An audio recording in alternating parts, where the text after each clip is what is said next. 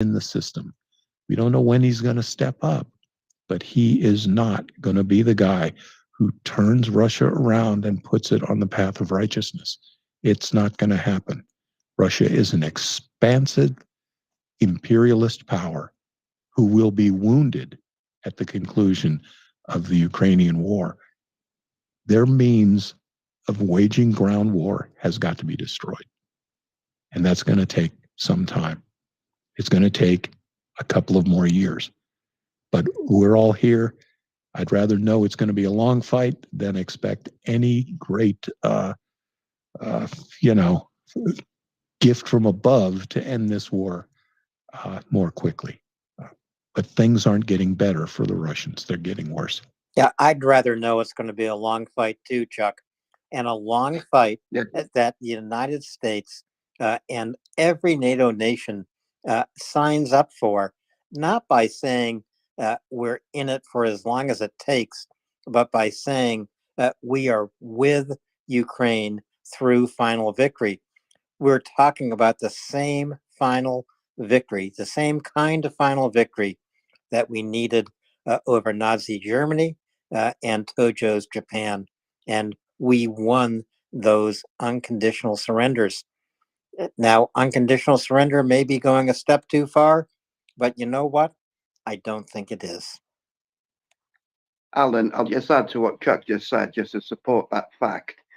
Now, the Ukrainians themselves have openly admitted there is going to be other offensives. So that gives an indication of what Chuck's saying. But Chuck has always put the proviso on, unless something significantly alters the whole battlefield or political or economic situation.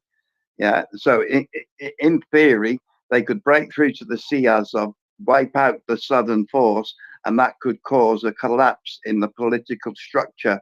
So, Chuck is open-minded to it ending earlier, but if it plays out how it's been playing out, it will go on for longer. Well, I wonder, Chuck, both Ben Hodges and Mick Ryan, this has been a powerhouse week of military analysts with you for the third time tonight. Mick Ryan, Ben Hodges, they both spoke about the Ukrainian campaigns that will be needed in 2024 and 2025. And therefore, they spoke about the long-term strategy that not only Ukraine needs, but the United States needs. We can take steps towards that long-term strategy right away. Do you see it being formulated in Washington or not? Wow, I don't know. I like to think that there is a plan, right? But again, you hear things coming out of Washington and you don't know exactly what they mean. And they could mean good things. For example, if someone says, for example, everything that's on the battlefield now in Ukraine, let's just take HIMARS, for example. There was a time when the United States says, we're not going to provide HIMARS. Then they said, it is not foreseeable that the United States will provide HIMARS. Then they said, the United States is not considering HIMARS. Then they said, well, the United States might consider in some circumstances that HIMARS will be sent to the battlefield. Then they were there. I personally like, and to our Norwegian listening guests, I mean this with all of my heart, I like the way Norway does business. Oh, by the way, we sent 270,000 AT-4s to Ukraine 3 months ago. I like Norway. There is a lot of stuff. You know what? For a while in my life, I was a writer in Hollywood, right?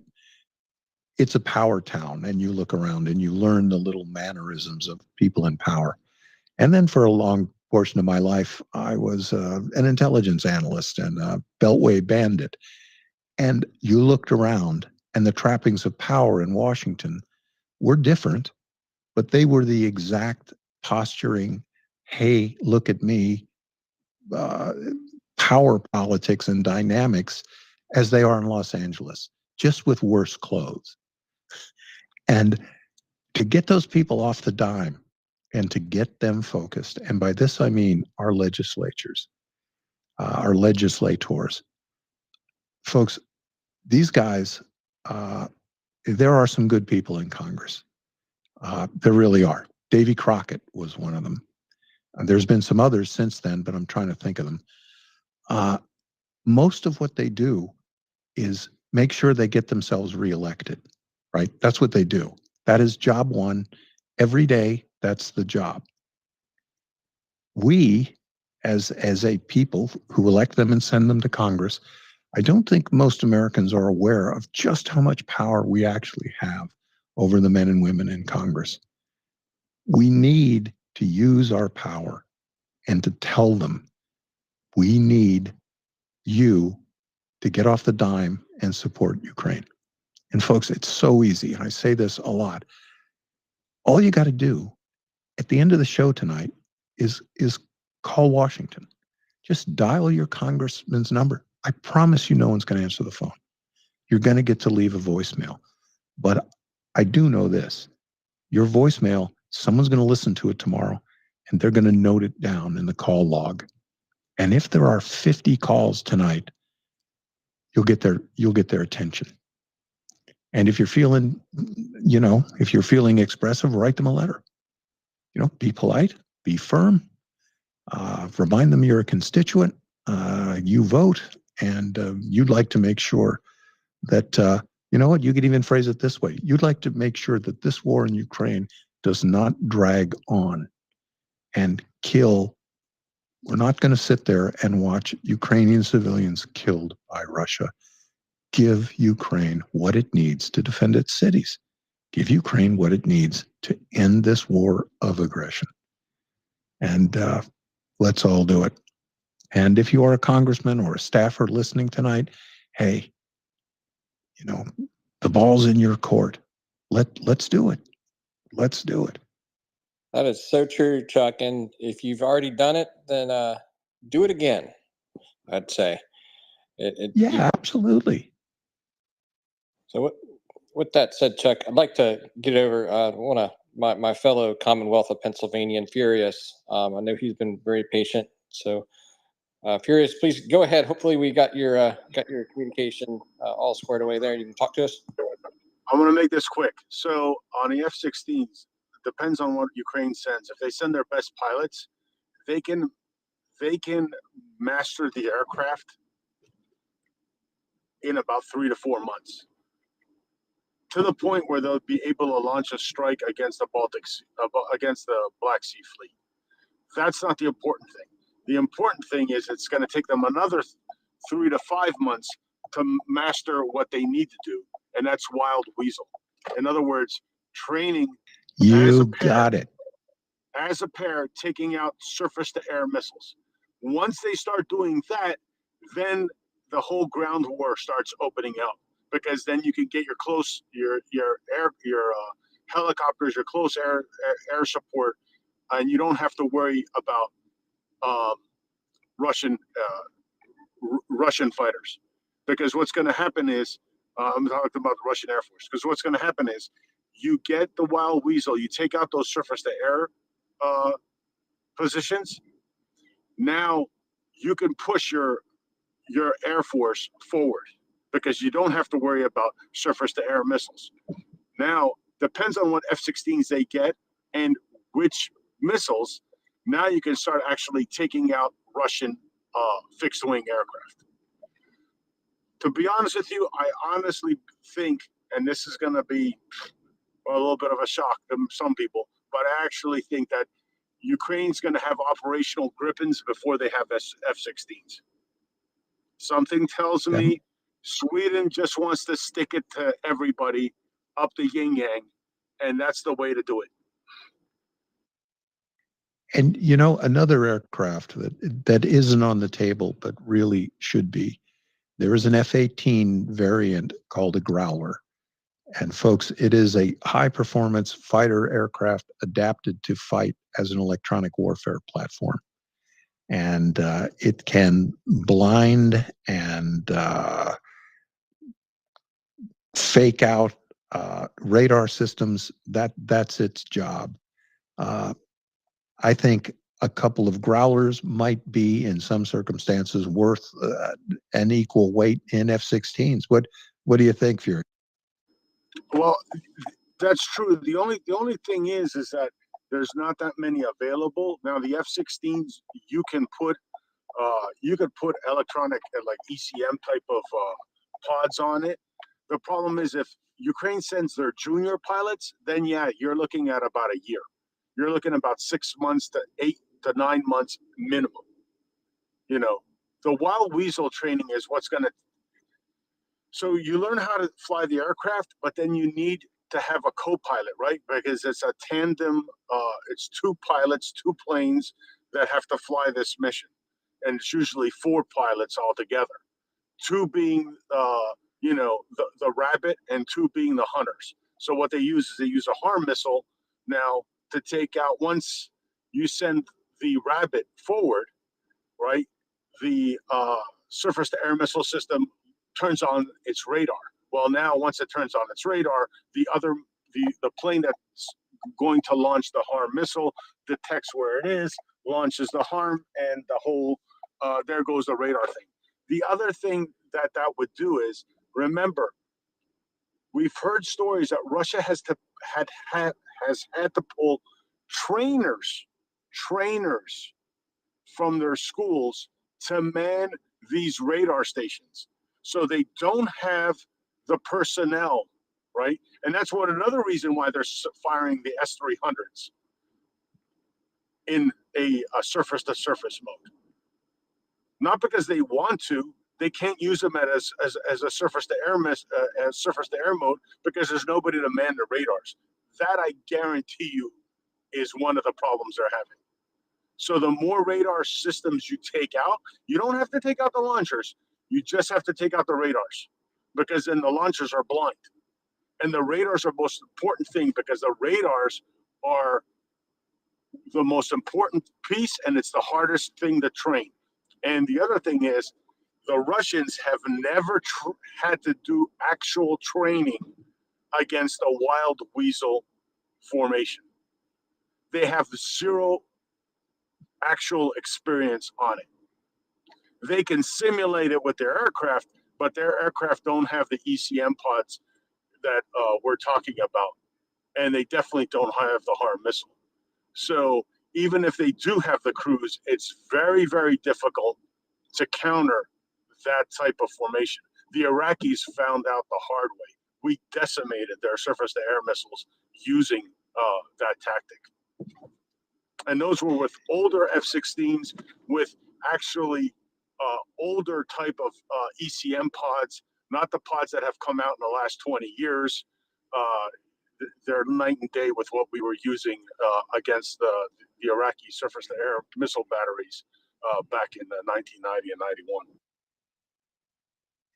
Yeah, and you named the target of the week, and that will be a coordinated air and naval attack on the Russian naval operational base at Sevastopol, and that is definitely going to happen, folks.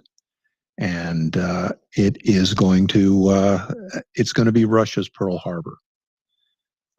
Even though Sevastopol is and it will remain at a very high operational and defensive posture, they will, but they're going to get it there.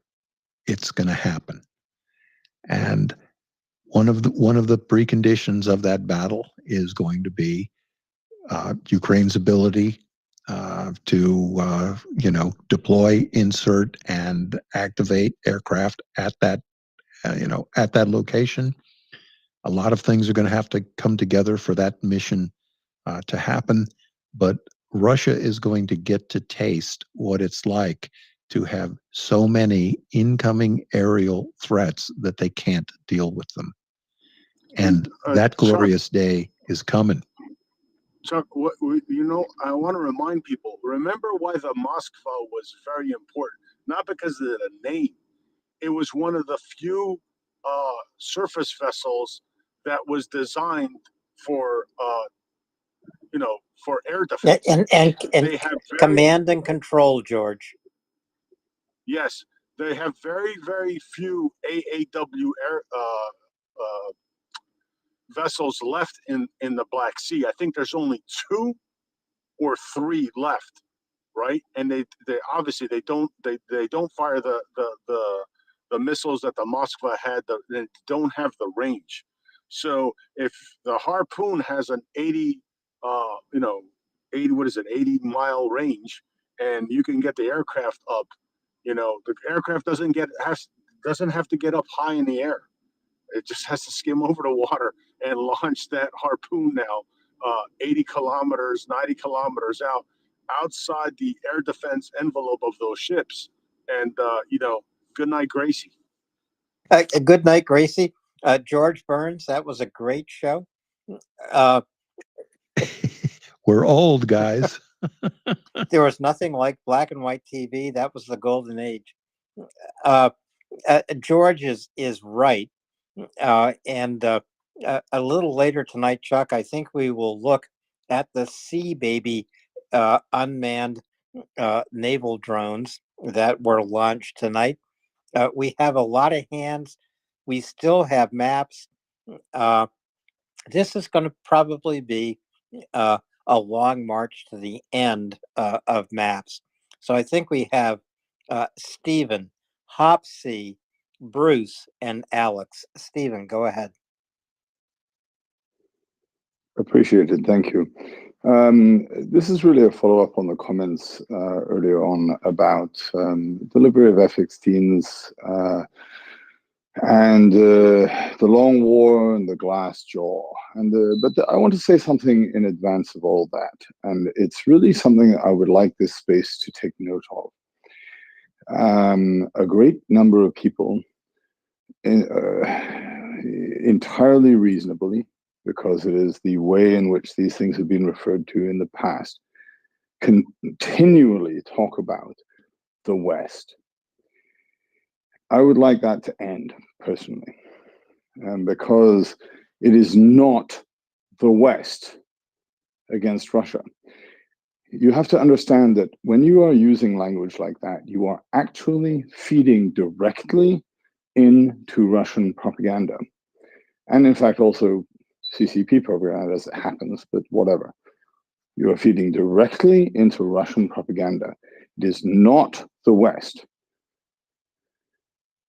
This war is a war of authoritarian, totalitarian, fascist control, which wants to spread its influence across the whole world versus open societies. Perhaps I have a different view on this because I was born in East Africa and I'm half Iraqi. So please, can we try to not always refer to the West? Because the West basically, in the propaganda terms of Russia and the likes, essentially is a cipher for America. It's really very unhelpful. This is not about the West. Let's remember that 2 of the nations in the Five Eyes are in the Pacific Ocean, and that there is Japan. There are many other nations involved here, and many people who do not appreciate that epithet because every time we hear it, it spikes a certain historical feature in the mind. It's not a good one, and worse than that, it literally feeds directly into the narrative that is being pushed by those that are the enemies of the open society. This is totalitarians versus the world. Okay, thank you very much for my little rant. Okay, I'm off that hobby horse for a moment. So I just wanted to add something about F-16s, and well, it's not really specifically about the F-16s. It's about this. And this feeds or follows on from something that Chuck was saying, talking about the glass jaw of the West, and yes, I use that because that was the context, that was the phrase used. That perhaps the great powers of the open societies of this world have not. They have forgotten what it is like to be in a force-on-force conflict, where they are taking casualties and where they have to improvise continuously to survive. And if you read the histories of the Second World War, you will, realize how desperate the fight was constantly, and how it was extreme innovation and nimbleness and willingness to do absolutely anything with any available weapon system that eventually won the fight. And I thirdly want to, therefore, draw your attention to this. The ZSU, the armed forces of Ukraine, have had to deal with something that has been rarely or never discussed on this channel, and is rarely and never discussed anywhere else. And of course, we all want to supply them with, every possible weapon system that we can. Fine. But so let's look at NATO. Typical NATO general staff member understands what they have in their inventory, understands what their procurement, profile is going to be, and makes plans with these rather satisfied assumptions. The general staff of Ukraine has had to integrate umpteen different weapon systems. Sure, we give them to them. That's fine. It's great. It's wonderful. It should continue. But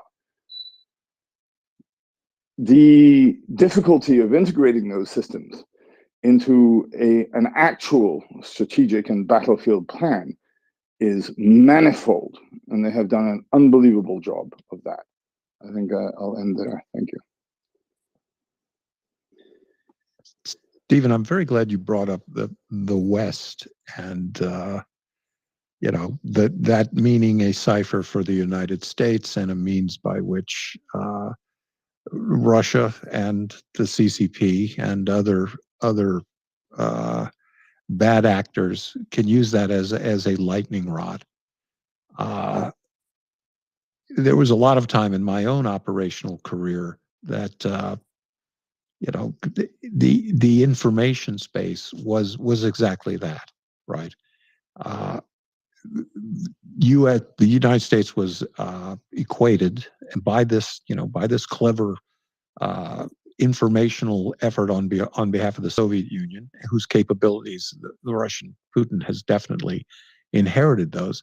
That the United States was an imperialist power, expansionist, on and on and on. That still remains hanging in the air.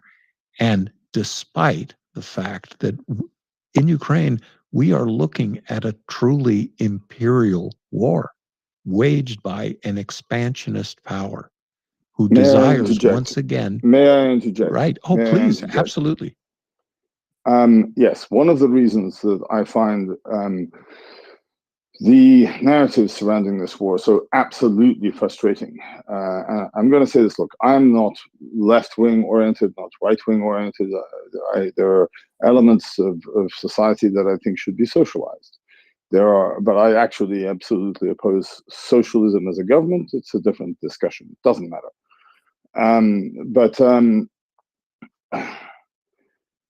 But the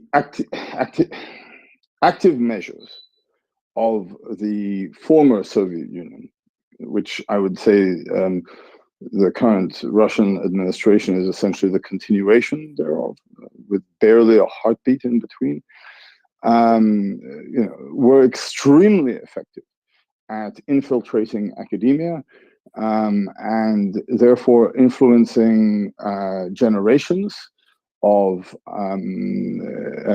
journalists, historians, philosophers, and others similar. And that influence caused a kind of, now, I will lay my cards on the table that I definitely do not support and have not supported everything that the United States and Britain and what we call the putative West has done. I am a defender of the open society and of democracy. And actually what used to be called the old Republic of the United States, fine, whatever. Yeah. Of human freedom, basically. But I have been furiously angry with a number of things, and I did, even though Saddam Hussein was absolutely an enemy of mine. I was furiously angry with the way in which, and I would specifically say the politicians conducted the two campaigns in Iraq. But in any case, I opposed both wars, even though their ultimate objectives of at least removing him, fine. But there have been, we know about that, about American crimes. I'm sorry, but I will say it. I have visited Vietnam. I talked to veterans, and I've seen that country in detail. And there was a lot of bad things done. Let's just say that. But that is not my point. The point is that everybody knows about that, and we have heard until we are sick to death of the Oliver Stones of this world, who are constantly blaming America for everything, and but what they don't say is that Russia destabilized and destroyed the societies of Syria, Iraq, Afghanistan, Somalia, much of Central and South Africa at the same time. And nobody fucking talks about that. And it drives me crazy. So this is why I just, I think we should be careful about talking about the West here. Thank you. Well put, sir. Thank you for sharing that. That's and it's important to get that perspective, because there is one. I'm one who often rails about Russian military dysfunction, but there is one sphere of power at which they are absolute masters, and that is gray zone operations.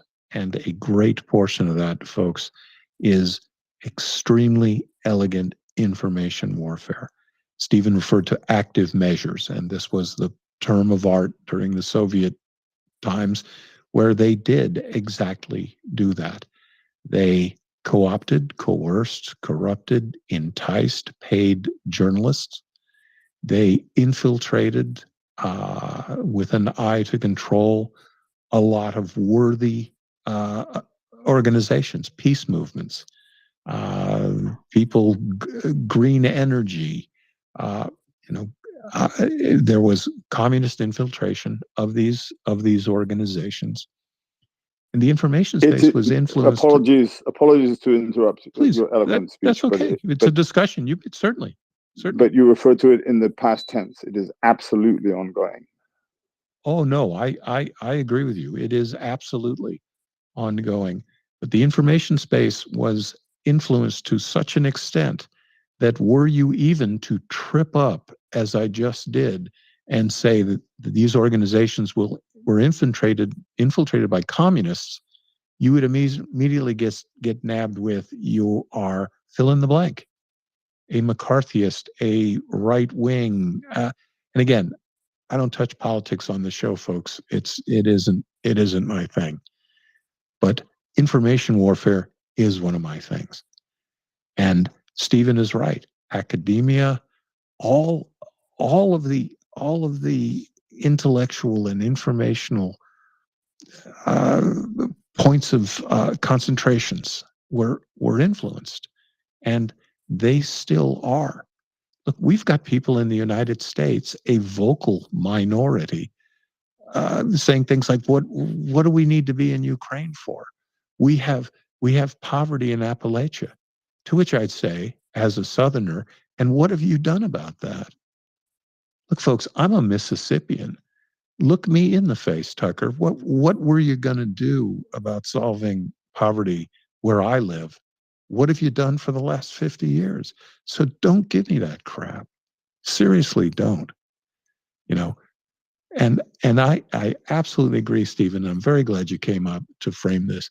This is a battle between authoritarian governments and the true definition of fascism, right? Which is a political class that has merged with an industrial class. I don't want to say capitalists, but the oligarchs that Putin has allowed to flourish, the ones he's appointed, the people who surround him, control the means of production, the capital, and the economy of Russia. That's fascism. That's I'm going to have to fascism. interject. I have to interject here. Sorry again. Yes, I agree with you. Absolutely. To a large extent, but you need to refine your definition. It is not just a political class that is merged with an industrial class. That can happen in any open society. That absolutely can. It may not be great, but that's not what's going on here. It is a totalitarian, absolutist political class who follow the diktats of a dictator and who subsume the thoughts, the means of expression, every aspect of the freedom, even the freedom to think that you are free, into their miasma, into their all-controlling state. And are militaristic and are imperialistic. Thank you. Sorry, apologies. I know but this is something I'm very particular about. And we're glad to have you. Yeah. And let's go to a map place, Alan, if you'd like. I'd like to go to a map place. The maps are now in disorder, but the next to last map in the nest is Velika Novosilka. And here's a place where Ukraine is staying engaged with. Am I the only one not hearing Alan? Oh, Yeah. No, Pretty loud, clear, I can hear him. okay. Your Okay. targets. Yeah. Damn, this has been a hell of a night. It has been. We've got a lot of news and we can't get it out there. Exactly. Anyway, Alan, I can hear you, and folks, if you can hear Alan, give him a hand so we can see who we're reaching. So next to last tweet in the nest, Velika Novosilka, as Russians retreat, Ukraine is staying engaged with the retreating forces, and this strikes me as pretty important.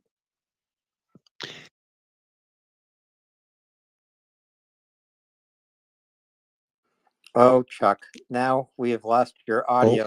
No, just try again. Oh no. Okay. All right. I think I'm gonna keep one eye on the mic button here.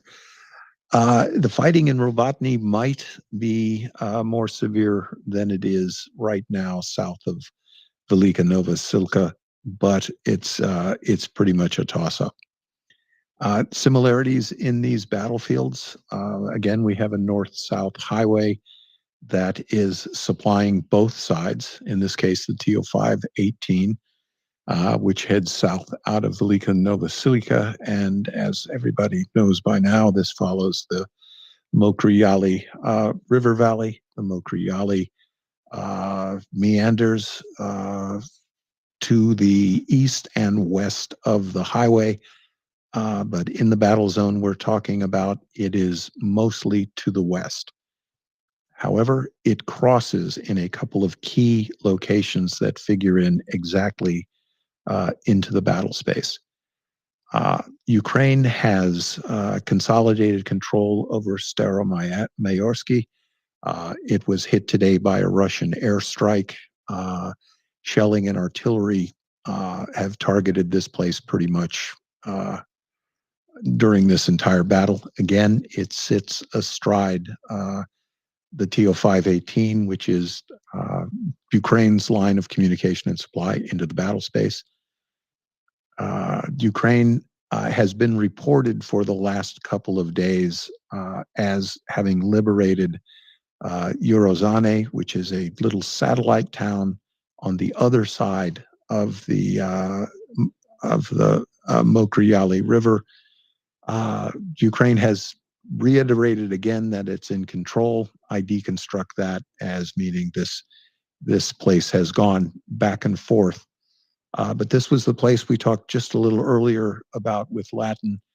The precipitating event for the Ukrainian advancement through and past Eurozane was a JDAM strike that targeted a specific building in the midsection of this little town, decapitated local Russian control, and Ukraine was able to push down the TO-518 towards a loop in the Mokryali River, approaching within 100 yards of the highway. Contact continued there. There is a pocket of the Mokryali River west of the TO-518 in our specific battle area here.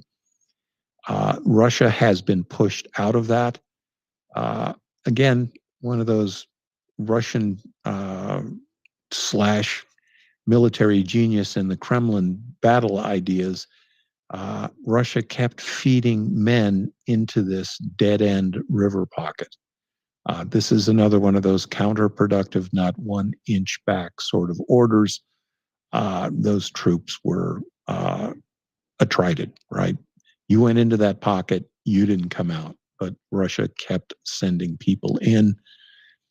There is one bridge to the south of Eurozane. That bridge I'm listing right now in a sort of, I don't know who is controlling it, but interestingly, Ukrainian troops, and this is on the east side of the highway, they are in contact south of Zavidny Bazanya. That is the next town down. So Ukraine presently is in contact to the west of Zavatne, and they are in contact to the east and to the south. So I think we're going to be looking at Ukrainian advancement. It will probably take a couple of days to take Zavatne, but each one of these battle spaces we've named, Staromayorsky, little tiny bridge there. Eurozane, little tiny bridge there. Now the fighting is centered around, but not necessarily the objective of the fighting. And this will probably come into Ukrainian possession tomorrow morning. Not surprisingly, if you've been following, the next bridge is co-located with the next town, which is Staromalinkvika. That is going to be a tough nut to crack. It's a bigger town than any of the ones we've mentioned. It has been the center of Russian logistics for the battle here along the TO-518. It's been in their possession a long time. All of their troops, reinforcements, ammunition supply, fuel, everything has passed through here for a long time. And Russia is going to make a big stand here.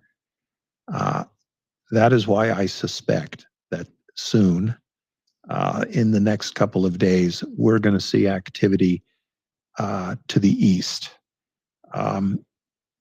Again, this wanted to report in this map on activity along the TO-518, so the inset is covering it. Tomorrow morning, I'll put a map up without the inset, and I suspect we're going to see activity to the east of Velika Novoslika, and there is a highway there, the TO-509, going east and west, and I would expect to take some of the pressure off the effort on the TO-518. We'll see a Ukrainian probe demonstration, or maybe a big move to the east of town. Chuck, where do you think the main Ukrainian attack is going to occur? Here in Velika Novosilka or in Kyiv?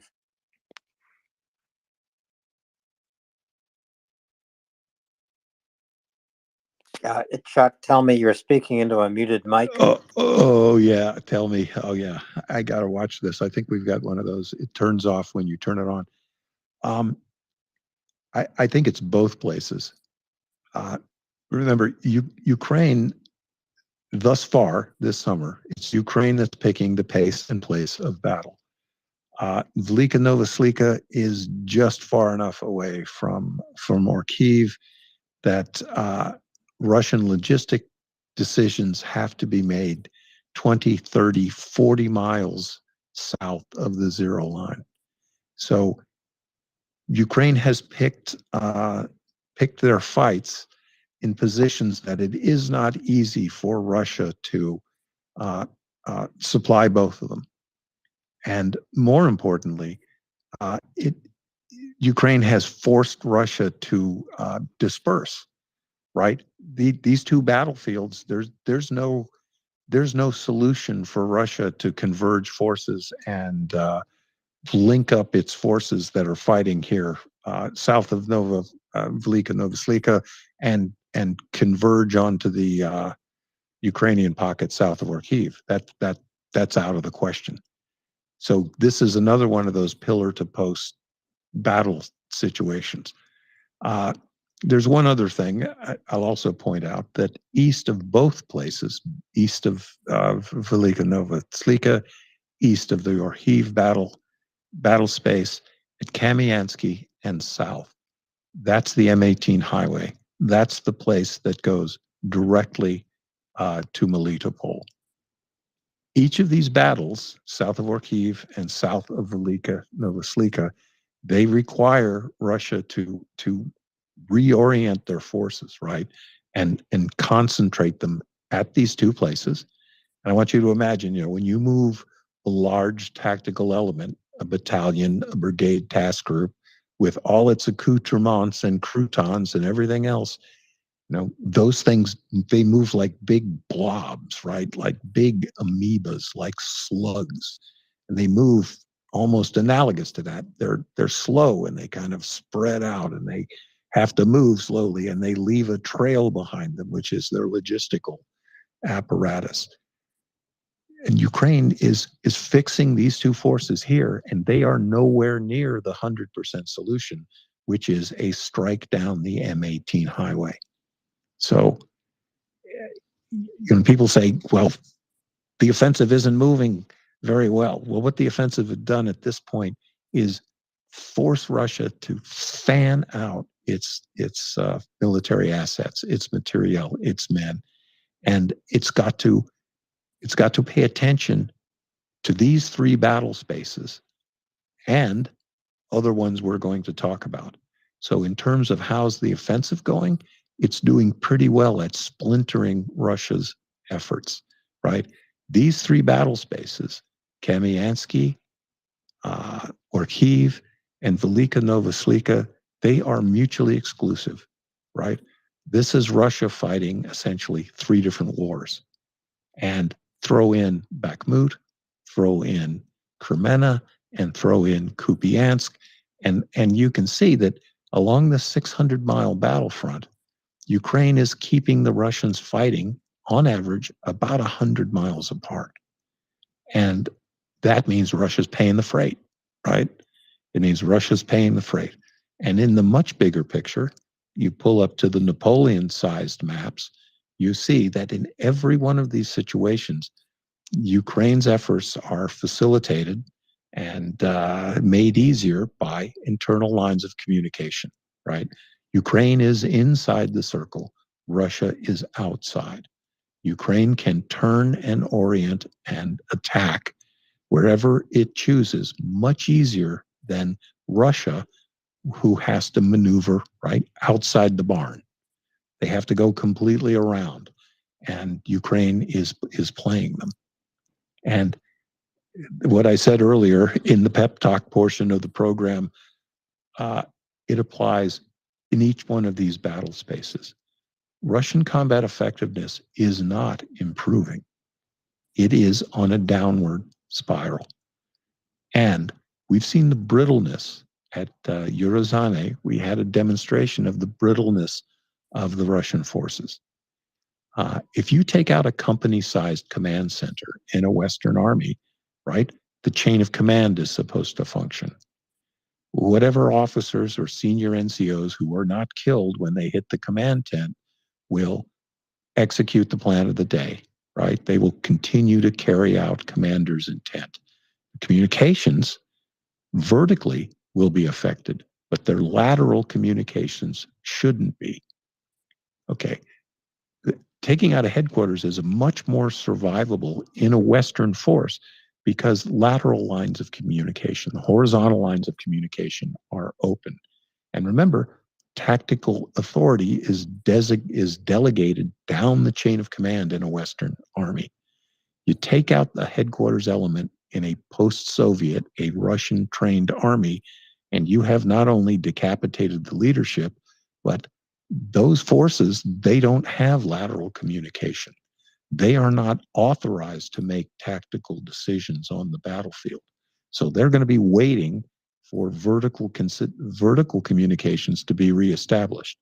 And I will tell you what, because their morale is low, because their combat effectiveness is fading, you cut them off from vertical command and they're going to turn and run, right? They're going to vote with their feet. They're going to make a tactical decision, and that is break contact. Here's what happened in Urozane. Remember, everything that Ukraine has to do to put together an airstrike, right? It isn't like in my day when I got on I got on the UHF radio and I'm talking to an airplane that's been rotating around my position for 45 minutes at 40,000 feet, and I can just give him an 8-digit grid and he's going to make it go away. No, it's Ukrainian aircraft have got to fly into the target at 100 feet, transonic. They've got to be there on time. And then the Ukrainian forces were in a position to exploit that strike the minute it happened, right? As the pieces are falling down, as the roof tiles are tumbling back to earth, they hit that target. When those Russians decided to break contact, I can't hear from headquarters anymore, therefore I'm running. Well, they ran down the only road out of town, right? The TO9, the TO518, where they ran right into a Ukrainian artillery barrage. That's what I mean about a brittle force. And that little battle of Urozane is going to be repeated on scale that up, right? Scale that up. It's going to happen in other places as well. But this was a good microcosm and a good thing to study kind of in detail, because when the big punches come, and maybe we're looking at one at Robotane, maybe Robotny, maybe we're looking at one here, but when the big punches come, this is how they're going to break through, just like this. Coordinated close air support and adroit, eager forces who are in a position to exploit enemy weaknesses on the spot. So Urozane is a tiny place. It's a village of about 1,000 people. You might not be able to tell that from the map, but in Orkiv, in Velika Novosilka, what strikes me, Chuck, as is happening with the Ukrainian forces, as they advance, they never ever break engagement with the Russian forces going in reverse. And some of those Russian forces, especially south here of Velika Novosilka on the TO518, the retreating forces are meeting Russian reinforcements. That must cause a lot of confusion. Yeah, it does. Here's a little weird thing. On a battlefield, you could hear rifles going off, right? And every veteran who's listening to this knows the difference between what an M16 and M4 sounds like and what an AK-47 sounds like. They sound different. And the equipment of the bad guys is generally different. But to add confusion for the Russian soldiers, and the Ukrainians are better equipped to deal with this, but the confusion of battle, often the Russian soldiers, because their own communication and their own command and control being more rigid is less effective. So they're in contact and they don't exactly know who they're in contact with. And talked about this on a number of occasions. One of the greatest things to do to your enemy on a battlefield, and it's been my lucky experience to have done this a couple of times, is you get the enemy shooting at each other, right? And Ukraine goes into every one of these battles with electronic warfare and signals intelligence units close to the front, and they are monitoring and interfering with Russian communications and fanning the flames of that battlefield confusion. And like the Orhiv salient, we're dealing with a very similar sort of battle space in that, the axis of battle is rectilinear. It is north and south. It goes down a highway, which is both a military objective for both sides and a military necessity for both sides. And in the case of in the case of both sides, that line of communication and control, that LOCS, there's only one of them, and they're both vulnerable to attack. But the other thing that Ukraine does by pursuing the fleeing enemy, and this was a tactic that the Viet Cong were absolute masters of, remain so close to the enemy that he can't safely call in artillery fire, right? You're so close to him that he has to worry about that artillery falling on friendlies. Not that the Russians would care so much about that, but that's what you want to do. You think of the momentum of battle. It's always easier to attack. You get going forward and you press forward. What is so difficult is to take a blow and absorb it and fall back. That's what's so difficult. And we've talked about this on a number of occasions, but Lost your audio there for a second, Chuck. Okay. Thanks. Rifle squad deployed, in a line across your piece of paper. I want to break contact.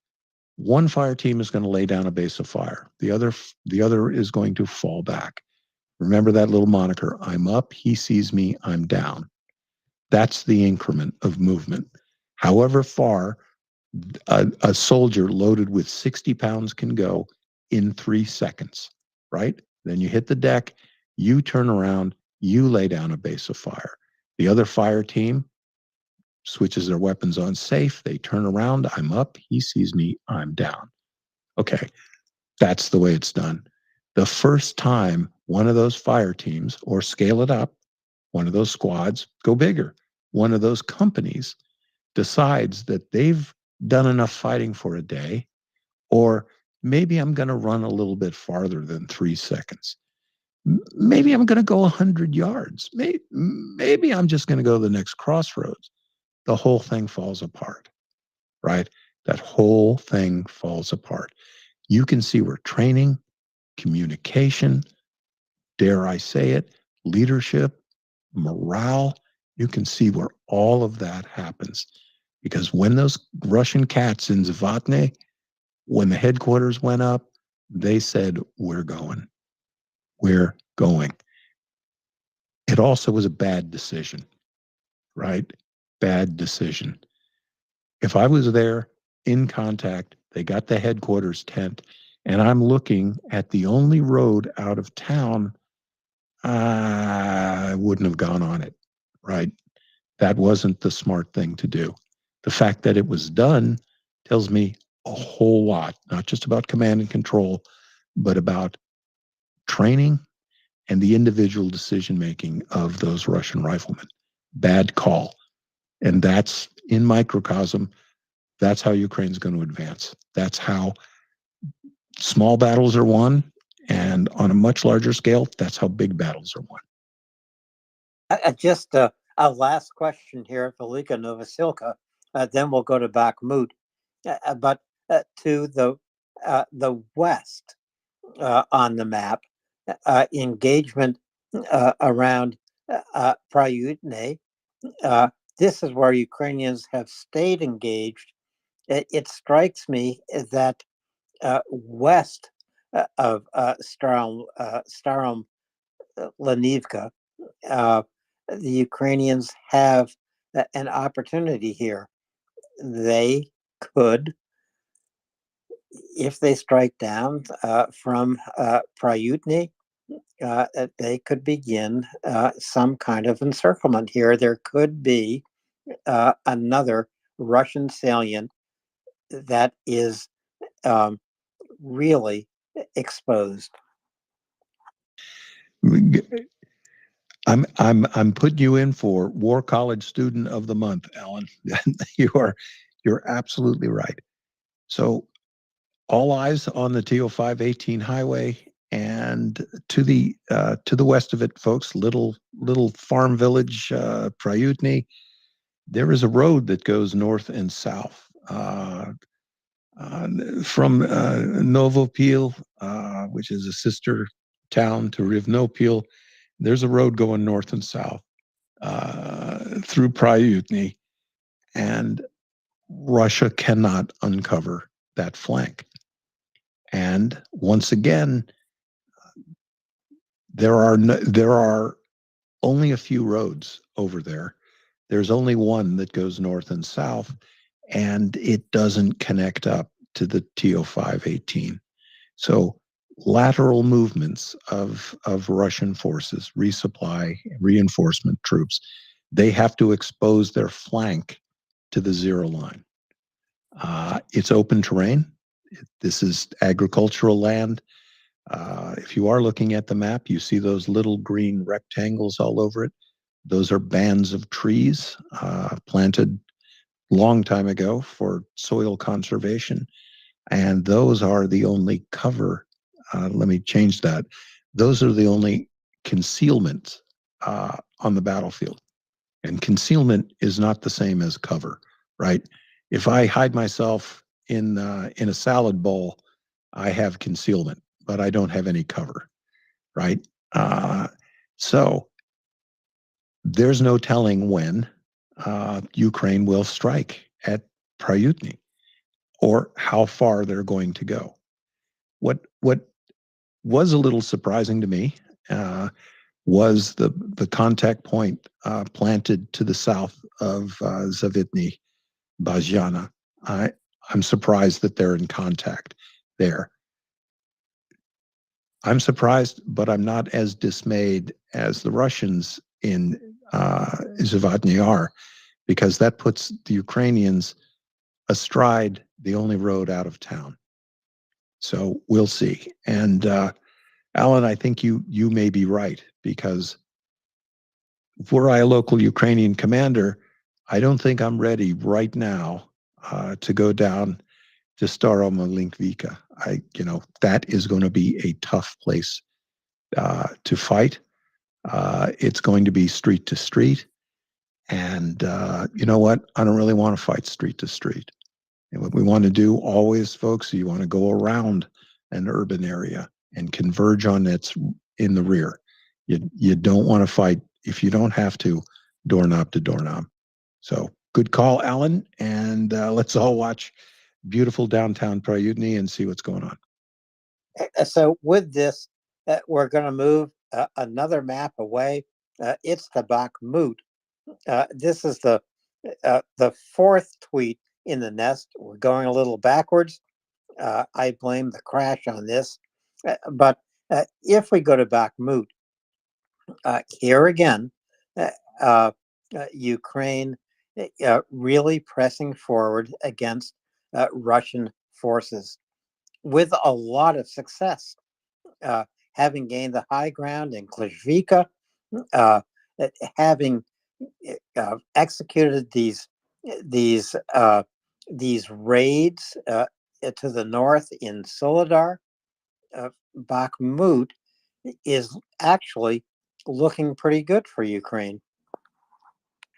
Yeah, it's and it's looking better if you bear in mind what I hypothesize is the purpose of fighting in Bakhmut, which is fixing Russian forces here in a place that remains strategically and tactically irrelevant.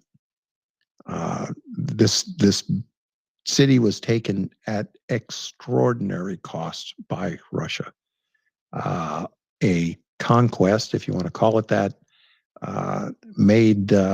primarily made possible by the, if not senseless, then I don't know, abhorrent slaughter daily of hundreds of Russian prisoners used as meat shields and tripwires by Wagner forces.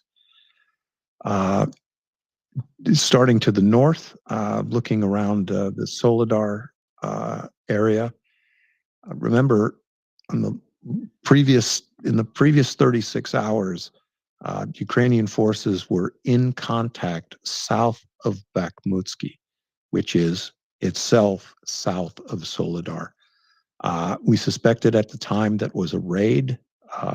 Turns out, looks like indeed it was, but that was a pretty deep penetration for a raid. And as Alan was pointing out, it is one of those occasions that necessitated Russia turning its artillery around, in some cases 180 degrees, to fire on a town that was allegedly in their possession. Late breaking development that didn't make it onto the Bakhmut map was a JDAM strike on a building in Soledar, which was a headquarters node. And again, 2,000 pounds of bomb will definitely knock your paperweight off your desk. I don't have much follow-up information, but I expect it was a high-value target. Again, dropping a JDAM for the Ukrainian Air Force is not as easy as it is for an American counterpart unit, right? It takes a lot more for Ukraine to get an aviation strike in on target, and you know what? Frankly, even get home. So Soledar has been the object of Ukrainian attention here. So going south, we of course deal again the TO513 highway, which is the north and south artery in this battle space. Again, if you don't have a map, the line basically conforms kind of north and south, very close to the TO513 going north and south. And in and south of Bakhmut, the line of contact basically conforms to the north-south railroad. There is a little nose, if you'd like, sticking out where Russian forces just north of the city of Bakhmut, north of Yahidny, and in the vicinity of Dovo-Vasilivka, Russia is maintaining a little pocket across the M03 highway. They launched and wished they hadn't, and almost one of the daily Russian advances on Bodemvinka. Again, a Russian force attacking along the same axis of attack, across the same ground, with the same force posture, repeating a pattern of attack for scores of times. Quite possibly, this might have been the 100th attack launched on Bodemvinka. Not surprisingly, about half the Russian forces that were sent against Bodemvinka didn't reach the target and didn't return to the zero line. And again, I'm looking at a Russian attack, and I see no corresponding plotted artillery strikes. So again, Russia is launching attacks. Obviously, these are orders from above. They are, in this case, likely a platoon-sized attack. It was not supported by artillery, and to the surprise of no one, including the Russian soldiers selected for this mission, it did not succeed. So going south to Klishvika, Ukraine is consolidating its control over the high ground to the west of Klishvika. We know from video of a recent Russian attack that Ukrainian forces are actually in the village. I don't want to congratulate Ukraine on controlling it. It's a very hot and contested little town, but Ukraine is in it, and the Russians are not. They are on the other side of the rail right of way. It's a very hot place to be. Russia has been pressing forward its attacks, and as Latin pointed out, likely the Air Force has been spurred to greater efforts. And as a result, they lost another Ka-52 helicopter, their second of the day, and that was shot down by Ukrainian forces just south of Klishvika, where south of the downed helicopter, Ukraine is pushing its own attacks on Andriivka, and south of there in Kurdimivka. So Ukraine is pressing here. And I'm not sure, folks, if they intend or desire or have any plans to puncture Russian positions here around Bakhmut. They may indeed have them, and that may be in the cards.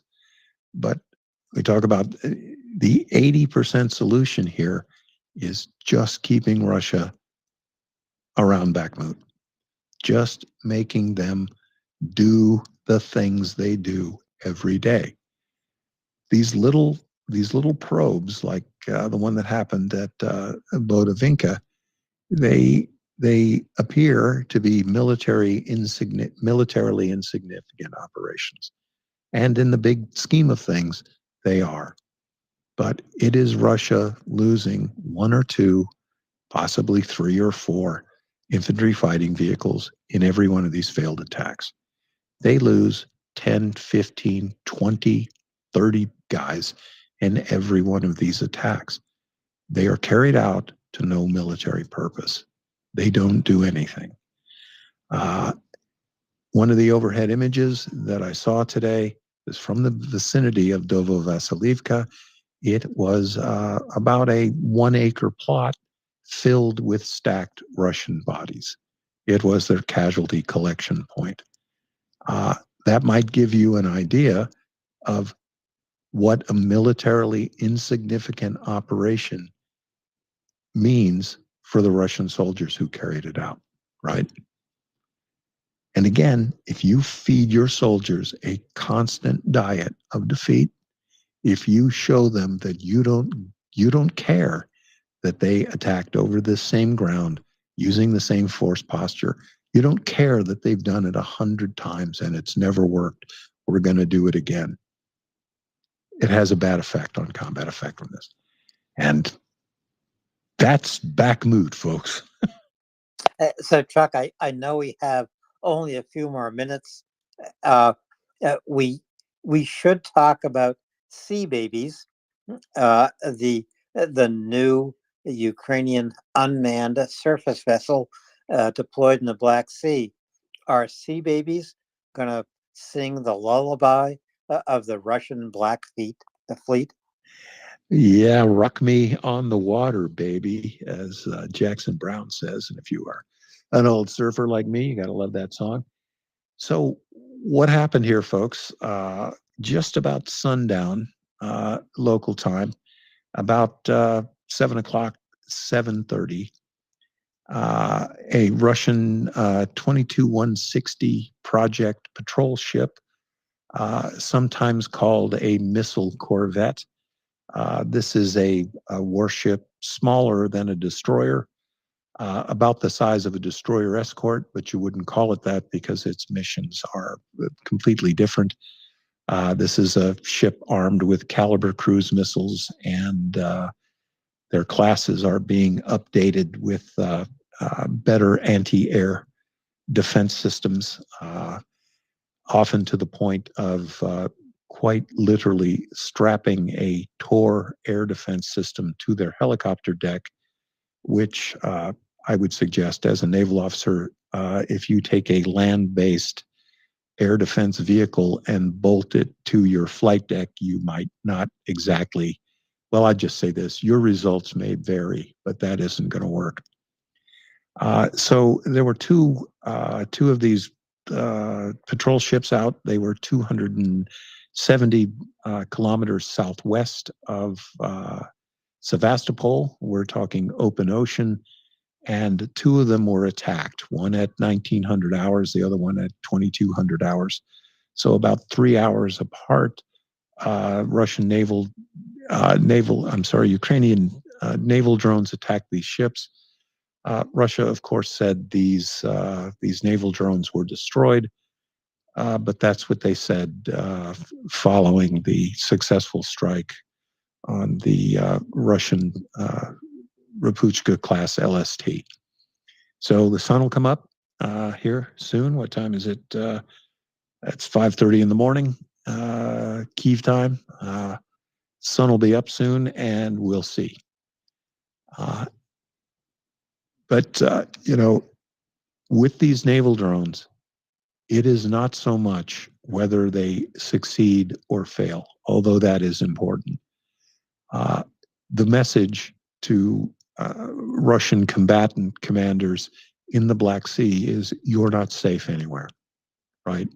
You are on patrol 275 kilometers from shore. You are operating in your missile launch box, and you're having Bellinis in the wardroom, and you get attacked by this souped up surfboard, and you've got to be at general quarters all the time.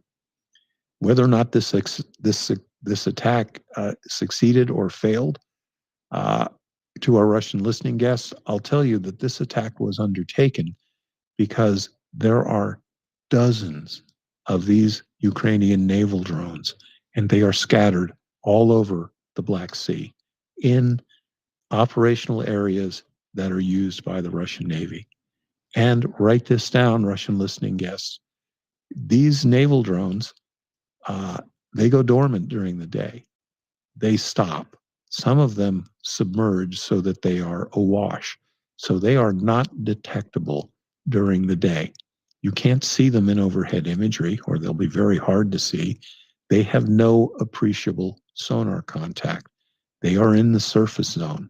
They can't be picked up. They're not running their engines. They are completely dormant.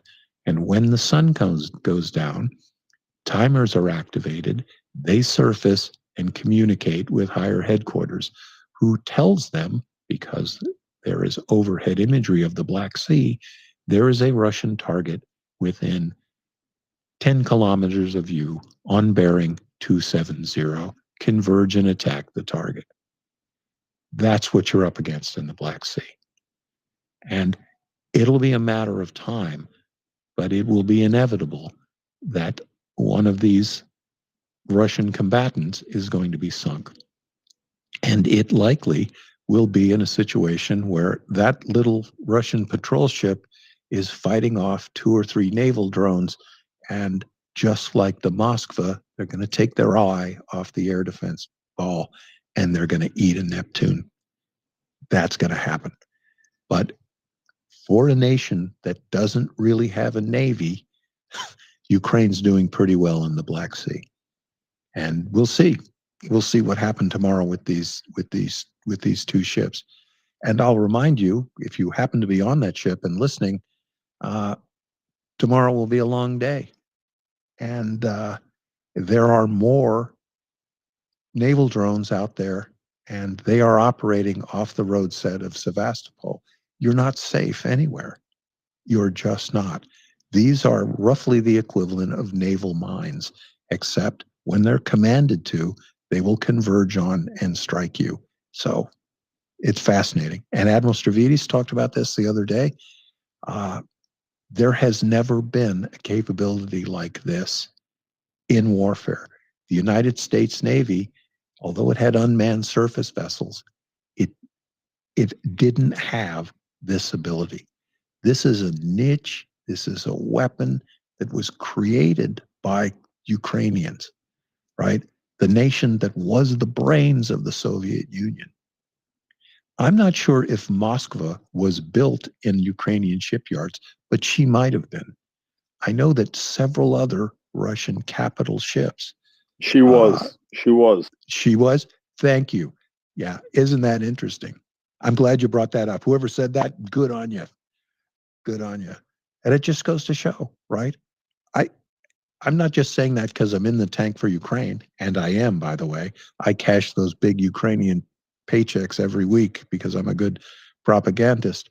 But Russian aerospace, Russian rocketry, Russian space systems, Russian shipbuilding, Russian missile technology, folks, the check in every one of those boxes, it goes to Ukrainian scientists and Ukrainian engineers. Dare I add nuclear power? Dare I add nuclear weaponry? Again, Ukraine, an innovative, freedom-loving people. And man, let's give them what they need to win this war. Thank you, Chuck. I know time is short, and so we're going to close off tonight's bullet points. But I think the bottom line here is whether you're a Russian in the Black Sea or Russian almost anywhere in occupied Ukraine, you are not safe. So don't think you are safe. You're not safe on the waves. You're not safe anywhere in Donetsk, Luhansk, Zaporizhia, Kherson. There are partisan eyes on you, and there are Ukrainians engaged with you. I think that's the bottom line tonight, Chuck. It's, folks, look, we're in a long war. It's been a long war. It's going to go on. But I'm telling you, every day reduces Russia's combat effectiveness. And just to put the cherry on the top of this recent naval attack in the Black Sea, if you are constantly at general quarters working to defend your ship, your offensive bandwidth is limited, right? And that goes for every Russian combatant on land or at sea. Ukraine struck a battalion training area so far in the rear that they were carrying out administrative rifle training. They aren't safe. And, that's good. If you think things are tough for us, they are much tougher for the Russians. Things are falling apart. Their guys are mutinying. They're not, and they're engaged right now in 2 extremely consequential battles at Robotny and south of Uruzane. Those are fights that Russia has to win, or dare I say, 2 Ukrainian pincers are going to close in on Tokmak. Next stop, Melitopol. And that'll be a good day for us, Alan. We'll be busy then. We'll be busy and hopefully without glitches I just want to go to Prince, coming up to co-host, then to Stephen, then to Alex. Prince, go ahead. Well, there's a couple of things I just wanted to say real quick. First, Chuck, you could have cover and concealment both in one with the salad bowl if you turned the salad bowl upside down and hid under it. I almost said that exact thing. And we've been working a long time together, Heather, because we're starting to think alike. Yeah, the other thing is, off the list of safe places that where it might not be safe for Russians, is Moscow. It seems that another drone may have gotten through and made a crash in some place near the middle of Moscow. I'm still monitoring that a little bit, but it sure looks like another drone got through. Isn't that a pity? And, folks, we talk about this too, right? We talk about Ukraine having to divert its air defense assets to defend its cities, and the shoe's on the other foot. Except one of those places is the capital of a superpower. And I love that little meme that's up, and it shows Putin sitting in an interrogation room with a guy sitting across from him, and Putin's in a straitjacket. And the psychiatrist is saying, that superpower, is it in the room with us now? Thank you for humoring me. I just had those couple of little things I wanted to add real quick. And it's been a pleasure tonight, Chuck and Alan. I'll hand it back to you. And Michelle and I are standing by when you're ready. So Chuck, do you need to go? Let's see. I might have 10 more minutes. I'm looking about at the brush fires I have burning here. I think we can ease out if 10 is good, Alan. I think I can give you that. Okay, we'll do it in 8 minutes. Stephen and Alex and Leeway. That gives you each about a minute and a half. Actually, Alex was before me, please. Okay, Alex, 90 seconds.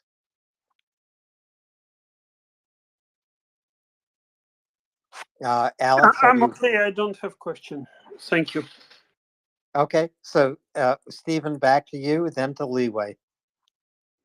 Yeah, it was just simply to underscore, perhaps in my quasi-political diatribe earlier on, I didn't get through the message that actually I think Chuck was trying to, was eloquently getting through in much of the last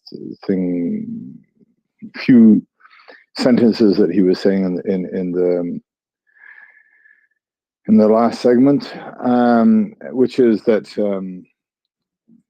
Ukraine has achieved something extraordinary that is almost unprecedented in the history of battle. The integration of vast numbers of different weapon systems with extraordinary alacrity and effectiveness. I think that perhaps some of the listeners don't really understand how difficult it is to integrate varied weapon systems. And Ukraine has managed this with extraordinary aplomb. That's all. Thank you very much. It's really well put, and it can literally it can come back down to small arms ammunition.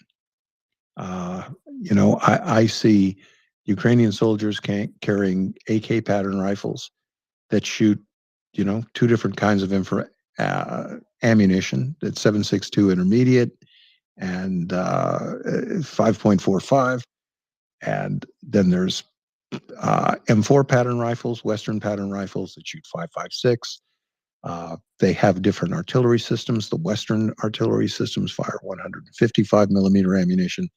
The legacy Russian systems fire 152 millimeter mortars. indirect fire weapons, heavy machine guns, autocannons, etc. And so everything that a Western logistician has to face, the problems are not just doubled, but tripled, maybe even quadrupled for Ukrainian logisticians. It's one more hurdle that they're overcoming. And whenever I get asked occasionally, what does Ukraine need? And I just look, everything. They need everything, from band-aids to bombs. They need the whole enchilada. And Michelle, Yes, I see you absolutely. out there. I haven't spoken to you in a Apologies. while. I hope you're good. May I just interject one last thing? Yes, they do. But I suppose the point that I was ultimately trying to make is that not only do they, but it has been demonstrated already that they can integrate everything. And that, to your point earlier, perhaps both in the politicians and the military logisticians' viewpoint, they're used to dealing with these, weapons chains, these political problems, which seem to present great issues. But when presented with an existential risk, the right nation, and this is the right nation, can deal with those problems much more swiftly than anybody might assume. Thank you. Yeah, absolutely well put. Absolutely. It's a hard fight, folks. And the side that can improvise, adapt, and overcome is gonna win it. So Leeway, last question. Then Thursday night bullet points comes to a conclusion. Chuck and I will be out. Leeway, go ahead. I apologize at possibly opening a can of worms after a great evening, but I'd like a little help. I'm going to my congressman's office tomorrow and from periodic visit, and I'm doing a little preparation, and I wondered if you might give me a little help. The last few days, we've had some really high-level, knowledgeable interviews here on the space, and I heard some very opposing views on responsiveness of the U.S. government to meeting Ukraine's needs. I heard that we're not sending what they need, and I heard that MOD Minister Reznikov picks up the phone, and Secretary Austin says it's on its way. And so I'm wondering if somebody here in the space might be able to reconcile how these very high-level people told us, at least as I heard it, two different things on this. Am I making sense here? I think if you're trying to explain to me, you are preaching to the choir that the government will say one thing, do another, and intend a third. And I think there will always be those in Washington who will congratulate themselves no matter what happens. But, Ukraine needs everything. And I think a pressing need is more capable air defense. There's only one Patriot battery from the United States in Ukraine. That should shock everybody. Germany has sent two. The latest capable air defense to arrive is two more Iris-T systems, again from Germany.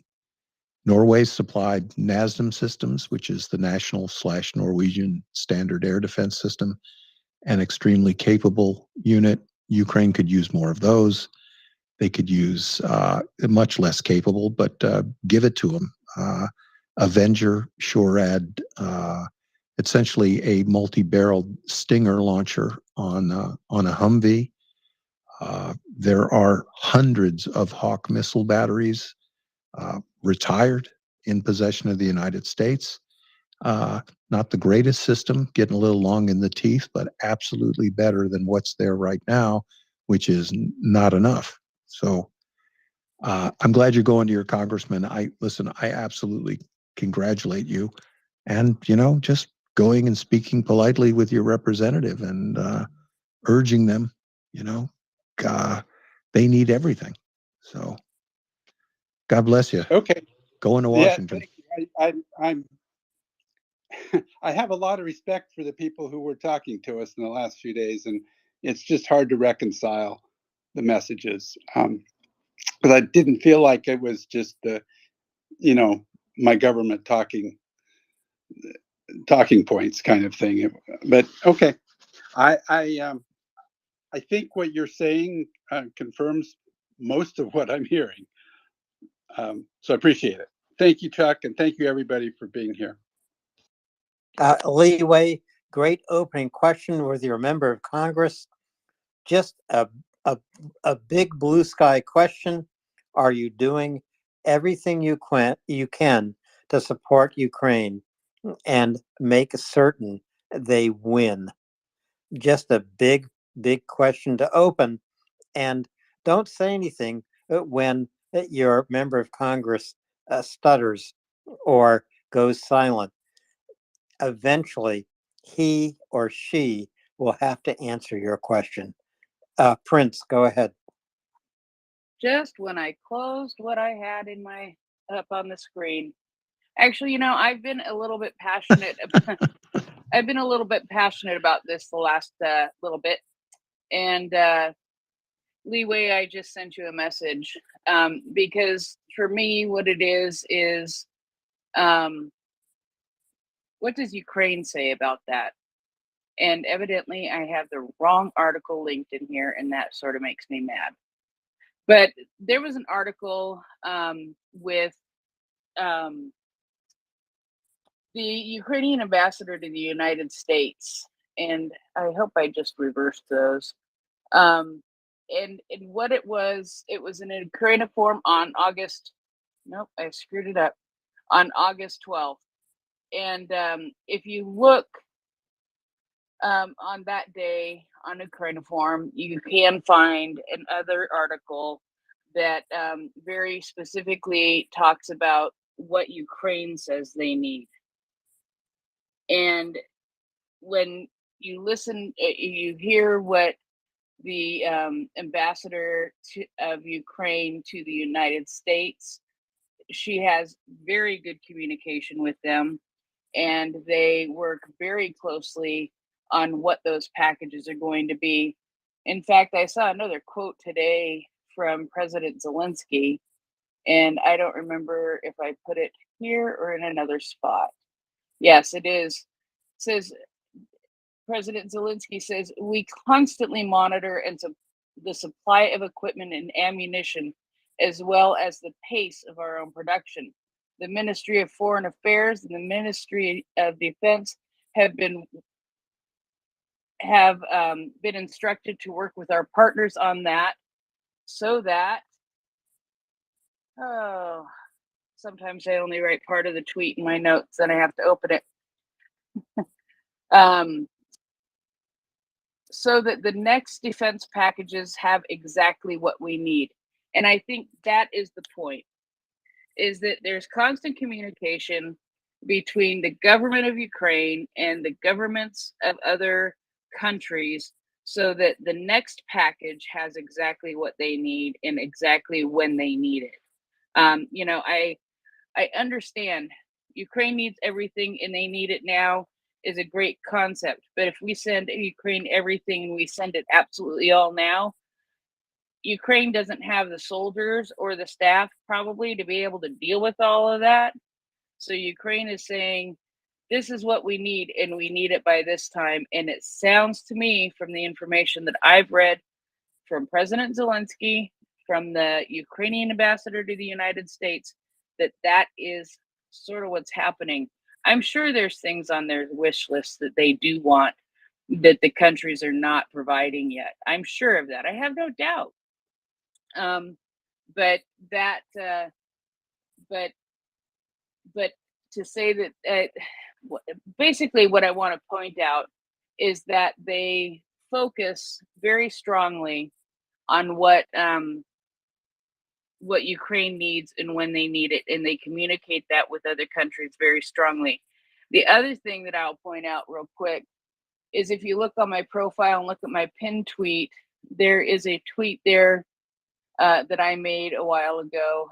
And the first one in that is from Paul Massaro, and that lists all of the resolutions that are going through the House and the Senate right now. And one of them is a resolution to send ATACMS to Ukraine. Another one is to confiscate $350 billion in Russian assets. Another to designate Russia a terrorist state. Another to embrace Ukrainian victory. Another one to designate Wagner a terrorist organization. And another one to recognize genocide that's happening in Ukraine. So asking them to sign on to these resolutions as co-sponsors is a good way to go too. Yeah, it really is a leeway. Listen to Prince, follow her tweets, look at all those tweets in Prince's timeline. Chuck, you and I are going to sign out here tonight. It's been a long night through glitches, and we've made it. We've made it through all the maps. I know I'll see you again next Tuesday for sure. I won't be here tomorrow, Saturday, or Sunday, but Chuck, you keep me going strong. Thank you so much. Well, thank you, Alan. It was a great show. Thanks to everybody who stayed with us and tuned back in. And Alan, great show. Thanks everybody for listening in. And Prince, we leave it in your capable hands. Michelle, I haven't spoken to you in a while, but good on you. And we leave you in capable hands. Thanks everybody, and really appreciate it. And we'll see you, if not on Tuesday for bullet points, but maybe before then. So thanks again. Good night, everybody. Good night, Chuck. Thank you. Prince, I also have to say good night. I won't be back until Monday at the soonest, but I will remain here listening to you and Michelle, Michelle and Alex. Thank you to all of our listeners. Thank you to staying with us through all of the audio glitches here tonight on Twitter Spaces.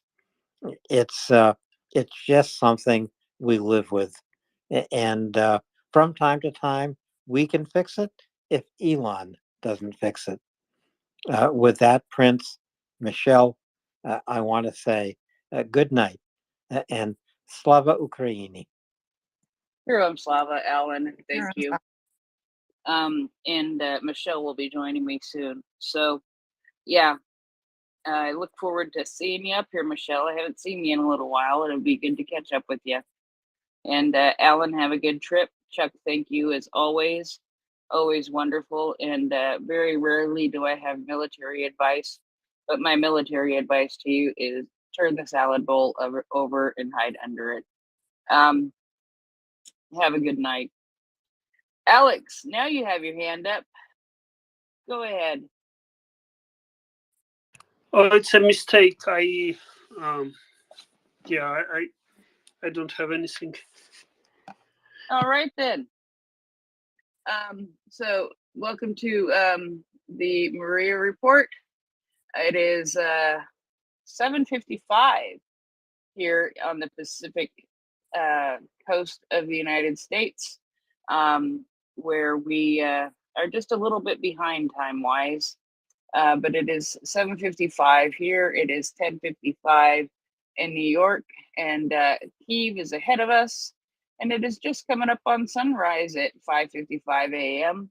Their sunrise actually was at 5:48 this morning, or it's coming up on 5:48. And then that makes it 2:56 a.m. UTC, a day ahead of us. And just so, in case he's listening, it would be 11 a.m. tomorrow, which would be Friday, August 18th at 10:56 p.m. No, I'm sorry, 10:56 a.m. in Perth, Australia.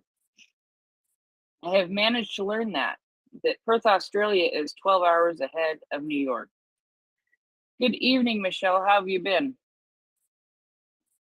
Hi, Prince. I'm doing really well. How have you been? I'm doing okay. Been keeping busy, and we are frequently busy here. And and you know, it's just always interesting keeping up with what is going on in Ukraine, and trying to keep up with that on a daily basis is sometimes challenging. And I'm a little frustrated with myself right now for screwing up that one tweet, but I will fix it somehow, someday, but it won't be right now. Okay, I missed what happened with this tweet. What did you mess up? Oh, I had meant to tweet two separate articles from the same day, from the same source, and I tweeted the same article in two tweets, and they were supposed to be separate articles. It was a tweet thread. So, and what makes it hard to search is that it's a Ukrainian site, so it's hard to search Ukrainian sites when you only speak English and can only Very true. type in English.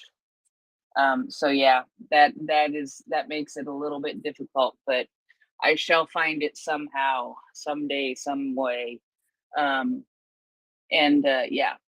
but there is also in that tweet thread a link to the extra long article that the small articles quote, so you can still find the information.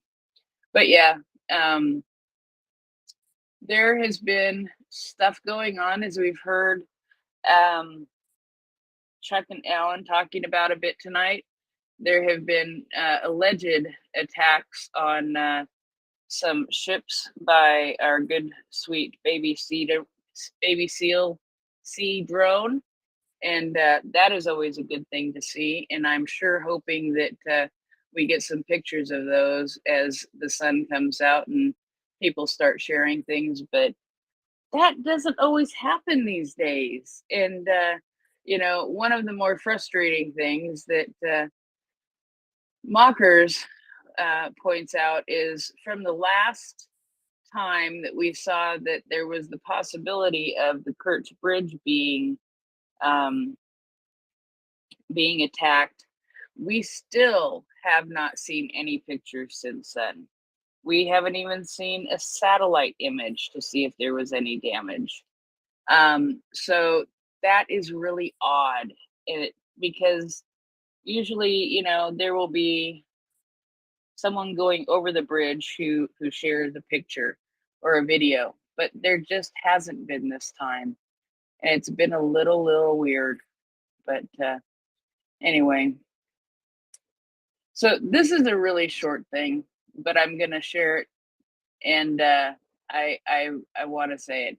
You know, we had Igor Smolinski on the space, and if nobody knows who he is the head of Ukroposhta, and he always gives a very subtle hints when things may be coming out that he has something to do with.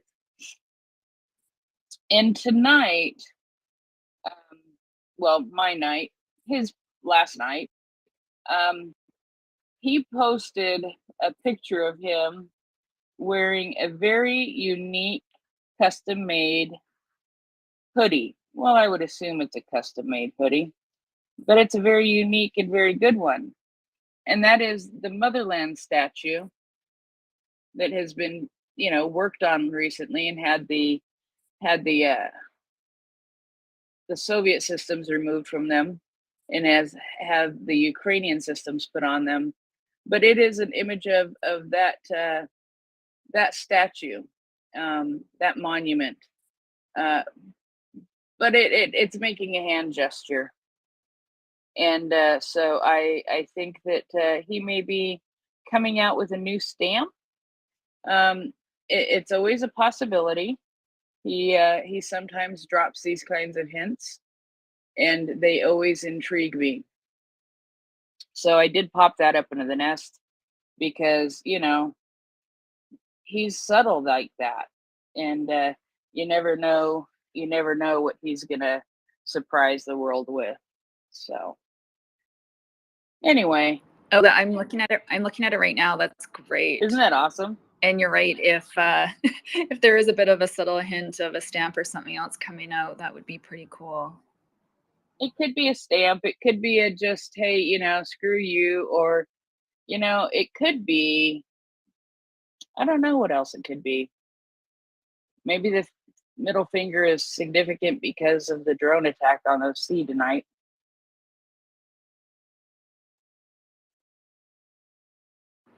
Yeah, I'm sure you'll keep us updated, whatever happens. So I'm looking forward to hearing that. Oh yeah, absolutely. I will for sure keep people up to date with whatever I figure out when I figure it out, because Lord only knows. Good evening, Sean. How are you?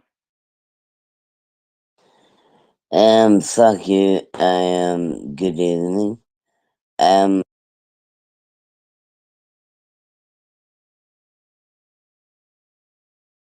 Okay, Sean, do you want to try that again? I might have misunderstood you. Sorry. Go ahead.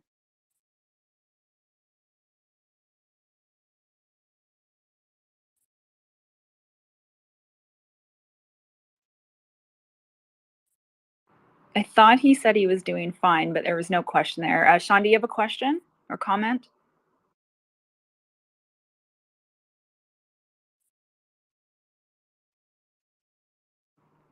Okay, I guess not. So one of the things that I saw today, Prince, which I'm sure you saw already, and you know how much I love ice skating, and I saw that there was an ice rink in Russia that was on fire today. Did you hear about that? I saw something was on fire, but I never got to catch what it was. Was that an ice rink that was on fire? I did. Yeah, that was an ice rink. Okay, yeah. Yeah, it looks like it's an ice rink. I mean, it definitely looks like a stadium, and it was actually JJ Smart that had posted that it looks like there's a new arena that's on fire. And we talk about sports quite a bit, especially in the figure skating and other realms where Russians have been known to cheat. So it warms my heart. I never want to see an ice rink on fire, but it warms my heart to see that one in Russia is on fire. And I'm sure there's going to be some figure skaters and maybe even hockey players that won't be able to play their sport tomorrow. That is just tragic. Not really. There have been some very interesting fires in Russia lately. This is the first sports related one that I've seen in Russia lately. But I did see that in the attack, I believe it was on the, no, it wasn't that long ago. Within the recent days, there was an attack, I believe, in Dnipro, and that hit a sports facility. And if it had hit just slightly in a different place, it would have totally taken out the pool where people have been practicing, and where yeah, it would have been bad. So I think that Exactly. excuse me, Sean, what was that? I was just saying exactly. You're so on point. I'm lost for words. I left Lviv just only a week past Sunday, and 3 weeks prior to that, on the Friday before that, we were first hit in Lviv, and since I've been home, I have my areas sounds on, so I've got friends and well, I had a friend in Zaporizhzhia. Thank God she's away from there. I had friends always in Lviv and Kiev, and yeah, I am finding it so hard being at home right now, in Scotland, away from everybody, where I can't try to protect them, or I can only advise them in our group chat, and I have no idea how to express to you guys how hard it is coming away from there and still hearing. Obviously, I still hear them because I've got them activated my area signs. Because I'm a good guy, yeah.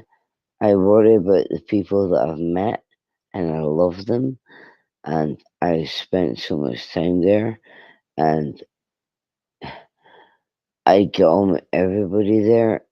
I always have done, and I find it so hard being here in Scotland and not being able to be there for them, and it hurts. I'm sorry, I'm way off topic, but I'm so fucking. I don't even know the words to say. I'm so disheartened, and every time I hear the area sounds going off on my phone, I waking up in the middle of the night and they can go off, and I'm texting them to say, or messaging them to say, "Are you okay? Get safe, get in the shelter. You never know. It's getting too close to Lviv." Everybody thinks, "Oh yeah, this is happening, that's happening." Yeah, right. They don't know. They're not there. I've been there. It was quiet. There was nothing happening. And then 3 weeks past Friday, it happened for the first time in Lviv. I helped dig a guy out, turn the key on, say to him, "Don't matter, it's just what you do, autopilot." And then I'm sitting here in Scotland. I eventually get home and I hear the sounds going, and I've got to listen to this because I cannot turn them off because they're friends of mine. The city is literally the city of Lviv. They all know me. I'm the only little Scottish guy that's ever been there. Not in a bad way, in a good way. They know me, and it's so hard sitting at this end on Civic Street. Not when you signed up for it, but on Civic Street. And yeah, I am not coping and dealing with this right. Hey, And this is hey, not why I came in here no, tonight. Sean, I want to ask you. It's not why I came I in. just want to ask you a question, Yeah, man. yeah, What were you doing when you yeah. were in Lviv? Who were you helping with someone? Yeah, of course, of course. I went there primarily to volunteer for Frontline Kitchens. FLK, Richard Woolworth, I will name him. And then tonight, earlier on tonight, I seen on my volunteer group chat that things were not quite as they seem, which I knew when I was there, like 8 weeks ago. I knew something was up. I'm not a stupid. I am a very sensible guy, very intelligent. People may think this or that or the another of me. I don't give a shit. I I say what I mean and I mean what I say. And I was um apprehensive on believing. I'm trying to find the right words here. Apprehensive on believing what I was seeing going on. And now today, earlier on today, this is like the middle of the night for me. It's like what, 4:01, 04:01, and it's really late for me. I'm trying to process everything in my mind, and I see, if you have a look on your own Twitter, you can look up Frontline Kitchens, and you can also look up Lviv Kitchens. Oh, I know. No, I And know Richard. He pops in here. you've seen you've seen all that, yeah? Right, okay. So it's not just me that's seen this, but I've seen this coming before it even happened, yeah? Because I've been there. I'm just home a week. I've only been back in Scotland a week. Yeah? I spent 2 months there. I've seen all this happening beforehand. I am sick of the infighting between Harry East, Okay. fucking Well, yeah. You know. de facto, everything. You know what I mean? Okay. It's not No, right. Sean. Everybody, yeah. Hold on. Well, Pardon me. well, Pardon me. what I'm. Everybody should be in one goal. We are all here to support Ukraine. Why is all this infighting Yeah. Okay. But and all this shit that's going on? What's wrong? I understand. No, I understand what you're saying. But what I'm going to say is that, you know, we are here to support Ukraine. That is what we do.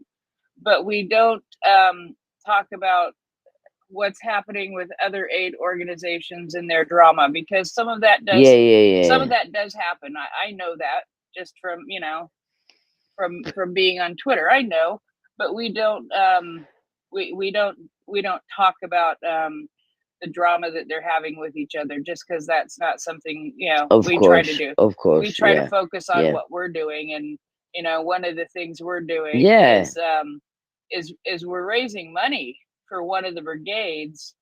Of course. So that they can that they can get some drones to help them to demine areas, and these are special thermal drones that that if they do like a pass during the day and they do a pass at night, then they can compare those two, and they'll be able to go ahead and see where the mines are, so that they can go and demine easier. They get a map of it. So yeah, that's what we're doing. But we try to keep things about the, you know, what we're doing, because if we bring that drama into the space, no, we don't need to bring that drama into the space. We need to stay away from that drama. We like to look at the good things people are doing, and we're careful about who we platform here. Here comes a shagster. So anyway, so did you chop up a lot of vegetables when you were helping out with the kitchen?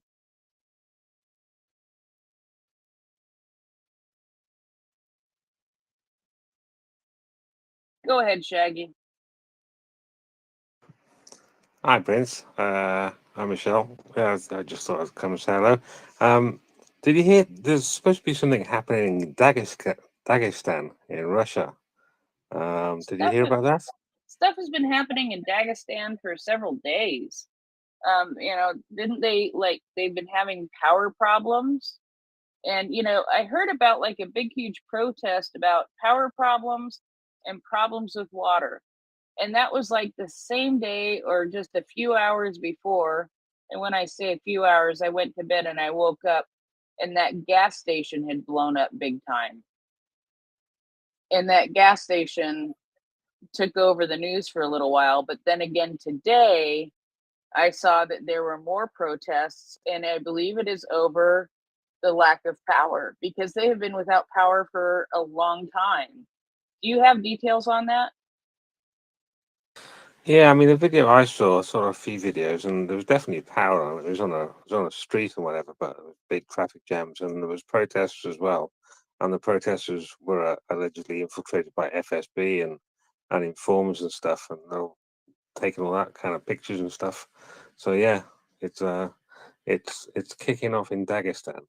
Well, continuing to then. Yeah, there's, you know, it's I have not followed that one very closely. I know Mockers has had some really good threads on that. but I'm not. I haven't followed it very closely, but because really it was that that gas station fire, because the next day that happened, and it was like a guy in a shop near the gas station had saltpeter or something like that, and a fire broke out, and the saltpeter lit on fire, and then everything blew up, and it was the people who came to watch what was happening on the fire with the fire. Most of those people were the ones that got killed, which was really sad. So Yeah, I heard that. I've been looking out for news internally in Russia for problems starting to occur, and they seem to be getting more frequently lately, actually, over the last few weeks. So yeah, it's getting interesting there. Oh, I see Peter there. All right, that'll do for me, Prince. thanks, Shaggy. Hi, Peter. Hey, you guys are up really early in the morning or haven't gotten to bed yet. Yeah, I haven't gone to bed. Shaggy, you should be in bed as well, shouldn't you? Anyway. Well, I'm on my bed. I just haven't. I'm not in it yet. So am I. I'm sort of in it, but I'm still awake. Yeah, Dagestan is an interesting one. It's one to watch because it's a sort of lawless area right on the Caucasus, in the south of the Caucasus, on the Caspian Sea, with a very strong ethnic minority and Muslim majority, and of course they have been disproportionately funneled into the meat grinder, and the investment in the area in terms of infrastructure is pretty bad. Dagestan's always been a problem. It's not new at all. I was involved in running trips to the North Caucasus area in sort of the early 90s, before the first Chechnya war, and we actually wanted to run to Dagestan, and the Russian railways, the North Caucasus Railway, wouldn't let us go there because of the security situation, and they weren't messing us around. They were unable to basically provide our security, and of course it borders Chechnya as well. The whole area is just a hotbed of it's like a pressure pot that Putin has just whacked the top back on by having Kadyrov there and neighbouring. And again, Dagestan has always been a pretty difficult place, with sort of random abductions and ransoms, and just general lawlessness. And if problems in Russia are going to kick off anywhere, I would say it's highly likely they're going to kick off in these sort of North Caucasus states, Dagestan, Chechnya, and that area, Ingushetia. And it's certainly one to keep an eye on, because these things can have a habit of spinning out of control very quickly. Not that I'm saying that's what's actually happening, but law of unintended consequences and all that. Anyway, I hope that's of interest. That's great stuff. Good morning, Yehuda. Oh, it's not quite morning yet for you. Good evening, Yehuda. Good evening. Just perusing. Good discussion. And it looks like I missed a lot of talks. Hi, Michelle. Hi, Heather and Shaggy. Shaggy's gone. It's the sound of my voice. Does it sometimes to people. Yeah, well, you have that effect on some people. We love you, though. And that's fine. If you'd like some dad jokes, I could tell you a few, but it's kind of like an umbrella. It'll go over your head. Yeah, I know. It's that. I'll take one dad joke. I was going to say it's apparent. You just missed it. It went over your head. The umbrella. You see? No, I'm just kidding. No. Listen, it was great. I got to tune in to Chuck a bit. And I mean, gosh, General Hodges, General Ryan. I want to get General Electric up. I have a few questions about my dishwasher. It has been quite the highlight of a week. We have had we had Rear Admiral Perry. We had, of course, we always have Chuck on. We had Nuno on today. We had General Ben. We had General McRyan, and we have Thomas Steiner tomorrow. Thomas Tyner again tomorrow. Tyner. I always try to do this with it, and I realize it's Tyner when I say, yeah. So No worries. Yeah, Thomas is a great catch. So do retweet the space. Let people know that Thomas Tyner will be here. He definitely never shares exactly how he feels. That's the one thing I don't like about him. Just doesn't really say how he really feels. that is, yeah, he is rather guarded with his opinions. All right, fair enough. I was just going to ask you guys. We had such a wonderful amount of guests yesterday, and I wasn't able to listen to everybody. So I was wondering, since Yehuda is up here, Peter's up here, Prince, what were some of the key takeaways that either maybe not surprised you, but that you were interested in hearing about, or something that might have surprised you? Well, I didn't get a chance personally to listen to all of them, but I'm open to hear what other people have to say. I can say I think I listened to all of them. They were all good. For me personally, Mick Ryan wasn't quite up to his normal standard. He sort of got deflected by a load of questions early on, rather than sort of telling us what he thought. And it never. And of course, he only had an hour, whereas Thomas usually has 9 hours. Ben Hodges was very good, very concise, and then took a load of questions, and then thought I had to go in an hour later. And I think he gave the impression of having sort of said what he wanted to say, and then there was about, I think, 40 minutes of him talking and about 20 minutes of questions at the end. Chuck then came on in between because there was quite a lot happening yesterday. And then Mick Ryan was on for an hour, which was a much higher proportion of questions, which was fine, and he was happy to do that, but he didn't sort of tell us his narrative, his sort of perspective as much as he would usually do. But you've got that in all his tweets anyway, so if you follow those, you can get those. And then Chuck was up again tonight, and he just got hit with a load of horrendous problems of people not hearing people, just ridiculous Twitter glitches, which I had earlier on in the day, only myself, but it happened to almost everybody tonight, and we had to restart the space, but that actually solved it. There was basically, you couldn't hear half the people talking, which is rather annoying. Thanks so much, Peter. Yeah, I had that Twitter or X issue as well. I could hear Chuck speaking, or actually I think I could hear Chuck, but I couldn't hear anyone asking a question. So I missed that part of it, and I thought it was just me.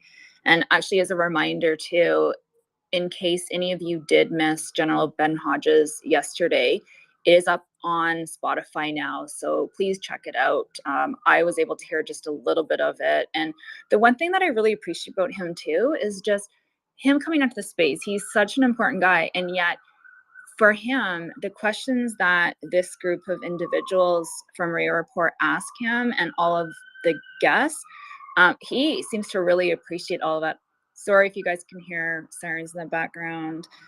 Hopefully it's not coming to my place. But anyways, he really seems to appreciate the questions that he gets asked here. So please continue to ask those questions, because that's why we're getting a lot of these amazing guests onto the space. It's because of all of you. And like Yehuda also mentioned, please, I guess we're not saying retweet, repost, re-X this space as well, and let everybody know that we're here. And Chris, it's really nice to see you, so go ahead. Oh, actually, sorry, I'm a dis. You've had your hand up for a little bit, so go ahead. Yes, hi. Thanks for having me. You can call me Dis. I'm a Dis. Anyway, I've only been up to speak a few times. I just wanted to call and thank you guys for all that you do. I consider myself a fairly well-read individual, but boy, I feel stupid when I listen to how much information you guys provide on such a broad variety. And what caused me to come up tonight, Prince, was I just want to thank you for bringing some balance to the discussion about the provisions of weapons and how they've gone through the year. I've been following the quote invasion since, well, I don't want to say before the invasion because it started in 2014, but since the February 2022 part. And I've only come to Mariah recently, relatively recently in the last several months, relatively speaking, but it does seem that there's a lot of discussions about what's been provided. And as I think back to where we were and where we are now, it's I agree with both sides when there's criticisms that, yeah, we could always do more. But I think back to how the current administration was kind of on it before the invasion and once the invasion started. And when they realized that, hey, Zelensky's sticking this out, let's get him what he needs. And the HIMARS were in Ukraine within 4 months of the invasion. Yeah, I'm disappointed that the M1s weren't started earlier, the F-16s. There's got to be an explanation why we're not doing ATACMs. It just doesn't make sense to me. But I think about the clustering munitions and the fact that those popped in much quicker without much discussion, and actually surprised me when they started to move so quickly and how much of a difference those appear to be making. So I come from a tree hugging, peace loving background, but I think we need to do everything we can to support them. I've been active in contacting my senator, one of which is kind of wants to leave everything alone, shall we say, and one who happens to be the head of the opposition minority party of the Senate and my local congressional member as well. He's been in full support of doing everything we can for Ukraine. But I just like to hear a little balance. Yes, I agree we need to do more, but you got to remember we are where we are, and I think encouraging people to contact their local representatives for those of us who live in the United States. By the way, the bird on there is not the American eagle. It's a 1968 Firebird emblem, by the way. But anyway, I just wanted to thank you, Heather, for bringing a little bit of balance to that discussion tonight when it was kind of going there a little bit with at the end of Chuck's discussion as well. But I want to thank you guys for all you do, and I will continue to listen to you guys. I'm going to drop down. I thank you much. Thanks. It's something that I try to focus on. You know, we've heard the United States and other countries say nothing about Ukraine without Ukraine. So for me, you know, we can sit and theorize about what weapons we would like to see Ukraine have and what weapons we think Ukraine should have. And we can go on about that kind of thing for hours.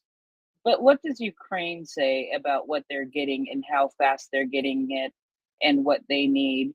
And you know, this happened several days ago, 5 days ago, and you know, there was a long, intense conversation, and it just so happens that day I had read this interview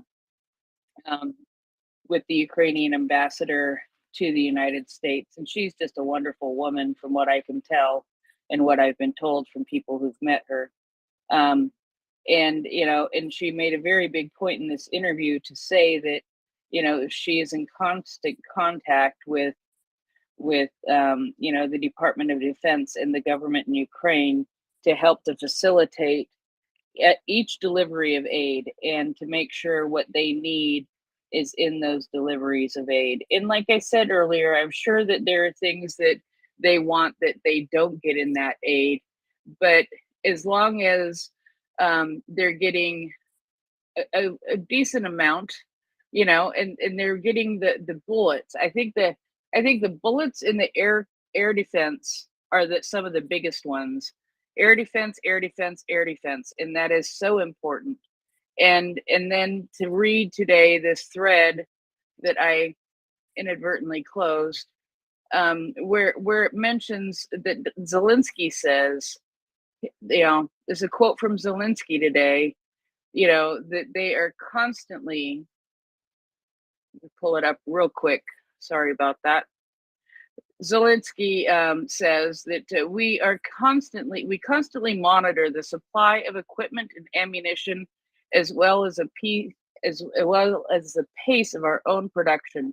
The Ministry of Foreign Affairs, the Ministry of Defense, has been instructed to work with our partners so that the next defense packages have exactly what is needed. That is what the same thing that the ambassador said the other day. We're constantly working with our partners, with the United States in her case, so that the next defense package that is provided is something is exactly what they need. And so I think that is always important to remember, is that the United States is working with Ukraine to fulfill those things that they need when they need them. So anyway, that's just wanted to say that real quick. Go ahead. Yeah, one thing I don't understand is, and I'm trying to learn as I go along, is what do we do in drawdown? How much ability does the government have to say, okay, manufacturer A, B, and C, we need you to gear up without approval from Congress, et cetera. So, and how much can we tell, okay, we're storing this in South Korea because North Korea can send quite a few troops across the border at any time. We need to save some of the HIMARS for and ATACMS for that situation, et cetera. So I'm still trying to learn all of this aspect too, and I don't know how much. It does seem like there are some places where we could do better, but it just amazes me when I see some of the lists that's always going over from. And yeah, we could send more Patriots too, yes, but it's just I'm proud that we're doing as much as we are. I wish we could do more, but I guess I just wanted to again thank you for enlightening me personally to some of the comments that have been made that I have not been able to see, because I haven't been able to immerse myself fully into what the ambassador and what President Zelensky is saying on a day-to-day basis. So I thank you for educating me to those comments. But thank you again. You're welcome. And as far as how those decisions are made, that's way above my pay grade. I don't know if Yehuda has any input on that, but I'm sure that there are certain stocks and there are people, Yehuda dropped, there are people in the United States government whose job it is to make sure that, you know, we don't give away more than we are able to, that we give away what we are able to without exceeding that. You know, what we're giving as far as the presidential drawdown is concerned, when it is from the presidential drawdown, that is stuff that we all have in stock. And, you know, that is valued at a certain dollar value. And then the United States orders replacements for those things, basically. So anyway, thank you for coming up. I appreciate it. I have seen you up a few times, and I appreciate you coming up. So I see Chris. Good morning. How is Super Buff 200 at 4:34 a.m.? Good morning, everybody. Oh, oh, we're very good here. Thank you. Yeah, it's all. I shouldn't say that because yesterday Will said that, and it got all the Malamutes going. So yeah, I should be careful, really, in the middle of the night. How are we all? Good. That's good. Well, I just want to let you know. I think is Yehuda still there? Has he gone now? He dropped. He dropped. As soon as Prince said his name, he dropped. Oh, my fault. Well, I just wanted to. By the way, Dis, thanks for enlightening me on your avatar there, because I was looking at your car and I was like, "What kind of car is that?" So it's a Firebird, right? That's good. So now I know. I learned something. What I found, Dis, is the more you listen, the cleverer you get. The more you listen to MriyaReport, the cleverer you get. That's what I found over the last. Wow, what is it now? Are we heading for 2 years soon? Are we? I don't know. We had like year and a half anyway, or something. Just wanted to let you guys know. I was doing a big sales pitch for MriyaReport yesterday to Canada. They believed you? I thought it was quite. And they believed you? I'm just kidding. Yeah, I was doing it to part of the Canadian government, ONB. What is that? The Office of New Brunswick, is it? That could be it. That could be it. Office of New Brunswick. That sounds odd, though.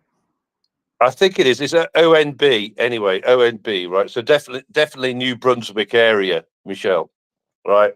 So apparently they didn't know about Maria Aid and MriyaReport, but they do now. So it's a bit of a weird thing that that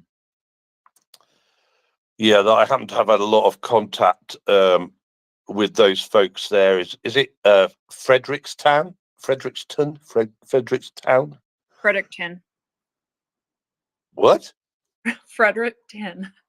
Fredericton. Oh, okay. Well, I've not got that, but yeah, it's a bit of a weird thing. But I was a couple of years ago, probably longer now because time flies, and that I was working with the Canadian government on what we call the Cyber Essentials standard in the UK, so which is a cyber security standard. So the idea was the Canadian government adopted our Cyber Essentials standard, which they didn't do in the end. They produced their own flavour of it, but it meant that I know a lot of people in Fredericton. Did I say that right? Fredericton. Yeah. That was perfect. Yeah, there you go. See, that's what I said. The more you listen, clever you get. So that it was very interesting. And Prince, here's an interesting fact. Actually, this conversation was about U-Control in Canada. There are 5 employees of U-Control in Canada at the minute. So they still work directly for U-Control, but they're in Canada. That's quite interesting fact. So you never know. Not a bad thing. Watch this space. It's a good thing. Yeah, and it just so happened, right? So basically, somebody from the ONB office contacted me. It's like, if you know these people, it's like inward investment people, right? Basically, what they want you to do is to open up your company in Canada. I'm sure you know about that, but so they were interested if any of the companies that I'm involved with, including U-Control, might be interested in opening up in Canada, and we might be. So we're discussing that. So anyway, in amongst all of that, we talked about Maria Aid and MriyaReport a bit, which they really liked. Oh yeah, I was going to say, yeah, the interesting thing was that so somebody contacted me, like a lead generator, biz dev type person and that, but the account manager that we actually spoke to, a lady in that, she was Ukrainian, but I think born in Russia. And then she'd gone to Canada with her children. So I didn't get the full detail on that, but her and Alexander, I think, had sort of like similar backgrounds. Did you hear Alexander Prince the other day, Michelle, from U-Control? No, it's in the middle of the night for us.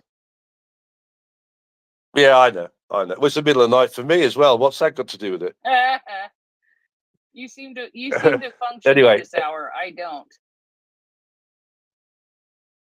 Yeah, I know. I know. So I was gonna, when Yehuda was here, I was going to say, oh, a couple of things on a summary of the people that were on. You missed somebody that was on. Malcolm Nance was on. That was, I think that was very early in the week, wasn't it? I think so, and I think it was also very early in the morning for our time. Yes, it was. Like for Prince and I. Well, the reason I mention him is because, to your point, Prince, about listening to what the Ukrainians want, right? He was very, what shall we say, very sort of like dismissive of the idea that America is not providing what Ukraine wants when it wants it, as it happens. So he was bordering on annoyed by the idea, right, that the US isn't providing exactly what the Ukrainians want when they want it. So that was interesting. It was interesting that he actually fought back that hard, right? So I think, I don't know, Prince, but it was just a view that maybe we get a bit carried away with this idea that the Ukrainians aren't getting what they want when they want it. But that was, so just to bring that up. And then, of course, I had a lovely Royal Navy injection. I definitely feel Super Buff 200 this week after the Admiral came on. And I saw it was G-Man. I think G-Man's listening. It's G-Man. It was G-Man's fault. G-Man basically was talking about Chris Parry, and then I had a conversation about him, and then Axel got him up. So yeah, that was good.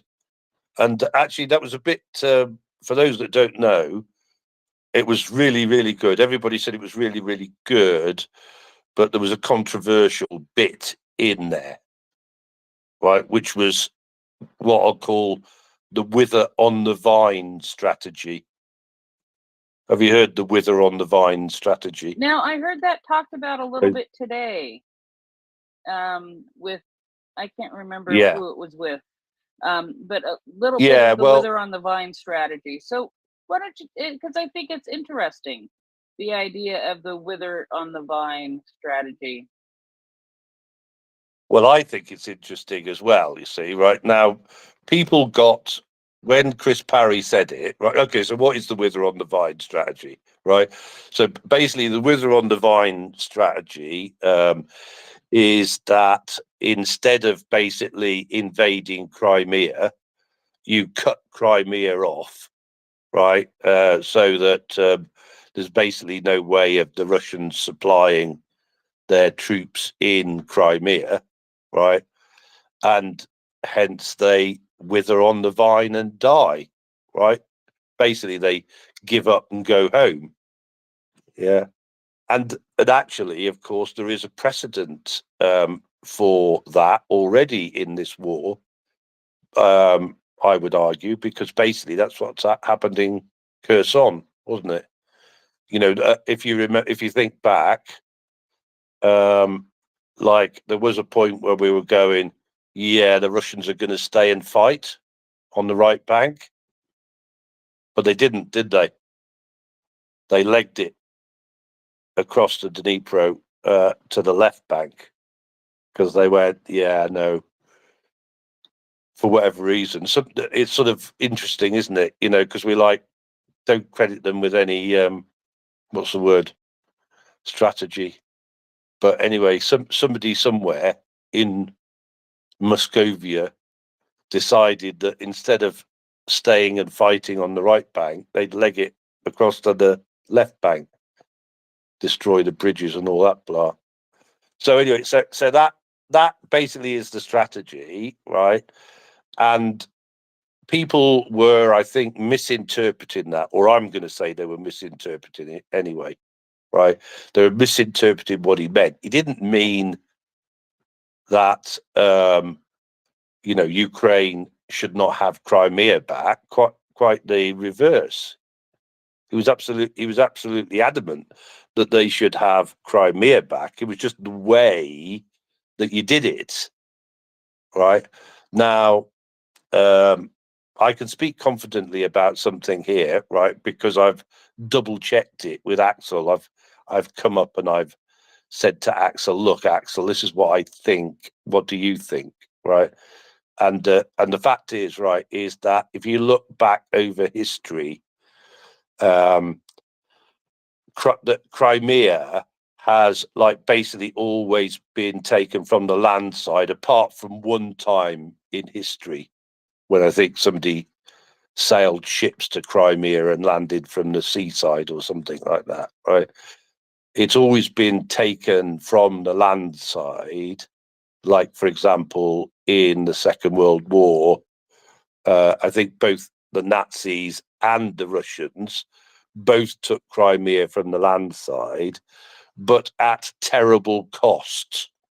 Terrible cost. Although Axel said to me, well, about 20,000 or something like that. Nazis it took to take Crimea from the Russians one time.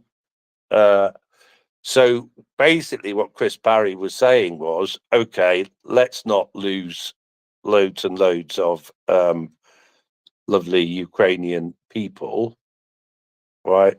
Let's just strangle the Russians on Crimea, let them wither on the vine. So I could probably rabbit on a bit more about that, but that's the essence of it, right? Now that has got everybody a bit, well, not everybody, but it's got some people a bit excited because they sort of think it's a bit of an appeaser type view.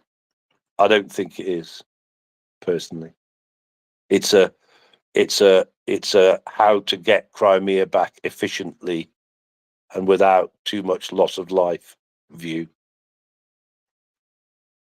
Yeah, Does that help? no, I can see that. One of the things that I hear people say all the time is, well, we've cut off their water.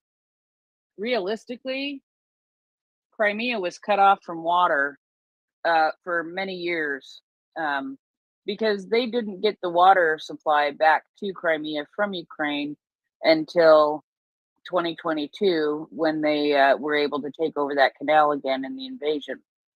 And so, they were used to living without water from Ukraine for many years. So there's more details about that. But I see Every Child is up and has her hand up. So I think I'd like to go to her real quick, if that's okay, Chris. And then we'll continue on. Go ahead, Every Child. Yes, this is really quick. It's been a day, hasn't it? It's been quite a day, especially for me. This is just I'm stuttering because this is like the third or fourth time this month. Once again, I've upset Twitter support, and if this window closes, I don't know if I'll be seen for an indefinite period of time. So I'm just letting you know that if you don't get any tweets from me or if you don't get any hands raised from me, I'm still making my way back into good graces on Twitter again. That's all I had. I just wanted somebody to know I might not be seen or heard. Okay, well, thank you for letting us know.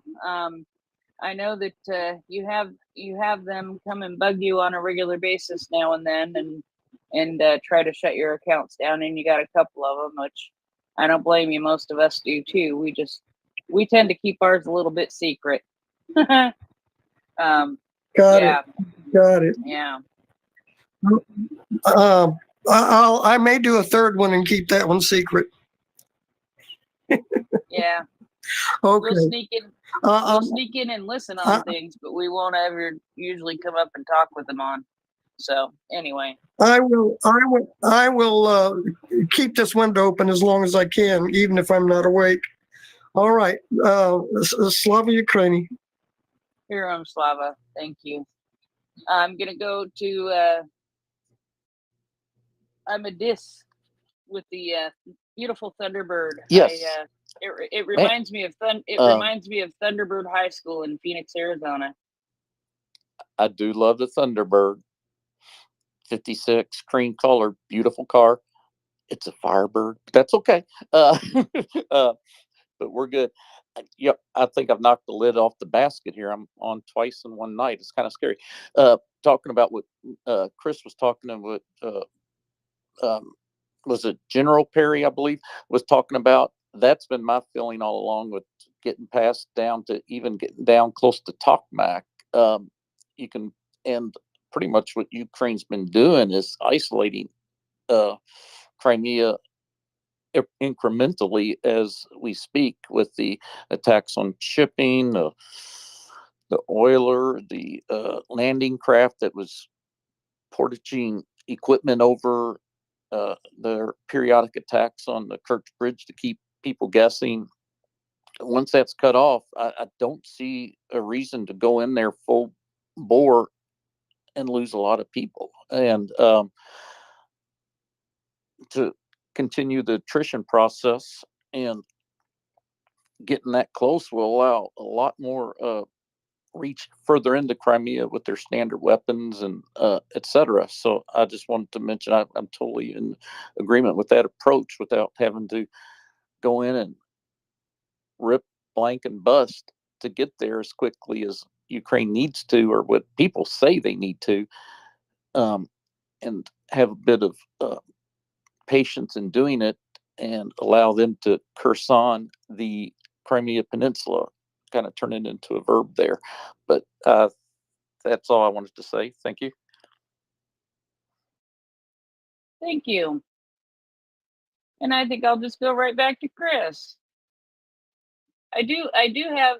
Yeah, you see, I think, yeah, you see, Prince, I think people get it. I don't know whether Imadis is ex-military or not, but I think people get it. Oh, Lord, right? no. I'm Okay, medical, okay. actually. But Okay. No, that's fair enough. No, you did that. Well, I guess actually I should have taken a clue from what you said earlier on. But anyway, yeah, the you know, but people see the logic of it, right? And actually, there is a view amongst many people, Prince, that what Admiral Chris Parry said is very similar to what our General Ben Hodges say. Very similar. Right. I think General Ben Hodges is a bit more gung ho, or whatever the term is about it, you know. So it sounds like he's saying, you know, well, he's definitely saying Crimea must be taken, isn't he? Right. He definitely says that. Right. I'm not sure that he says how it should be taken. And Prince, to what your point on the water, which, by the way, you know, Chris Parry did mention when the recording comes up of Chris Parry, it's going to be interesting, I think, just to go back and listen to a little bit of the detail of what he said, right? But what he means is, you know, you completely isolate it, which, as Imadis just said, right, is basically what the Ukrainians are doing. And to go back to what you said, Prince, right, this is all about what the Ukrainians want, isn't it? How do the Ukrainians want to do this? And we already see, you know, the signs of how they want to do it, right? And they want to do it by, you know, now they're, you know, hammering Kerch Bridge again and all the other bridges and that. So maybe this is the way that they want to do it. You know, now, how long will it take for the Russians to decide, yeah, we may as well leave because we can't get things in and we can't get things out. So yeah, we may as well leave. So it sounds like it might take a long time. But again, if we go back to Kherson, Prince, right? It was like all of a sudden it was like it was going to be a big scrap on the right bank, and then they just left. Am I right? Yeah, and Chris, just real quick, if you look up at the first tweet in the nest, it is the podcast of Rear Admiral Chris Perry's appearance on the Maria Report. So the podcast is already done and up on Spotify. Oh, there you go then. Right. Well, people can listen, and I do recommend them to do so, Prince. Right. To listen to the nuance, shall we say, and the detail of what he said. Right. And then people can judge for themselves, can't they, as to what he was saying. But I brought that up because, as you said, Prince, it did run and run a bit. That it's run and run all week. It keeps coming back up, and that with some people being even upset by it. But me personally, I'm not just because he's a Navy guy, but it's because he's a Navy guy. One other thing, Chris. One other thing to think about too is as this progresses on, you will be seeing the arrival of the F-16s, hopefully, and project greater power over the Crimean Peninsula without actually going in and spending ground forces. And again, not being military, I'm not sure how much they'll be able to do that with regards to the air defenses of the Russian, but dropping some JDAMs from a little further back, etc. I think that's one more piece of the puzzle that'll be available to Ukrainians before they have to go in there with the ground forces. Yeah. Well, sorry, Prince. No, I'm just gonna mention, and I have not seen McRyan's yet, but I put Ben Hodges up in the nest too. So Ben Hodges and Chris Perry are both up in the nest now. Oh, fantastic. Okay, well, I missed Ben Hodges, right? So, which I was kicking myself for. So, yeah, I'll definitely be going to listen to what he said as well. So, but I mean, I've listened to Ben so many times, and that I think I almost know by heart. So unless he's changed dramatically and that, then I think I know what he thinks. And obviously, as I said, he definitely wants Crimea to be Ukraine, doesn't he? Again, so, but like I say, well, people can listen to both of them, can't they? And then they can make a judgment, and it'll run and run a little bit more. But obviously, I'm just on the. I think on the space yesterday when I was listening, they were saying, yeah, it's going to be summer, sadly, next year before the F-16s arrive. Yeah, that is the estimate. Yeah, so I'm not disagreeing with what you said actually, but yeah, it's all sounding a bit long. But again, I am a bit cup half full on this. And actually, Prince, what I did notice yesterday, and I'm trying to think who it was coming from. Was it Germany? Some more air defense missile systems were being. Germany, was it? I can't remember what though. Give me a minute. IRIS-Ts, a couple IRIS systems. Yeah. Okay. So, like, I'm not an expert on this, right? But again, with everything that I've listened to, and that there's this idea of basically like the rolling missile defenses, and that isn't there. That as we advance forward and as we get more missile defenses, the Russians are gonna have to stay away. Well, they don't have to stay away. They can come in and get shot down if they want. But so I think that is again certainly a strategy which So I would like them, as you said again, Prince, as you said, more missile defences, please, from people, because I think that's what the Ukrainians want as well. So yeah, but I don't think we can bank on F-16s. And of course with ATACMS, has there been any other news on ATACMS, Prince, that I've missed? No, what I can say about the ATACMS is that there are several people who do firmly believe that that missile strike on Saki last year was an ATACMS. There are people who will go down with the ship and telling you that it was an ATACMS on Saki. And you know what? Maybe it was. It very well could be. And if you think about it, the U.S. has, basically said they have not provided ATACMS, which could very well be true. There are many countries in the world who have ATACMS. I believe the U.S. would have to sign off on providing them, but the U.S. hasn't said that we haven't signed off on them. They've just said they haven't provided them.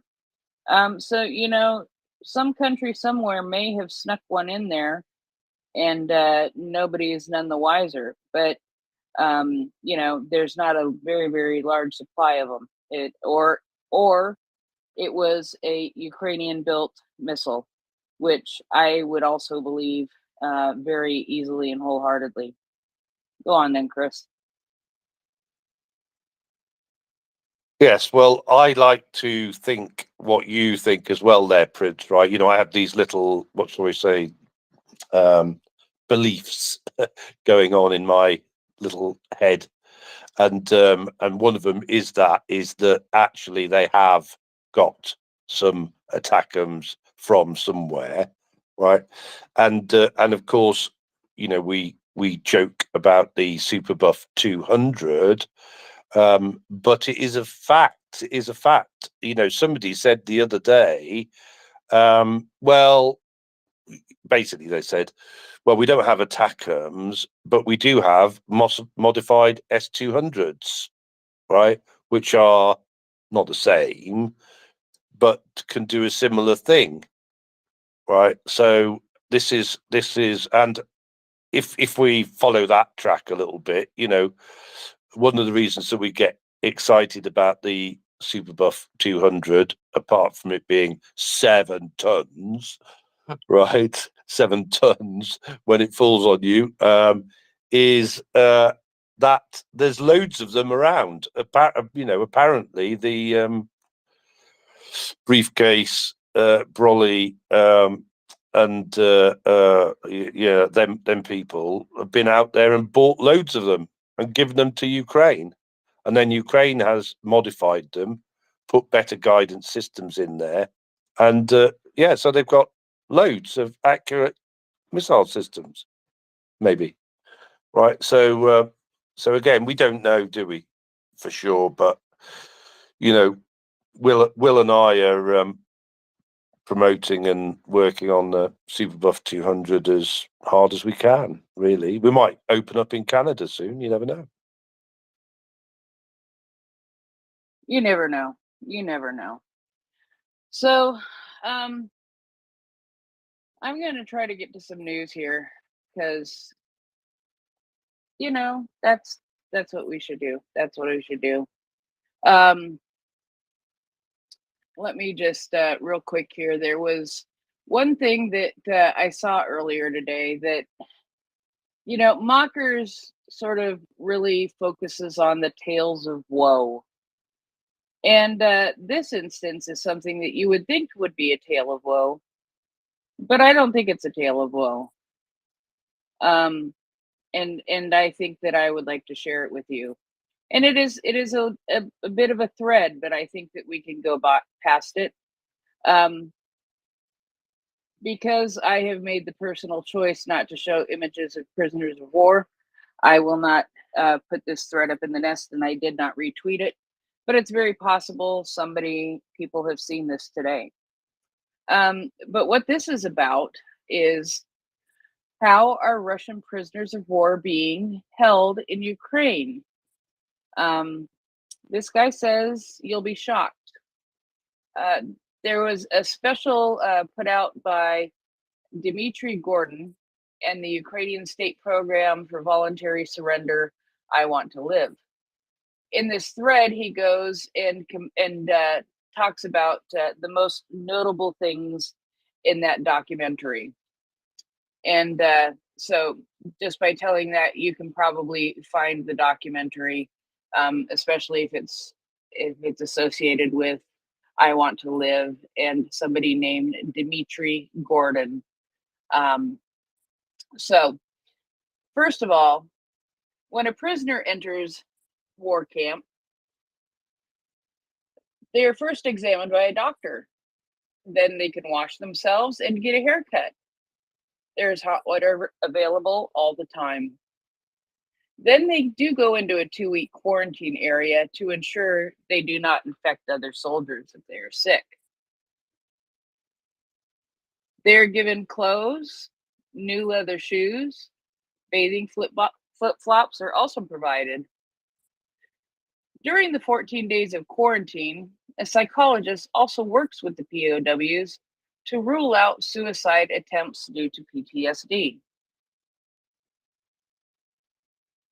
This is what the rooms where the prisoners of war live look like. It is a nice room, as I'm just going to describe it, with single beds lined up, several of them. But it's not bad. There are no bars on the windows. The view from the windows is pretty good, and each prisoner of war has a bedside table. Russian prisoners of war in Ukraine can exercise, borrow books from the library, play chess, or watch TV. Despite the large number of convicts, aggression and cases of scuffles are almost non-existent among the POWs. One of the reasons is that they always have something to do. There is an Orthodox church where services are held every Sunday. There is also a prayer room for Muslims. POWs can buy their own food, sweets, cookies, coffee, and so on, which from a store, and they can also store things in the refrigerator and lockers. The food is bought with money that they can either earn or receive from their relatives onto their account. This is what a prisoner of war looks like. Okay, they're just describing what the prisoners of war look like here. Prisoners of war work looks like. This is what they do when they work. They glue and package souvenir bags. This place also serves as a bomb shelter where a paramedic is on duty with the prisoners of war, even at night. There are many places in the camp where POWs, sorry, translation error, I'd assume, I apologize. So there are many places in the camp where they can do this work. It looks like they're also possibly weaving a table, which is very interesting. So it looks like they have plenty of jobs that they can do, and these are things that they can do to earn money to be able to pay for the things that they want. Here's the dining room. It's nice small tables, like 4 to a table, separated a little bit, but not insane. The POWs also work in the dining room. 3 meals a day are served. They have a full meal, soup, a second course, and a salad. The number of calories is the same as for a Ukrainian officer. They eat quietly and unhurriedly. While there is torture in Russian camps, when the Ukrainian POW is given boiling water or scalding food, thereby putting him in front of a choice to burn his intestinal organs or starve. The campground has its own bakery and even a pool with fish. The bakery also dries bread and vegetables.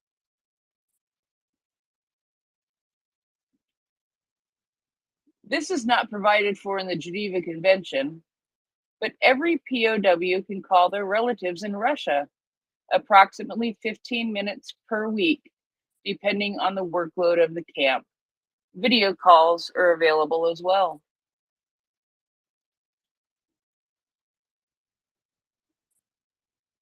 The Red Cross, the UN, and other international organizations regularly inspect this place.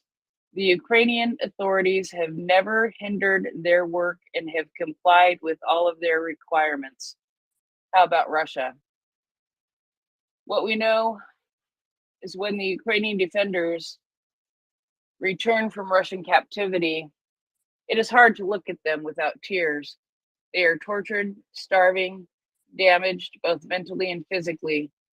There are known cases when, after returning from captivity, Ukrainian soldiers, after returning from captivity on Ukrainian soil, people die from their injuries after being held POW.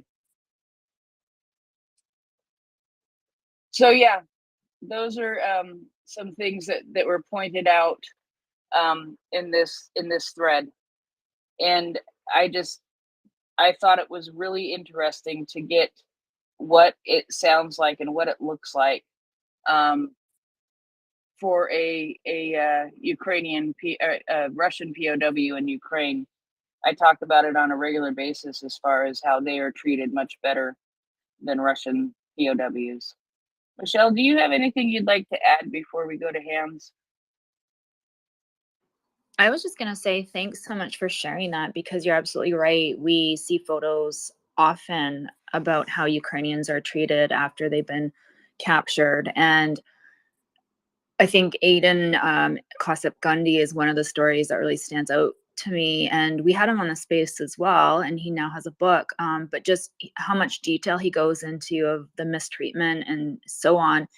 And watching some of the videos of soldiers that have come back and they haven't had a piece of fruit like an apple in so long, and they're just so grateful to take a bite out of an apple. It just breaks my heart.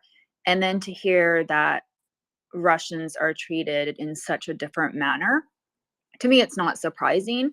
And yet the way you explained it in this article just really captivated just how different the two countries treat humans, really.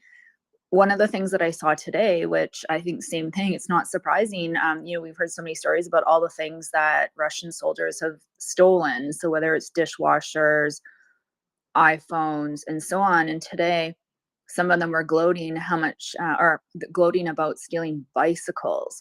So can you imagine, like, you're so happy and you're gloating about stealing a bicycle? Like, what kind of life do you have back in Russia?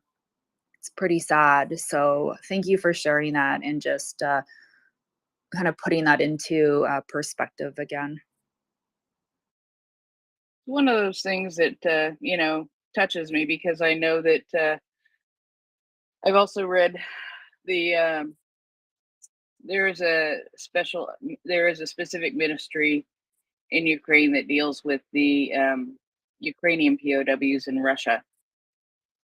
And a couple of months ago, maybe, I read a list of questions that they gave to the International Red Cross, questions of why hasn't this been taken care of yet? Because it is the International Red Cross's responsibility to help to facilitate such as communication with the Ukrainian prisoners of war in Russia. And the list that was just horrifying, and it was pretty much a lot of the things that are on this that they're mentioned here that Ukraine is doing for Russian prisoners, but are not happening with Ukrainian prisoners of war. So, but let's go to our hands, and go ahead, Chris. I think Terry might have been before me. I don't mind, but if that's okay. But I think you're right to point out the contrast. In fact, it was one of the things that super wound me up this week, Prince, because I saw something about Ukrainian prisoners being used as footballs, and I also saw something about Ukrainian prisoners being used as cart horses or something like that. It is absolutely effing ridiculous. And at the time I put a tweet up saying, this must end now. Send Ukraine everything they need now, right? Because we have to put an end to this crap.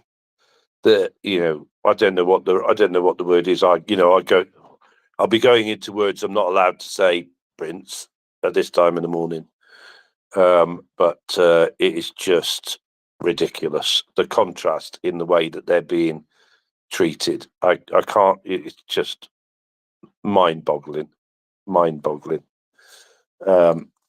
only thing I can hope is that the positive way that the Ukrainians are treating Russian prisoners is getting back to the Russian people. I doubt it, but you know. But let's hope that that's the case, and that. But personally, I will never forgive them for lots of things, but I will never forgive the Russians for the way that they treat Ukrainian prisoners. Never. Yeah. Yeah. And you know, and it's how they treat their own also though too. It's horrid. Go ahead, Terry. Had to remember to switch my mic on there. Chris, I agree entirely with what you've been saying. And it's, to me, it's not just the prisoners of war, it's the people on occupied territories generally. That, you know, every town, every village, every city that's been liberated, we've just come across all of this nightmare stuff that we thought belonged in the past, really.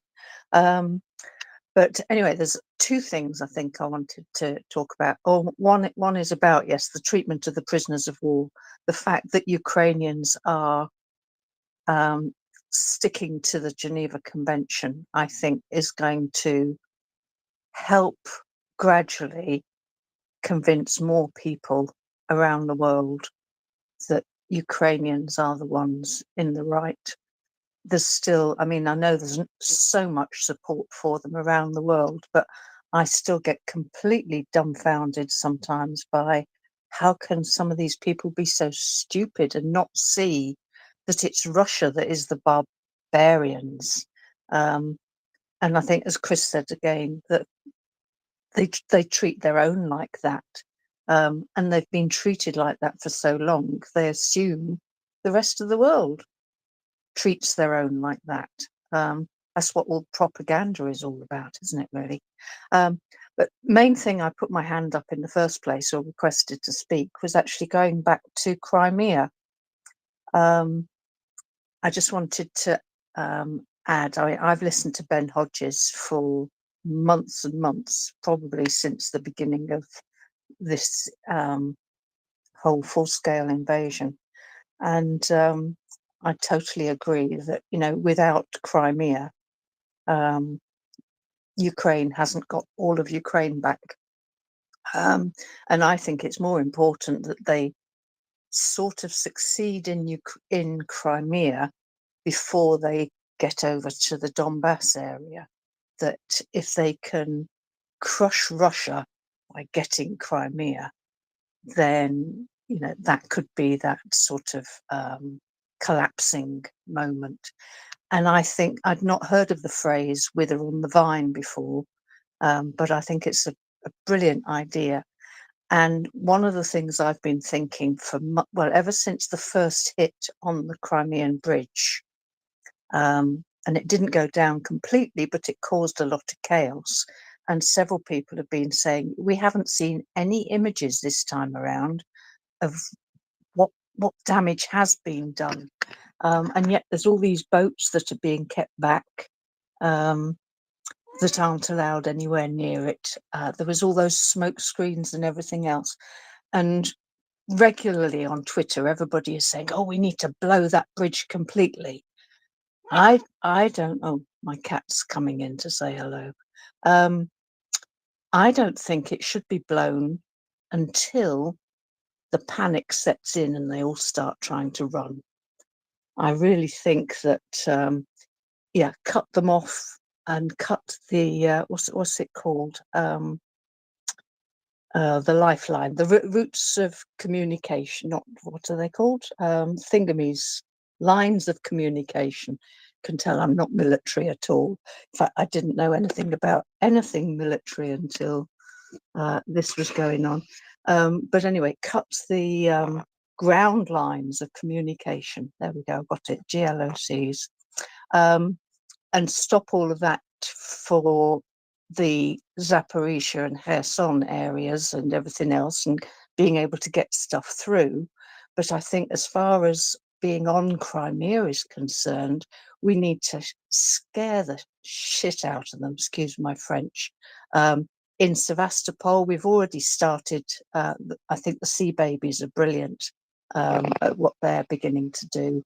But we need to at least keep one lane, say, of the Crimean bridge open for them all to run away. Because the more of them that run away, the less there is for the Ukrainians once they do step into the land. So I wondered what Chris felt or what anybody else feels about that as well. Save that one little sort of route out for them all to go running. That's all I wanted to say. Thank you, Terry. Let's hear what Chris has to say first, and then we'll take it from there. I have some thoughts, but go ahead, Chris. Well, thank you, Terry. I mean, I 100% agree with you. I should have hit the 100% sign. Don't know why I didn't while you were talking. I was too busy agreeing with you, and so was I've got Bannisterpuss by me here, and Bannisterpuss was agreeing as well. Yeah, so yeah, 100%. I think you're absolutely right, and I think what you've said is quite subtle there as well. Again, to go back to what Prince was saying earlier, we must remember to respect what the Ukrainians want and the way the Ukrainians want to do it. And it does rather sound like the reason, because I have been jumping up and down as well. Yeah, bloody bring that Kerch bridge down. Bring the other bridges down. Bloody stop these supply lines. I've been jumping up and down on that as well. And then you go, okay, maybe they have a reason for doing it, and maybe it's what you said, Terry. That they just want to. And I think actually, if you think back, you go, okay, so part of the whole problem here is the number of Russians on Ukrainian soil, and you don't really want them left there. You don't want them left there because they're just like a cancer in the place, right? So you want to cut that cancer out as best you can, and sending them back home or encouraging them to go back home is probably the best way to do it. I think you do have something exactly there. I tell you what, sort of like, I don't know, like upset me, and I don't know how accurate this was, but obviously they've been talking about evacuating Kupiansk, and there are some people in Kupiansk, apparently, I don't know how accurate this report was, right? Some people in Kupiansk are going, yeah, we're okay, we're going to stay. And I'm like, you what? You're going to stay? Have you, not seen the news? Have you not seen what's happened to people that have stayed behind? But, I guess over there, maybe there are some people that are still under the illusion that if you're sort of like pro-Russian, you'll be treated okay by the Russians when they, if and when they they take Kupiansk. I mean, I'm just like, I don't know, confused. This is very interesting. Okay. So I have a couple of things really quick if I can. I'm torn about cutting them off. I want to see that stinking bridge in the water, down, gone, kaput, just for lots of reasons. So at the same time, I want to give them an escape route. I want to be civil. I want to be humane. And you know what? I think that ferries may take a while, may take longer. The Crimean Bridge takes a long time to get over these days when it's open. So ferries should work. So they can get people out via ferry. And I, you know, that is safe, that is humane, and I think that's completely appropriate. I'd be good with that. Take down the rail bridge for sure, no matter what. Leave one lane open would be okay. But they also can get out by ferries. And that is still an escape route for them. Now, it's very interesting. Now, you said that was outside of where, Chris? Kupiansk? Was that what you said? Yeah, because if you remember, or if you know, Prince, the Ukrainians have issued an evacuation order for Kupiansk, haven't they? Yes. Okay. So this is in the LPR DPR area, the area that has been occupied since 2014.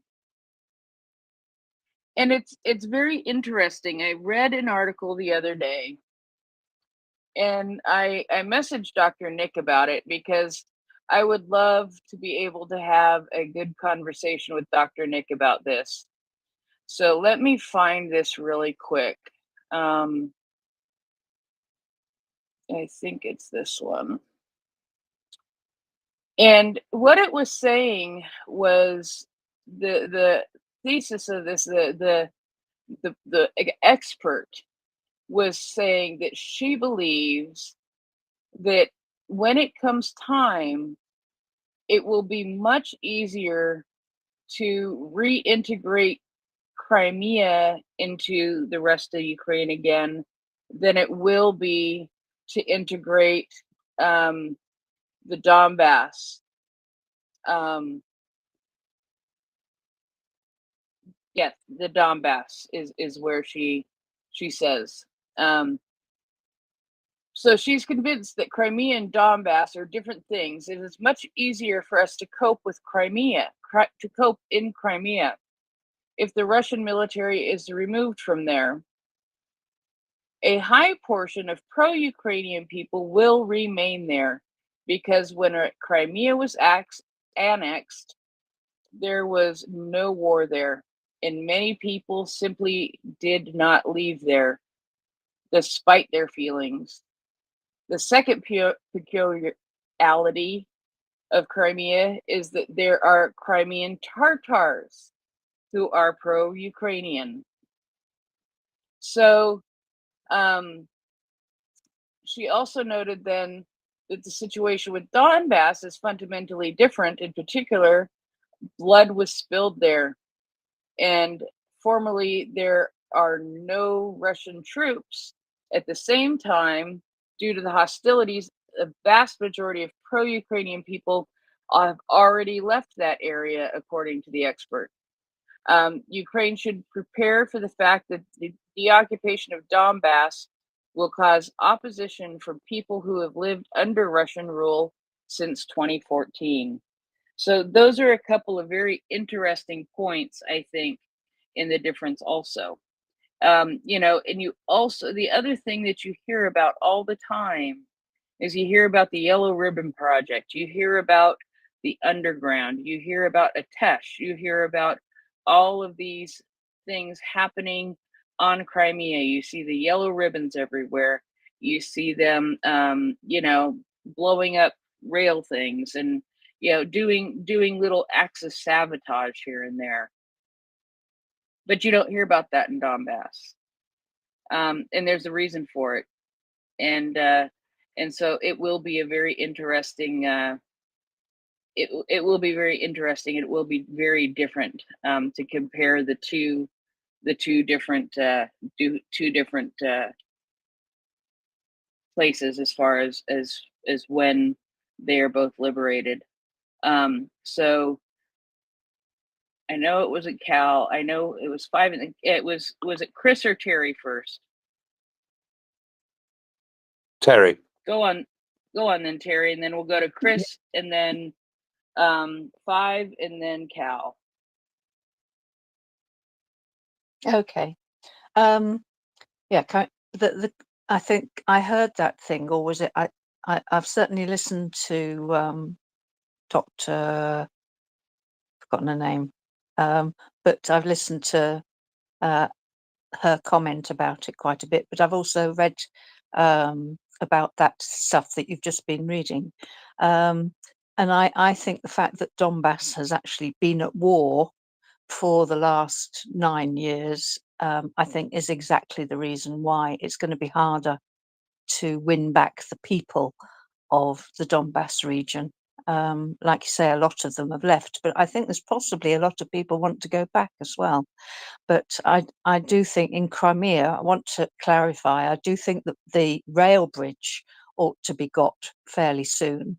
But I think that the Ukrainians are just practicing at the moment, which bits to hit and where and how. But I still think that this wither on the vine, but just leave this little gap. But I agree with you totally, Prince, that there's also ferries. I thought that as well, and that there's all of those warships in Sevastopol that they can all jump on those and just disappear. I think that that the naval fleet is going to get scared of even going into Sevastopol fairly soon. So fingers crossed that.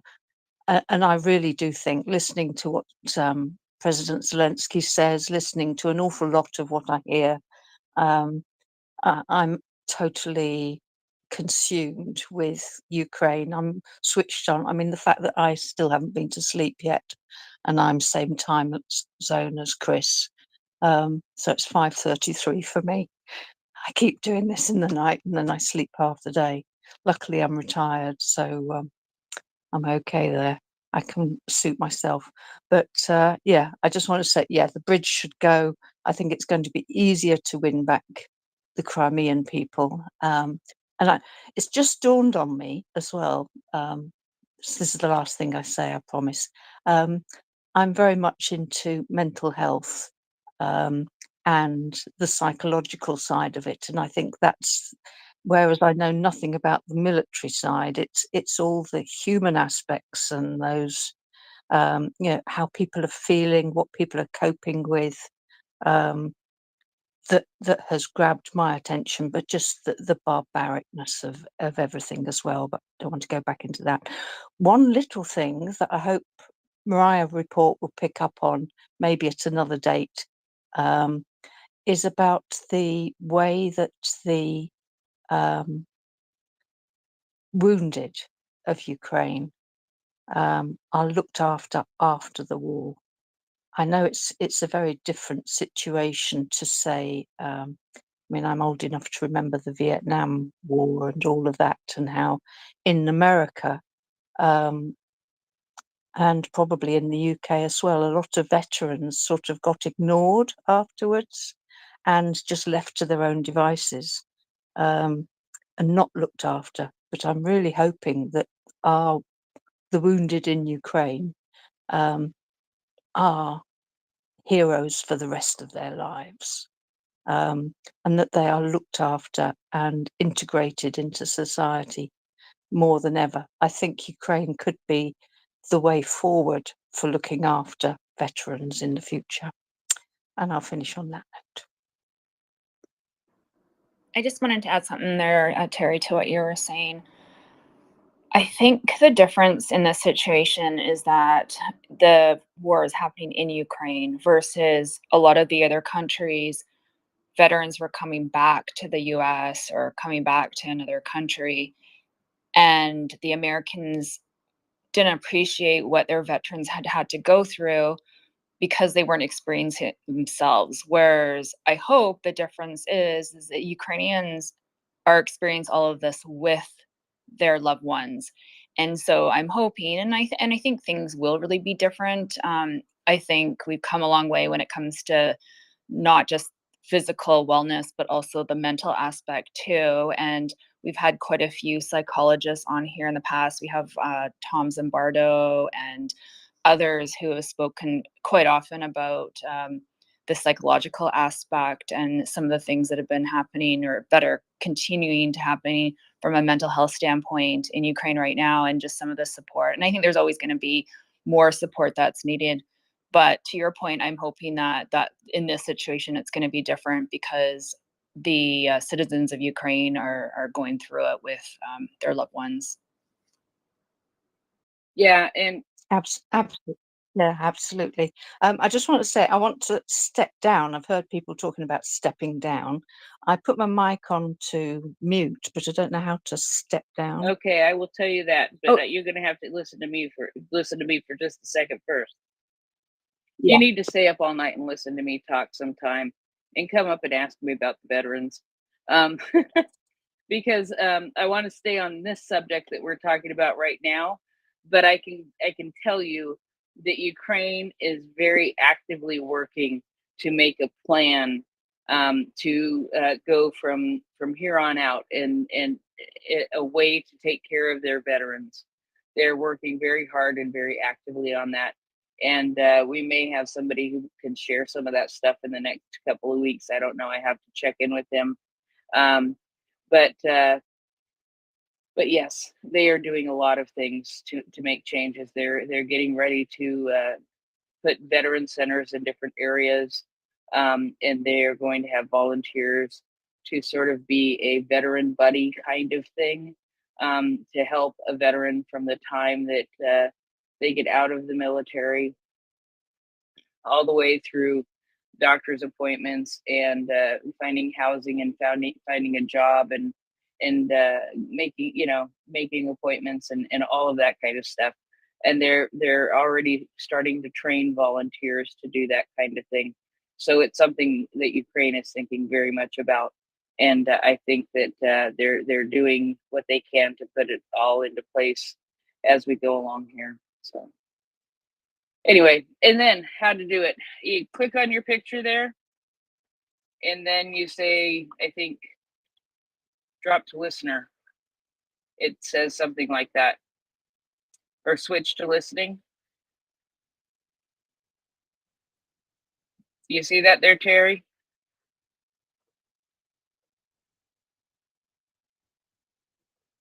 Okay, I'm going to hope Terry saw that. If you click on your icon. Yeah. Okay, you got that. You click on your icon and you can ask it to switch to listener. Thank you. It's okay. Thanks. Thank you. Go on then, Chris. See, Terry thinks she's going to go to sleep now. That's what she thinks, but that's not how it works, Terry. I was going to say, well, for the Welsh amongst us, and I'm half Welsh, so Borodar to any other Welsh that are around. Obviously, the Donbass should be Wales again. I like to say. I won't go into that story unless people want me to, but the Donbass, if you like, has a bit of a special place in my heart personally, because of the Welsh connection there. I'm sort of prepared to believe that there were, what should we say? I think what Dr. Nick is saying, there were a lot of pro-Russians in that area. But I'm just a bit obviously skeptical about that. But it is interesting. It is interesting that maybe that's one reason, another reason why Ukraine is focusing on Crimea rather than, or arguably rather than the Donbass. That is an interesting thought. I'm not sure we'll know the answer to all of this until we get to the end. But I was just going back to I just cannot get my head round, right, how pro-Russian people still think that they're immune. I remember vividly. I don't suppose everybody would have heard it, but it was one of these recordings that was made of people phoning Russia or something, and it was a woman in Kherson, and she was obviously pro-Russian, and was she Kherson? I think it was Kherson, and she was obviously pro-Russian, and she was like calling her boyfriend or something in Russia, and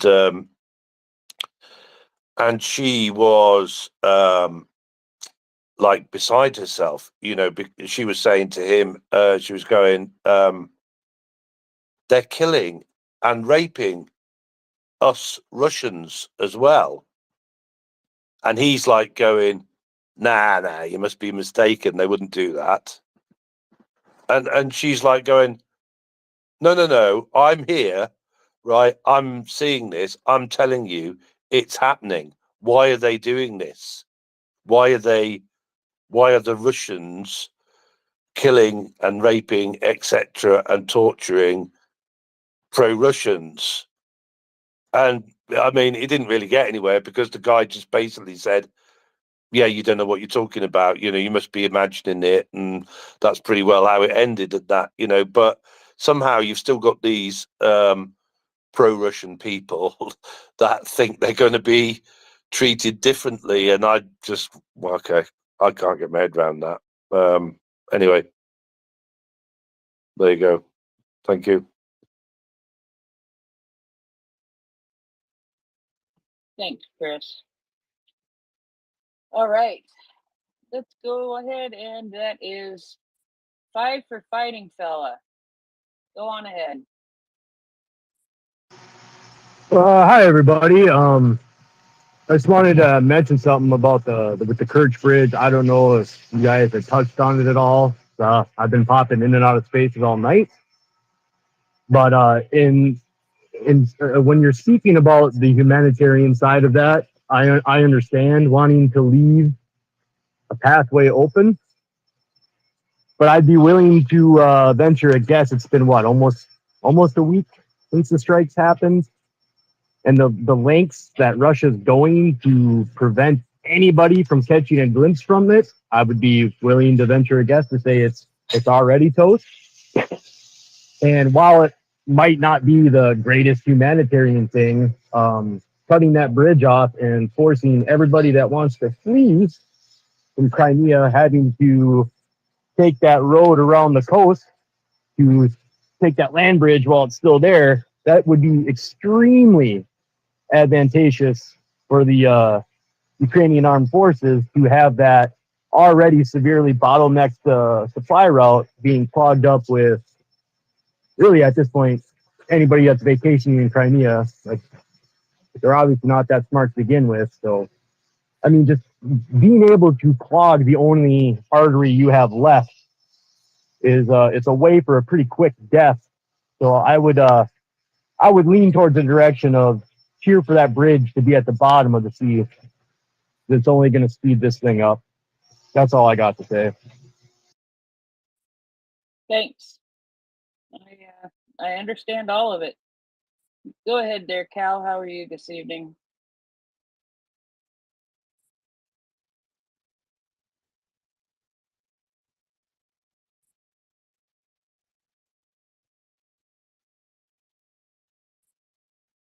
Cal? Oh, I'm sorry. I hit the button twice. I'm a shitty YouTube, a fucking mobile phone user, so bear with me if you can. Can you hear me? Yep, we can hear you. Okay. So I just have 2 points quickly. The first is the comparison between Crimea and Donbass that I think is relevant to the discussion that's been going on a little bit. And that is, and I say this from a military veteran's perspective. Although I had limited experience, I've expanded my knowledge base since then. I've done my homework. So Crimea is a peninsula, and if the land bridge is taken and the bridge is broken, it turns basically into an island.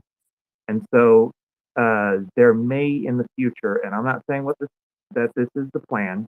I'm not saying that this is going to happen. I'm just saying it's a possible future that Crimea may basically flip politically. That there may not be an invasion there. It's totally a possibility that there might be an invasion there. That's an ugly reality we have to face. But there also might be a political flip because Crimea, as a previous commenter alluded, was not invaded in quite the same way as Donbass, which leads me to like point 1.8. Donbass is subject to a concept that I want people to just at least be aware of so that if you see this pattern going on, you can be aware that this is going on. And the pattern is double state destruction. It is a very dangerous place to be, even more dangerous than Crimea, right? Donbass is an extremely precarious place in the world right now because it has experienced and is about to experience even more so double state destruction. That is, when one state is destroyed, another occupier moves in, and then it is destroyed again, and another occupier moves in. And I would suggest reading the works of Timothy Snyder or watching him on YouTube to catch context of all of that. This double state destruction is a very important concept. I just want more people to be aware about that. It is sensitive. It is a very sensitive situation to be in. So the realities of the Crimea takeover are sort of realities of. I'm so sorry, that was me. Go ahead, Cal.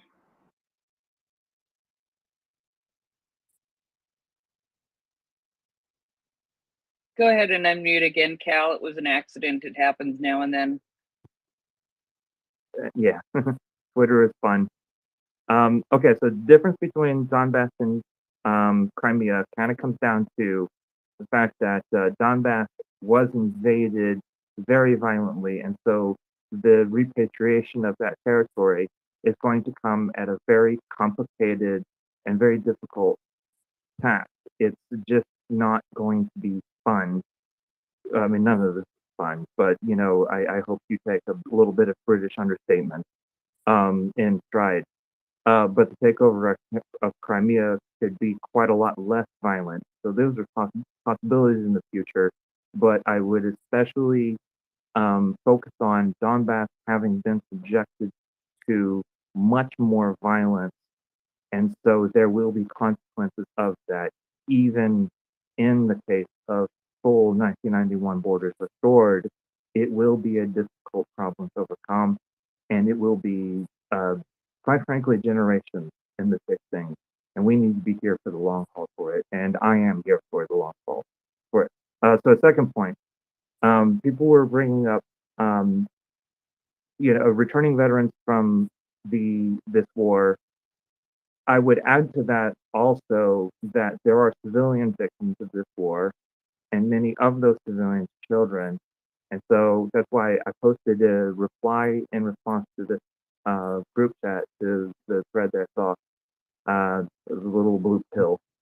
Yeah, it's a link to an organization that I have full faith in that is dedicated to sort of just sort of mitigating the consequences of this war upon children in terms of both mental health and the interruptions in their education. And those are two things that is sort of born from previous failures America in Iraq or Syria, and other places as well, not just America. And so, sort of a lessons learned sort of situation where this organization has decades of experience all over the world, and they know what they're doing, and they are reliable. They're not a bunch of scammers. I know that's an issue, but I linked the organization in threads so that you can see that there are organizations focused especially on civilians, especially on children, and especially on the needs that they have right here, right now.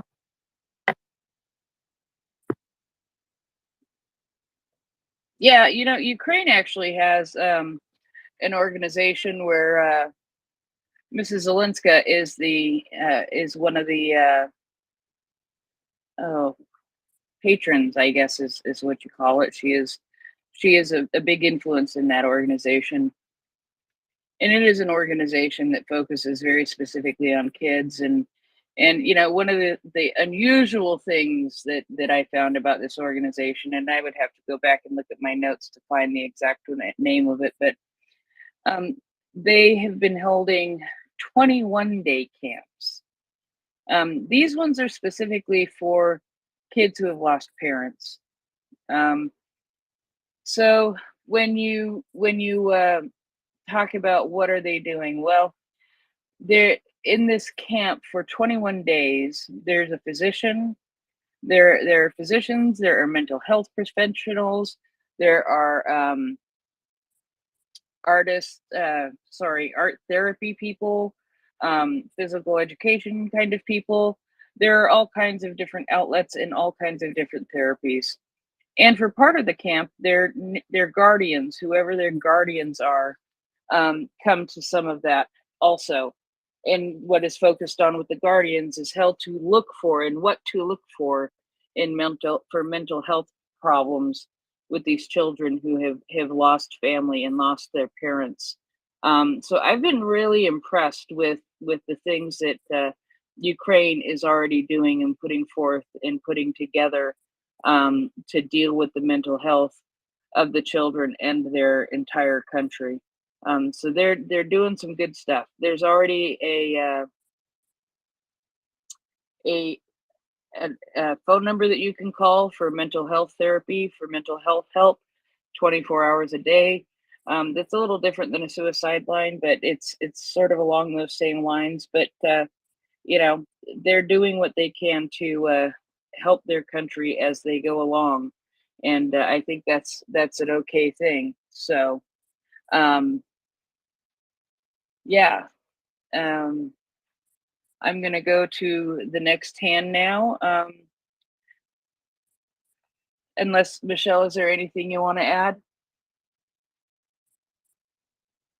No, I was just gonna say when it comes to children and therapy is I think sometimes what works with adults doesn't necessarily work with children and they're not able to express their emotions in the same way. And so there needs to be different modalities for kids than what we would typically use with adults. So, for example, maybe more drawing or creative ways for them to express themselves that isn't necessarily verbal because some of them are too young as well to even talk. So, just a comment. Yeah, no, I like that, and that's so very true. And I think that's one of the reasons I really like that camp idea because it's not just all focused on talk therapy. There's some individual therapy, there's some group therapy, there's art therapy, there's all kinds of different things that they do to try to teach children to cope and to get through, not get through because you never really get past it, but to learn how to continue living life even after such an awful loss at such a young age. So maybe that's the best way to word it. I don't know. I agree. Before I go though, because Mockers is going to be coming up as well as Will shortly. I just wanted to say how much I loved co-hosting with you, Prince, and it's been a pleasure. I did want to share one survey that I read today that I thought was quite interesting, so I wanted to share it with the group. And it was a survey that was done in the spring, and it was by the American Pew Research Center. And they asked a couple of questions, but basically the main takeaway was that when it came to anti-Russia sentiment, the Poles led the way compared to all the other countries. And keeping in mind, though, that Ukrainians were not asked. But what was interesting is that the Argentinians, their sentiment about Russians had dropped from a good sentiment. It was about, I guess, 36% down to 17%. That was as of from 2019 to now. And India was the only country where more than half the population had a positive view of Russia. So they did ask population, I guess, a certain number of people from different countries, 2 different questions. And the first question being, what was the percentage who had a either very unfavorable, somewhat unfavorable, or a very somewhat favorable opinion of Russia? And that was where the Poles led the way of having a very unfavorable perception of Russia. And then the second question, and that was where I think it was it, did I say Argentinians? It was the Argentinians that had the highest percentage that had a favorable view of Russia. And then the second question that was asked was the percentage who say that they have confidence in Russian President Vladimir Putin to do the right thing regarding world affairs. And that's gotten a lot lower. Singapore and Malaysia, though, maybe surprisingly, maybe not surprisingly, were the highest that had a view of, they felt like it was a lot. So the US, Canada, Poland was 94% of them said that they had no confidence in Vladimir Putin. So I thought it was just interesting. I don't think it's like overly surprising, but I just going through some of the different countries, some of them were a little bit surprising to me. So I wanted to end on that note and wish everybody a good night. And thank you so much for joining us tonight.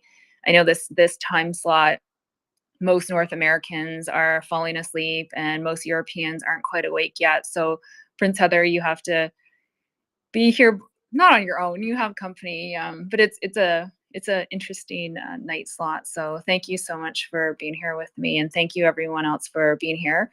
Also, as a reminder, please retweet the Twitter space or re-X the Twitter space and let your friends and family know. The other thing too is there is a fundraiser going on right now for Prince has it up in the nest, so it's for the, oh, actually it's gone. Oh, is it still there? No, it's gone. I'm moving it to the front of the nest now. I'm sorry. Okay, it was the thermal drones. Yes, it is for the drones. Okay, so if you do have any extra money, tomorrow's Friday, so you can maybe instead of having 4 beers, have 3 beers and donate to for the thermal drones. And also, I would just as I mentioned that this is this 3 hours or so, it's probably there's less people that are listening in. This is also like a really good opportunity for anyone that hasn't asked questions before, anyone that hasn't come up to speak, for you to come up and spend some time with the co-hosts. We really appreciate it, and don't be scared. I know all of us are a little bit nervous the first time we come up and speak, and I don't know, it doesn't hurt. I was gonna say I hate coming up to speak and I get super nervous. But anyways, just feel free. So thanks so much, Prince Heather and Mockers and Will. Looking forward to hearing you for the next little while. Thanks, Michelle. It's a pleasure to co-host with you. I enjoyed it very much, and I'm just actually refreshed one of my screens here and see that there is a big, huge forest fire in West Kelowna. Yeah, I've actually been a little distracted because I've been getting all the photos. My sister and brother-in-law live there. Some of my best friends, that's where my mom grew up. Well, my mom was born there. A lot of family. So I've been getting all the photos of all the fires that are happening right now, and it looks pretty brutal. So hopefully everyone's okay. And it's been the worst season for us with forest fires this year, and Canada in general, but also British Columbia where I live. So thanks for pointing that Yeah. out. I appreciate Well, that. I hope your family stays safe. I understand. I mean, we've had there was a few years ago that the evacuation line for a forest fire in our area, and I live pretty much in the city. The evacuation line was just a couple of miles from my house. It didn't get far, any closer to me, but it was still just a couple of miles from my house, and that was a little real, man. And all I have to say is forest fire smoke really, really sucks, though. So I hope everybody has masks left over from COVID and takes very good care of themselves and stays inside as much as they can, because that stuff is forest fire smoke is nasty. Anyway, It really is. Thanks so much, Prince, and I'll chat with you later. thanks a lot, Michelle. And you have a good night, and we'll see you soon. All right. Chris, before we go to you, because I know Will's going to come bounding up here and Mockers is going to kick me out of her seat, I'm actually going to hang on. I'm going to share a little nugget that I've been hanging on to also. Everybody remember that fencer who refused to shake the hand of the Russian? We remember the fencer who refused to shake the hand of the Russian? Yes, we do. You know what I found out about her today? Please go ahead. Oh man. She said, this is her quote, "I am proud that Russians know that I am an employee of the SBU. Let them be afraid."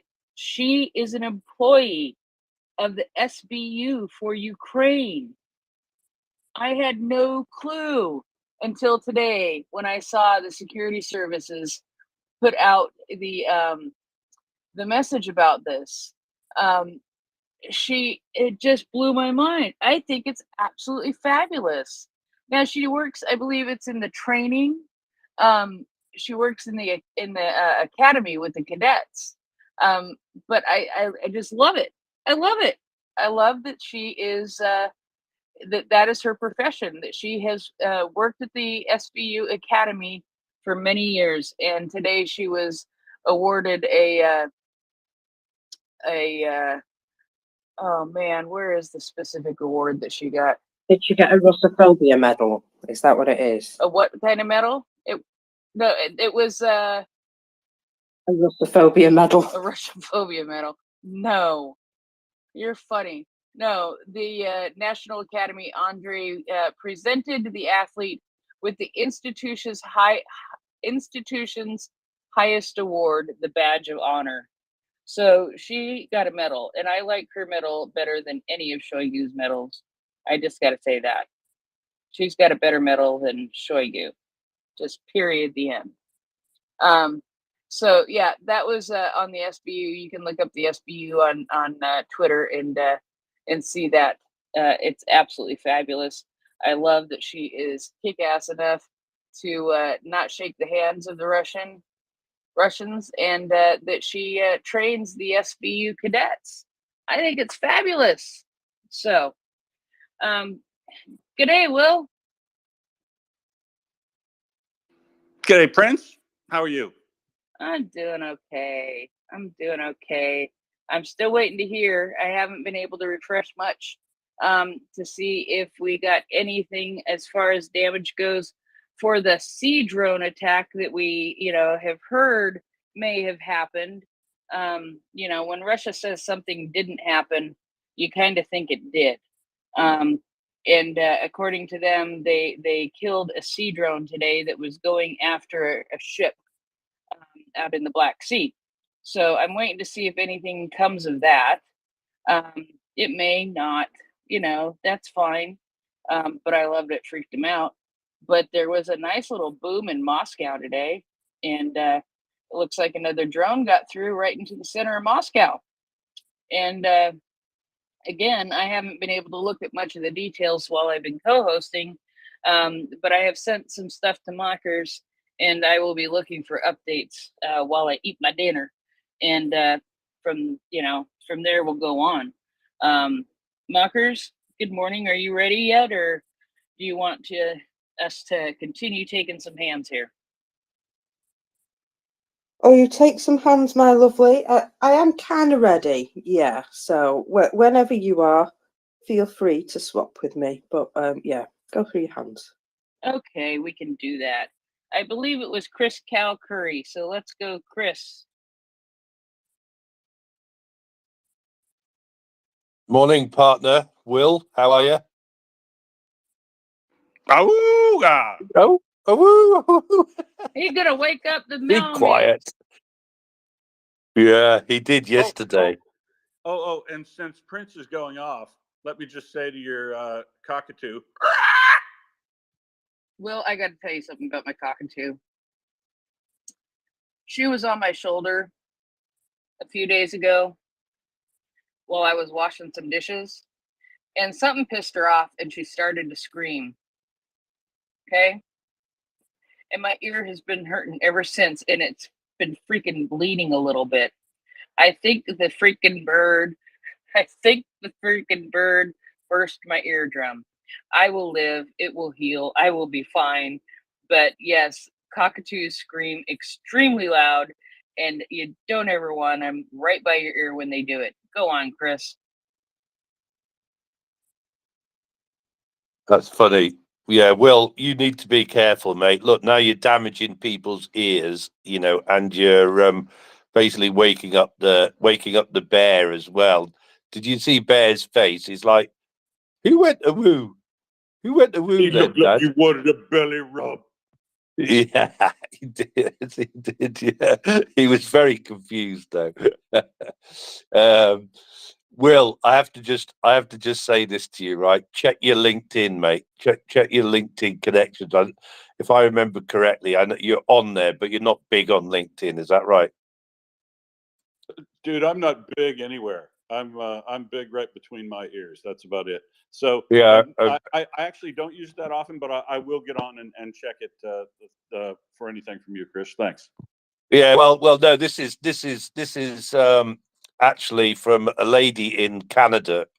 Will, I was telling Prince and Michelle earlier on that I was doing a bit of business development for Maria Aid and MriyaReport in Canada. Weirdly, yesterday I was promoting Maria Aid and MriyaReport to the New Brunswick government.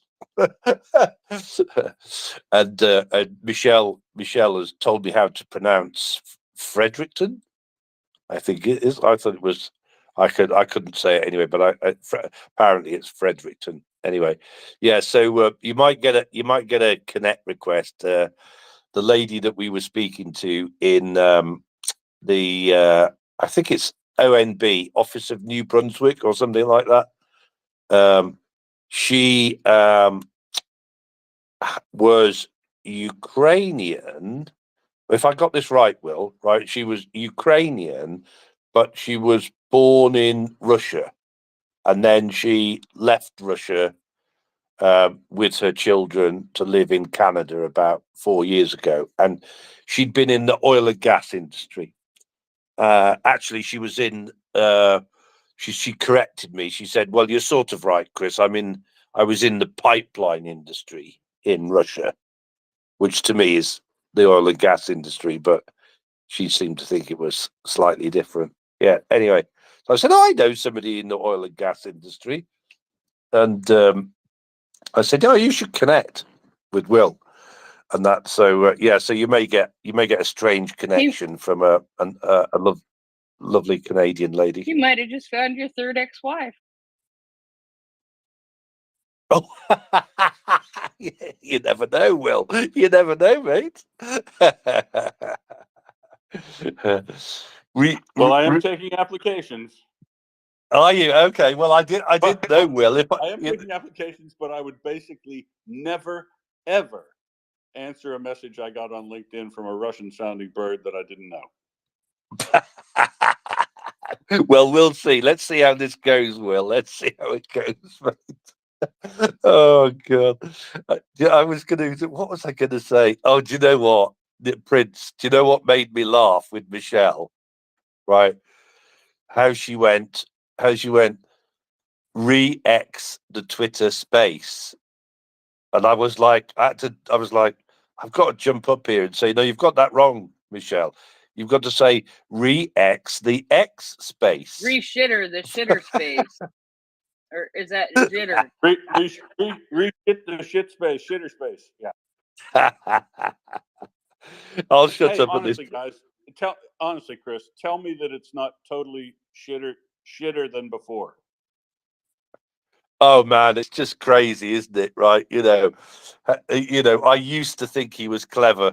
There was a time, and then he went all, Republican and Russian and God knows what else. And oh God, what he's done. Hubris, my friend. I don't think anybody could tell you that your shit doesn't stink and sunshine shines out your derriere for as many years as he has without starting to drink the Kool-Aid.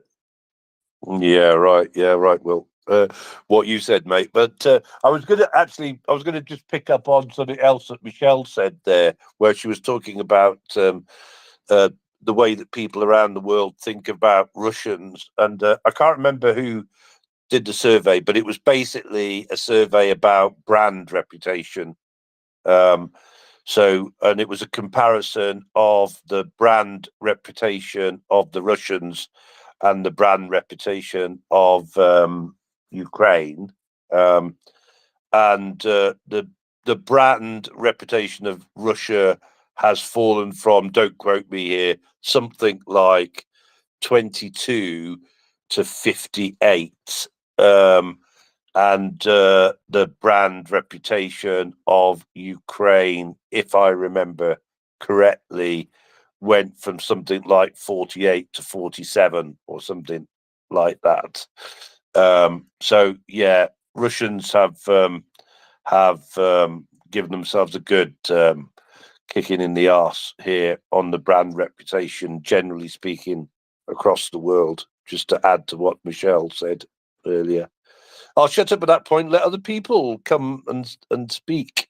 And now that I'm up. I had to be up early, not this early, but well, now I'm up. So that's it. Well, the Malamutes are going to make sure you don't go back to sleep, aren't they? Good I'm morning, going to go down, have a everybody. cup of tea, and get them up. Sorry, mockers. Yeah, you're right. Exactly. If you tried to go back to bed now, the chorus would start, wouldn't it?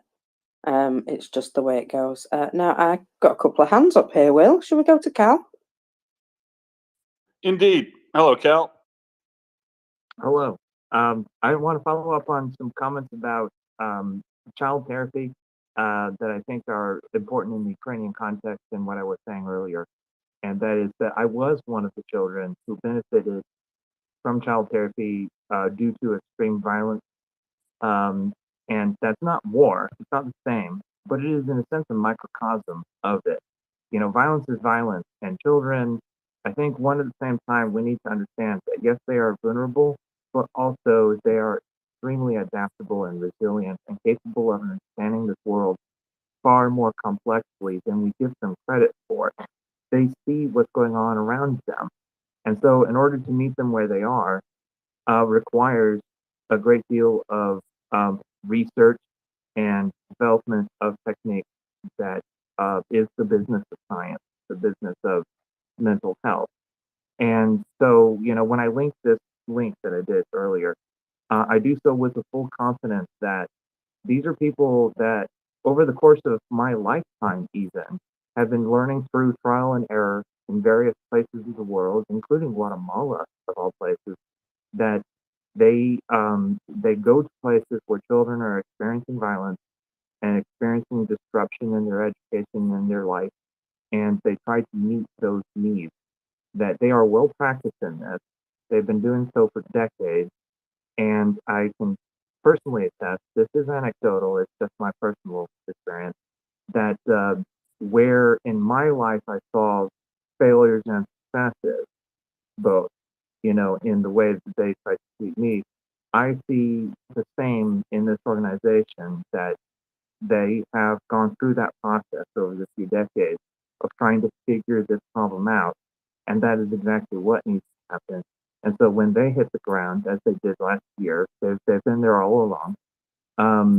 They are not coming in on some government grift. There are a lot of controversies over that nonsense, but they are coming in just to meet that particular need.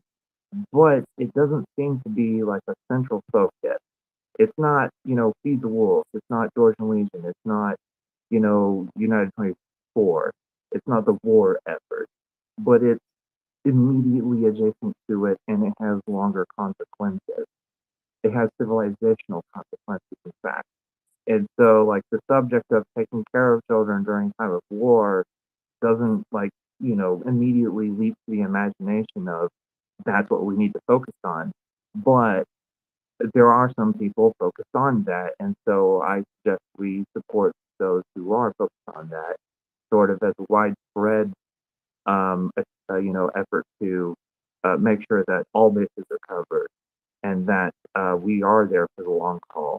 And because I'm telling you, the people who are involved in these kinds of organizations, not just the one I linked, they are dedicated people. They ain't making bank. There's no money in that. They are people who have spent decades of their lives doing exactly it is what they are doing, and they deserve all of our support. And that's what I wish to say. That I know what I'm talking about when I say that these people are genuine and that they are doing good. Cool. Thank you, Cal. I don't, it's, you don't want to generalize and say that therapy for one type of violence is the same as another type of violence or whatever is special, because every person's a special case in how they get it. But it's very important in all those cases. I 100% agree with that. And good evening, Mr. Curry. How's the land of Paul Bunyan treating you today?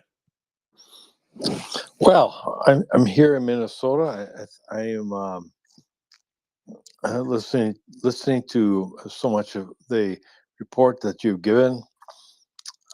I almost want to react a little bit. I'm a 66-year-old gentleman, children of Finnish immigrants, and I hold the stories. I'm sort of the story collector among my family. It's like, why did this happen? Who was involved? I look and I got had access to some of family relatives and well, actually briefs and letters and so on. And boy, I got over the years, I've gotten a pretty broad understanding of what happened during that time between 1912, 1946, and so on. My dad, I was a older gentleman. He was 42 when I was born, but he was a patriot. He was called up to be, to Fort Snelling in Minnesota to join at 30 years of age to be part of the American endeavor to free Europe. But he had a hernia. So in any case, I'm just amazed about. Here I am. Looking at some of the history that I've known through personal experience and those who are immigrants from my own home and community who are of Ukrainian heritage. And I'm thinking, oh my God, this shit is happening again. And I came from a broad community of immigrant communities, Finnish, Ukrainian, and so on. And all of a sudden, some who were, survivors of Holodomor. I mean, for Christ's sake, I mean, I kind of grew up through in a little bit of I don't know what you would call it, sort of a midweek or a pause generation that I heard the stories of my ancestors and some of my community here in northern Minnesota, and then all of a sudden this shit is happening again. It's just I truly don't know if I'm making sense to you tonight, to be truthful, but gosh, here I am, 66 years old, and the same shit is happening again. And all I can tell, I participate on MriyaReport.org. I donate. I haven't been in contact with some of my previous contacts that I mentioned to you before. But the fact of the matter is, I mean, I got to meet Viktor von Frankl, who wrote the book Man's Search for Meaning about 38 years ago. I mean, in spite of everything, say yes to life. I just don't understand how we can be so passive here in the United States, who has been in years past pretty until I'm not sure when exactly, but against authoritarianism and so on. It's really perplexing for me, from my background, to be honest with you. It's just like, oh my gosh, here things are happening today that occurred when my parents were young adults and so on. Well, at the end of the day, I'm going to tell you this. As far as Ukraine is concerned, and I grew up with people who survived the earlier Holodomor. As far as I'm concerned, let's give Ukraine every weapon system, every means that they need, every soldier that they need to be an independent nation, and we guaranteed this according to our so-called treaty that we signed in 1992 and 1993. Ukraine deserves to be free. Give them every bit of freedom that we can give them on the diplomatic stage, and for those of us who are on the sidelines, give them every bit of extra money that you can give to support, heal, and that's about it. Thank you, my friend. I mean, I'm just I'm truly upset, to be honest with you. I mean, I'm a Finnish American, but I know their stories because I grew up with the people who survived it before. Come on, my friends. Western Union, Western Europe, America, and our Anzac people. Come on, we can do this. Let's just fucking do it. That's it. I'm truly irritated. We know what we should do, and let's just do it, my friend. Thank you, my friend. I'm done. I agree. Now, Sure.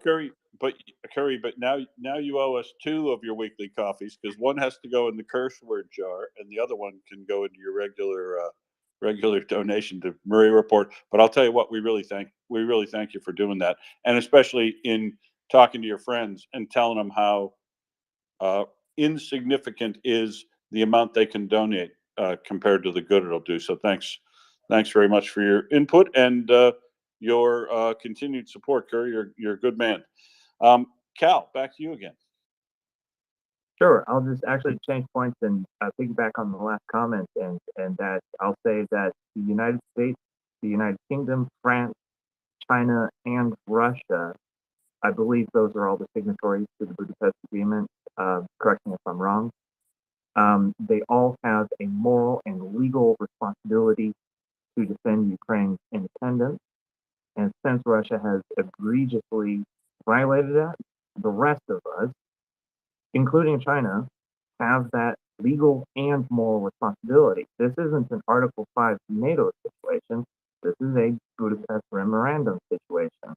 We have that responsibility. And so to fail that responsibility is, in a sense, to absolutely diminish our standing in the world. If we say what we believe and people don't believe us, well, we have only ourselves to blame. And on that subject, the comment I raised my hand for, I do have an answer for that question raised about America. And so I'll give kind of like two parts to that, but it'll be quick, sorry. The first is that the United States military, I speak from an insider on that a little bit. I was in the military for 8 years. So, get other veterans' opinions, of course. But I believe that the American military has a certain amount of inertia to it, that it is unwilling to change, and that it has a sort of institutionalized, we tell other people what to do sort of bias. And I see that at play between military support from America to Ukraine, even though, and to give credit where credit is due, the leading members of the U.S. military have been the most outspoken supporters of Ukraine, even in the Biden administration.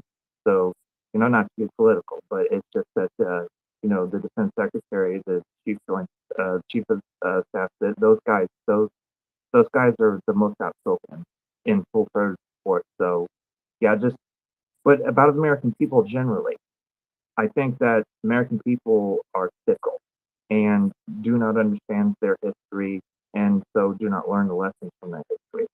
That the American people need a clear Cal, you're going to Yeah. find that everywhere, absolutely everywhere, right? I'll tell you now. Before 2 years ago, say, I didn't know an awful lot. I knew the general history, but I didn't, maybe didn't know as many nuances as I should. And I'll be honest, everybody around me who I talk to sort of pretty regularly, who isn't in this space, knows absolutely F all about what's going on in the world. I can assure you. Unless they have to know, they just couldn't care less because it doesn't affect their life. A lot of people just feel like that. Yes, I would accept that, but I mean, as a critic of my own country, because I love my own country, and that's why I criticize it, I do think that the Americans are particularly fickle in this regard, and that there is a very quick turnover of support or non-support. And we see that in Afghanistan, and we see it in Syria and Iraq, and in Africa, and all over Central South America even. We can go back that the Americans are very gung-ho on getting involved until it starts costing lives and we're not involved. And even here in Ukraine, when it has not started costing lives, we see a little bit of that waning effect. And so one of the threats I would identify to this effort is waning American support. Although I say that is a threat, I do think that there is some, hope there. That is that even people who are relatively politically disengaged, they're not registered Democrat or Republican. They don't always vote. But if they know one thing, they think Ukraine's the underdog, they deserve to win. So there is quite a lot of reachable people in America. And so that's why I would say there is hope there, because it's a matter of messaging that we can overcome American fickleness in this way by reminding them, by playing upon the American need for that outside threat to unite us. We can remind them, yes, this is still a problem. Yes, this still needs to be solved. Yes, we can do something about it. Yeah, Cal. I've got to say that there's an awful lot of people who are generally disengaged just because You know, they might not even bother to watch the news. I know I don't these days anyway. But there is also the very short attention span that has developed. I think, you know, some people just have the attention span of a butterfly, and it would appear that that is more prevalent these days, and probably because we can click our fingers and have instant gratification on most things. You know, I need the answer to that question. I'll just look it up. Instantly, I've got the answer. I remember waiting a week to see the next in a TV series after a cliffhanger episode. Could we imagine waiting a week these days? Oh, God, good God. Who shot JR? exactly. You know, all that stuff that you waited a week for. Nobody would wait a week now. We'd be ringing up the TV company going, you can't do this to us. It's mentally disturbing. You're causing me distress. It's absolutely true, isn't it? So, yeah, in these days of Netflix and stuff, we just want everything to be done with really quickly. And I think we have to realise that, you know, in the real world, it doesn't work like that. It would be lovely if Ukraine could literally just scoop up all the Russians and put them back into Russia and build a big wall and say, right, there you go, get lost, stay there. But that ain't going to happen. And people just have not got their heads around that this is not the type of war where, you know, America, for example, America and their allies, shall we say, come busting in, sort it out, kick everybody's butt, and then there you go, everybody's peaceful, or at least they should be, because we've been and clipped everyone around the ear. Brilliant, but that's not a possibility, shall we say, right now. So people do disengage because they're like, oh, it's over there, it's not bothering me, and all they see or hear is people griping about, oh, does this cost us money? Does this cost us lots of money? Yeah, and you know that's always a bit of the wrong way to go, because you know what, I would skint myself if it meant that Ukraine could win. If somebody said, you give me every penny that's in your bank account now and survive till the end of the month, but Ukraine will win, do it, no problem. I'd do that. My mum would have to feed me, that's all. Either that or my cats would start looking worried. So, you know, it's just a case of people either are disengaged or just want that, you know, sort of instant results, which I think is frustrating. But from the outside, you cannot, you know, speed anything up other than by giving them more weapons and giving them everything they need. And so when I see somebody who says they're a bit tired of it, oh, it's still going on, oh, it's been going on for ages, oh, it's terrible. Well, you know what? We could speed up the process, and we know exactly how. And that's how I always try and drag that conversation when people are disengaging or getting a bit fed up. I say, well, we could speed this up.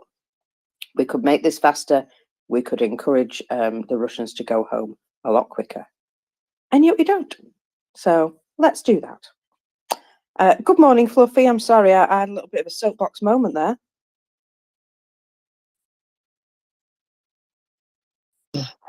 Not a problem, not a problem. Can you hear me okay? I can. All right, good. I'm on a Bluetooth headset. I just figured I was in a position to be able to come up and say hi, and figured I'd just say how much I appreciate everybody and everything that y'all do, and have another wonderful S200 evening in Emerald City up here, and just had a moment and just say hi and tell y'all how much I appreciate everything y'all been doing for however long it's been now. It's way too long. But yeah, just wanted to come up and say hi and say thank you. Oh, thank you, my lovely. Oh, that's brilliant. And yeah, we keep going because we're stubborn. And we're never going to be put off by how long it takes or how difficult it is, which is why I get up at 5:30 every morning. I must be mad. Anyway, every child, good morning, evening, night, wherever it is. Let's see, it's 12:25 here, so I guess it's early morning. Good morning. You know, I've been listening somewhat as I've been trying to get myself back on the net, where I was having a bit of trouble. I'm stuttering about this being engaged about Ukraine because I watch the news every single night with my parents. We never missed the news, not a single time. And I watched the news throughout the Vietnam War. When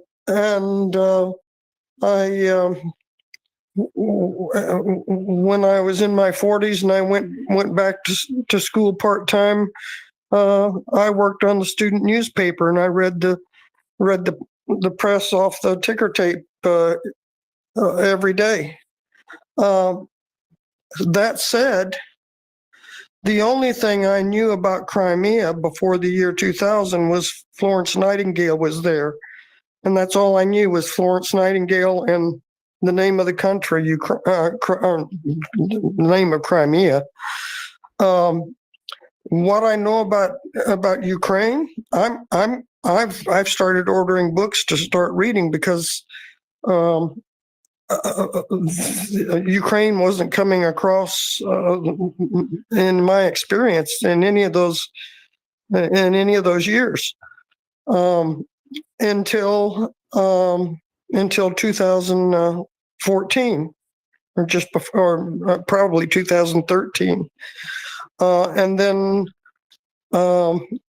it was coming across on tweets. I did not begin to have any concept of a genocide taking place in Ukraine until recent months, even though I began trying to learn what I could about genocide as early as 1994.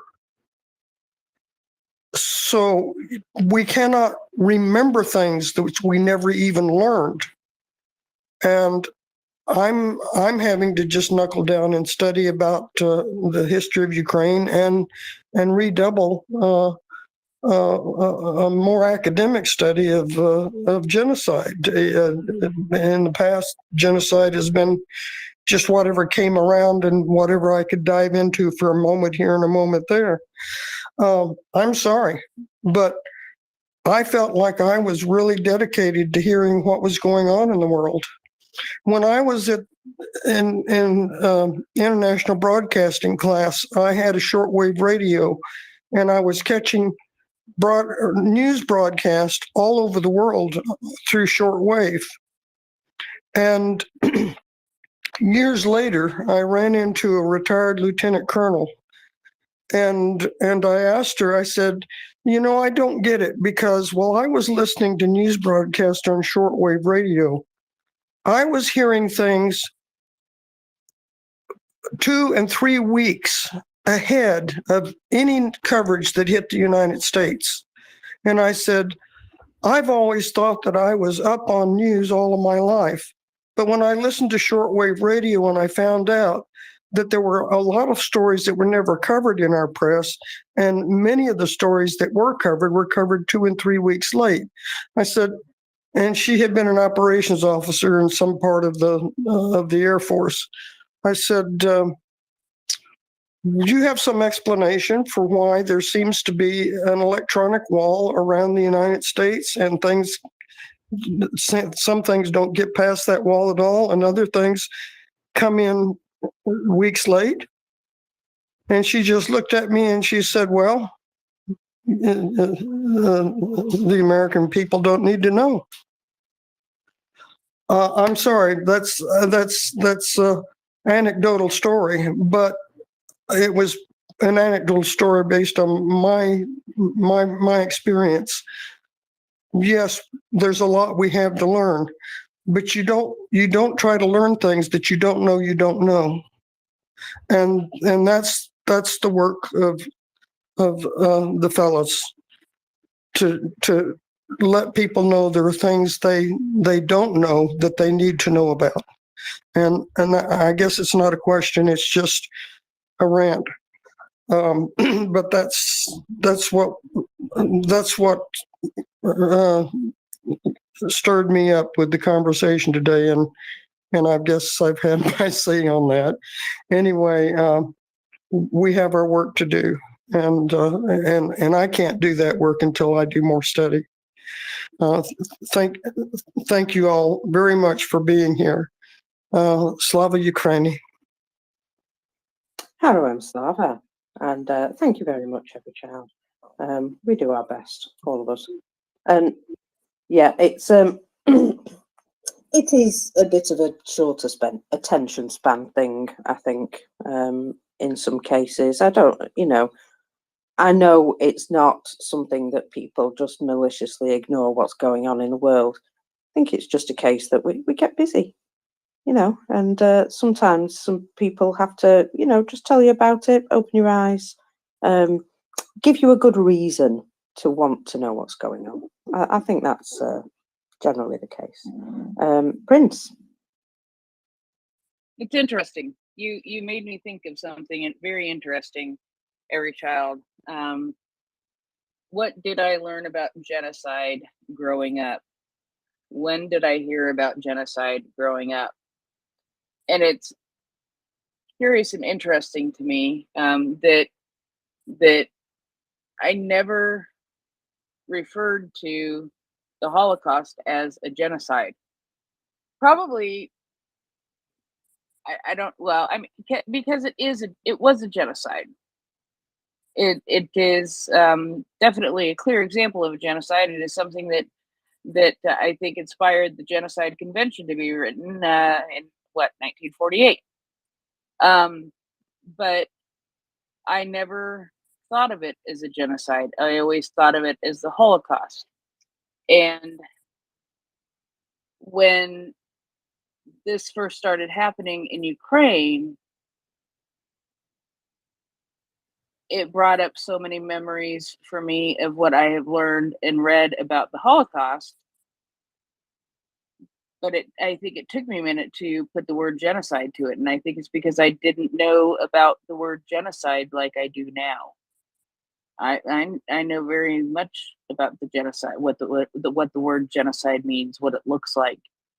But for me growing up, and I don't know if it's because we knew people who had been in camps, in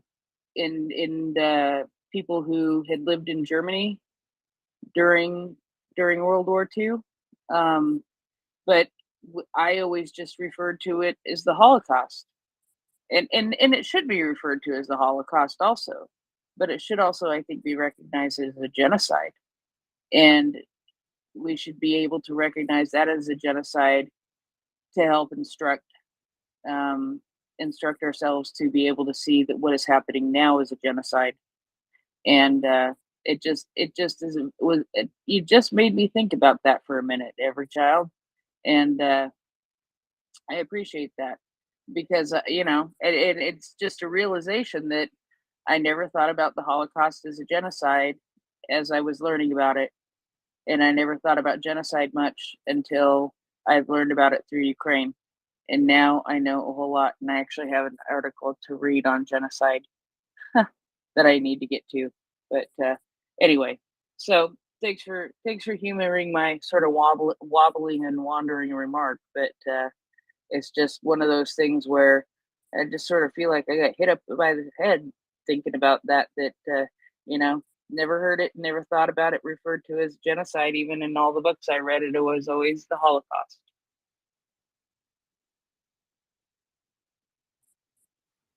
Prince, I think sometimes we can be accused of softening language, especially when we're teaching somebody.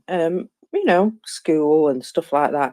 And we soften the language to make it, more teachable, more accessible, maybe less horrific to talk about. And we do that for our own protection and the protection of others. But then we kind of miss the seriousness of it, just because we're trying to, I don't know, be nice about it.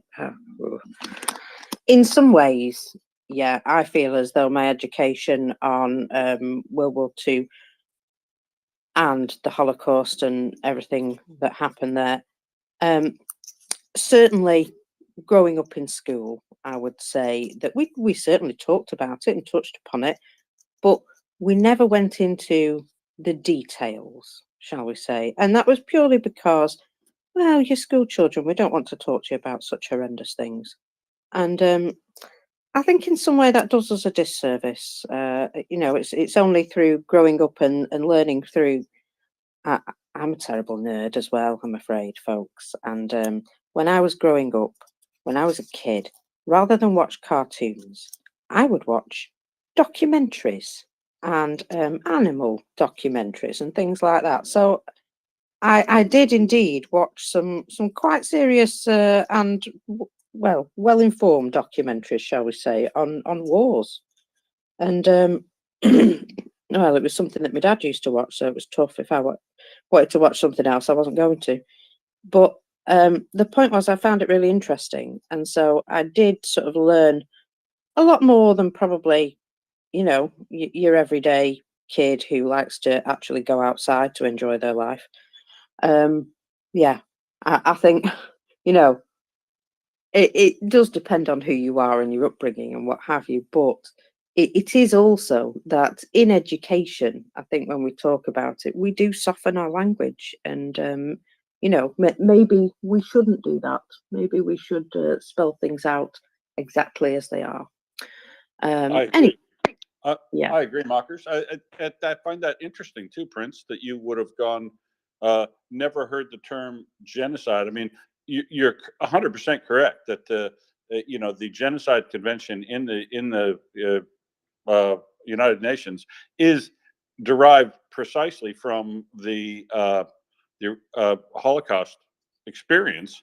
But I grew up in Montana in the 70s, and I think the difference is the change has been some of what Mockers described, an attempt to euphemize and soften the language, I guess, of the word genocide, and probably not to go into the level of detail that I got in high school, because and even at home, because my mother was a huge reader of all things, and like Mockers, I got exposed to a lot of history as a young child, but particularly my my high school teacher was one of those old one of a couple of my high school teachers were of that older generation men who weren't going to shy away from anything, and thought that exposing people to that sort of reality would have been character building. And I don't know if it was. I mean, we also had corporal punishment that you could still do at the time. So it's all a mix of how we change things. And you'll notice that generations older than me often talk about, well, we mollycoddle these kids and stuff. I absolutely don't think corporal punishment belongs back in school, but I do believe that a clear, frank, and open assessment of what happened factually in history and what that means and what we've learned from that is the fundamental basis by which we hope to not repeat it, even though we seem to all the time, right? You get genocides occurred before the Holocaust, and genocides have occurred after the Holocaust. The only difference is kind of in popular media or popularization. The Holocaust that accompanied the Second World War was so big and horrendous and earth-shattering news around the world after that war, and so fundamental as part of dismantling and trying the war criminals of the Second World War that it became a common thing. And but the word genocide came earlier on, of course, but the use of it interchangeably with the Holocaust, I think may have come from the idea, the concept that never again, right? Never will the Holocaust happen again. But you're probably right. The precision of language and the precision of the definition of genocide has changed specifically to make it specific in the manners in which you can try to eliminate a race, a culture, a people, a language group, absolutely expunge them from the face of the earth. And it doesn't all have to be in the manner of the Holocaust. It can be in the manner that we've seen using rape, depopulation, separation of families, summary killings, all of it together, right? There's what's being applied here is all genocide by Russia under the newer generation of definition of genocide, which I believe is accurate. I'm accepting of the newer definition, but it was defined, of course, back to address the Holocaust and written up in 1948, as you said, into the UN Convention. But I find that experience you had, Prince, as very interesting and educational, and I would hope that the younger generations these days are not they don't dumb down the language. I'm not believing dumb down the language for anything. History, science. I mean, I think we ought to be teaching relativity to junior high kids, and if we're not, we're making a big mistake because it's not like that's not real too. But anyway, I go on about education, but there is a lot we need to be able to keep this idea that genocide still happens, and it still needs to be talked about directly in front of all people around the world, because the only way to hope to ever stop it is to make sure that people can recognize it in its infancy, and do something about it, right? Because if you examine the genocides which have occurred in the past since the Holocaust, you see repeating patterns of things that happen that make us all know that they're coming. All shouldn't be surprised when they occur. I'm talking about Rwanda, the Tutsi and Hutu situation. That situation was relatively predictable and played out over a time scale that we all should have known it was coming. And this one is the same. In that Russia has never in the recent past not telegraphed that it doesn't believe that Ukraine has the right to exist. And that's the very language that starts you down the path to genocide. Sorry, I got on a rant there, mockers. I just find that subject fascinating, and to see what people are learning in relation to genocide, it draws me like almost no other subject. Well, yeah, and it's interesting because you and I aren't even that far apart in age. Yeah, we grew up exactly. we grew up in the same country. Yeah, I gave you, Montana is a little different than Portland, Oregon, but yeah, but we're not that different in age.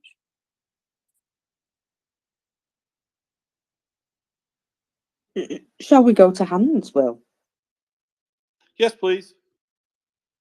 Fluffy, I think you were next.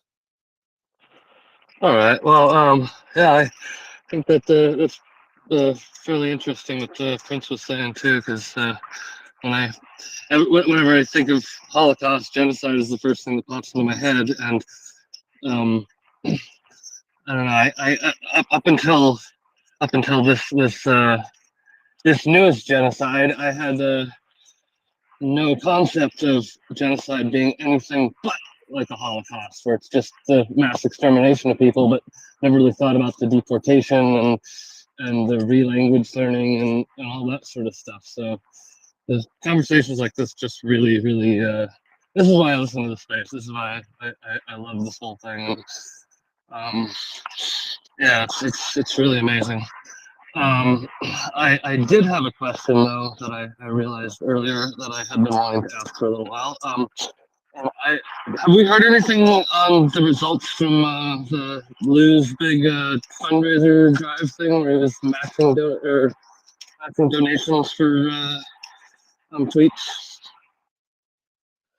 We are Good. still applying an algorithm to try to calculate that all up based on Lou's the use of that hashtag, and it's being worked on right now, and I expect we'll have an update in the next week, early next week, because unfortunately it's not as simple as we thought, and I suppose the idea is we want to make sure that we get as much out of Lou as possible, and I can tell you in the challenge that Lou made to me, I have not got any, believe it or not, I have not seen any yet elected official that responded to the call that Lou was promoting to provide any use of the tag Ukraine must win or state the words in their replies. But we will also, look, I'm going to calculate up as we figure out what Lou owes.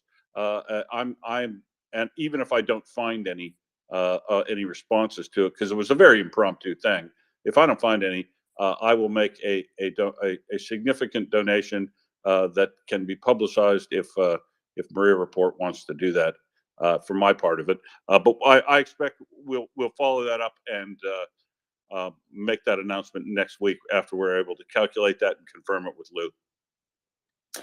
What we do know for sure is we were aiming to buy them one of these drones, and they said, on ideal circumstances, they would like 3, I believe. And we have been able to confirm that we can definitely purchase 2 for them. So we were literally only aiming for 1, and we know that we're going to be able to get them 2 now. And I think that's a massive success, huge success. So I'm so pleased. Will you stop muting everybody, Will? I'm so sorry, those damn today. buttons. Terribly excitable today. Cal, go ahead.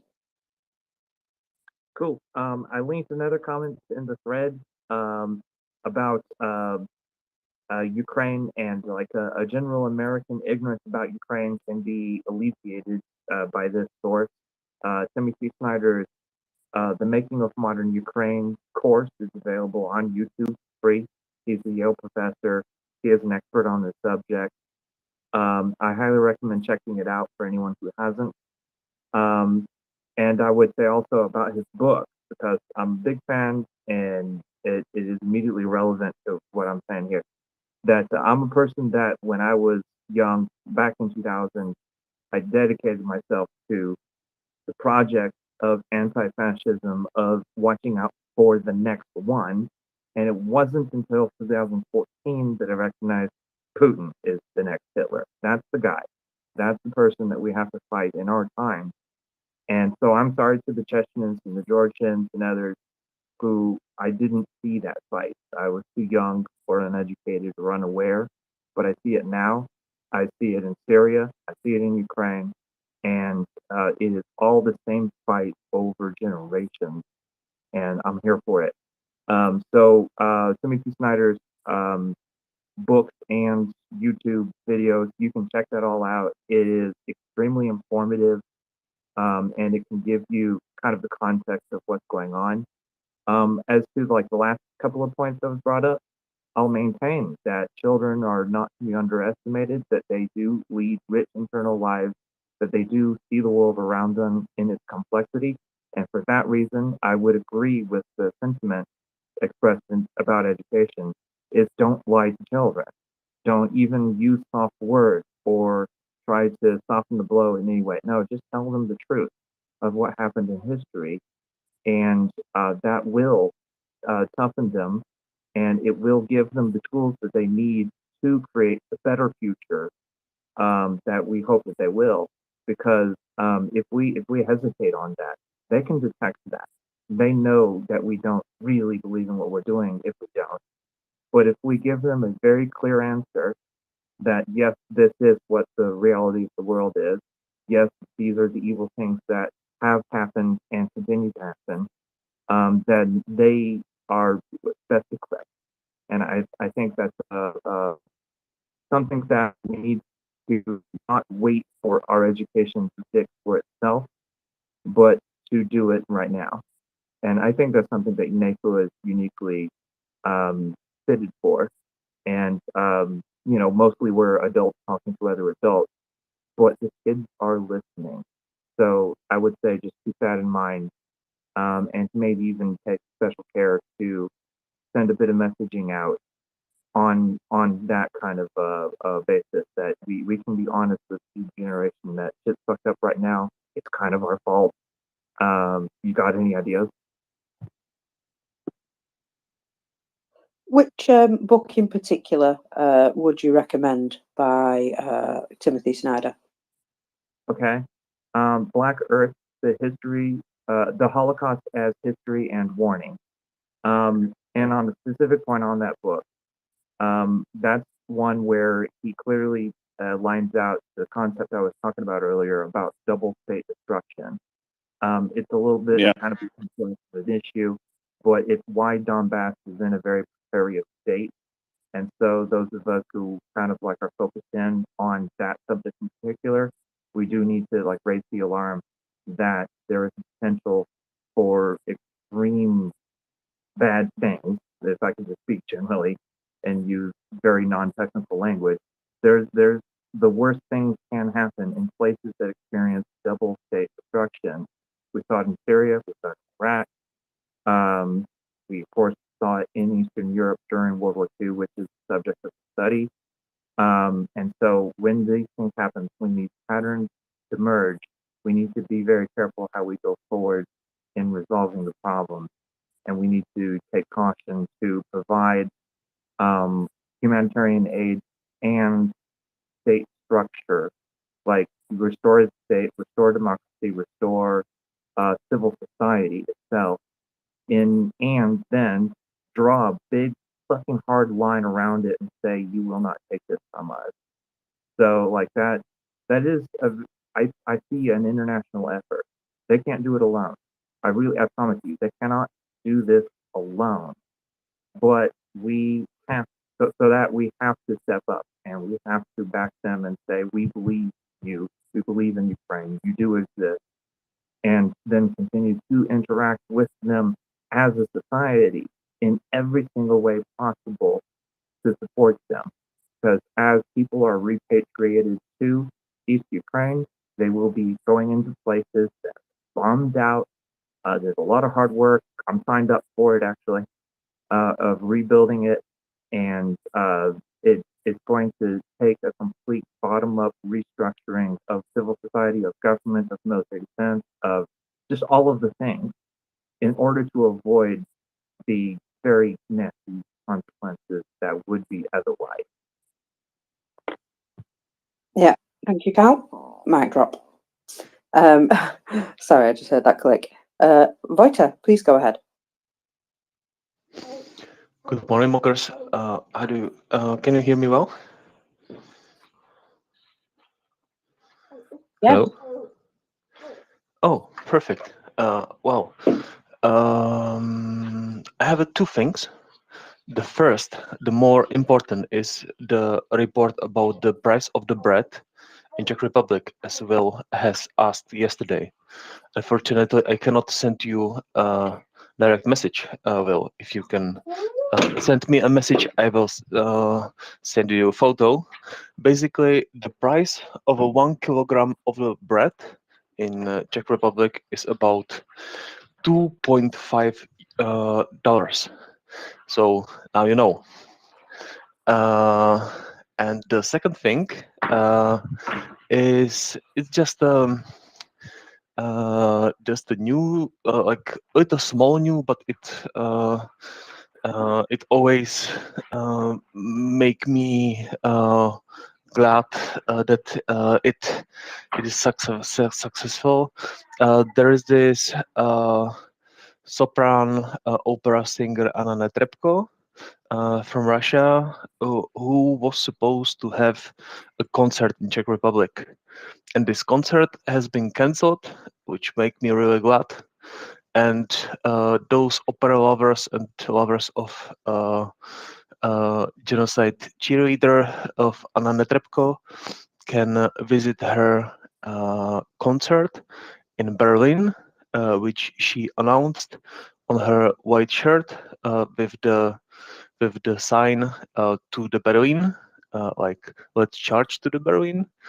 And her St. George ribbon. So it always like make me really furious when those genocide cheerleaders are parading in our cities. Like we do not care. And I'm really happy that she was cancelled, and I do not understand why Germans are tolerating to having her in her capital. So that's all from my side. Thanks, Voida. I've just sent you a DM. I'd be very interested to find that out. Essentially, do a bread assessment on the relative collapse of the Russian economy by getting a cost of bread in every country I can and trending those. It's just the sort of thing I'd probably do. Hey, muckers. Yeah, I think it is fantastic that people are stepping up and saying no to these concerts where they draw people up from Russia up on stage, or let Russians play or Belarusians play concerts and act like nothing's going on. We've had some minor protests and some problems at concerts of like the Russian choir, men's choir was allowed to participate in Sydney and stuff. And the thing is, there's a bit of protest against that, but as a backlash, some of the most reprehensible people you've ever met show up at those concerts to take photos and selfies with these people with their Z gear on and all. It just, it infuriates me too, Voigt. It really gives me the shits. But, with a bit of pre-planning, if you find out about these things, they can really be shut down. The NAFO has done a fantastic job of infiltrating and shutting down a number of for-profit or just for Russian promotion events to try to spread different disinformation. So it's good when they can find out about them and guerrilla on them early on, but when you can't, it's annoying. And I do note that some of the worst behavior, the Australian Open tennis thing, they let the Russians and Belarusians play, but they wouldn't let them show their flag. So their fans showed up with flags and intimidated Ukrainian athletes. I mean, this is exactly why no Russian or Belarusian performer or sports person should be able to get a visa into my country at all for the duration. That's my approach to dealing with this. Soccer, the FIFA, the Olympic Committee, all this. I'm not leaving it up to those corrupt people. I want my government to stand with Ukraine by making sure that no athlete or performer of Russian or Belarusian extraction can participate in any cultural event or sporting event at all. Can't come in my country. Well, you can participate if the group says you want to, but good luck participating because you're not going to get into my territory of my country to do it. That's the way we ought to nail this, because there's too much creep. It's like sanctions. If you make it easy or if you provide these nefarious, weaselly little Russians a capability to get into any sporting event or whatever, they're going to do it, just like they evade sanctions.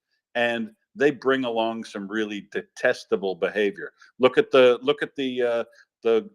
bad sport person, sportswoman who did the fencing thing, and the people who show up with their Z clothes on podiums, and they can't keep it out of it. All your life is politics, and people who complain, let's keep the culture and sport above politics. Bullshit. Your whole life is pervaded with politics. You can't do anything. It's why we have these prohibitions about talking politics and religion with our family at Thanksgiving or holiday dinners, because you want to try to keep it out, but it's always there. It's always in the background. Your political life, even if you don't participate at all in politics, has an effect on your life, and you might as well participate in a positive way rather than just let it go however it's going to go, because there's always bad actors out there that are going to let things happen. And so I'd encourage everybody who's listening, especially if you're Australian, to make your voice heard about letting any Russian or Belarusian athlete or performer come into my country. because exactly what happens in Voda's case is what I see down here as well. So thanks, Voda. And I did send you that DM. I'd love to hear about the price of bread in the Czech Republic. Although I just always slip and continually can't stop calling it Czechoslovakia because I wish they would have stayed together. Am I wrong, Chris? Hey, Will, give me a quick woo. I've got Kasia the Huntress here. Oh, yeah, she got it. She got it. That's good. I was going to say, Kasia the Huntress. She's the one that the pack sends out to find food. Well, actually, they don't need to send her. She goes to find it anyway. Anyway, Well, earlier on, Mockers was talking about Russophobia medal, and that's what I'm after, the Russophobia medal, right? But because I've got, of course, right, amongst my many, i.e. none, Royal Navy medals, right, I've got the I've fought Soviets all my life medal, and I really mean all my life, you know, because when I was 1 or even 0. I was in Germany with my dad on the front lines of the RAF stroke German air station and that, fighting the Soviets. So anyway, yesterday I was like listening to this discussion, and no offense to them, right? But there was somebody like that was coming up and say, oh yeah, we shouldn't forget about, the great Russian art and the great Russian composers and all the rest of it. Sorry, F that. I don't want nothing to do with anything Russian for as long as I live, right? No matter what it is, nothing, zero, nothing, right? Nada, whatever, right? I'm after that Russophobic medal, Will, and Mockers. So I don't know, Mockers, if you can let me know what else I need to do to get it, right? And also, Will, you mentioned earlier about the response from the politicians and that, and to be honest, wouldn't have said it, because it sounds a bit negative and that. Not surprised, if you like, if there wasn't any response. Not surprised at all, right? For some of us, like for those of us that are in lead gen, biz dev, sales, and all the rest of it, we used to say it'll take 7 pieces of information before you'll get a reaction, and that you can make that 20 or something now, which goes to Mocker's point actually that she made earlier on, right, which is that nobody takes any notice of anything unless it's instantly gratifying, right?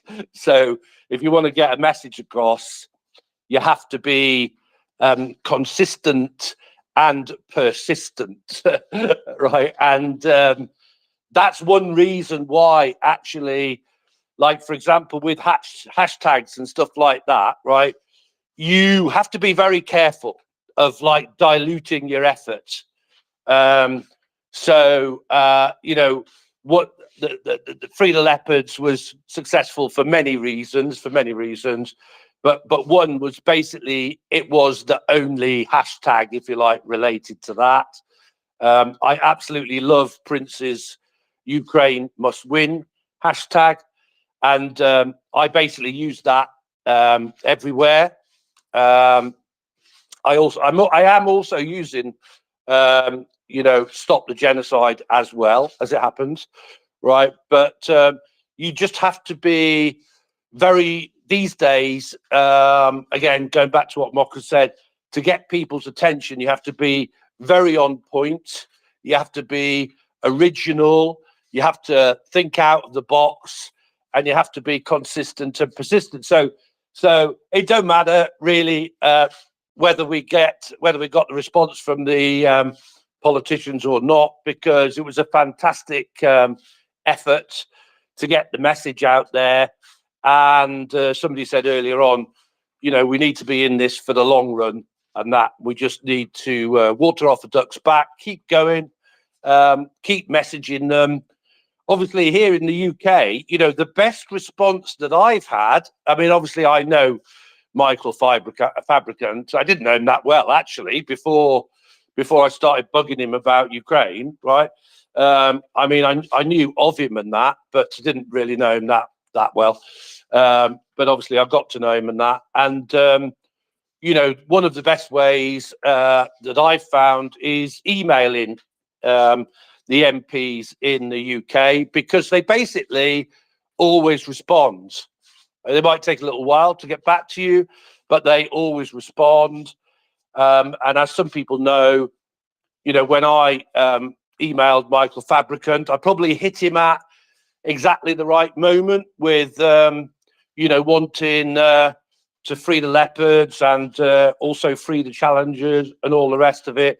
But he passed that straight to the MOD, and I got a letter back from the MOD within weeks. So it's, you know, it's often a timing thing, but it's also, you know, persistence and consistency. And I just wanted to say that. So I think, you know, what Lou and you did and Prince was a magnificent effort, and should be applauded. And it don't matter what the response from the politicians were. We just keep going, right? Precisely.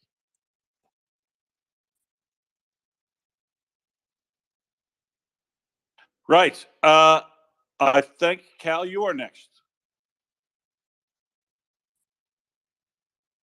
Yeah, something the previous commenter reminded me of that I think that other people might consider interesting is that when it's one of the warning bells in my head. When I hear people say, keep politics out of it, I think to myself, what they really mean is keep your politics out of that.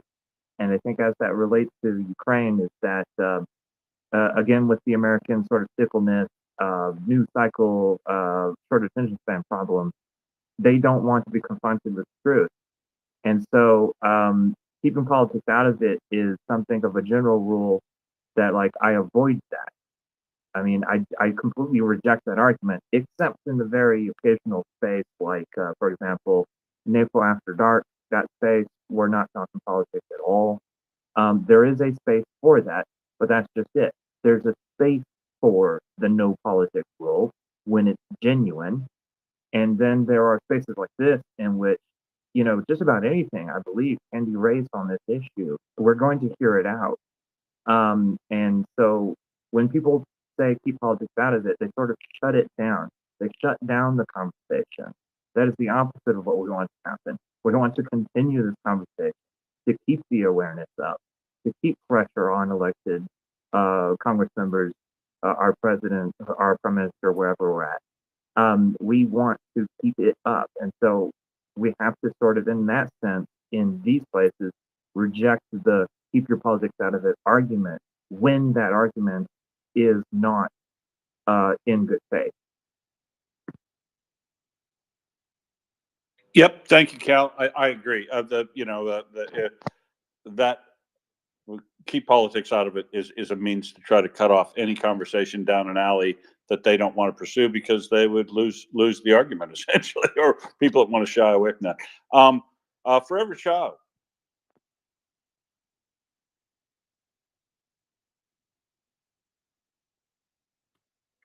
For every Wow, there's been so much stuff covered. I've taken notes like crazy, but by all means, congratulations to Mockers and everybody who worked on the fundraising for the drones. That was going on. Going on. You can donate now. The fundraising's still going on? You bet.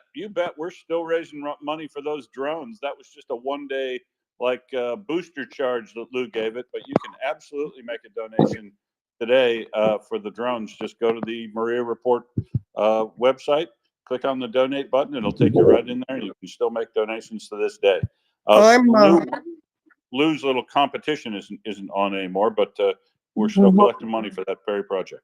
Right. I'm definitely boosting it and contributing as often as I can. I'm aware that drones are still being fundraised for. But it's deeply moving that two drones, money for two drones were raised in such a short time. That brought tears to my eyes. And there's been so many other topics covered that I had comments on, but I didn't get notes written about all of them. And so as it comes back to me, I may raise my hand again. Okay, all right, thanks. No problem for every child. I see Bearded has come to join us, probably just warming up for some input on the battlefield.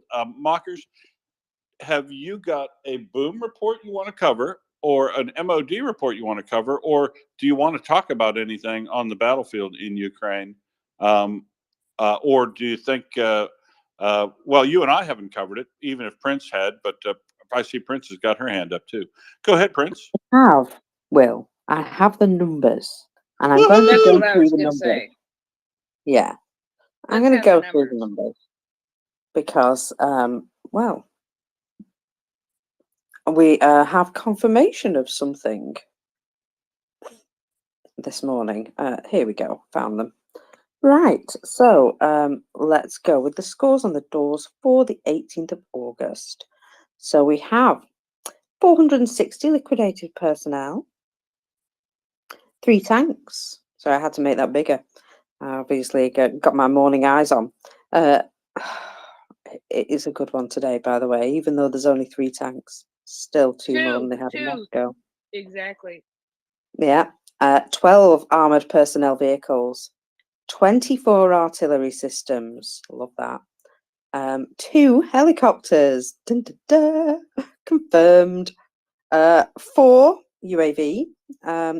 17 vehicles and fuel tanks, and a little drum roll, 10 special equipment. 10. That's really cheered me up, that, considering there was none yesterday. Very excited about that whole situation. So, well, we can see what's going on there. Still continual attriting of the artillery systems there. Incredible stuff with the special equipment. Just pleases me all day. And confirmation of indeed 2 helicopters of the KA-52 downed. Lovely. Always cheers me up to see that stuff. Prince. So they are forgiven for not having any special equipment yesterday? Yes, they are forgiven, of course. I mean, I did say I'll try not to be too disappointed, but today's definitely made up for it. That's very good. And I'll note something from the other side of the fence, because with 24 artillery tubes being lost again today, this 1% every day ticking away, eventually 1% is going to be a number like 10 or 15, because they are going to run down on some of these things, you would think, eventually. But I do notice on the other side of the fence, the report from the General Staff of the Ukraine Armed Forces said that over the past day, Russians carried out 4 missile attacks, 53 airstrikes, 40 shells from ML, multiple launch rocket systems, on positions in Ukrainian centers. So, only 40 MLRS rocket strikes is a low number. And I've noted that they are stepping up 53 airstrikes. They're stepping up their airstrikes in south and east, which they often use the airstrikes close to the battlefield. Well, so of course, they throw bombs into the cities if they can as well. But what they do, what Russia has been doing, we've been noted for about a couple of weeks, is as they're retreating, they often use airstrikes to cover their retreat, because they're they don't want to expose themselves to further counter battery fire, or they are wanting to move their artillery while they do their retreating troops. So they're using airstrikes to cover that.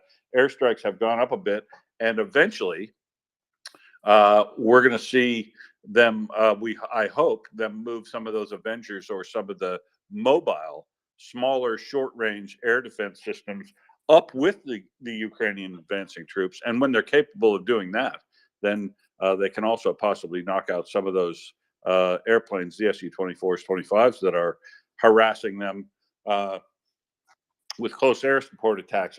53 of those today. So, yeah, tubes, still a big number of tubes. I'm loving that, Mockers. And I really would like to know what the character of those pieces of special equipment are, because 10 is a pretty juicy number. Sure is. Yeah, it's a shame, isn't it, that we don't really, we're not really able to categorize them.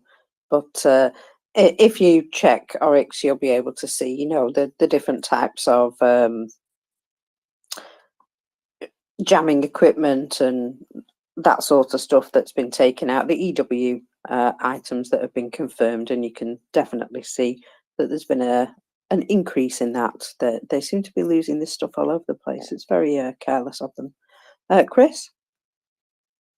Yeah, I was just going to make a statement of the very, very, very obvious, which is that if you keep destroying their stuff and you stop them from bringing new stuff in, there's only one conclusion to that, is that there's only one way that that's going to go. And well, actually, there may be more than one way, because they may either, I don't know, they may either run fast or they really fast. I don't know, you know, something like that. But they'll get to the point where they'll come to the conclusion that they need to leave. Yeah. Well, yeah, I mean, that's what we're hoping, right? And in fact, what will happen, Chris, is things could start to spiral downward for Russia, because if they lose enough tubes, as we've heard over in the Kazachi-Laharai area, they're not able now to use harassing fire or even a massive artillery bombardment to drive any Ukrainians from the left bank at Kazachi-Laharai. So this is why they're unable to dislodge these folks, because Russia is so incredibly artillery centric. And if you take out their main tool of attack and defense, then eventually things will start to spiral out of control in them, because they don't have better capabilities or greater numbers when you're talking about the other things they can get into. You know, if they get into one of these, a tank-on-tank battle, which we're now hearing may have actually started to occur from Chuck this morning, that's going to be well, Bearded's here. that is going to be a whole nother kettle of fish if they try to do tank-on-tank with the Challengers and the Leopard 2s. I think it's going to be really spiral out of control. Back to Forever Child. Did you remember? You make your list, buddy. Just one thing. Prince did the hashtag Ukraine must win, and I was properly chided by a fellow about not having more than one hashtag on my tweets. So I'm still calling them tweets. And so I began using just that single hashtag on everything to do with Ukraine. It showed, and many of my tweets were directed towards specific newspapers from New York to Hawaii, actually, that I specifically tagged them with the hashtag Ukraine must win. The Chicago Tribune was one of those, and I sent the link to MriyaReports and one or two or three other people that have been here talking. I don't know where the link is right now, and I don't know who all I sent it to other than MriyaReports. But the Chicago Tribune did a whole spread on Ukraine and specifically said Ukraine must win. And so to use that as a stepping stone to one more point, Biden at one time, shortly after he was elected, he listed some things that he wanted to do. He said, "These things are all dear to my heart. I want to do them, but you must help me. You must make me do them. I cannot do them without a groundswell of support that is impossible to resist." And one avenue of raising a groundswell of support. I know the fellows may not be very kindly minded towards the press, but Princess Diana was, and she used the press to raise awareness for the things that were dear to her heart. And so I do the same thing.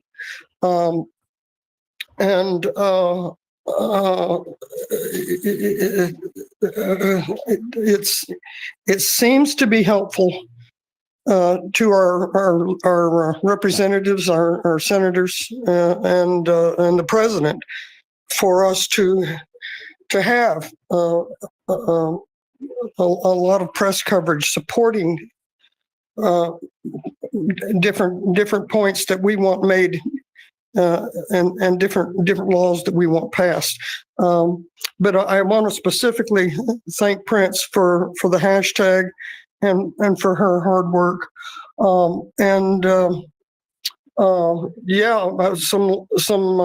Some links in the nest for some of the things talked about would be super great. I did write down some basic notes about books to study on Ukraine. I can add one more thing. Until, I think it might have been Will that mentioned it, or it might have been Mockers. Until the 1978 Geneva Convention on Genocide was mentioned, tonight was the first time I was aware of it. So I'll be looking that up and studying it as well. Thank you very much, and that may be all for tonight. Cool. No worries for every child. Thanks for your input and that commentary. Well done. Cal. Cool. On the issue of Russia spiraling out of control, I have a quick comment that I have to preface by saying there's something positive at the end of it. Okay, just trust me. But one of the harsh realities of war is that, to kind of use technical language about it, I don't mean to like sterilize it, just to be very specific.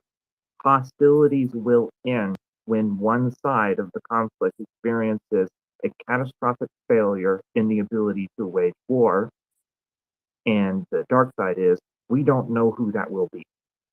I really would challenge even the experts that I know in the field to say who it would be. We don't know. It's unpredictable. So in that sense, the hopeful part is that every single small effort we make, whether it's to focus on taking care of the children of Ukraine right now, which alleviates the family front, which enables the soldiers to focus better, or if it's alleviating the problem of landmines and UXOs, or if it's direct military aid, tourniquets to troops, we are laying our fingers on that scale. We are making it more likely that it is Russia that experiences that catastrophic failure, not Ukraine. So it's a little bit of a sort of a dark idea to take in, like that abandon hope mentality of we really don't know. And we don't really, like all the people who make predictions are almost wrong all the time. If there's one thing certain about war, it's uncertainty. But it comes along with a new sort of hope that every single little thing we do matters. I have a lot more I could say about this, but I'll just leave it at that to make it brief. It really does matter, and I promise you, I know what I'm talking about. I study this shit. It's really important, and it matters. That's my bottom line. Thanks, Cal. Go ahead, Marcus. Yeah, Yeah, I was just going to say that exactly the sort of thing that Yehuda would say, that, you know, every little effort, it's all pulling in the same direction, and small efforts become bigger efforts, become, you know, exponentially larger just because of the dedication of the, you know, the large amount of people just doing their little part, and makes a big difference in the end. So yeah, you're absolutely right. Putting your finger on the scale to tip it in the right direction to support our allies and support Ukraine is obviously extremely important to keep on doing. Even if you feel like you're only doing something small, that's the start of a much longer chain reaction that you can start off with your small effort. Can I get a quick response to that, real quick? Sure. Just a poem that I'm half remembering from childhood. I hope I did it right. For the sake of a nail, a shoe was lost. For the sake of a shoe, a horse was lost. For the sake of a horse, a rider was lost. For the sake of a rider, the battle was lost. For the sake of a battle, the war was lost.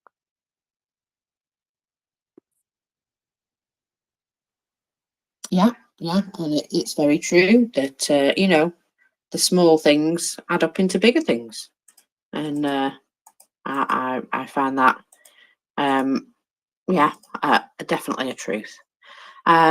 Chris, please go ahead. Yeah, hi, Mockers. Yeah, Cal, I sort of want to argue with you, mate, but but in a nice sort of way, right? I do understand what you're saying, right? It's like definitely a true statement that we don't know how this is all going to end. I would say that, like, not being an expert on how wars end, but I would say that I think that it is pretty close to I was going to say impossible, but I thought I'd modify it to unlikely that the Russians will win with the way things are going at that. But I know what you mean, you know. But let's put it like this: I believe that Ukraine will and can win, and I just wanted to say quickly to for every child, please, if you've got a copy of that article that you managed to get in the press, if you've got an image of it or something like that, can you get that across to me or us if Mockers and Will want it? Because we should really promote that, right? If it's on your timeline, then I'll go and have a look there. If you can send it to me, then do that. And let me just say, I put my clapping hands up, but well done to you, sir. Well done for getting that response. You know, for them to actually write that article about it, that's like a big deal, right?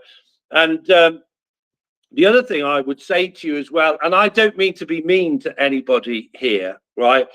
But you get a lot of so-called social media experts saying various things. You know, I already had said focus, consistency, and persistency, which is right? But if somebody starts giving you a hard time, go have a look at their followers, go have a look at their engagement and that, and maybe they're not as good as they think, right? And in any event for every child, right? The thing about social media these days is nobody actually knows what will work. Nobody, right? The weirdest things work. You know, the greatest engagement that I get is with the Malamutes, right? Or Super Buff 200 or something completely weird which nobody else would do. So I would just say, think like Nelson, keep on doing what you're doing, mate. And take what some people say with a pinch of salt.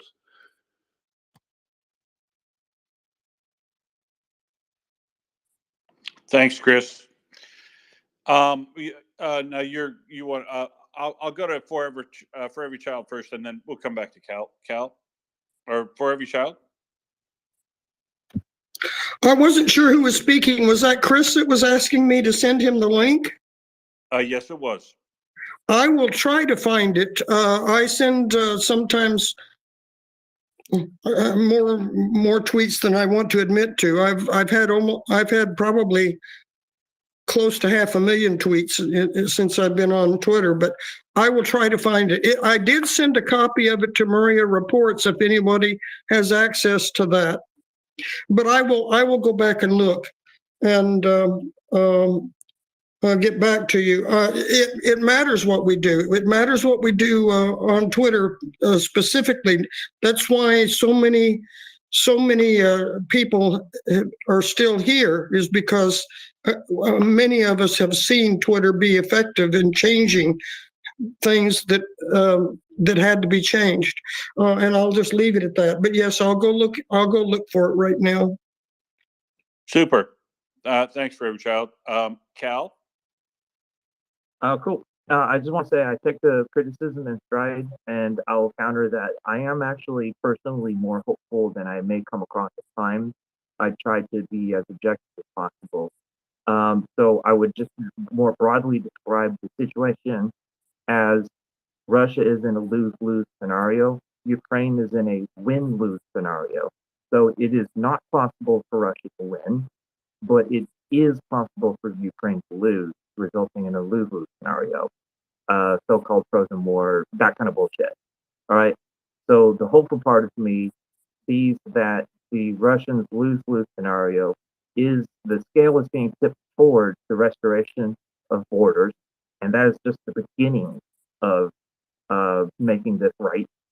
But what the problem is that Ukraine can win, but then they have to defend themselves. That requires generations-long support to continue for them. First off, because the problem with the Russian position is that in their lose-lose scenario, they cannot accept the loss. They have to move to something else. So, like they went from Georgia to Montenegro to Syria to Ukraine twice, everywhere. They're going, and even in Africa, they are going to continue to do what they are doing, even after this war, even during this war. And so the fight against them must be one that takes into acknowledgement that we're in the win-lose scenario, they're in the lose-lose scenario, and sort of let that logic guide the fact that we do need to be extremely supportive, extremely careful and judicious in our support in every force that is coalescing against Russian imperialism. But we need to also remember that this is not going to ever really end in our lifetime. I'm sorry, I'm pessimistic on the last point there, but it comes with that streak of hope I hope I'm bringing across. Yeah, thanks, Cal. I don't. There's nothing wrong with being realistic about things without being hopeful. A lot of it has to do with your voice comes through as very modulated here on the site, so it comes through a little nasal and monotonal, and I think people might mistake that for negative. Now, Chris, I could go to you, but I'm going to go to Maddie. Hello, Maddie. How are things in the Transvaal? Hi, and I'm in the Cape Province in Cape Town. So, well, then, how are things in Stellenbosch? oh, well, this part of the world, actually, things are reasonably good. We're quite lucky in the Western Cape and in Cape Town. Very different in other parts of the country, but generally not so great, huh?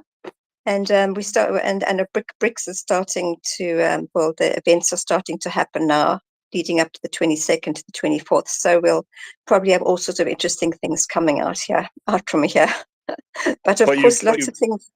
But you've broken the back of winter, and you'd be starting to look for spring there too, wouldn't you? Absolutely, yes, absolutely. We've had brilliant a really good water, good rains and very cold weather, but the country's had a lot of rain and even snow. So it's been a good year as far as that, because a few years ago we had terrible droughts. So yeah. So hello, am I still? Oh yeah, no, Yes, great. that's great. We also got Yeah. a lot of rain here in Western Australia this year, which often happens the same time you guys. That's why there's so many South Africans that live in West Australia, because it's very similar to large parts of home. Yes, exactly. Yes, lots of South Africans go to Australia continually, and another wave now. I mean, everyone who can is leaving because things just are not great here, which means a lot of us have to stay because we have got no choice. Beautiful Well, country, but it is a lovely place. I've enjoyed all my visits to South Africa. I've been there a few times.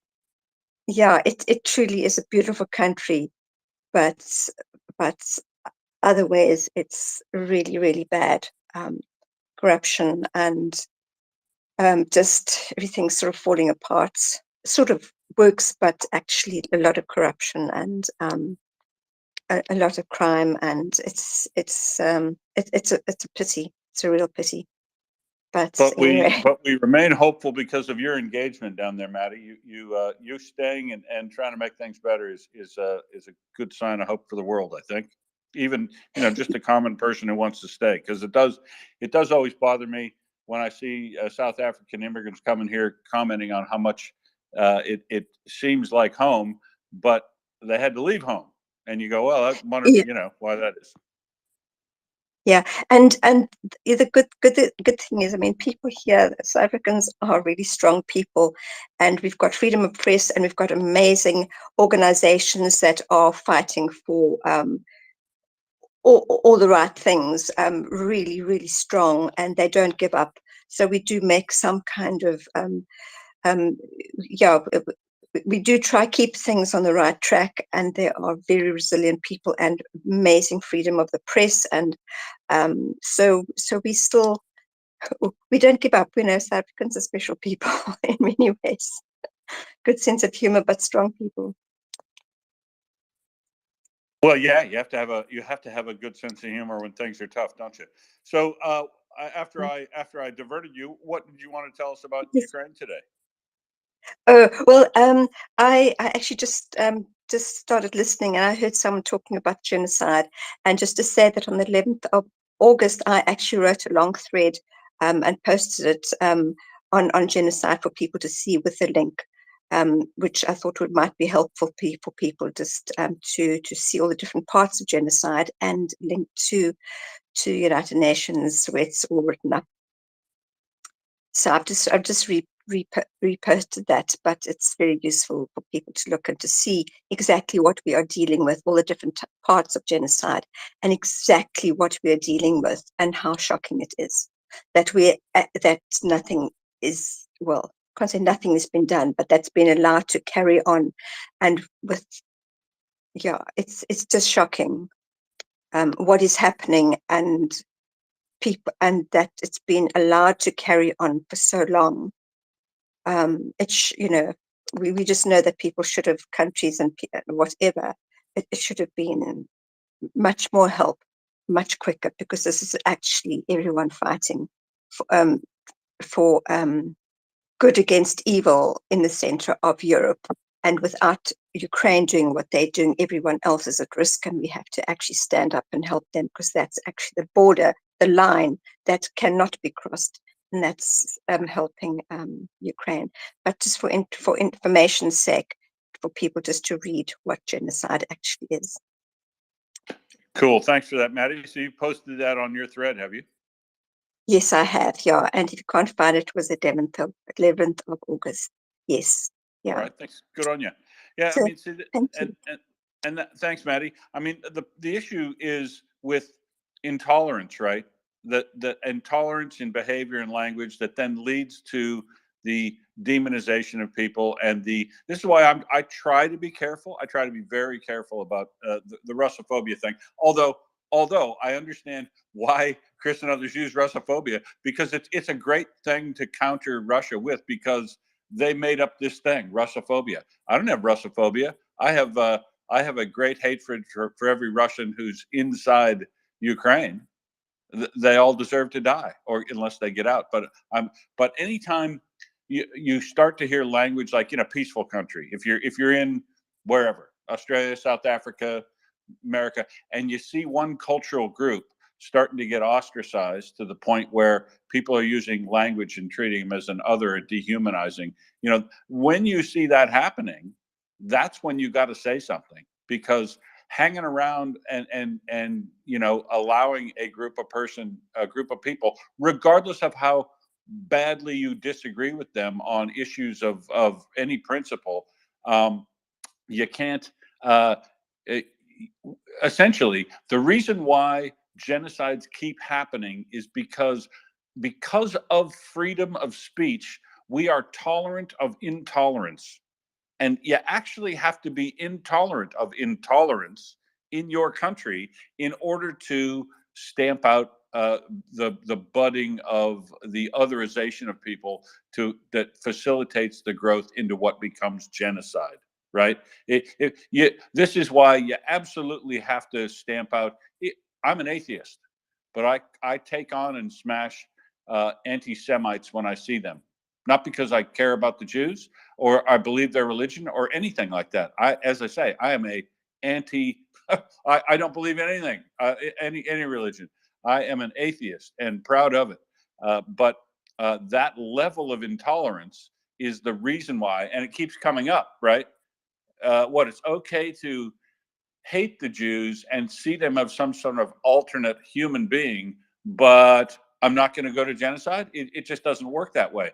You can't hate and ostracize groups of people to the point where you want to make them such other that you say they're not human, because that actually that level of intolerance leads to people talking about it, and then what will we do if we can get rid of them, and all that sort of stuff. So I love Russophobia in this sense that's going on right now, while Russia's inside Ukraine doing genocide, so that we can prove to them what a foolish thing it is about Russophobia. Because I'll tell you what, as soon as Russia's back inside its borders, and it's all out of Africa because they can no longer afford to spread their poison down there, and they're contained like North Korea for about 20 or 30 years or whatever it takes for them to change their behavior, there won't be any Russophobia. It'll just be fix your behavior, and then you'll be let back into the polite member of society. But so thank you for that additional comments on genocide and characterizing it. This is why the definition of genocide has evolved over the years, because there's a lot of different ways to kill people off, right? If you attack their fecundity, their capability to reproduce their population or maintain their culture, you're killing off that people, just as if you lined them all up and shot them. Which is why rape as a tool of torture and depopulation is considered a form of genocide anymore. And I think that is correct. It's harder to prove somebody's doing that in relation to actually, rather than just rounding up and killing people, but it also fits the definition of genocide, and where it's the methods, the extent, and the motivation for it can be proven that you are doing that as a tool of trying to eliminate a culture, it's absolutely genocide. So thanks for that additional information, Maddie. Thank you very much, and stay up and keep talking to us. Mockers, do you have anything? Or Maddie, you want to like to add anything back? Okay. Oh no, thanks very much, and I'll keep on listening. Thank you. Cheers, thanks, Maddie. Peter, now if I don't miss my guess, you're from our listener or speaker from Poland, yes?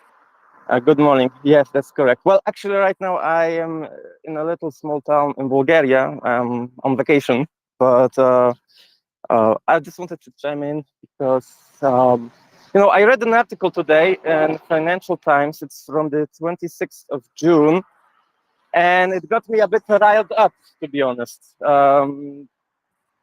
Let me just read a part of it, and then let me tell you why it is angering me. Because it's about potential reparations for Ukraine that are being, let's say, stopped, hampered, and who is stopping it? Germany. At least Germany tries to do it. And before anybody tells me I'm anti-German something, I work for a German company. I'm a Polish person that works in Germany. I speak fluent German. I was born on the Polish-German border. I have many friends in Germany, but there's a big difference between German people and the German governments and how they see Eastern Europe in general. You know, that's a big problem here for us because they, even though they make themselves to be like pro-European integration, that everyone is equal, but when you see what they do, not what they say, then you see that the way they see the Eastern Europeans is they are the betters of us, you know. And before I'm gonna go there, I just want to read you a part of this Financial Times article. The title of it is "Germany pushes back against EU plan to write frozen Russian assets." Germany has voiced objections against Brussels' plans to write frozen Russian central bank assets for Ukraine's reconstruction, warning that a hasty move could stir up legal and financial risks. Further down the line, it reads the following. Senior German government officials said that they adopted the plan would win enough support because of the legal risks were too high. A foreign ministry official said Moscow will have to pay for the damage it has caused in Ukraine and insisted Germany was doing everything that it legally can to locate and freeze the assets of sanction-hit Russian individuals and companies. But he said the idea of using Russian funds for Ukraine's reconstruction raised complex financial and legal questions. It opens a can of worms, said another German official, adding that if the EU took money from the Russian central bank or reaped the proceeds from investing the funds, it would set a precedent for others to pursue, such as Poland's reparation claims against Berlin for damage during the Second World War. Now, when you read this, then you can kind of imagine how at least part of the Polish people that know our history and generally the Eastern Europeans, that they will get riled up, you know. Even the times have changed. You could say that the Germans are working together with Poland, but there are many. I literally have even a list of what Germany is doing right now to Poland. Yet, how it tries to hamper Polish economic expansion by trying to block several projects. And you know, when I see that, when they say that they don't want to use the money to give the reparations to Ukraine because of the Second World War, and that there are some people in Poland that still want those reparations from Germany, and it just shows, that not all is rosy in the European Union. Yeah, it's kind of facade, Everyone's saying, yeah, we want to cooperate, but I think that internally it's still every country for its own, Like, for example, Poland wants to build a big container port in the western part of Poland. Germans says no because it will take the potential earnings from the biggest German port west of Poland, right? Poland wants to build nuclear reactors. There are German politicians that say that they will try to stop Poland because they don't want that yet, even though they buy nuclear energy from France. Yes, France can have nuclear reactors, but because Germany is stopping its nuclear reactors, and it's not good for Poland to, plan their own Polish nuclear energy. And there are many, many things like that that just, you know, infuriates me. You know, I personally, I get a lot of good from Polish-German cooperation, right? Like I said, I work for a German company, and I like this part of the deal. But there is still a lot of, you know, looking down upon on Eastern Europeans from Germany, and this even shows right now when they just say, no, we don't want, you know, to give Ukraine the assets of Russia because, you know, because of Poland. And yeah, it's just a rant. I'm sorry, it's not a question, just a rant. I just want to say what irritated me because of this article. Thank you very much. Thank you, Peter. Yeah, look, there's a lot of difference between people, a culture in a country and the government country. And I do take your point that we need to see actions out of countries really state what their position is in a lot of ways rather than any rhetoric they would use. I would have to agree with that. For every child. Yes, I just did a search for the link Maddie said she posted on genocide. I haven't found it at all. Yes, I see I think she's still here. Maddie, are you still here? Maybe she's not. Okay, well, she did say she posted it to her timeline, did she not? Yes, a couple of days ago. I think she said the 11th. Oh, I didn't go back far enough. Okay, thank you very much. That'll help. No worries. Prince? Yeah, I just wanted to say real quick, I'm not tracking the conversation a whole lot right now. I'm doing some other stuff, but what I did want to say is we have a wonderful, wonderful listener.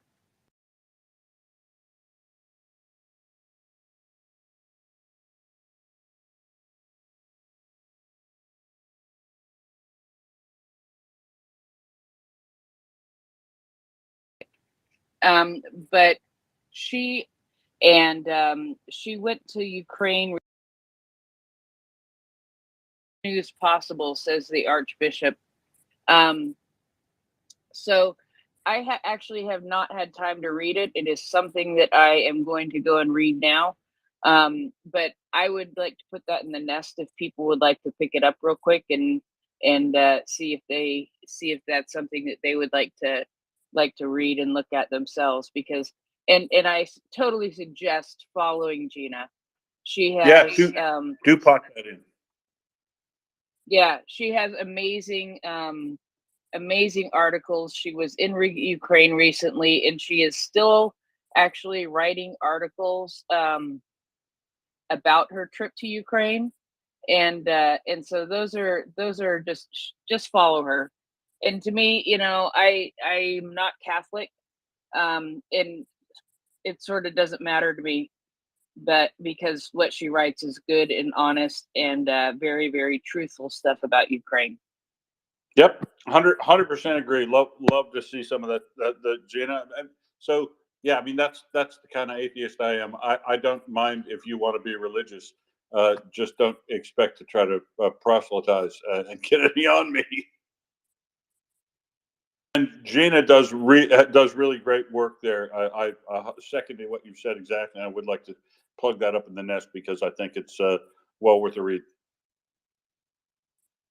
I put it up. Champion. And speaking of champions, aloha. Hello, everybody. Greetings and good evening from Big Island. How is everybody?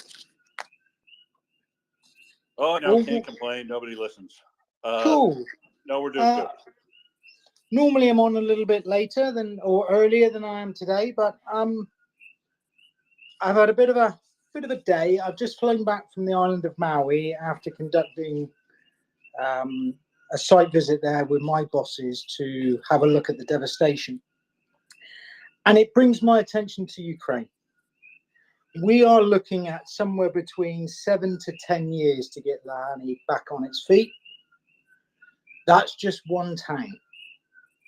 you think about the devastation that's been caused in eastern and southern Ukraine and the massive build effort, and I know we are a long way away from the resolution, but I would urge people to consider what we could do individually, collectively, for rebuilding those liberated areas as the Ukrainians push south and east, because it's going to take an absolutely monumental effort to get Ukraine back on its feet again. And after what I saw today, and knowing that's going to take between 7 and 10 years, you know, there's kids that aren't even born yet that'll still be seeing the dregs of the rebuild of Ukraine. If anybody's got any volunteer organisations that are like that, would be worth our listeners donating to for rebuild, I think it would be a cause well met, Will and Mockers.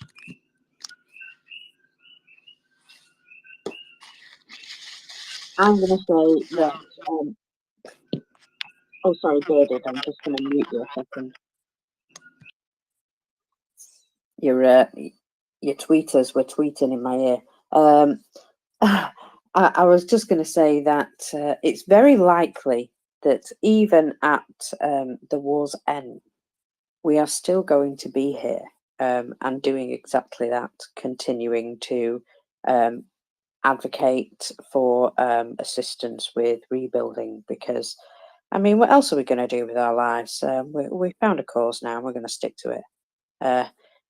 And it's just something that, I kind of feel as though, you know, dedication means that you don't just stop when, you know, the main part's over, because they're going to need a lot of help and assistance. When this war is finished, I will definitely be going to Ukraine to see if there's anything practical I can do to help as well. So, you know, there'll be probably me phoning in from Ukraine while we all chat. Whether we'll be on this platform or not, I have no idea, but we intend to continue. I don't think there's any time that I've considered, you know, what I'm going to do after this war, as in just something different. No, after this war, I'm going to still be dedicated to this cause, because it's become a big part of my life. Sorry, I just had to put that out there. I don't know who was next, Will. It was For Every Child.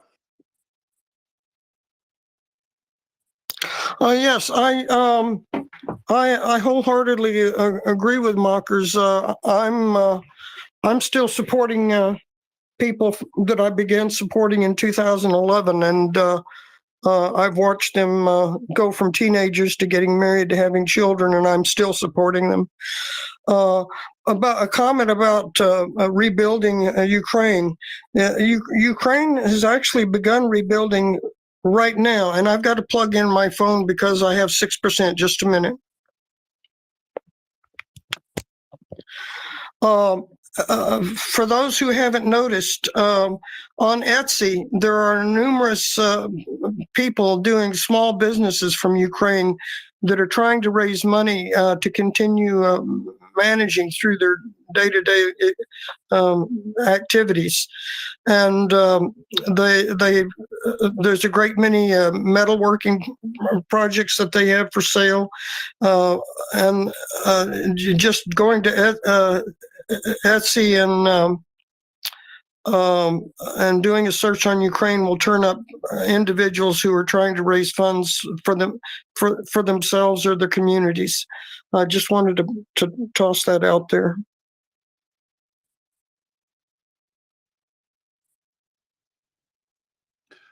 Thanks, For Every Child. We're not actually supposed to advertise stuff on here too much, but that's all right. I mentioned to go to Etsy and look for Ukrainian manufacturers is quite fine.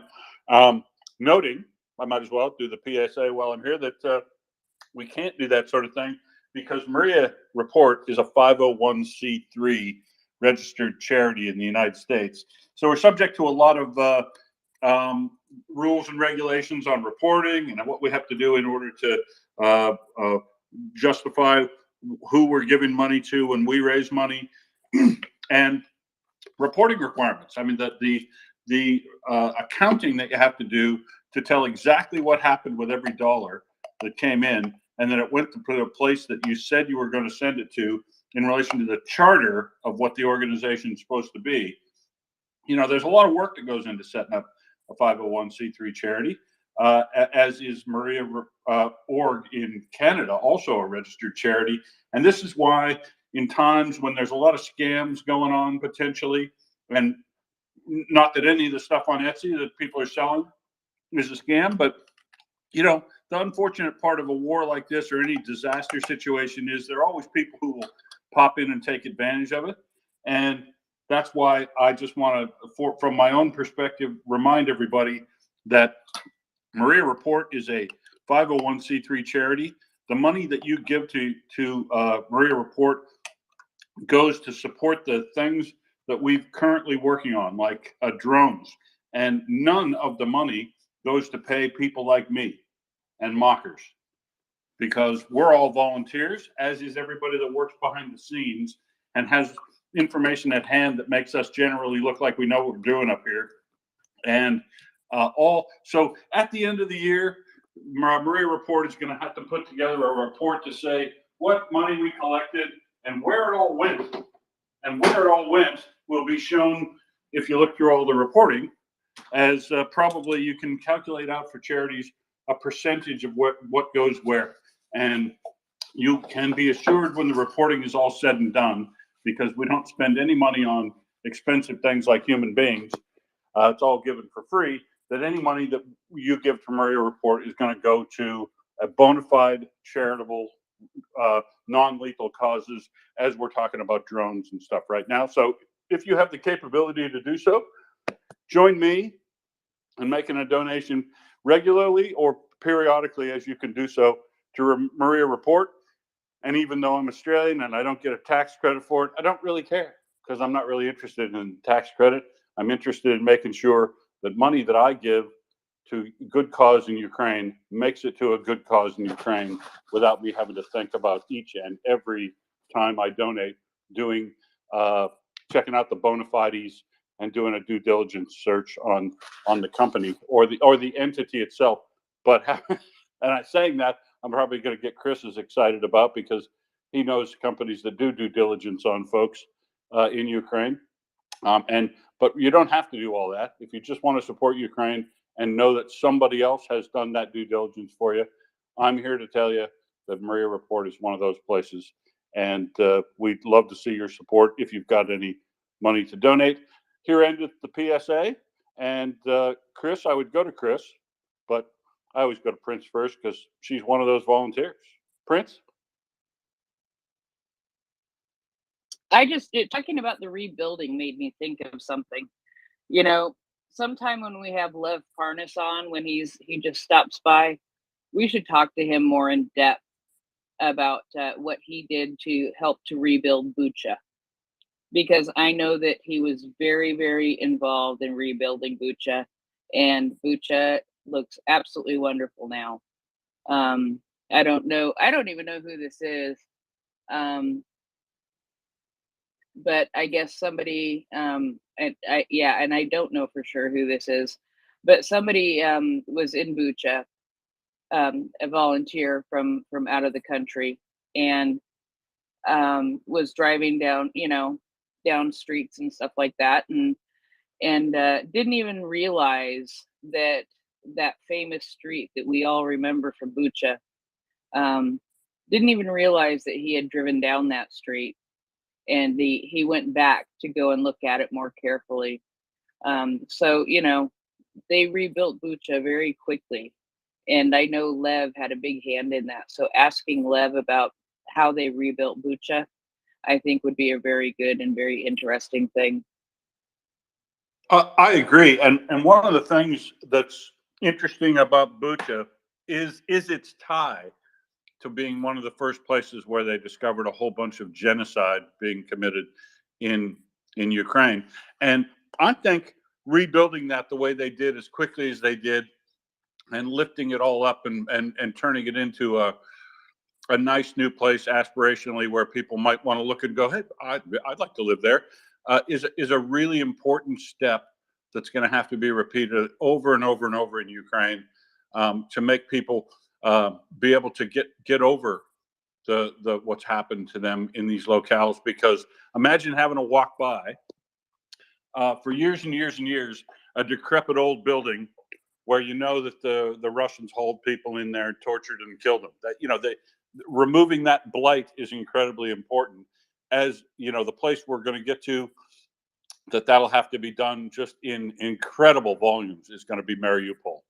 That children's the theater where they had Desi children painted outside of it and was deliberately targeted by the Russians in particular. But there are going to be so many places, and you know, if you're talking about getting over trauma, I think a lot of the rebuilding work that'll need to get done here will need to get done, particularly to address and try to speed up the recovery from the psychological trauma that's happened in the same locales. Chris. Yeah, thank you. Well, and I find myself right on theme here, if you like, right, with Prince's introduction. So I was going to say, when I was up stupid early this morning, and as Prince knows, and with Michelle and that, and they were just talking about people that had been on so far this week, and the Admiral, I think, is still up in the nest, Prince, and General Ben is up in the nest, I think, yeah. And so we're talking about them, but I think I'm right in saying very early in the week we had Malcolm Nance on, Will, right? Would that have been Monday or something like that, or was it Sunday, Saturday or Sunday of last week? I can't remember, but it was Monday. It was Sunday, our time. Sunday, okay. Sunday. When you say our time, you mean UK time, like, or Europe time? I mean the workers' paradise. The entire world revolves around me, Chris. Okay. Don't forget, Perth is the center of the universe. Repeat after Yeah. me. Okay. Well, I ain't going to argue with my partner. So, and I was saying, you know, that he was pushing back hard on the idea that America was not giving Ukraine what it needed when it needed it, right? If I remember correctly, Will, I don't know if you remember that, but he was, oh, no. You've got that wrong. You've got that wrong. You know, if you could actually see the stuff that is going to Ukraine from America at the minute, you know, you would be amazed, basically, right? And I think also you would be amazed at the reconstruction work that's going on. And again, we have our American friends to thank here, right? Because JP Morgan, BlackRock, and McKinsey are leading the formation of the Ukraine Reconstruction Bank, which will be for, you know, major reconstruction projects in the Ukraine, right? So quite obviously, the discussions about that have been going on for a long time. I see Randy's there. He may know more than me on this, right? But my understanding is that McKinsey and JP Morgan, certainly, and maybe BlackRock, have had long-standing relationships with Ukraine in terms of investment into Ukraine, right? So let's not, as is being said, right? Let's not think that there's nothing going on, if you like, because there's masses going on. In fact, earlier this week, Alexander and I from U-Control, we met with the chairman, or the chairman of an organization called the Institute of Strategic Risk Management, a bit of a big mouthful than that, right? Who had gone to Ukraine 5 days after the Russians escalated and invaded, and started talking to them about how I think I've given it the right name, Institute Strategic Risk Management, and that could help Ukraine recover. Now, it turns out, right, that he has actually been asked to put together a UK-Ukraine basically reconstruction effort in conjunction with BlackRock, right? So I was trying to find out myself for various reasons, where the main effort was coming from for JP Morgan and BlackRock and McKinsey. So I definitely know now that BlackRock in London is one of the drivers of the Ukraine Investment Bank and investment, generally, right? So there's masses going on, and the other little thing which I found quite interesting the other day, Will, was I came across a thing called that's been formed called the NATO Investment Fund, NIF, right? And as the name suggests, the NATO Investment Fund, right, is for NATO countries to invest in, like startup projects that would benefit NATO, right? So basically, it's what I would call an incubator or accelerator type of idea. And it pointedly says in their description, and will also consider startups and ideas and that from Ukraine, interestingly enough. Right? So just in case anybody's wondering, and again, I always like to thank our American friends when it's deserved, and that there is masses going on, masses of thinking going on, masses of collection of money going on, ready to reconstruct Ukraine as fast as possible. And a quick one, if I may just say, this is for every child, right? If you want to look at somebody's social media, go look at Beefeaters, right? Because he does an absolutely amazing job of his Twitter feed in particular.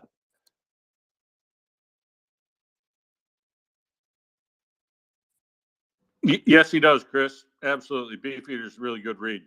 And not just because he's sitting here listening to us now. Hey, Ming, what do you got for us? You're excited to come up, and I know what you're excited about, but you tell us. Yeah, no, fascinating. So remember those guys who are mysteriously recruiting people for Wagner in Poland over the last kind of 2-3 weeks, the most unlikely source of Wagner recruits in any country. So they picked Poland of all places. But it looks like they might have been trying to do something else. Like the whole Wagner thing looks like it was kind of a test to see if these guys were willing to do things that normal Polish people wouldn't necessarily be doing. And a really big headline article has just gone up on the Washington Post. I'm about to do a thread on it, but I've posted meanwhile in the back channel access to the full article since I have a subscription. Turns out that these guys may have been part of a GRU FSB plan to sabotage weapons shipments to Ukraine going through Poland. So that the Wagner flyer thing was like a test to see if they were sort of kind of ideologically up for it, but things would then escalate from there. Fortunately, the whole sinister plan's been rumbled by the Polish security services, and it looks like a lot of the people involved were kind of unwittingly duped. But there's a lot of detail. It's a very long piece in the Washington Post, and since it's literally gone up like 10 minutes ago, I've barely had time to read it myself. So I'm up as co-host in just over half an hour, and hopefully I'll have got my full handle on it by then.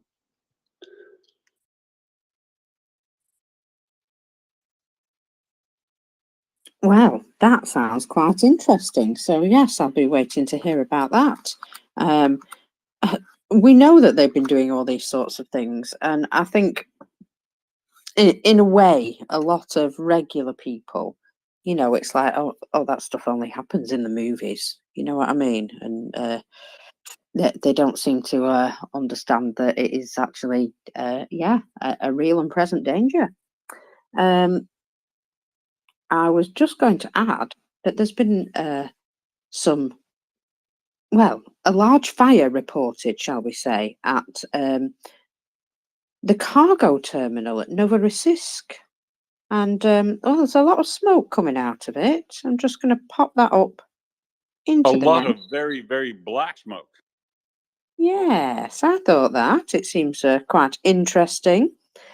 And as it happens, Genesis Man has just joined us. So I wondered if he wanted to have a quick look at that and just see if that was interesting to him too.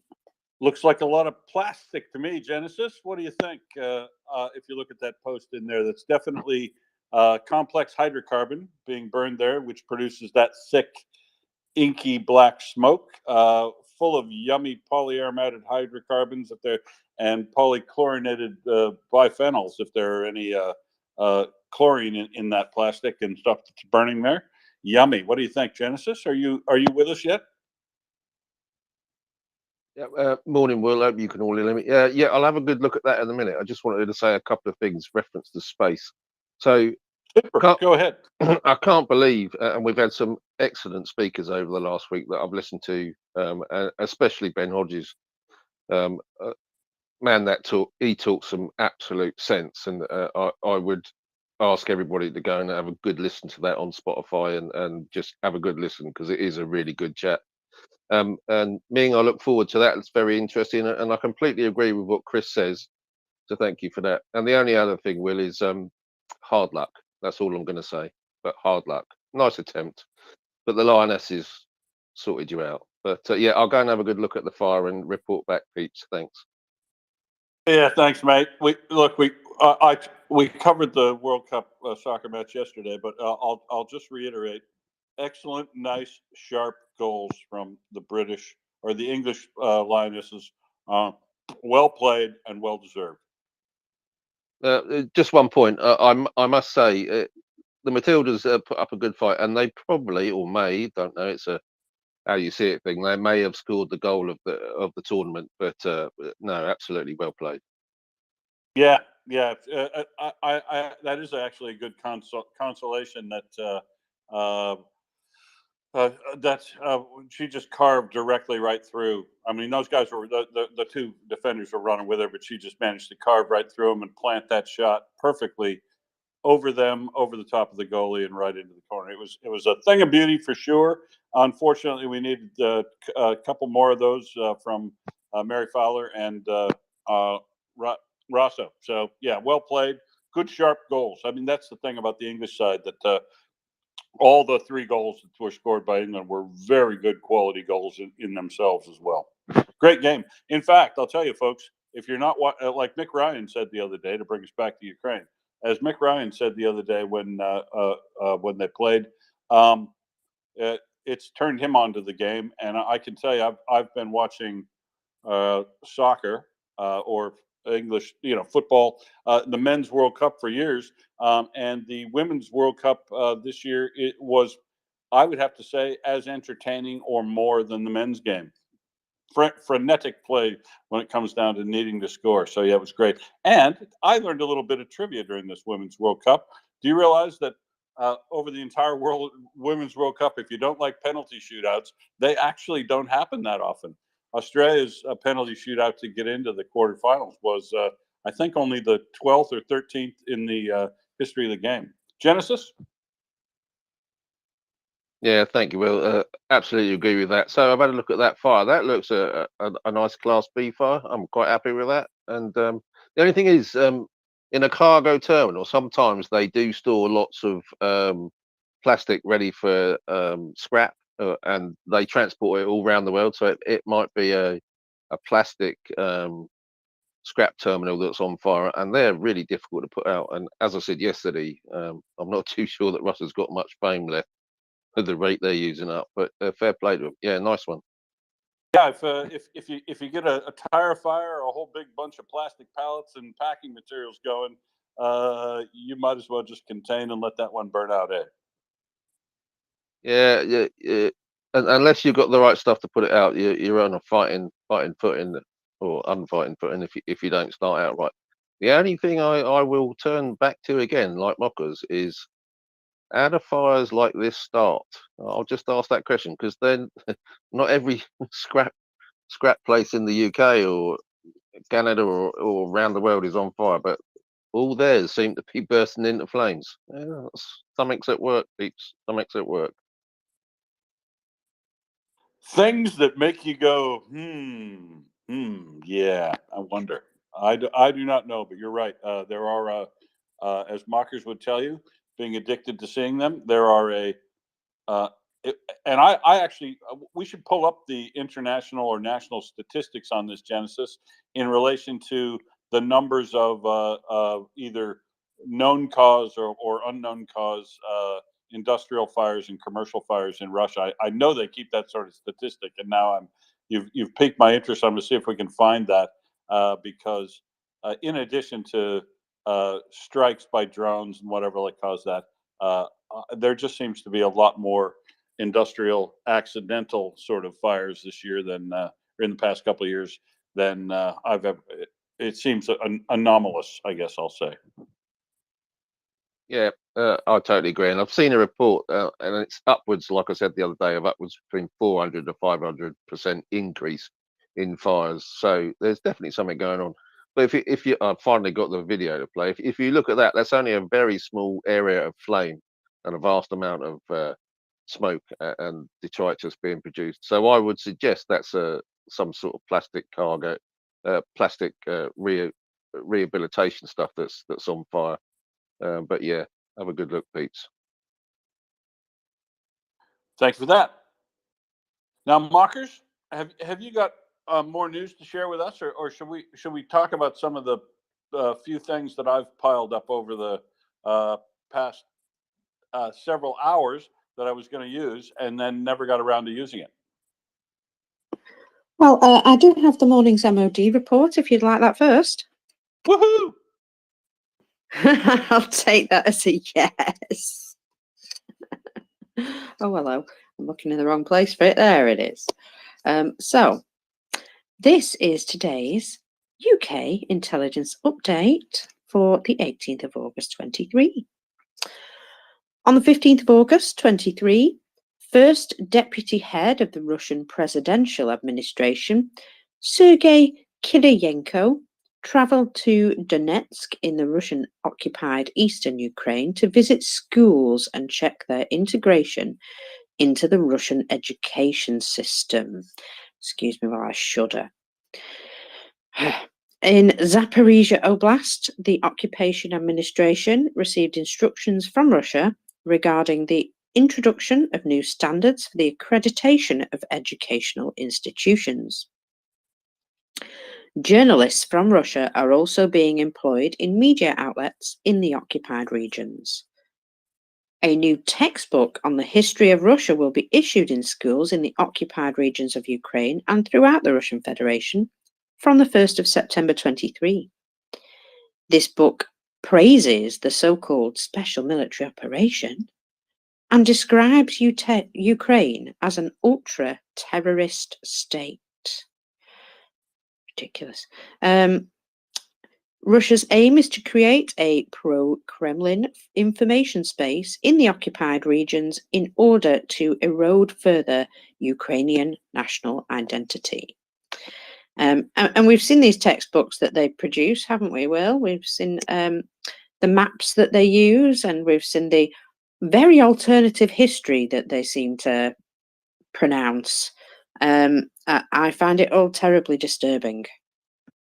Well, it is quite disturbing. But here again, if you read, the works of Anne Applebaum and other historians who've documented the method of operation of the Soviet Union through trying to colonize and generate, client states all throughout Eastern Europe, It's right up the right out of the textbook on that. You know, move in, get a hold of the police stations, the radio and television stations, and then slowly work your way into all of the schools and everything, so that you can control the narrative. And from an early age, you know, once you get something locked in your head that you learned from that main history teacher when you were in high school or junior high, it tends to stay in there. You know, because teachers have a natural authority based on expertise. But human beings often recognize authority based on expertise, and they will take things as the gospel, if you will, from folks they recognize as expert in something. So if a teacher is able to establish rapport with children and then start pumping their head full of garbage, it's very hard to get that garbage out. And that's exactly what Russia's intending to do here. And I will also note the other nasty, dastardly thing that they're doing right today is they have commenced forcing all teenagers in the occupied areas to get a Russian passport, right? So Luhansk, Donetsk, all teenagers by October 1st are required to get a passport for everybody who's 14 to 18, because you try to press it into them in their school, right? And then make the war drag on a couple of more years if you can. Force all these people to get citizenship, passport, Russian passport, and then go when the war's over. Oh, but we can't give up these territories, even if we haven't lost them, because look at all these Russian citizens now that live here, right? But despite the fact that they were made up citizens, and unfortunately, as we've seen with the 700,000 children that have been taken from Ukraine and moved over into areas of Russia, and then also given an alternate form of history, including things like your parents abandoned you and they never wanted you anyway. You know, they indoctrinate those children. And unfortunately, it works on some of those children. We've seen a number of cases where children to be returned, even after a year, don't want to return to their families. And that's just indoctrination. And it all starts in things like schools with changing the textbooks. And it's nasty, dastardly things that they do, which is why we got to get this war over early and often. Ukraine must win, not just survive. I've had a few people will send me the details of the confirmation from the US that the F-16s from, is it Norway and Denmark, are going to be are already confirmed that they can be sent to Ukraine as soon as the training is completed. So yes, that has been announced. It is basically just the removal of any hindrance. It's the completion of the paperwork, as far as that in my head. And isn't that nice? Isn't that nice to see, given the fact that every time they've announced something, then they go, "Oh, now we got to train the pilots." That actually knocking out a bureaucratic hurdle before it comes up is a watershed moment here, almost, isn't it, Mockers? Yeah, exactly. So they're saying, actually, we've prepared early for this particular question, and here's our answer in advance of it being required. And that's obviously a really good step forward. It's fabulous to see that there are no hurdles for them to jump over other than to be trained and ready. So, well, we know what Ukrainians can do, don't we?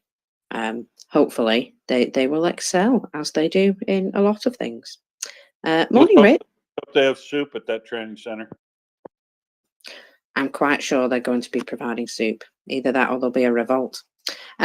Morning, Rich.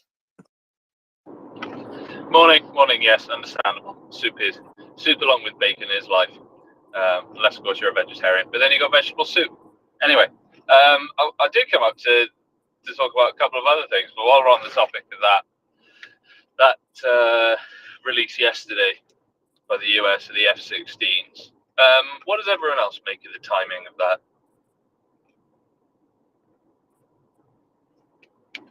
A year late. It'd be my call, Rich. Yeah, agreed. I just find it curious, especially when coupled with the wording. I mean, I was brought up from a certain background, and that anytime anything is, especially when something official is released, especially when it's something to do with like this, you question it and you look at why and the wherefores and all the rest of it. And like Chuck says, no information enters the information sphere by accident. It's always for a purpose, or with a specific reason. So I'm just curious as to why, outside of the obvious, like you just said, why it's being released now, and why the statement has been made as it has. I mean, they could just simply have said, yeah, we'll release F-16s to Ukraine, or we're fine with Denmark transferring them. End sentence. There's a little bit on the end that adds ambiguity, and ambiguity is always something that you should take into consideration. Well, yeah, true. But it doesn't necessarily have to be ambiguity for the purpose of getting out of something. Sometimes creative ambiguity is used by governments to not telegraph their punches, if you will. And yeah, I mean, I think the creative ambiguity there is the planes are already available. So as soon as the pilots are ready, they'll have a plane to sit in, and that means they can surprise us by having those pilots finish whenever they get done, and no further announcement. They'll fly those planes into theater, fully armed, attack some Russian concentrations of something, and then go land at their airport of duty. That would be my idea. That's fan fiction I wrote about 4 months ago, I think. But yeah, I don't want to read anything negative into it. I'm trying to remain positive, Rich, because my original point stands. It's a year late. No, yeah, I completely agree with your viewing it, you're taking it, and your stance on it. I'm not coming at it from a negative standpoint. I'm coming at it from a relatively neutral. But my point is, it leaves certain things open that are very conjecture ridden, and you're then going more from just what is implied to you're really going into the reads now. But like you said, the main thing you can take from that is no further announcements necessarily will be given. So there is a possibility that the next you hear of this will probably be at least a couple of days, if not maybe a week or two, that F-16s are in combat. There's genuine potential for that, and anything else you can people can make their own conclusions on. I just thought that was a very interesting way to make the statement, because it leaves a couple of things open, and it is the latest information ultimately, which, as we all know, outdates and overrides anything that's been said previously. And I'll leave it at that. But in terms of things happening down south yesterday, did you see the report on medical supplies from the documents that were supposedly captured from Eurogeny, specifically about tourniquets and the like? I did not. Please tell. They apparently have none. They being the Russians. So there were medical documents. I'll ping you a message now when I get a chance when I'm driving. It'd be about 5-10 minutes. But there were documents that were a picture that was supposedly taken from the Army Medical Corps in Eurogeny, the Russian Army Medical Corps. And it shows that levels of certain equipment, like tourniquets, are practically zero. It was referred to as being at World War II levels. Yeah, they apparently have got none, which when you couple that with latest events in terms of certain retreats under heavy artillery fire, specifically cluster munitions, and then reports yesterday of people driving large swathes of the left bank and not encountering any checkpoints or any Russians at all, it starts to paint a picture. It does indeed, yeah. And I hadn't seen that exact report, but I did read all the reports of the manner in which they were shelling those troops leaving Eurozhanya, and boy, they would have needed a lot of tourniquets, because those those DPICM were cutting them up, and that's also been reported from the Russian side. That Colonel was talking in great detail on a war translated thread that he had on the effectiveness of DPICM, because there's a difference, right? There's a big difference. As this is the Russian games, there's a big difference in the quality of NATO brand DPICM and cluster munitions employed by the Russians. As we well know, the failure rate, but the effectiveness rate is so much better, because he reported that it didn't even matter if you had tourniquets. The manner of wounding and the number of wounds you get from DPICM overwhelms the capability to use tourniquets on that, which is too bad for the sufferers of those wounds. But there is an answer, folks, and it's a couple 100 kilometers east of you. Just piss off home. Mockers? Yeah. Did you see there was apparently a crowdfunding effort made by Russian military assisters, shall we say, the Telegram channel that sort of supports whatever, that they were actually requesting crowdfunding for not for medical equipment, no, for body bags. They said it was it was a shame that they had to request this assistance, but they were crying out for body bags and they needed some crowdfunding to help them source some more. So I don't know, maybe medical equipment might be a better thing for them to collect for. Chris, what do you think?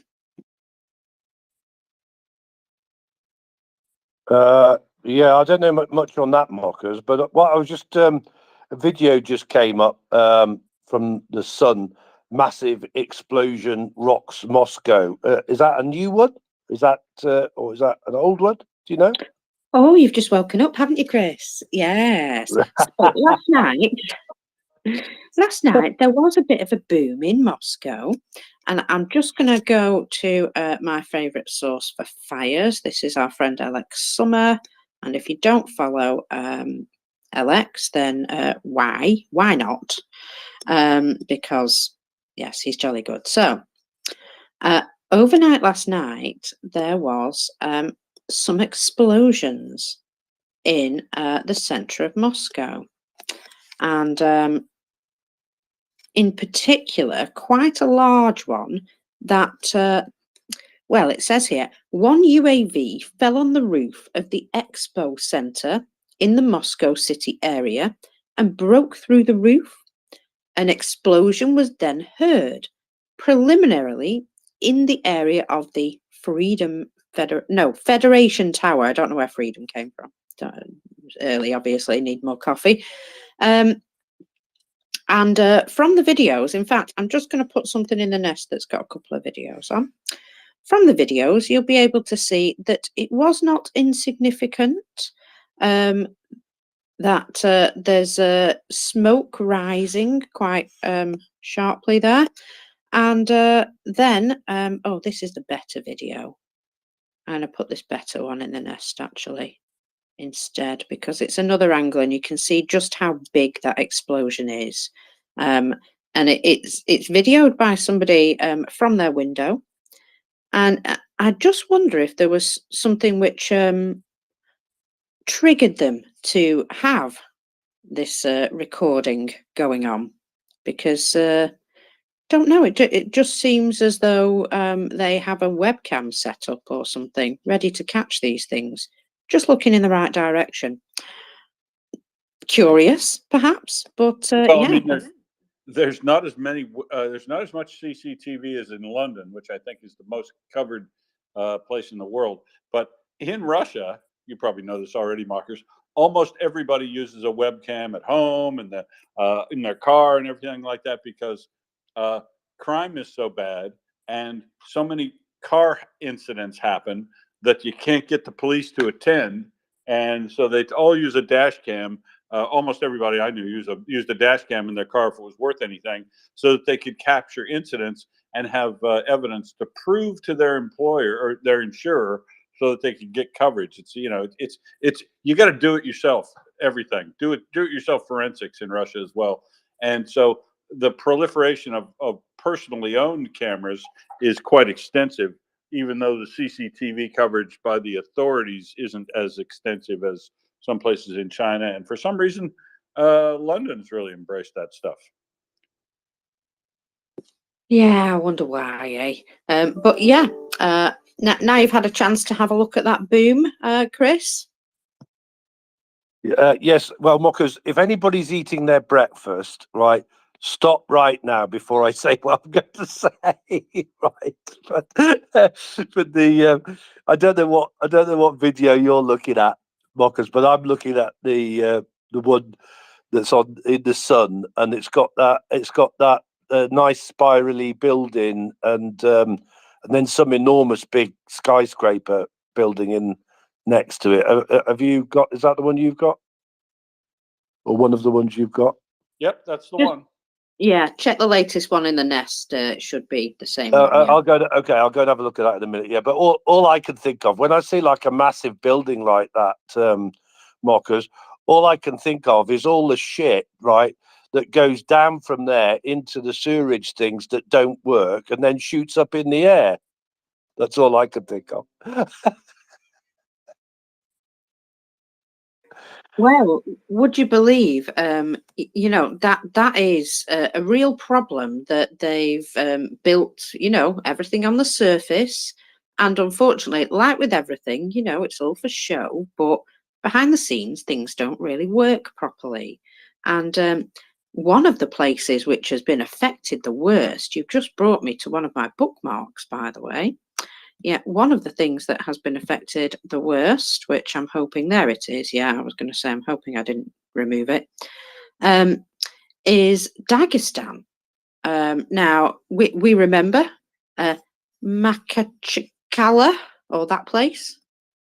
Do you remember that place, Will? Over the last couple of days, we may have mentioned it once or twice. Malakacheva or something like that. Yes, I'm glad we're both on the same sort of page with how the hell to pronounce that. Yeah. So this is the place where they've had no electricity for, it's going to be over a week now, purely because there was a problem at the electricity production, and when they went to fix it, they found out that there had been no maintenance, no proper maintenance on this facility for maybe 30 years, which probably explains why it's broken down. And they said that it wasn't that easy to repair, possibly because of sanctions and stuff. And also, you know, these places don't really matter. I mean, who cares about that place? It's just over there. In Dagestan, you know. So just a little note that Putin was saying that he was going to bring Europe to his knees over the winter season, drastically cutting Russian gas supplies. However, none of us froze, did we? Luckily, Mother Nature was kind. However, his own people are now experiencing long-term blackouts, not because of a lack of gas or shelling, but just corruption. So residents of Makhachkala, wherever it is in Dagestan, again blocked the road. So this is the second time that we've had news of this, that they have gone out to protest in the streets, basically, because they don't have any electricity. And so the situation was caused by a chaotic construction of multi-story residential buildings not designed for the capacity of the existing energy facilities and the numerous illegal connections to the power grid. Does that sound like something that could happen, really, in Russia? You know, I'm not terribly shocked, but still, this is what happens. They build stuff up and they don't, like, you know, they don't have any foresight. They don't have any sort of, you know, idea of what else they might need in order to do it. It's all very superficial, and you know, they never sort of consider what's required. And well, maybe they do, and they they budget for it and then they just don't do it because that budget money is very nice. That's probably what has happened. It's corruption running up against their supposed planned maintenance activities. Because you see it enough in Russia that there's two ways to maintain things. You can either maintain it with preventative maintenance or maintain it in failure mode, which is run it till it fails and then replace it or fix it at that time. And a lot of what you see in Russia seems to be maintenance to failure, maintenance by failure, and that has proven not to be the most efficient way to manage major assets in the world. And everybody's gone away from that. And I suppose you're right. They're probably most of these Russian assets and sewer systems and whatever, the escalators, major building stuff, they probably all have maintenance plans built for them and a preventative maintenance schedule set for them. And then they sell off all the materials for that work and put it in their pocket and then mark it down as complete. And you don't find it until, boom, blows up. Oh, I'm glad you said that because I just need to interject with something. There are now barrels of oil exploding within the port of Novorossiysk. Apparently it started as a fire with pallets, like you say. Like you said, it looked like something like that earlier, and it's now spreading. They're having trouble with it. What a shame. So we'll keep an eye on that. Chris? Yeah, if you look at your video there, if you look at your original video, that fire in Novorossiysk, you can see that black plume of smoke is burning a little bit in the background, and there's some black things in front of it that look like drums with a bit of shrink wrap them to a pallet in front of that. There looks to be several of those, and I reckon the pallets burned, and then treated pallets would make a nice black smoke like that because they're impregnated. And then if there are any plastic pallets or plastic wrapping that caught on fire, and then looks like it got hot enough to probably burst and catch on fire those drums of flammable material that you can see just in the foreground there, either combustible or flammables. Yeah. I have a question for you after a second. We'll go to Chris and Prince, but I have a question about this drone that fell on the Moscow the exhibition center. Chris? Well, I'm going to continue on this theme now. Mockers, you might not recognize this hashtag, right? But it's hashtag AFCANK, and you spell that AFCANK, right? I want you to remember that hashtag AFCANK, right? And Mockers, when I came out of the Navy, me and my wife, we drove up the A34 to Manchester, where I was going to be working in Ferranti in Manchester, right? And we got to Alderley Edge which is obviously, as you know, in Cheshire, right? Not quite Manchester, right? And then shorten the story slightly, like my wife said, "Here, I want to live here," and I went, "Oh dear." Anyway, and we stopped there, and in the what is now one of those a posh supermarket. Used to be a less posh one back in them days. It was a co-op when we went there, but anyway, and we went into a estate agent there, and I nearly died when I saw the prices of the houses there.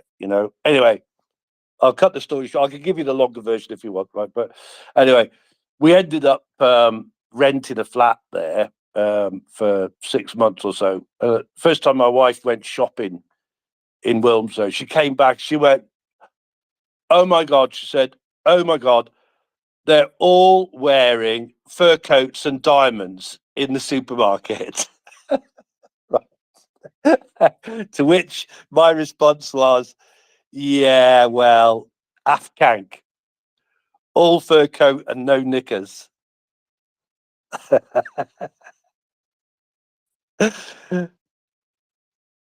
You're a bad man. You're a bad man, Chris.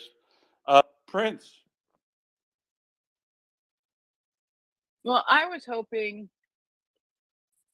and it might not be appropriate, but I think Mockers missed it the other night when you gave a wonderful description of what causes a poo fountain in Russia. And you know, we saw the roadside bidet yesterday. I believe I said that to you, which was a water main break. So why are the sewers so fucking bad? And I said B. That was a B, not an F. So bucking bad.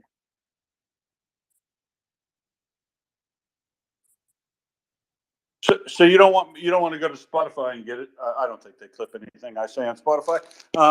You want me to reprise my why poo fountains get created explanation? The potted summary? Is that what you're saying? You can shorten it. It was really good. I really appreciated why poo fountains happen. So those poo fountains happen basically because Russian sewer systems, even the newer ones, are not designed the way we design them in schools in America, Australia, wherever. Standard engineering practice for a sewer system these days is to make sure you keep your storm sewer separated from your sanitary sewers, first and foremost, because you plan to treat sewage coming down a sewer pipe into your mains and into your large treatment facilities. You build those things to handle the flow based on their peak flows, but you handle them to treat a load, the carbon or biological oxygen demand of that sewage. You plan for your average day, dry weather day for treatment capacity, but for flow capacity, you have to deal with your peaks, which is why you almost always segregate sewers these days. Russian sewers have terrible segregation. In some cases, the storm sewer still is the sanitary sewer, which used to be the old way of doing it.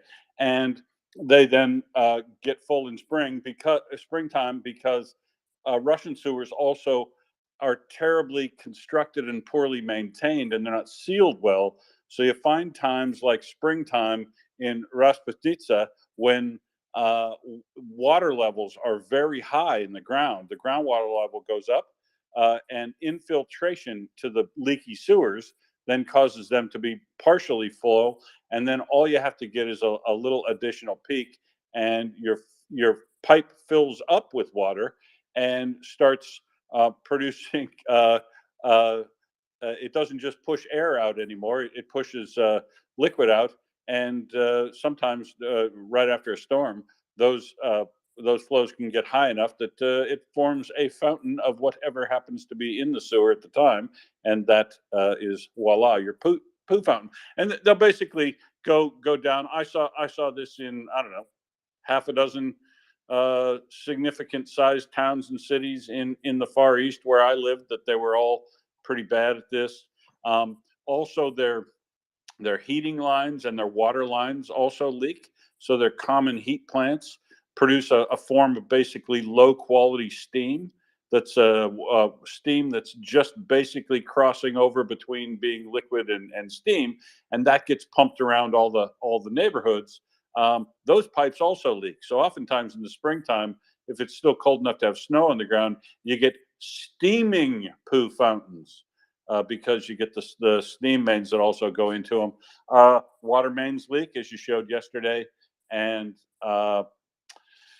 they also have their water systems, their water delivery systems are also pretty leaky, which is why many places in Russia you cannot drink. You're not advised to drink the tap water for at least part of the year during the springtime, because water infiltration, when groundwater is high as well, can go into those. And if water has been leaking from the sewers during dry periods, and then the groundwater gets saturated and it pushes it into the water mains, you also get fecal coliform in your drinking water. And cryptosporidia, giardia, all the stuff that we've talked to Dave about before, you get those things in it. And that's why you can't oftentimes drink the water. Everybody drinks bottled water as a precaution in much of Russia. Yeah.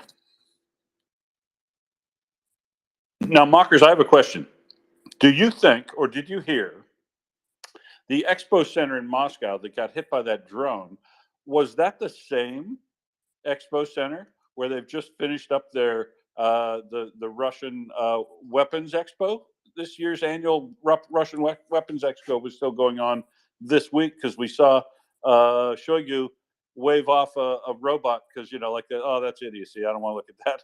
I probably came back and tried to kill him later. But I wonder if it's the same location, because wouldn't it just be a cherry on the cake if the weapons expo that just completed, they had three times less sales at that weapons expo than last year. So last year they sold 2 million euros worth of their Russian garbage, military garbage, to the rest of the world. This year, for some strange reason, mockers, nobody wants Russian kit, and they were only able to sell 600 million euros of Russian garbage kit.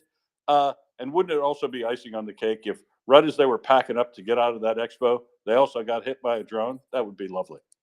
I'm not sure it's the same location, but I'm just going to go ahead and say it's the same location. You know, I would like to think that too. And I did wonder when I saw the name of the place if that may have been involved in this exhibition thing that they had, because it would seem like a fitting location, certainly. And, you know, how they were bragging about how many people were going to their arms fair this year and what have you. Now, like I said previously when we were initially talking about it before it happened, I would have gone. If I could have been guaranteed that I could get in and out of Russia completely unmolested in any way, and go there and just see for myself how hilarious it is. Because did you see the medical tent thing, Will, that they were showing off as like some sort of major, I don't know, improvement to battlefield care or something? And it was like, it reminded me of MASH, if you know, understand where I'm coming from. I was like, a tent for medical stuff? Well, I suppose yes, but you know, that it didn't look very high tech, put it that way. And it did seem a bit obvious as something that they probably should have had a long time ago. I don't know. I found a lot of it quite amusing from the snippets that I'd seen. Oh, and of course, you know, other people's arms pinned upon the wall, pretending to be theirs and stuff like that. I would have loved to have gone with somebody who was a real expert, who could have just pointed at everything and gone, yeah, that's this and that's that, and you know, it would have been very interesting indeed. But of course, I would have gone, yeah, to see that, right, to see if they're trying to present U.S. small arms as if they were Russian manufactured. But most importantly, I want to see if they had a pole dancer again this year. oh my God, I know how to keep everybody's interest. They should have strapped a few guns to her at the same time. At least then, you know, it would have actually been relevant. But you know, gotta fair get enough. them into the booth somehow. Gotta get them into the booth, mockers. Did you see the recent advertisements they've been doing for? I don't know if it was for fashion or if it was for coffins, to be honest. But I saw a very strange video over the last couple of days of some rather scantily clad ladies, I must admit, doing some very sexy poses with coffins.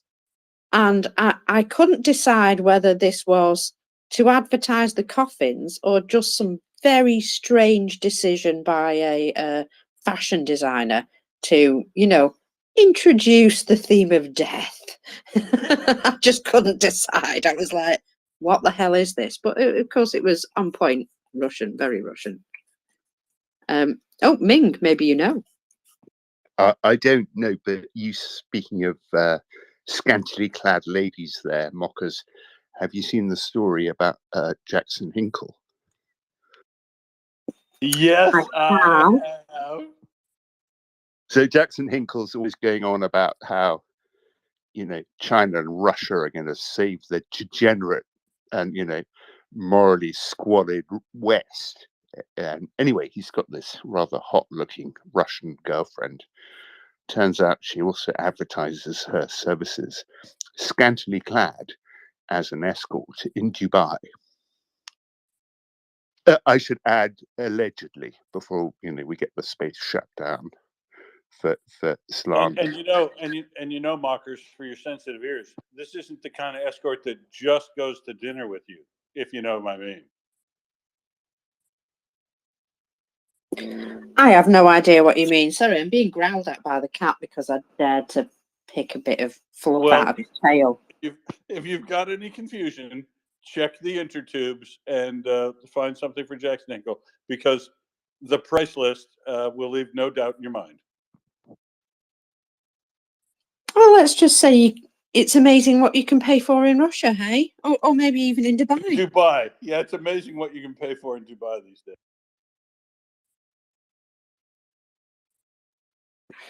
I'll be totally honest. The second I saw the pair of them together, I thought, he does look like an all-American boy and all that, but nah. that didn't work for me. I'll tell you what, it's always been this way, right? Ever since I've been traveling around the world working, that if you want to learn Russian, they say you need to find a long-haired dictionary, and the best place to find a long-haired dictionary in the world outside of Russia has always been the expat bars in Dubai. Noted. Ivana. Good morning, Mockers. This news about, the ladies advertising, it's really interesting because when you write articles on papers or on blogs on internet, you have to be mindful of CEO rules and how the searching engines index that article. And it's a good idea to use the trending lines in the articles. For example, I don't know, grain price or a football championship or something like this. Even if you write about baby food, or you say that if the baby will eat that baby food, he will certainly participate in the football championships in 20 years time or something like this. And I guess coffins are trending in Russia, and using them, to advertise whatever, it's very good. It's some sort of visual CEO. What do you think? Well, they are very popular indeed. And it would appear that certain people are cashing in on that popularity. And, good for them with their business acumen and, eye for, just the grimmest of themes. But yeah, they look like very nice coffins. I'm sure they're terribly expensive, but just it was it was surprising to me, shall we say, that either direction, to be honest, looking for a coffin, here are the best with scantily clad ladies all draped over them, or look at these amazing ladies in our outfits draped across coffins. It's terribly arty. And, so whichever direction I go with that, I still find it very puzzling. Yeah, I still have a hard time believing it's true. I mean, it's just some things you see, it's just like, that has got to be a joke, and you keep digging and digging and looking and seeing if it's true or not, or if it's real. Because are you hankering after me sending you a video of scantily clad ladies and coffins? Is that what you're trying to say, Will? Oh no, I've seen what you're talking about, and it's hard to believe it's true. I looked at that and thought that I can't believe that's true at all. But speaking of Jackson Hinkle, Anna, did you also remember back a couple of weeks ago when Jackson Hinkle was trying to promote exactly what I think Ming said? He said they try to sell Russia as being so much more morally superior and the bastion of the family and all this sort of stuff.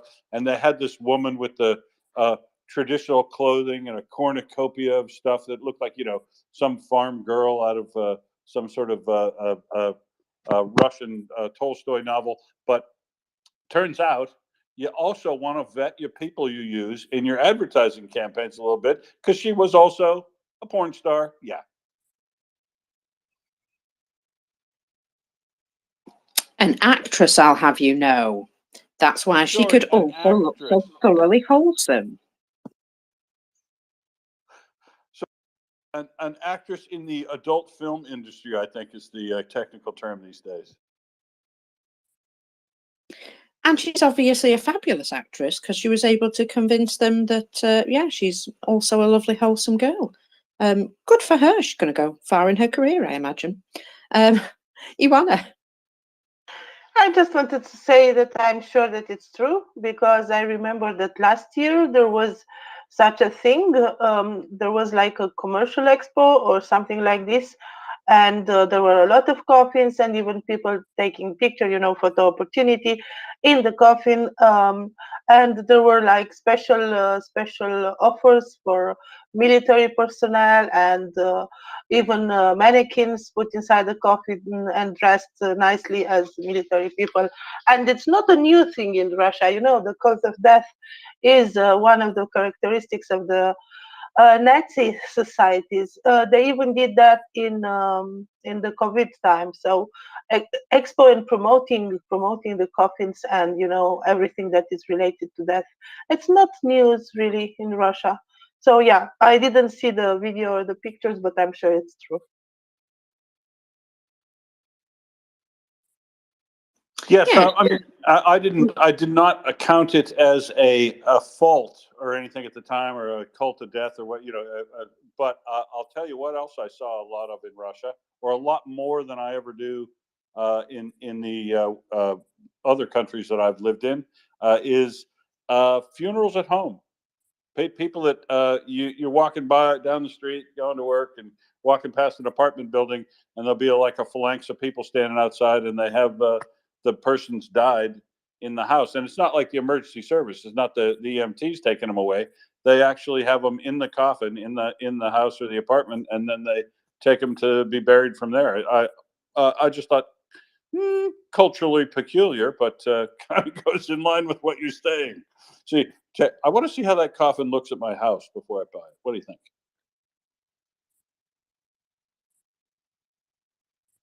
It's a nice piece of furniture. You can use it as a couch, as a sitting place when you are staying at the table, and even as a sleeping place.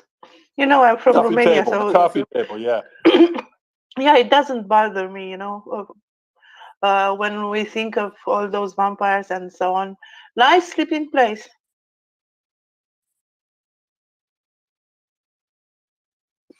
At least you can guarantee you'd have a comfortable pillow, because yes, they do look quite comfortable inside, don't they? But I can't say I'm going to change my bed for a coffin anytime soon. Spare room for when the Romanians come over. Where are Daniel and Ando when we need them? Very good point. I'm not good enough. Huh? I'm not good enough. Okay. You are, but you're here. You're here already. So I always wind Ando up about vampires. Don't worry, I'll start on you now, Ioana. If you want some, please invite my vampire jokes upon you. Ready when you are.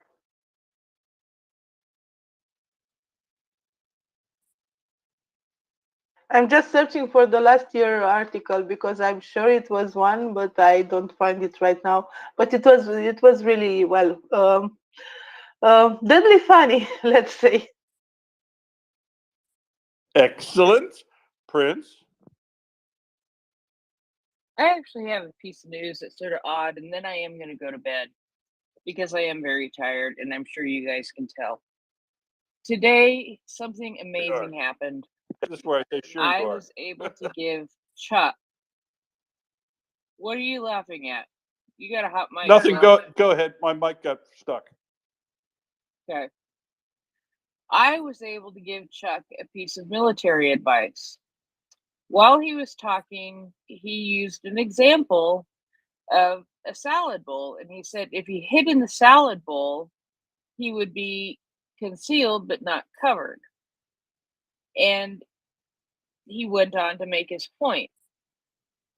And I had to tell him that, you know, a really good military man would consider turning the salad bowl over and hiding under it so you had both cover and concealment.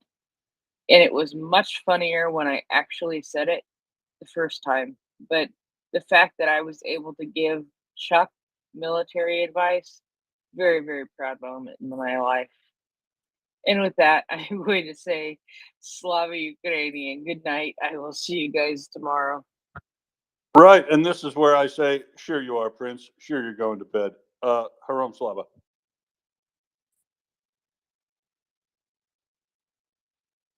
Of course, Mocker, she probably will go to bed tonight, huh? Because Doman's not up to keep her awake.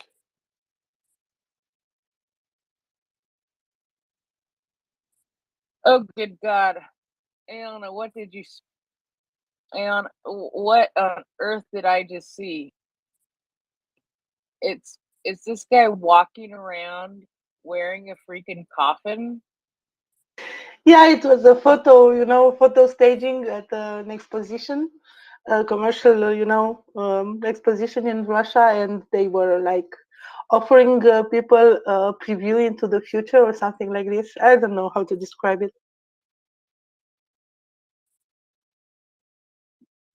It's pretty Oh my special, goodness. that's all I can say. Yeah. Well, speaking of special, it's time for me to stop being special and drop out of my spot because I believe Ming is here to replace me. So I will wish you all a good evening from Perth, and embarrass myself by telling you that I can't remember if I'm on the schedule tomorrow or not, but probably. I'm going to say yeah. I'm going to go with yes. So I'll see you at the same bat time tomorrow. And everybody enjoy your late afternoon, early evening, or wherever you're at. Take care, Will. Hopefully we'll do as good a job as you do in your absence. I've got to also add at this point that the fire at Novorossiysk seems to be getting worse. As of 21 minutes ago, there is a new image coming out, which is, well, let's just say there's a lot of flames there. It does look like they are having a special smoking operation. But yeah, when Will said that there's, you know, probably some barrels of oil there, yes, that looks like an awful lot of fuel burning all at once. So incredible scenes. And oh, with regards to the expo center, now it is possible that this building was indeed at this particular location. Their official site says that they will be taking part in the International Military Technical Forum, which will be held between August the 14th to August the 20th at the Patriot Exhibition and Convention Center of the Armed Forces of the Russian Federation.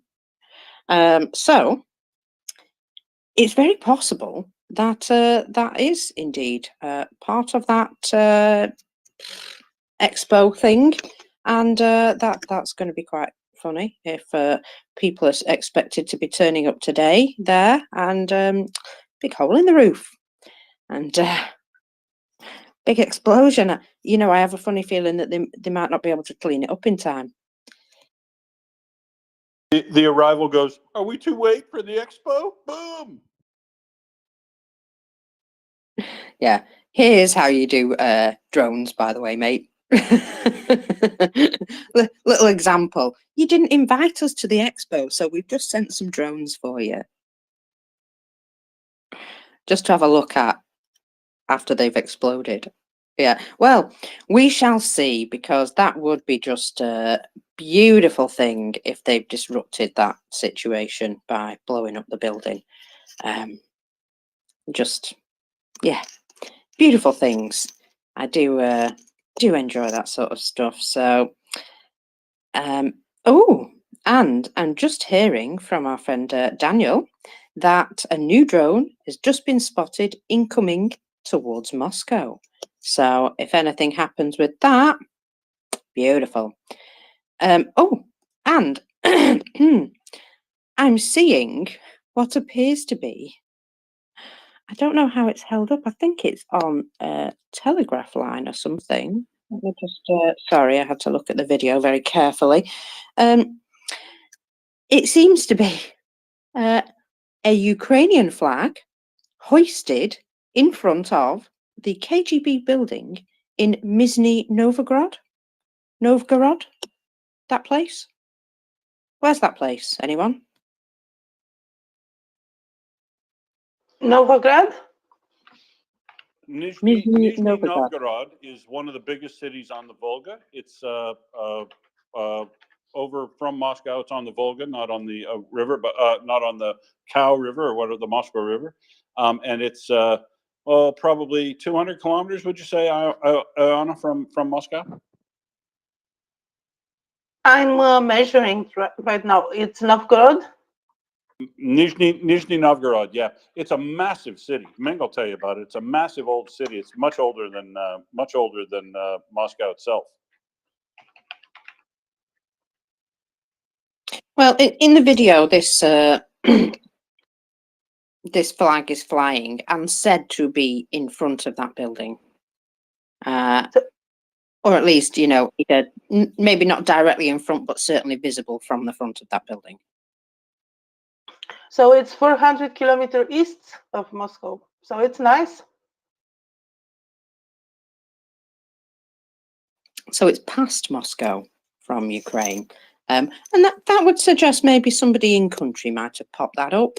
I don't think they've got drones that are quite that capable just yet.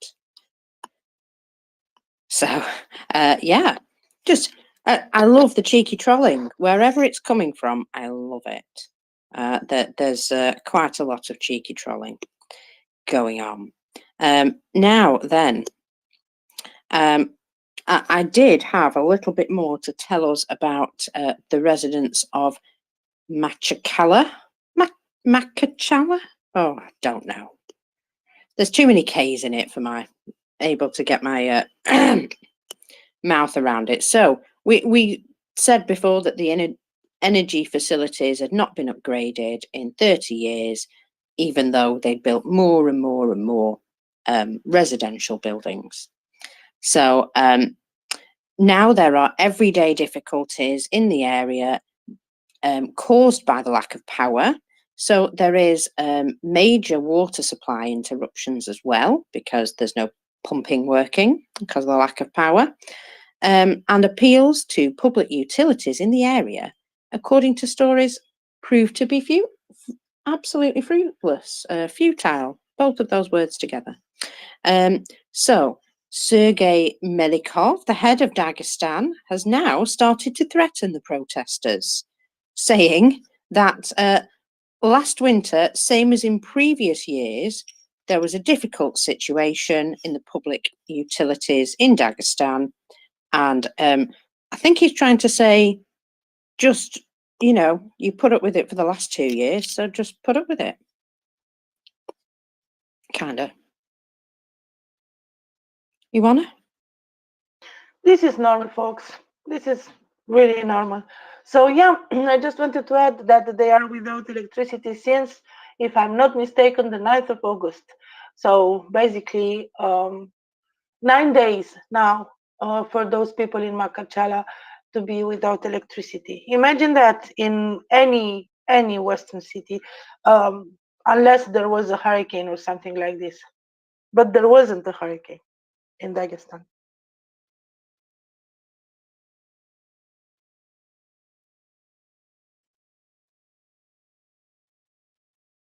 Yeah, you would think there would be some sort of like major event that would cause these sorts of problems, but no, it's just an ongoing thing.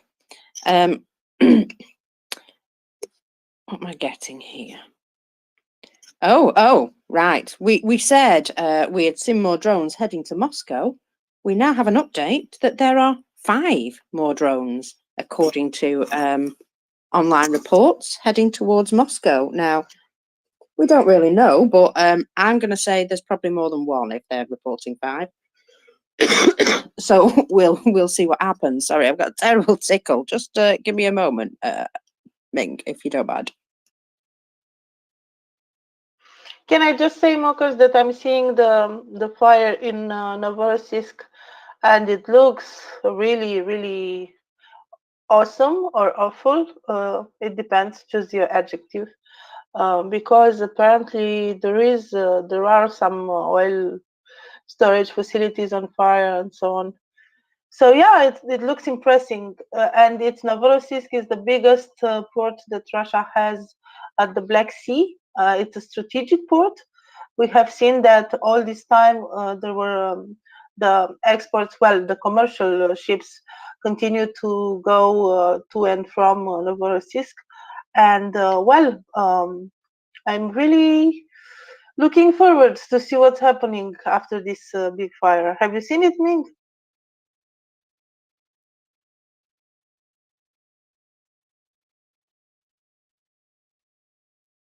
It would appear he's my silent partner today. Will, go ahead. Yeah, you know, the other thing, Iona, that I notice about that fire in Novorossiysk is if you look at the reports, it says like 40 guys were there and several pieces of equipment. Have a look at the video and see if you see anybody there that's doing anything other than just watching on. Because, you know, a Class B fire doesn't turn into a major fuel storage fire if you make some attempt to rob it of fuel or smother it, right? There's no apparatus in there spraying foam to try to smother that fire, and they haven't even got the forklifts in pulling all the other stuff away from that area, so it can't catch on fire. So if you just stand there and look at it with your hand in your pockets, Class A or Class B fire will become a much bigger fire on you if you don't do anything. It's just, you know, important safety tip for people who are trying to do that. Yeah, I'm not very familiar with the classification of the fires, but I'm looking when the fire started at the video. I put it on a very large screen to see it better. And it seems to be near a train station or in any case, a storage area, because there are what it seems like containers, a lot of them, or maybe train cars. I'm not sure about it. And yeah, there is the risk of that fire spreading to one of those, and we never know what they contain, if they contain fertilizers or fuel or some flammable thing, timber, whatever. I'm not seeing the situation going to the, you know, to a good result. And there is another picture with some barrels that may be barrels of fuel or whatever, and some of them are on fire. So yeah, and nobody there, no firefighters, nobody.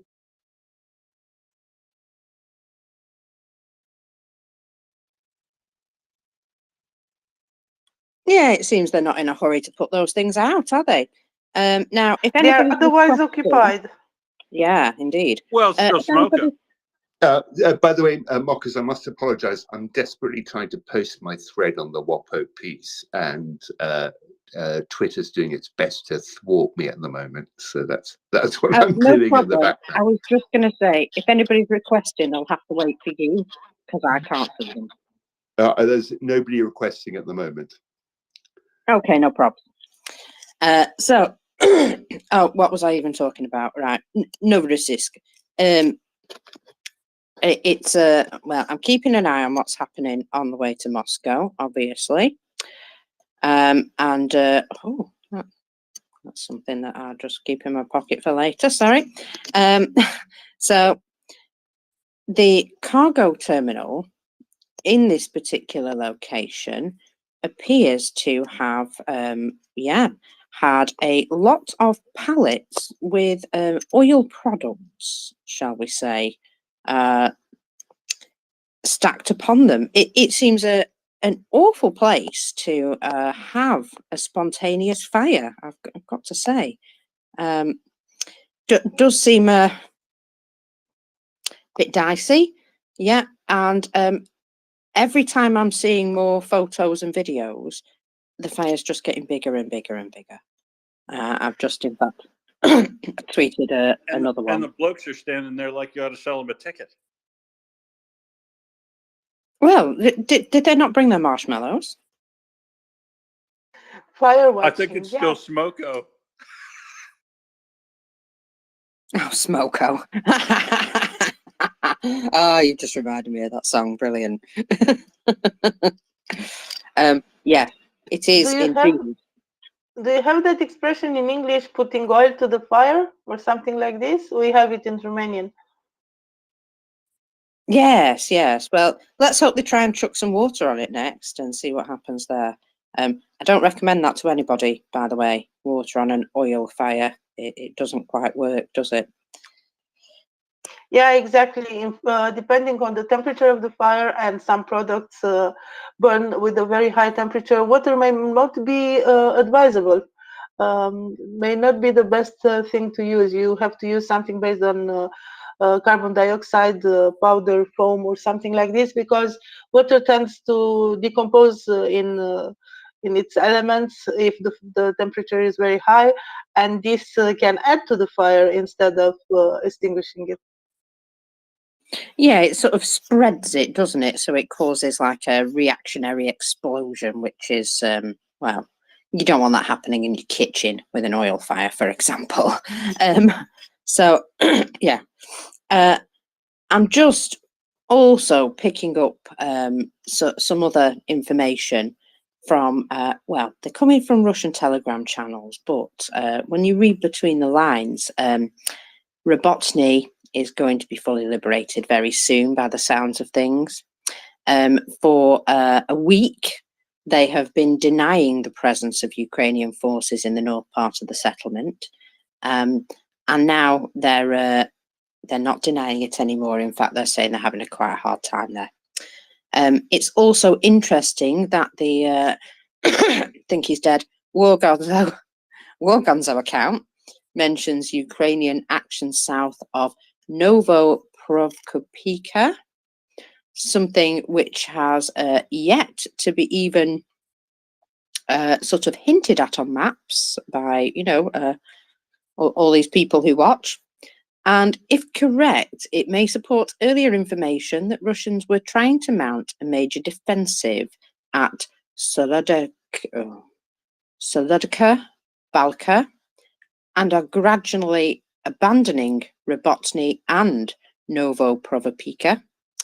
The loss of the Ka-52 yesterday, so close to the front there, speaks of some sort of panic on that front, because the Ka-52 are often used as a substitute for artillery when their artillery is no longer available. Well, let's just say there are a number of lines of advancement in that area which appear to be, again, pinching off a big chunk of that battlefront.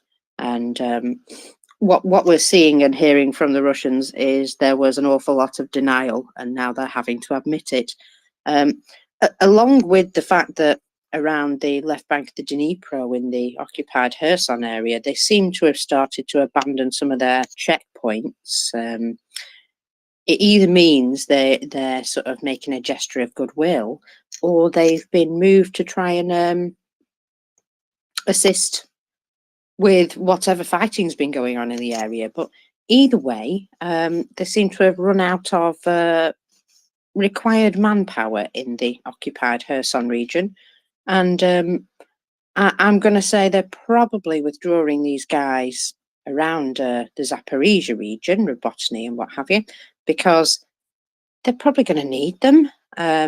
Either that, or the guys have just decided to withdraw, you know, without an awful lot of on-high agreement, because we have seen that as well, haven't we?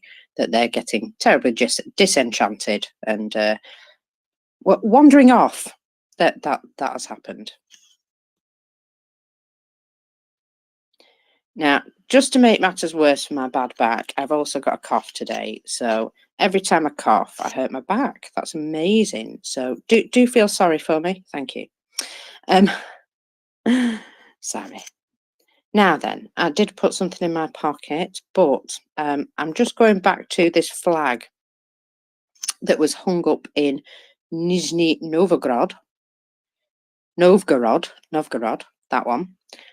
So a large Ukrainian flag appeared in front of the FSB building, and it does appear to be very close to the building, actually.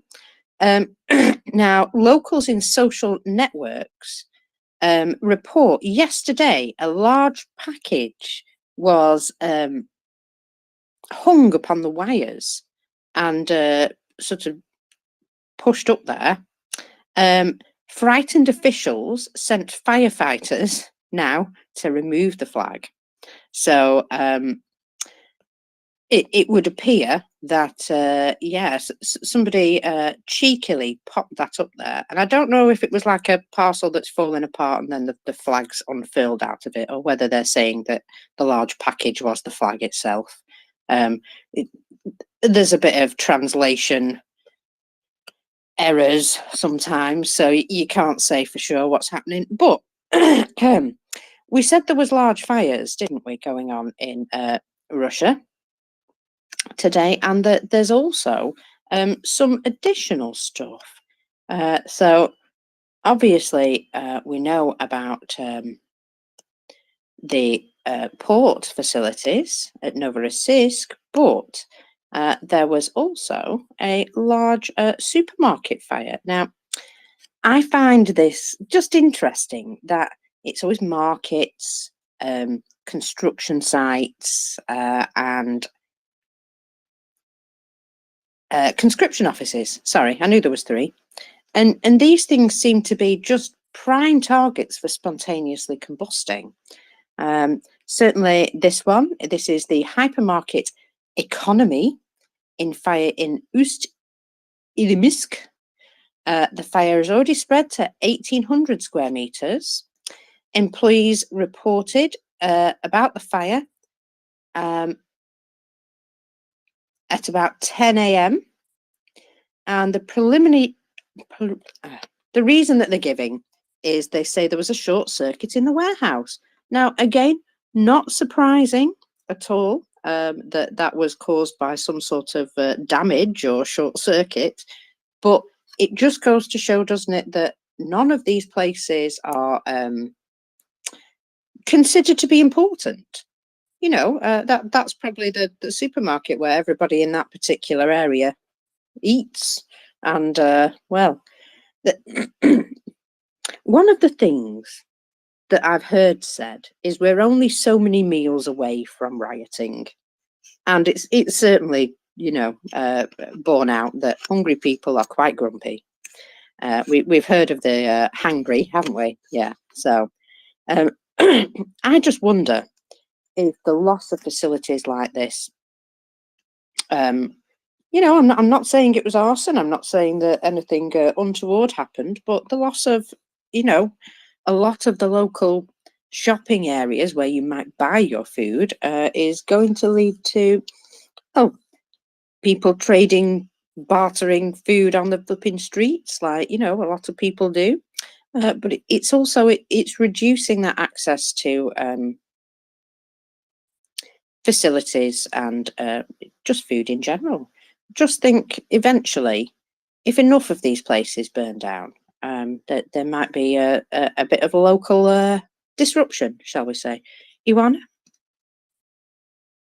Oh, I just wanted to note earlier that according to what we are seeing for the Russian authorities, a flag is considered a bigger danger than a fire, because they seem to be very prompt to react to the presence of a flag, while for the fires they are not very hurrying very much.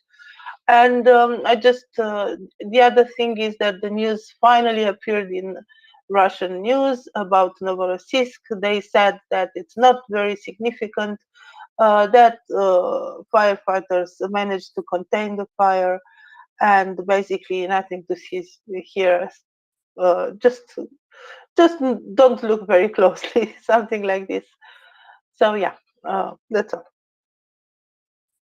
I just find it always seems to be certain things that are on fire, and you know, I don't know whether it's an insurance job or it's maintenance issues, but it seems to have had a sudden increase in just these sort of things.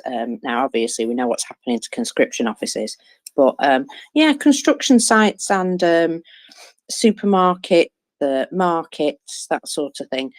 I just feel as though they're a bit fishy. So many of them. Exactly. So the supermarkets were hit first time because of COVID, because people didn't go to supermarket and so on.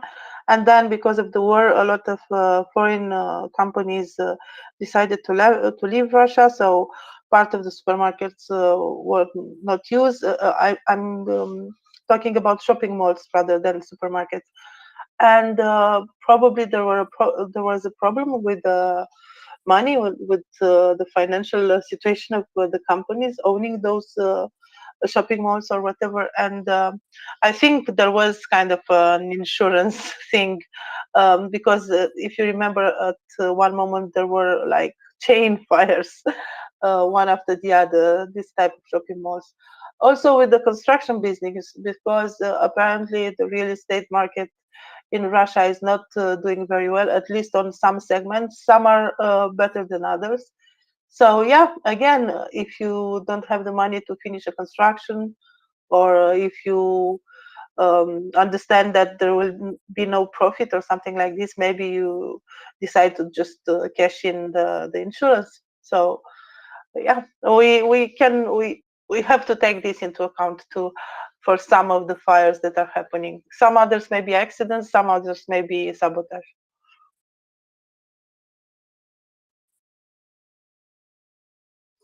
Yeah, indeed. Oh, sorry, I'm just trying to get up at the same time. And apparently I can't just do that right now. Never mind. So, let us see what's going on. If we've got any more information about Moscow. So, the residents of Serpukov allegedly have noticed flying objects that appear to be drones moving in the direction of Moscow. I have a feeling it's going to be a bit of a fiery day today. Don't know about you, but I have a funny feeling that sorry, I'm just dying at the same time. Yeah, I have a funny feeling it's going to be quite interesting. You never know, this could be a bumper weekend of things happening. I do know that Ukraine are preparing for what's it called? The Independence Day? Yes, sorry, 24th of August. Yeah. And sorry, Mokas, I have to say this. Yesterday there was an account from the Russians about, I don't know exactly what region it was. Maybe it was Robotina or some other place where they had to retreat, and they characterized it as a retrograde movement or something. And I'm not at all into astrology, but of course it's part of the common culture. And you know, when a planet is in a retrograde movement, it's not very good, apparently, according to the astrologist. So I guess the Russians have to retreat really quick, because on 23rd of August, Mercury, it will be in a retrograde movement, and Mercury is very mean as a planet. So I think that the boys should should retreat very quickly, because yeah, something bad will happen. Ioana, we need to use this to play to their superstitions. That's brilliant. Exactly. Ming, do you think that's a great idea? Exactly, because we don't believe it, but they might. So, you know. Yeah, I think that's incredible. Now, Ming, I've had a look at your thread. I wondered if you wanted to talk some more about it now you've had a chance to go through it properly. Yeah, sure. No, it just, so the interesting thing is that basically, to give you the background, I popped it up in the Nest It's a very long article in the Washington Post, but I've linked in the thread to a unpaywalled version of it because I've basically PDF'd it up and stuck it on Google Drive. So if you want to read the whole thing, it's all there. And so, one of the interesting things that turns up is that, for instance, General Ben Wallace, he's a good friend of the space and he's on with us quite frequently. He says he's quoted in it as saying it's amazing how the Russians haven't tried to do anything to disrupt the flow of weapons into Ukraine. And of course, General Wallace there is talking about not disrupting them outside of Ukraine, but between Ukraine's borders and the front line. But it turns out the Russians have been busy, specifically in Poland, to try and disrupt this weapons flow, except in typical Russian fashion, it's not very obvious or direct. So what they seem to have been doing is recruiting on Telegram people in Poland, and they're pretty unfussy about who they are. So they're targeting Ukrainian refugees, Polish people in general, and people who speak Russian. Well, obviously, people who speak Russian.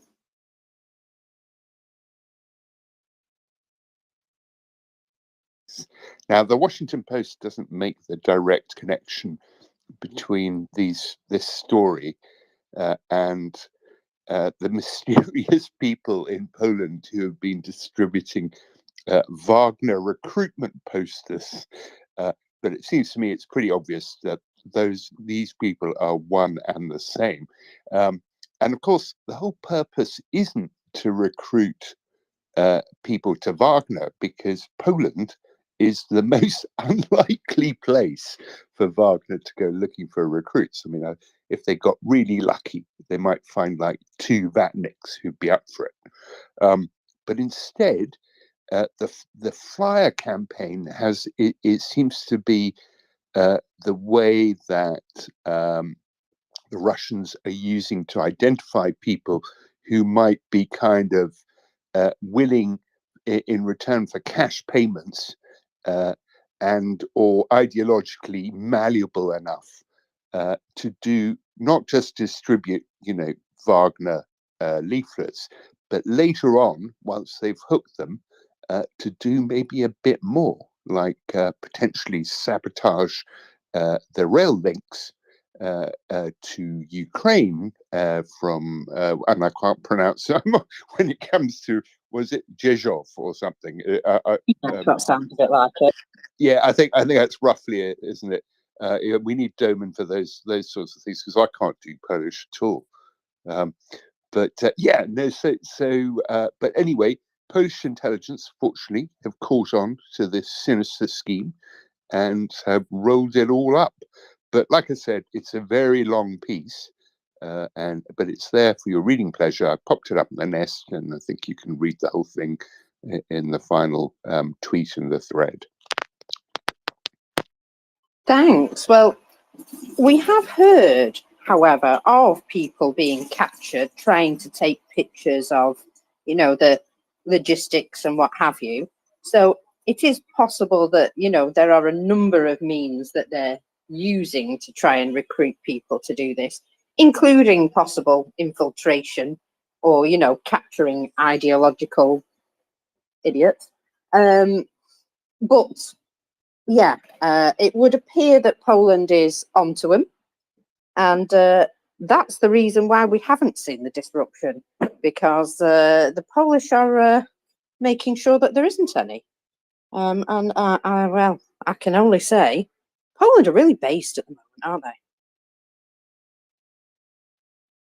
Yeah, you can't fault the Poles when it comes to this sort of stuff, and it's always fascinates me that the Poland are so stalwart in their support, because I always expect, and less so that they are, more so that the Hungarians aren't, because the Hungarians and the Poles come from a pretty similar starting place.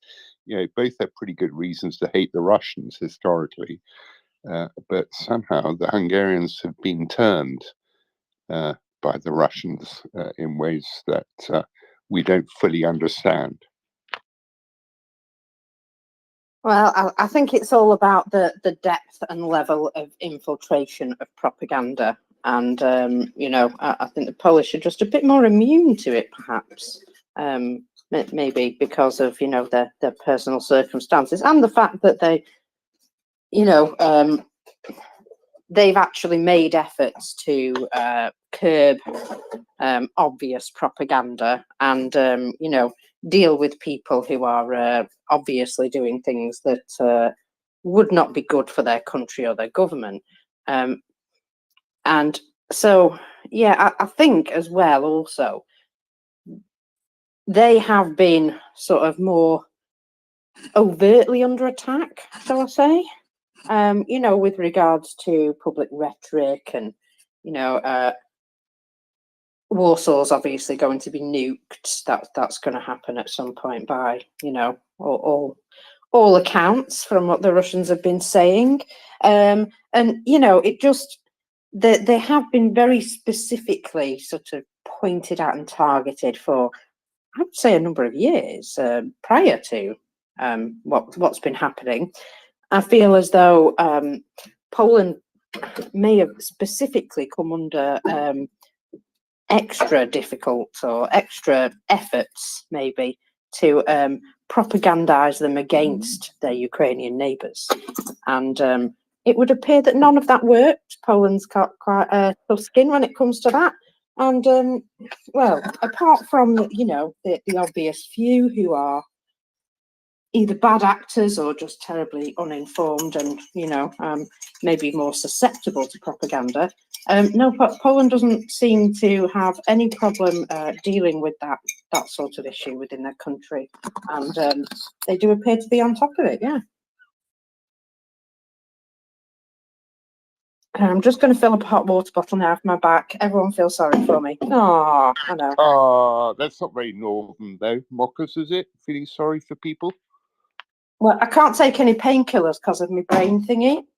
Oh, okay. apart from- So, yeah, no. Fair enough.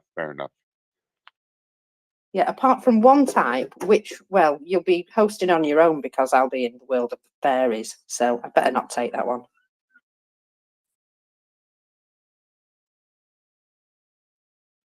It might be fun, though. It might be fun to listen to me, like, drool on the space. But, yeah, I wouldn't be much use to anybody. And I've been practically useless for the last few days. But, anyway, did you see or hear about this amazing patriotic education that I was mentioning earlier? Because I've got a bit more information about it. Go ahead, Mockers. What is this? This is no doubt something Russian, I guess. Oh, this is a in-depth thread from obviously my favourite person and source, Chris Owicki. I'm going to buy this bloke a beer if I ever come into contact with him in real life. So this is referring to the upsurge in patriotic education and how, because of the fact that, this is something that the government's really wanted to push now, would you believe it's a great way to make money? I know, it's incredible that, isn't it? That's not me weeing, that's the hot water bottle, just in case you wondered. Try not to take you to the bathroom with me. So yeah, the federal and regional governments now are pouring millions of new shiny rubles into, or is it digital rubles these days? Maybe. Into propaganda for school children. Of course they are. So there is an entire industry that is now selling ready-to-use patriotic educational equipment and has appeared to capitalise on this demand. So we see some very strange contraptions that they think will assist them in teaching children propaganda. So the Not the Norm Telegram channel documents the Russian state's extensive efforts to imbue children with militaristic propaganda. It highlights specifically how Russian companies are profiting from the requirement to integrate patriotic education with the school curriculum. In other words, indoctrinate our children into good little soldiers. And obviously this has been ramped up recently. So, in a recent example, there is what they're calling an AVK Kremlin, which is an interactive complex of civic and patriotic education, which looks like a television to me, installed in the preschool department of the school number 10 in the Moscow Oblast city of Lyubertsky. Lyubertsy, maybe. I don't care really. It's stylized to look like the Kremlin's Spasskaya Tower. So basically, it's just a wooden box painted up like the tower with a big clock sort of stuck on the top of it. And in the middle, there's a TV. So it's, yeah, it's a TV, basically. Anyway, the manufacturer and school head claim that it should stimulate the children's interest in studying the history of their homeland and encourage the development of patriotism, and allows us to create in children, in a relaxed way, a sense of patriotism and pride in our country. You mean you show them propaganda videos? Yes, exactly. So this particular type of cabinet holding a TV is apparently not very cheap. It costs 375,000 rubles, which is coming up to almost $4,000, or about a third of the average Russian annual salary. Gosh, that is expensive. And as this shows, there is an awful lot of money to be made from Russia's patriotic education program. So they'll be coming up with all sorts of new and strange ideas. Oh, there we go. I'm actually sat down properly now. Amazing. So the AVK Kremlin is manufactured by a company from Novocherkassk, which offers a range of interactive civil patriotic education systems for prices between 89,000 to 399,000 rubles. It signed educational contracts worth 25 million rubles in the last 12 months alone. In freedom pounds, that is $263,500. So, the Alma LLC from St. Petersburg also sells patriotic educational equipment, costing from between 10,900 rubles to 475,000 rubles, which equates to around $5,000. The company has earned 19 million rubles in state contracts over the last year. That is around $200,000. So another company, Novatsia LLC from Tumen, supplies patriotic paraphernalia and folk costumes in addition to patriotic equipment. For example, 10 patriotic caps for 3,860 rubles. That's $41 to you over the pond there. They have supplied 7.9 million rubles worth of such goods over the last month, so that's $83,000 or just over. So there's lots of money going into this. The manufacturers and resellers are clearly charging very inflated prices. Yes, it would appear so. One company, Globus LLC from Ekaterinburg, has added a 32% markup to the items it redistributes. However, the state is seemingly very happy to pay these out, even as the funding for the schools in general suffers really badly. So that just goes to show where their priorities are, wouldn't you say?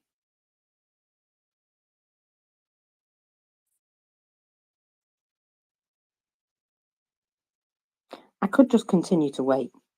Sorry, because you could, but I am here. Sorry, I was just replying to something in the back channel there. Yeah, no, and of course, it's interesting that they've got all that they are sort of now branching out into knickknacks, patriotic knickknacks in the kind of education sphere, because that's what this Spassky Tower thing is, isn't it? Basically, it's like does it do anything, or is it just sort of meant to be comforting and patriotic? Yeah, the second, yeah, the TV in the middle looks like it might have an interactive screen where you will get like choices and you'll be able to go and choose the correct one to show how patriotic you are. So it does look as though there's some sort of interactive programs on that sort of TV, as far as I'm concerned. But yeah, basically it's just a wooden cabinet with this TV screen set into it, and then it's got like right on the top of it, it's got a bit that looks like the top of the tower with a clock in it. So at least it also helps you to tell the time. But it is literally just sort of something that would be, just built out of cheap wood, stuck a TV in it, painted it to look like a part of the Kremlin, and hey presto, you can put a 32% markup on it. Amazing. But at that price, it's kind of interesting who their target market is. It might be for oligarchs who think they don't look sufficiently patriotic, because not your normal guy is going to be buying that kind of thing. Oh no, these are specifically towards schools. So these are being marketed directly towards schools and educational institutions for younger children, because these are seen as a gentler way to introduce their propaganda and their militaristic thinking, and get them while they're young with something that doesn't look, specifically like it's anything to do with the military, perhaps. It doesn't look particularly scary. It's a sight that they've probably seen, in books and pictures all the time of look at our beautiful Kremlin. So, yeah, it's supposed to be sort of like a nice, familiar way to introduce the propaganda directly into their brains. Yeah, because separately, what was it, a couple of days ago, we were seeing all the tweets and articles about the new Russian history school textbook for 11-year-olds, 10 to 11-year-olds, which kind of weirdly, I don't know about you, Marcus, did you do, well, you must have done history at school, I guess, but, typically when I did history at school, it sort of ended roughly about, so I was at school in the 80s, kind of ended around World War II. We didn't really do much. Oh, maybe we covered some 60s, but we certainly didn't cover in the history books what had happened in the last couple of years. And of course, Ukraine ranks very large, front and center, throughout these Russian history textbooks, up to and including stuff which, strictly speaking, is less history at all, more kind of current events. So I don't know, they are making efforts, and the history books are ones that they've always been pretty good at targeting, and well, here we go again. Yes, exactly. And I found it particularly insidious that they're sort of disguising these things as, just equipment to assist you in the school. When I'm sure you would probably, at some point through your education, there would be a time when they would wheel in a big TV in a locked cabinet, and they would unlock it and you would watch some historical program or something like that. And that's what it reminds me of. It just reminds me of this big wheeling TV, but it's just got a fancy cabinet. It's just so silly, isn't it? And the Spassky Tower too. I mean, but what a waste of time, because when we, aren't there stats out there? We've heard them a few times about, Russian schools not even having loos or running water. So, a Spassky Tower isn't exactly top of the priority list, I guess, unless you're in Russia. Well, exactly that. It just seems bonkers, doesn't it? let's buy this teaching equipment. But I believe that a lot of schools, they don't provide any sort of meals or anything like that for their children. And if they're sent in with anything but their own toilet paper, you know, for example, if they're sent in with a sandwich, that sandwich will be confiscated from them. So I do think it's a very strange situation where they literally sort of, you know, while you're at school, it's again another way, I suppose, of control, isn't it? That while you're at school, you will remain hungry and alert, basically. And I don't know, hungry kids don't learn that well, as far as I'm concerned. So, you know, it gives them a good excuse to then berate them for not paying attention, I suppose. It's all a system designed to fail, to make people fail so that then they can be reprimanded. It just seems to me that cruelty is sort of baked into absolutely everything.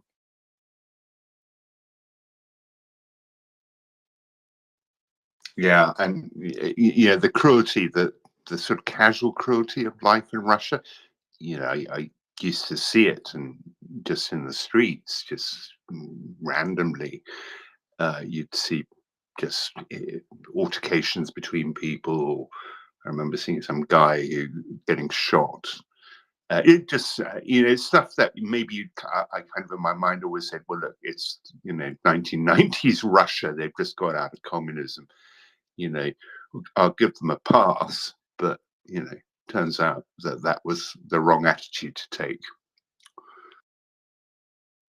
Well, that's the thing, isn't it? I suppose when you're in somebody else's country, you might sort of go, oh, okay, right, I'm just not, you know, not going to cause a fuss. But I think when things sort of, you know, when that becomes the norm in your country, that's when things, you know, when people just sort of shrug and carry on walking, and, you know, nobody has a reaction. I find that really shocking. I really do. You know, that the videos of people in cafes just eating their dinner while someone's being stabbed at the table next to them, I find that quite surprising. I can't imagine just sitting there and eating my dinner while something like that was going on. But yeah, they're not even flinching, and I just think, wow, they must be so used to violence that it just sails over their head.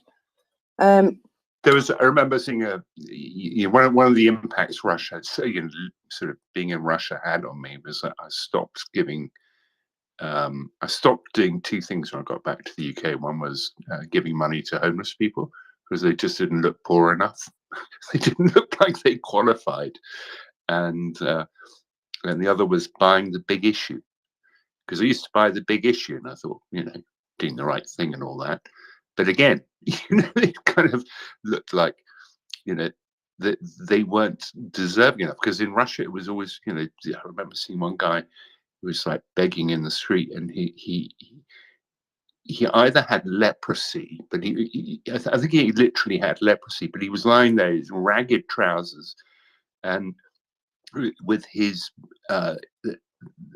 you know, his lower leg completely split open to the bone, and you know, and it wasn't fresh or anything. You know, he'd been in that state clearly for a few months, and how he was still alive, I had no idea. But it was just, and you know, I know it makes me sound heartless in the sense that, you know, you go back to the UK. Well, I'm not giving the homeless anything because they're not poor enough.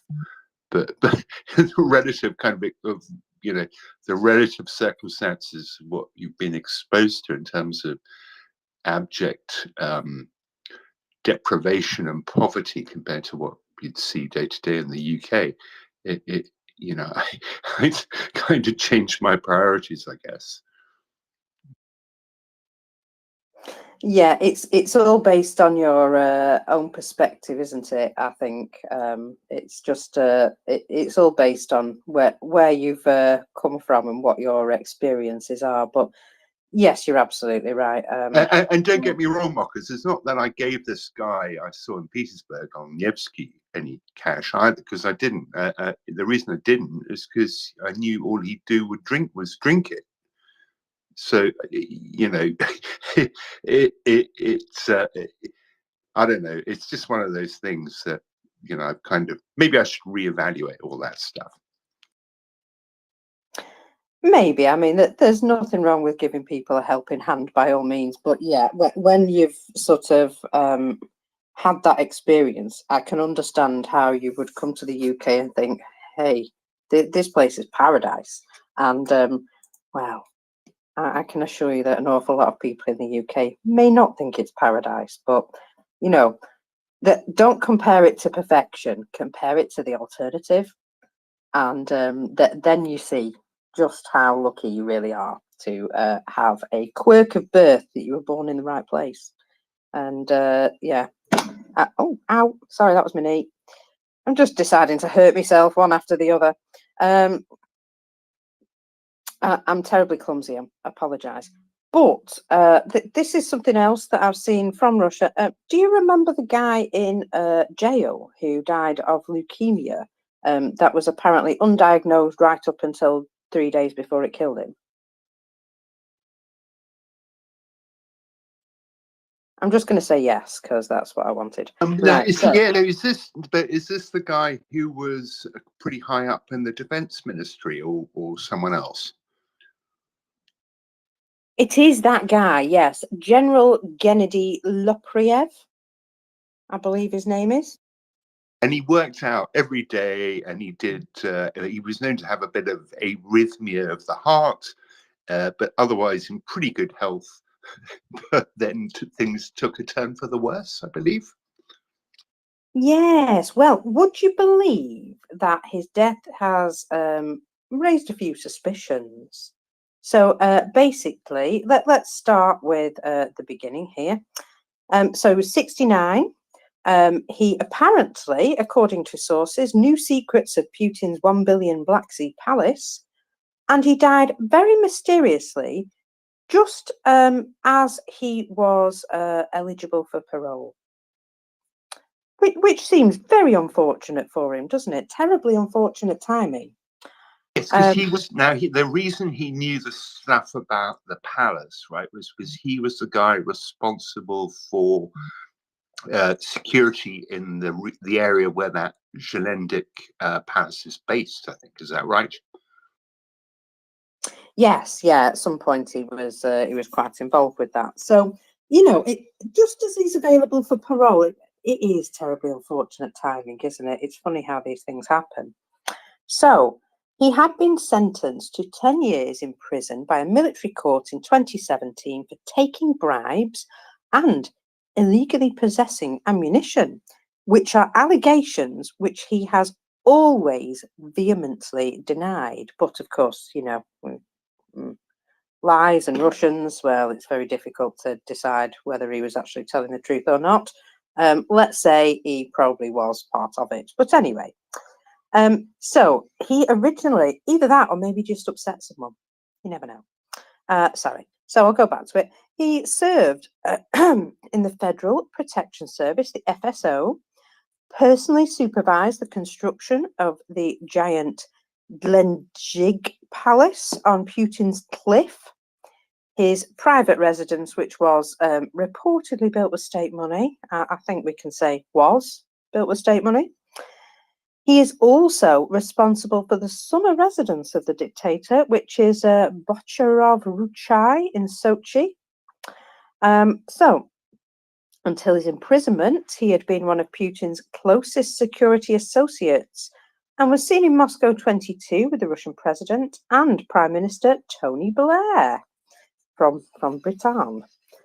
So, this comes just as another Russian general who led the invasion of Ukraine until he was purged, obviously, also met a suspicious end this week. And I just wonder if, you know, that the purges will continue.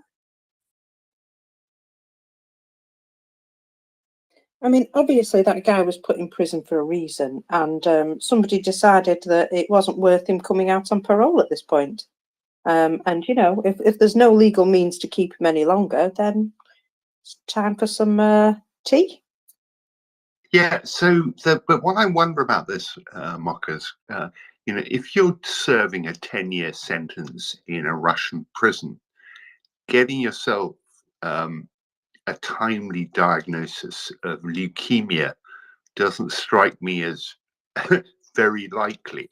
If you see what I mean, I don't think that you're going to be able to visit the kind of the sick bay or whatever it is they have in Russian prisons on a weekly basis and get tested for all sorts of things. I don't think they bother too much with that sort of thing. So it's kind of possible, I guess, albeit it does seem weird that it was so suspiciously close to this guy being eligible for parole, that the guy genuinely did have a case of undiagnosed leukemia. Although I have to say, I think he might have noticed, and he doesn't seem to have noticed. So yeah, there's that to consider too.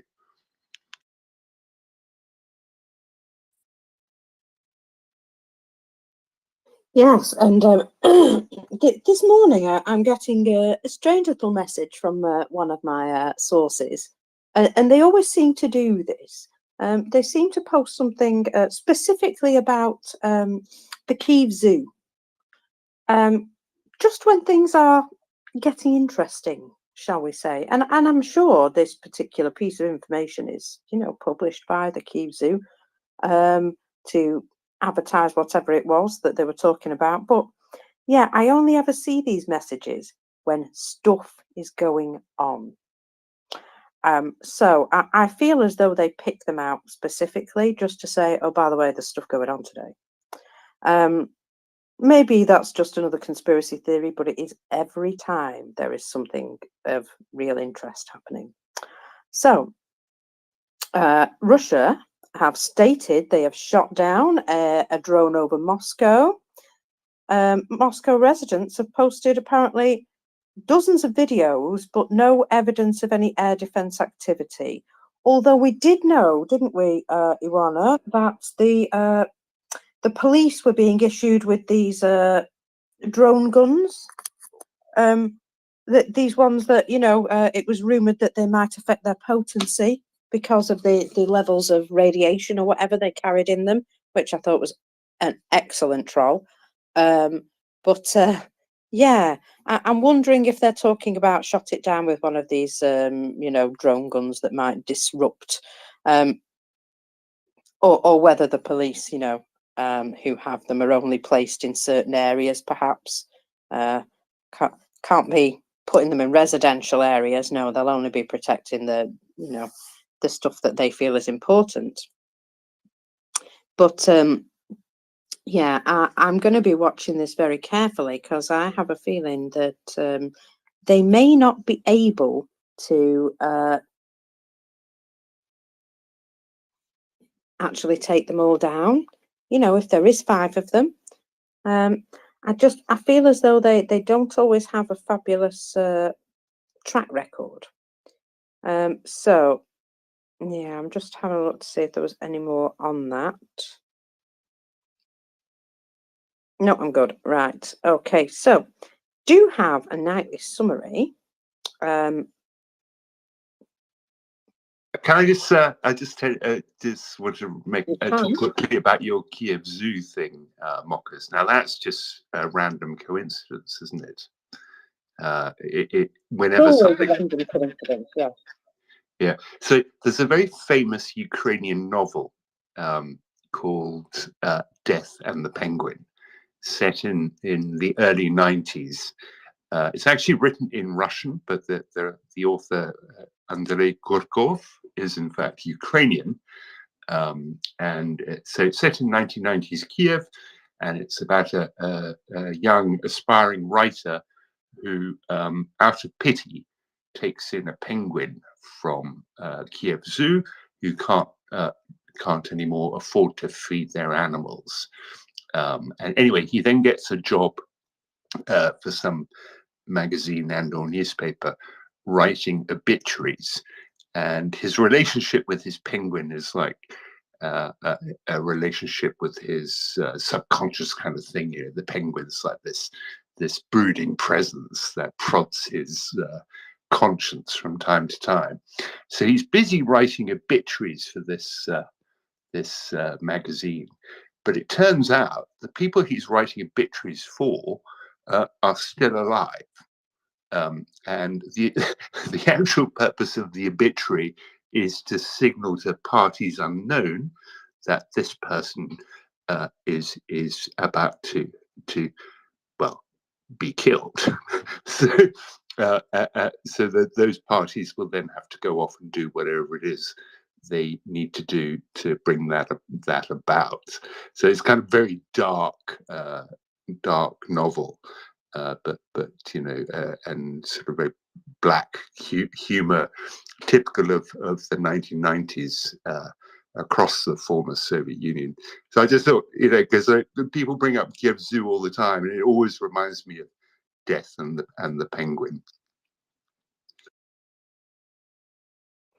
Yes, well, that's why I find it a bit, well, you know, I didn't know about that particular story, but I just, every time I see it, I think, oh, didn't I see that last time there was something really major happening? And then, you know, maybe it's just me and I just happen to spot them and find it thoroughly coincidental, but it does seem to be, whenever I get a notification from this particular channel about Kyiv Zoo, there's just something in particular going on. Not at the zoo, obviously, or maybe at the zoo.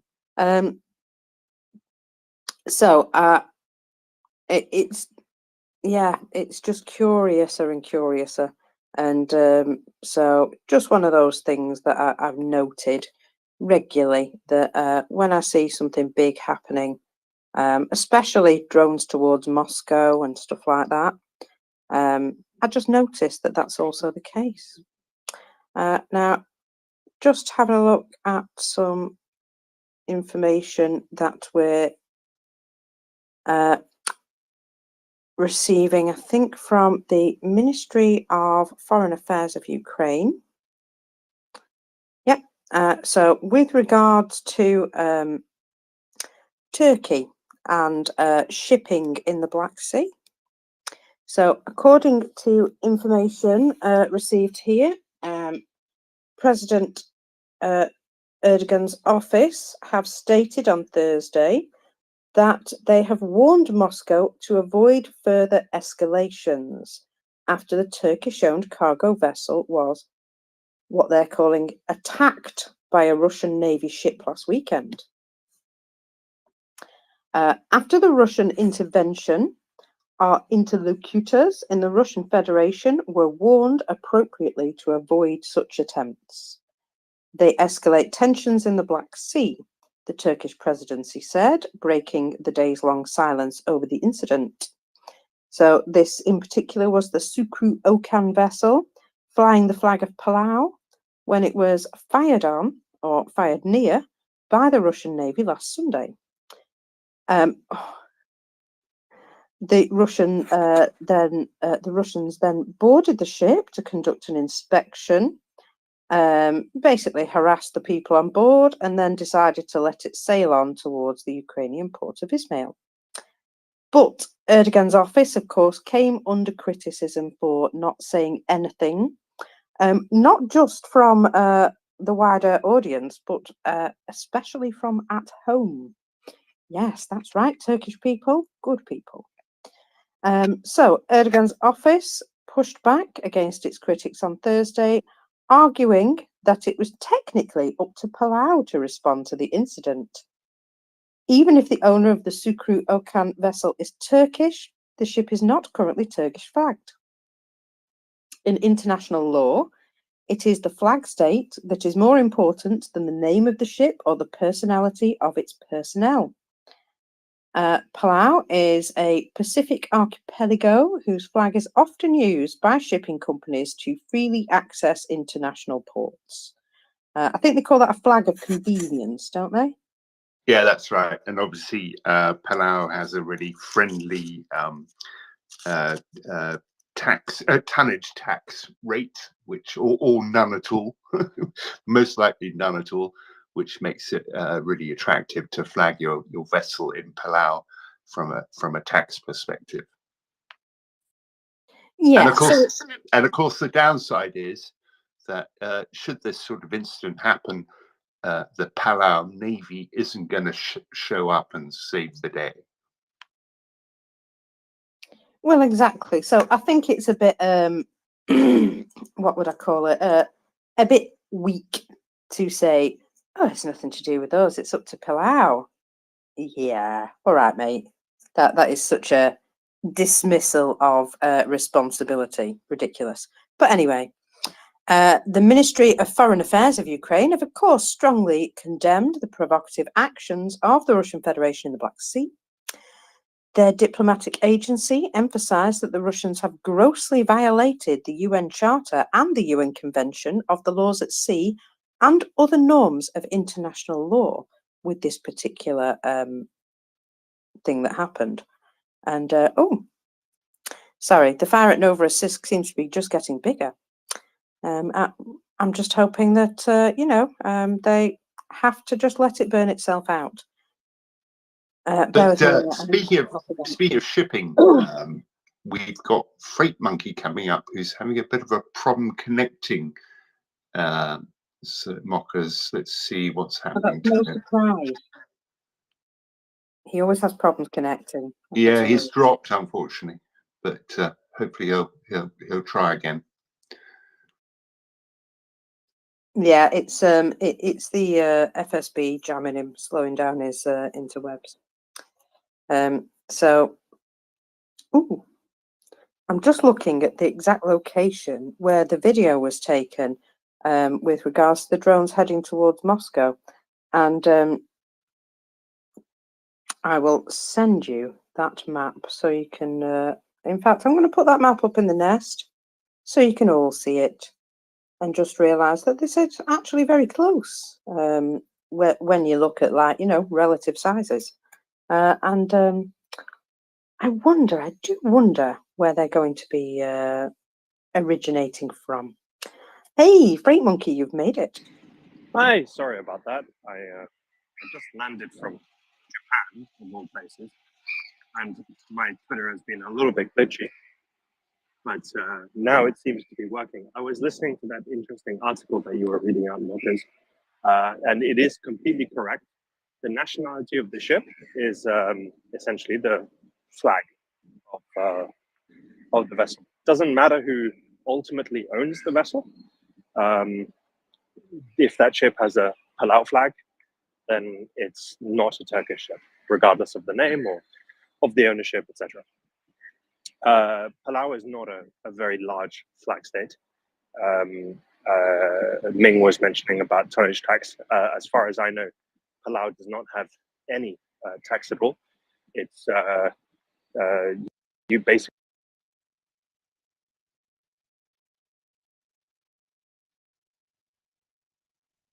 Did we lose Freight Monkey there, Mockers? No, I think I should be back on.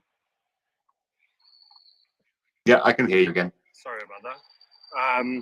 So Palau does not have, as far as I know, any tax constraints, and it is not a very common flag for large ships, but for small ships it is, mainly because they don't have, as far as I know, any significant standards. So if you flag your ship with the Palau flag, the flag state does not, how do I say this politely, give an F what you do with it, or, you know, how you maintain your ship, or how you pay your crew, or whatever standards do not really apply, because Palau does not enforce any of that. And actually the register that they have is probably not even in Palau. So it's basically a private company that uses the state flag for a fee, and so the Palau government gets a little bit of money per ship registered, and so it's sort of a little bit of a bonus. It's very common in shipping. There are lots of countries like that. Most famously, of course, Liberia, where on Broad Street in Monrovia, which is I guess it's the broader street of Monrovia, There's an address called 101 Broad Street, Monrovia. There are tens of thousands of companies registered in that one address. It's not even a post box, but it's basically one building, and lots of single purpose companies are based over there. It's a very common practice, but of course, when you have a situation like this, where your ship gets maybe hit or whatever the situation is, it's not as if Palau will take, or Liberia, for that case, will take any sort of measures to mediate on your behalf. So you have a lot of great things about having these cheap flags of convenience. One is that you really reduce the cost of absolutely everything from crewing to maintenance. But the downside is if you run into a problem, which in this world looks like it's more and more common, no one is going to come and intervene on your behalf. So maybe if the world moves towards a less globalized and more, let's call it, dangerous place, maybe we will see less, more not flags of convenience becoming the norm. It hasn't been the case for a long time, but it is possible. Well, that's the trade-off in economics between excessive regulation and over-taxation by governments having to fund entitlement programs. On the one hand, a bureaucratic sclerosis leading to the evasion of this by free trading freighters who are constantly under both time and cost pressure. So there's an offset, right? Absolutely, and I'm not gonna say that I'm not against flags of convenience by any measures. As long as we have minimum standards that are applied. Most completely A1, absolute blue chip publicly listed companies have flags of convenience. But they have flags of convenience because otherwise the taxation would make them would price them out of the market. If you're talking about rock bottom margins, shipping is where you find them. Shipping in any commodity business is where you find them. So you have a race to the bottom when it comes to pricing. The overwhelming majority of blue chip owners do have quite high standards of maintenance and also standards of crew welfare. Otherwise, they wouldn't be able to trade around in the legit market, let's call it. And that is despite them having flags of convenience. If you decide to flag your ship with a British flag, which is probably one of the most beautiful flags to have, you need to have British officers. Now, if you can find me a single British person who would agree to spend 9 to 12 months on board of a bulker, in the middle of the ocean with no internet connection, for $4,000 a month, I will personally buy you the ship and flag it. Just get me that crew, and I will find you the financing. The reality is it doesn't really exist.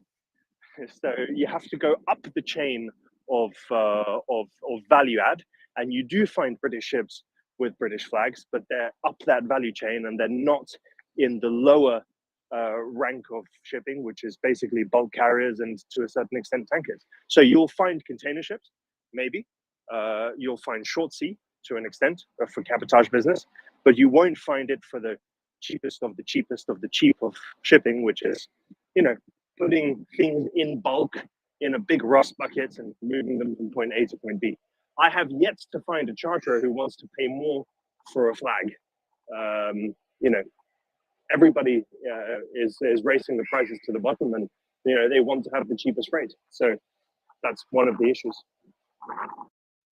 It's interesting that the other large European shipping nation, Greece for that matter, still has a tradition of having people going into merchant marine at competitive rates, let's put it this way, and also at very harsh terms, right? That is entirely correct, although you have less and less Greek captains. We have quite a few when we deal with Greek companies. It's less common, at least at that position in the value add chain. As I said, if you go into the container business, then you know, you can pay your people $15,000-$20,000 a month because it's not so cost sensitive. But it is still a tradition for many Greek ships, even to have Greek flags and to have Greek officers on board. Although in many cases it's more about trying to optimize as much as possible the value of the vessel, and the Greeks are very well known to. I don't want to be mean to them, but to go and steal bunker fuel from their charterers and do all kinds of tricks. The very famous magic pipes, which are pipes that divert bunker fuel from the tanks into a separate hidden tank, because the charterer will be paying for those bunkers unless he finds them. You can charge them, that kind of stuff. But in general, it's becoming less common. Now, that said, as I said, if you go up the value add chain in the container world, you know, you have officers and crew of every single nationality out there, because you know, as I just said, it's less cost sensitive. Freak Monkey. So I have a good friend, a former colleague of mine back from when I was a banker in New York, Hari. So Hari was Indian, and when Hari left school, he thought, right, I want to go to sea. So he joined, I assume what was the Indian merchant fleet back then or whatever. But anyway, he went off to sea, did his exams and whatnot, and by the time he was 30, he was the youngest ship's captain in his fleet.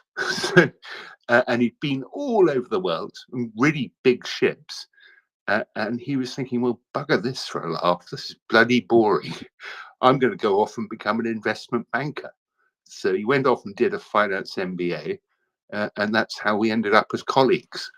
So he basically, you know, didn't like the look of being a ship's officer and left it all behind him. It's very interesting that you say that, because I have people I work with in the office, especially Indian people, all ex-captains or seafarers. It takes about 10 years to become a captain on board of a commercial ship, from the first signing on, if you're very good at it. So, you know, if you do your naval academy and you finish around, you know, 22, it's very feasible that at 32 you can be a captain. But most, as soon as they get that captain, master mariner, poof, they go off to shore, because they might have to take a pay cut, but you know, they work 9 hours a day, and they're not away from their home for 9, 10, 11, 12 months at a time. And if they're crafty, they become extremely good at everything from technical superintendents to operations managers, and even in very high commercial roles. There's a very big schism in shipping between the commercial and the operational side of the business. Both are very important, but they do require completely different skills. But you see a lot of these ex-seafarers, you know, becoming very, very successful commercial managers as well, because they really understand the business. Whereas someone like me, who's come from, who sort of grew up in the commercial side of the business, I've never really been on board of a ship for more than a day. So that's an interesting thing to note. But yes, like, why would you want to spend 9 to 10 months to 12 months on board of a ship for $4,000 a month? Or if you're a captain, maybe you earn $8,000 or $10,000. Of course, you have no expenses. But just imagine being on board one of these things. I mean, they're very large ships, but it's a lonely place. You know, no family, you know, no real social life, and the pay is good by the standards from where you might come from. But if you have a way out, most people will gladly take that. You have to be a very special kind of recluse to want to spend 20 years at sea. But there are people for whom that lifestyle really works. But even now, a lot of my Indian colleagues say it's actually difficult to find Indian officers, you know, who are willing to do it, because as India becomes more and more of a middle class place, again, as soon as the education is finished, there are better opportunities. There are opportunities to emigrate to another country if you can't find the right job in say India. So you know, it's a golden cage. It's absolutely, Axel. And if you have European crew, you can't keep them on board for 12 months. You know, no European, as far as I know, will accept to do that. So you have to rotate them. Rotating crew is expensive. Just look at the offshore business. You know, if you look at the difference in operating an offshore oil rig in, say, the North Sea, it's a completely different cost structure than if you're operating that same oil rig off the coast of Malaysia. You know, Petronas versus Shell or BP. So it's because it's a very different it's a very different lifestyle, and it's a very different workforce. So anyway, all that to say that flags of convenience do not necessarily mean bad people, but most bad people have flags of convenience. All right, shall we have a little look at Turkey?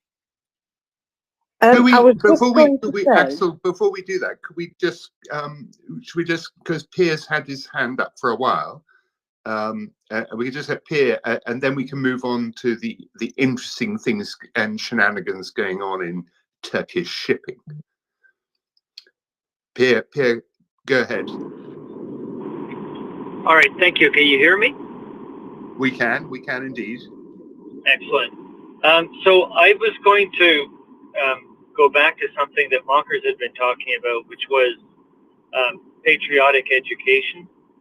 And we can, I don't want to sort of start a whole new topic here, but it strikes me that there must be something particular about the mix of education and cultural factors in Russia, because on the one hand, you have this very exaggerated kind of patriotism that's all around. I sense in what I read a general cynicism on the part of Russians with respect to the officials in their country or towards the bureaucracy or the leadership. So you have those two things in a way stand a little bit in opposition to each other, but they coexist in the Russian mind. And then that kind of pervasive violence and corruption. And I'm just curious if anybody has a kind of coherent picture about how all those things exist in Russian society and in people's minds. It seems to make it seems to be very effective at preventing people from objecting to things that the government are doing. Anyway, it just leaves me with a bunch of questions about whether anybody has mapped the Russian way of thinking about these things. So I know that takes the conversation away from Turkey, and I'm quite happy if we just want to leave it there, but I wonder about that psychology. I think, Pierre, if we successfully mapped that psychology, we wouldn't be having the problems we have today. I think the core issue is that the psychology is either so foreign or so bizarre that task would be almost impossible for us. Yeah, that could be. I'm just thinking about people like Timothy Snyder, who have kind of given broad brushstrokes of certain kinds of societal psychology, or different ways of doing politics. Anyhow, maybe it's a hopeless task, but it might be helpful to try to understand what's going on and where we can intervene, because ultimately it seems to me that the Russian effort continues until they lose that tacit support of their population for making it work.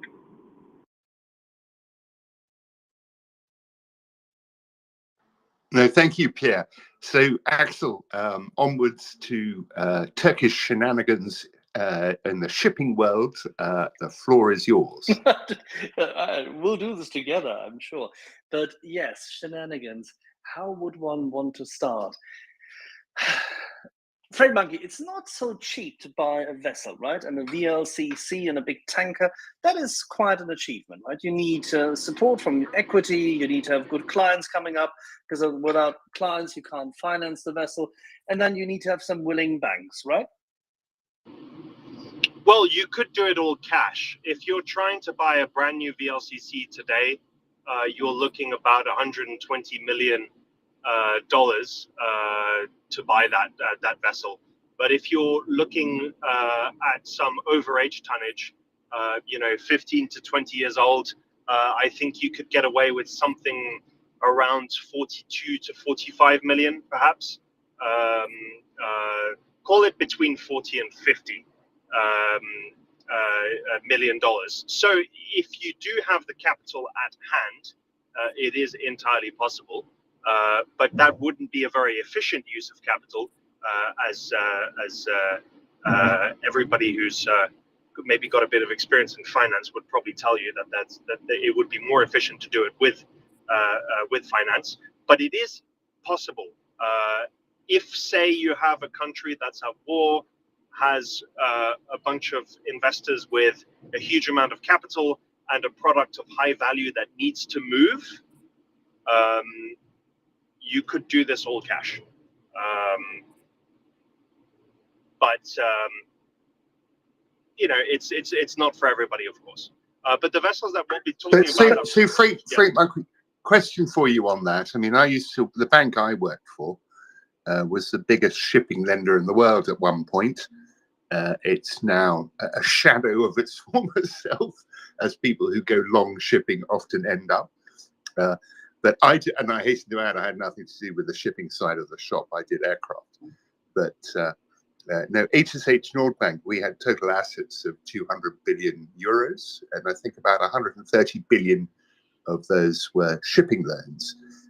But if you walked into HSH Nordbank in its heyday and said, I want to borrow 80% loan to value against this $40 million ship, or maybe this $120 million ship, and I want to do X, Y, Z with it, there's no way they would have walked out with the loan they would have needed. So who are the parties out there who are financing this kind of stuff, assuming the owners are looking for leverage in the first instance? 80% loan to value would be quite aggressive.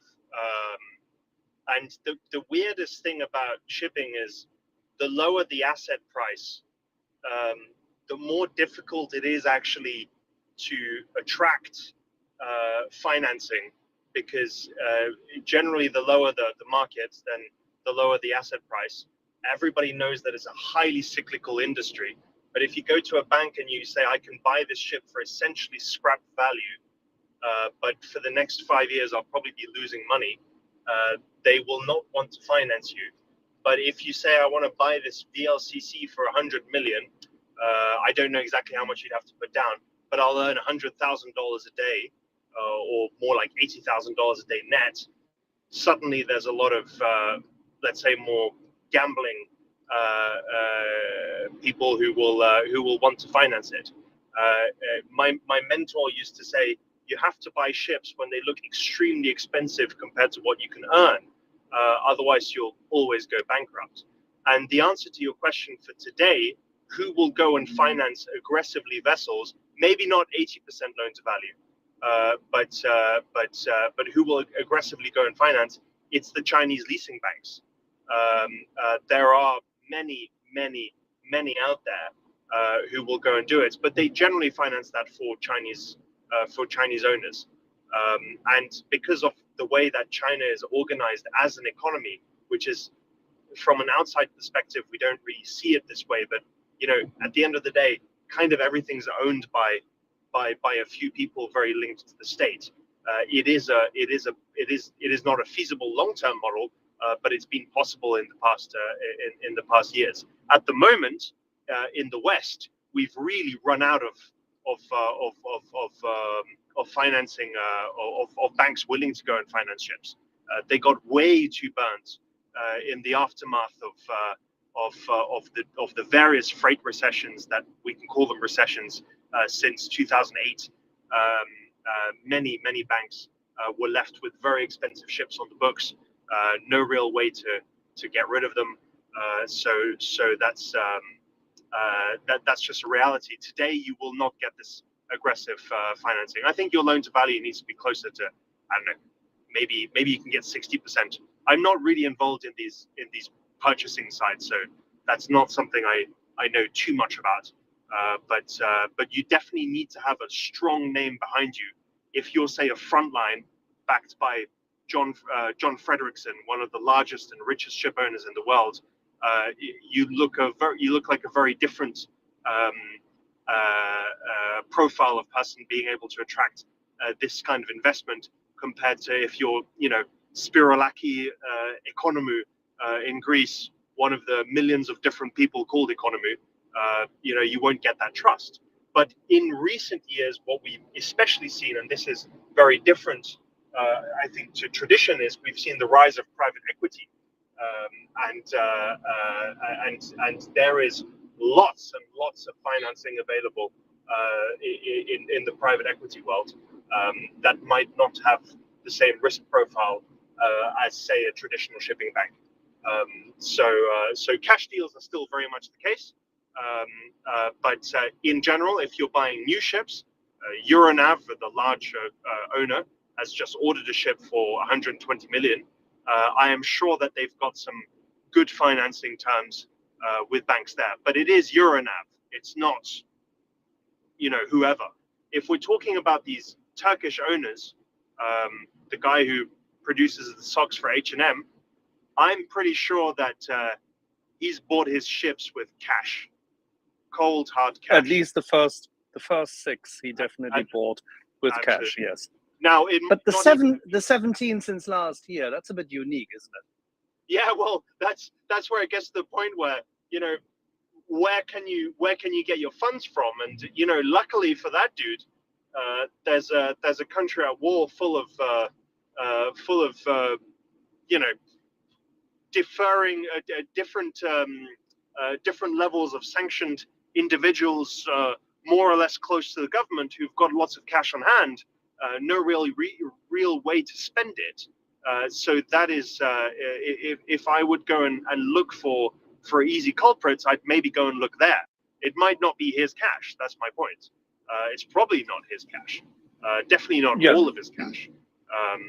And this seems to be a very common way at the moment to go and finance very large purchases.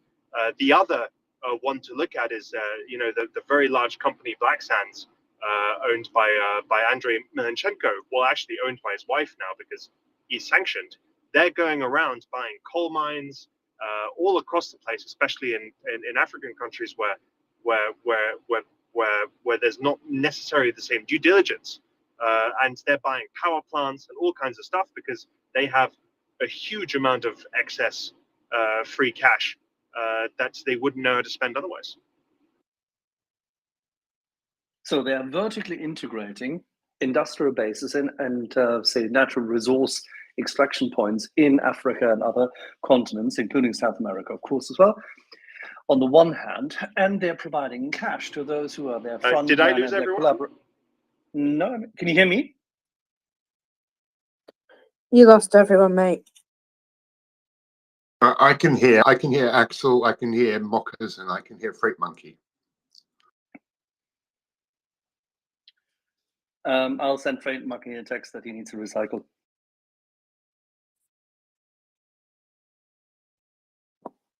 Yeah, he's probably figured that bit out already. Sorry, Freight Monkey, it's your connection, not us. It's not me. I have a DM from Freight Monkey. He's recycling. Yeah, I had a feeling that would be the case. He always seems to have a little bit of a strange connection from time to time. So no surprises here. But he did say he just landed in the airport, didn't he?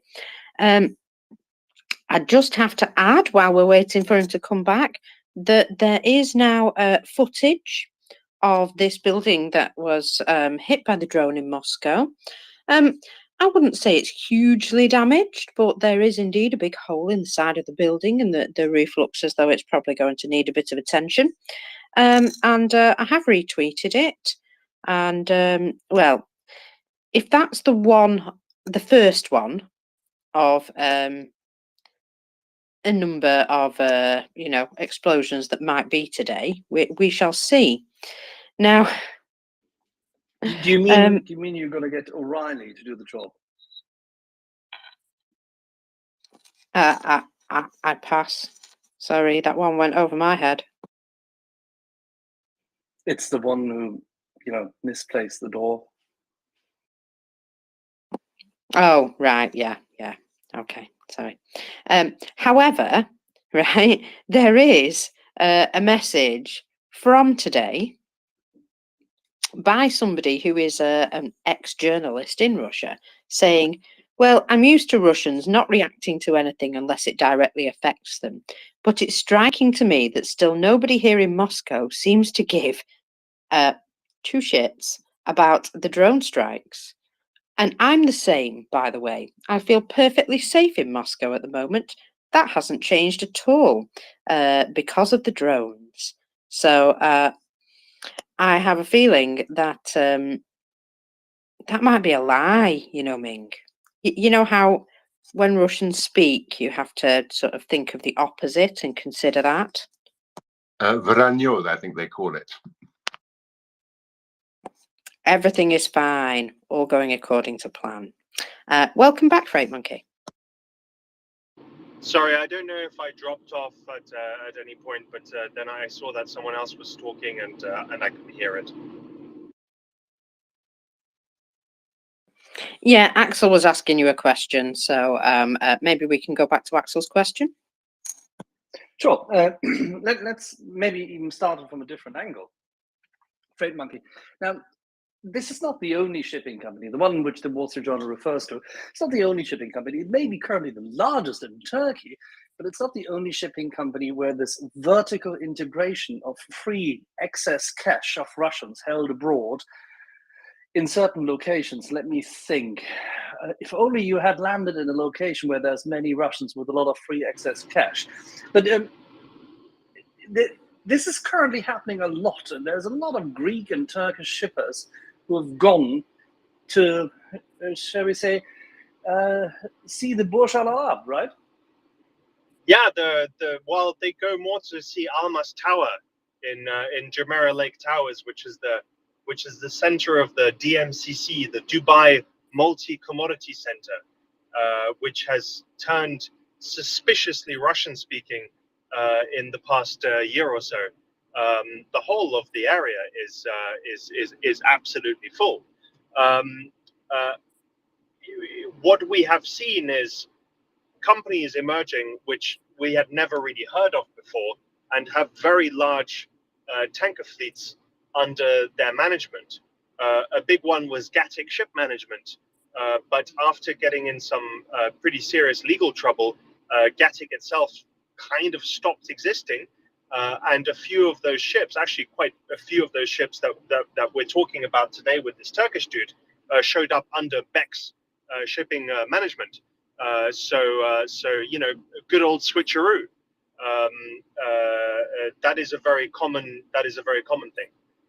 Not only in the UAE, but the UAE is a very large place for this. Turkey now coming up in the media, of course, but also India and very much so in China. Hong Kong companies in Wanchai, I think it will be responsible for an absolute humongous amount of shipping of various Russian commodities, whether we're talking dry cargo or tankers.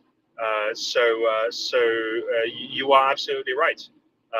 Dubai has become very Russian-speaking in the past year. I just got a coffee at Almas Tower.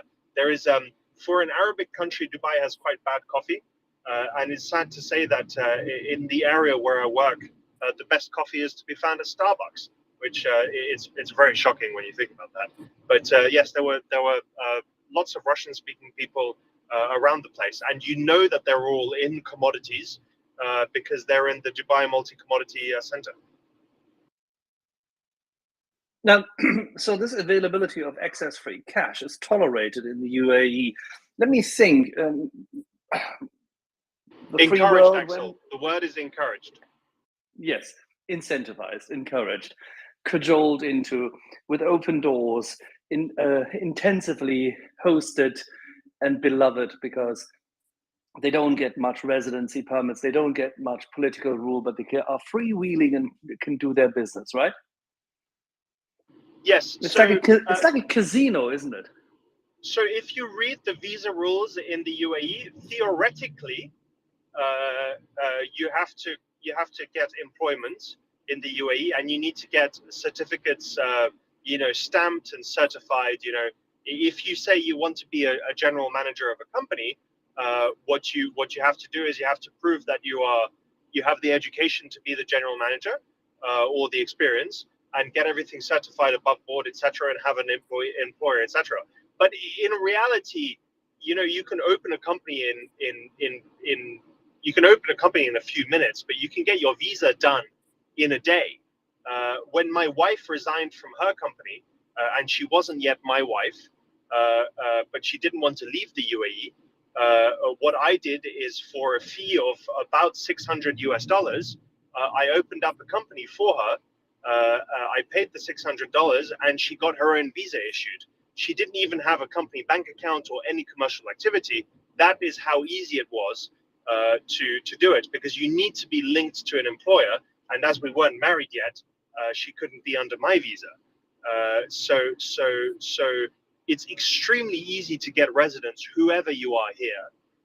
And it's very easy to transfer money into the UAE, even though they pretend they do all this cosmetic.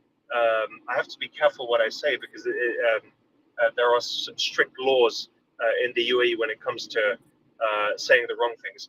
But they do a lot of cosmetics to show that they adhere to all kinds of sanctions check and due diligence, etc. But in reality, it's very easy to get the money in anyway. And even for people having difficulty taking out their rubles from Russia and transferring them into USD, there are many companies that specialize in a good old-fashioned, I think they call it Hala system. I can't remember exactly what it's called. It's an Arabic word. You pay an intermediary in Russia. They transfer the money into, say, Bitcoin. They pay off a company in the UAE, and that company in the UAE gives you US dollars, or whatever the system is. I think it's a back-to-back trust-based system, not Correct. different from the Chinese trust banking, less centralized. That's right. That's right, and they've got a name for it, like Freak Hala. Monkey, have you met Freak Monkey? Have you met Jackson Hinkle's girlfriend in Dubai? No, is she in Dubai? I saw that there was a tweet. I'm sorry, I was traveling during the whole last week, and although I was on Twitter following shipping earnings results because it's earnings season, I barely had a chance to really peruse my usual waste of time of Jackson Hinkle. But I did see that there was some tweets about it. So she is in Dubai. Is that correct? Well. So just to give you a quick, it's just a flippant throwaway thing, but Jackson Hinkle's always going on about the moral degeneracy of the West and how Russia and China are going to save us from it. But it turns out his new Russian girlfriend also advertises her services as an escort, allegedly, in Dubai. Ming, I'm just asking for a friend, of course. But if you do have a profile, I would love to have a look at it. It's not for me, I promise. But I am not very surprised, Ming. The amount of escorts in this country it's staggering. I avoid all the places where they hang out because it's thoroughly it feels very distasteful. But there are very Russian heavy areas where there are an insane amount of escorts, and for a strange reason, there are all kinds of Essex boys as well. With tattoos and big muscles, and I kind of wonder what they do for a living, because they stay in these very expensive hotels, but it can't be cheap. but they never seem to do much work. Anyway, say it isn't so. there is some speculation that they might have been involved in the drug trade. Oh my Well, goodness! I'm Is not that surprised. So gambling? we have a Is that gambling going we have on in a this casino? no. So we have a homegrown Irish criminal gang called the Kinahan family here in Dublin, and Daniel Kinahan has been living in Dubai and running his operations from there. But apparently, Dubai has got a little too hot for him, and he's moved his operation allegedly to Kish Island, Iran. At the lows of the COVID property market, I bought a house here, which was way too big for us, which is why now it's been sold. But I allegedly lived about 5 minutes away from one of Britain's most famous gangsters, sort of a cocaine whatever kingpin. I think that's the word that they use. So you do have a lot of those in the UAE. So yeah. How neatly does it all fit with sanctions evasion, dirty Russian money, and us not taking the right steps politically to kick the shit out of the people the West once saved? Because if I do remember, there was a lot of blood, treasure, money, and reputation wasted on Kuwait and the likes and protecting the UAE through it. I think there's a certain amount of I don't want to go and defend anybody's policies, but there is a certain amount of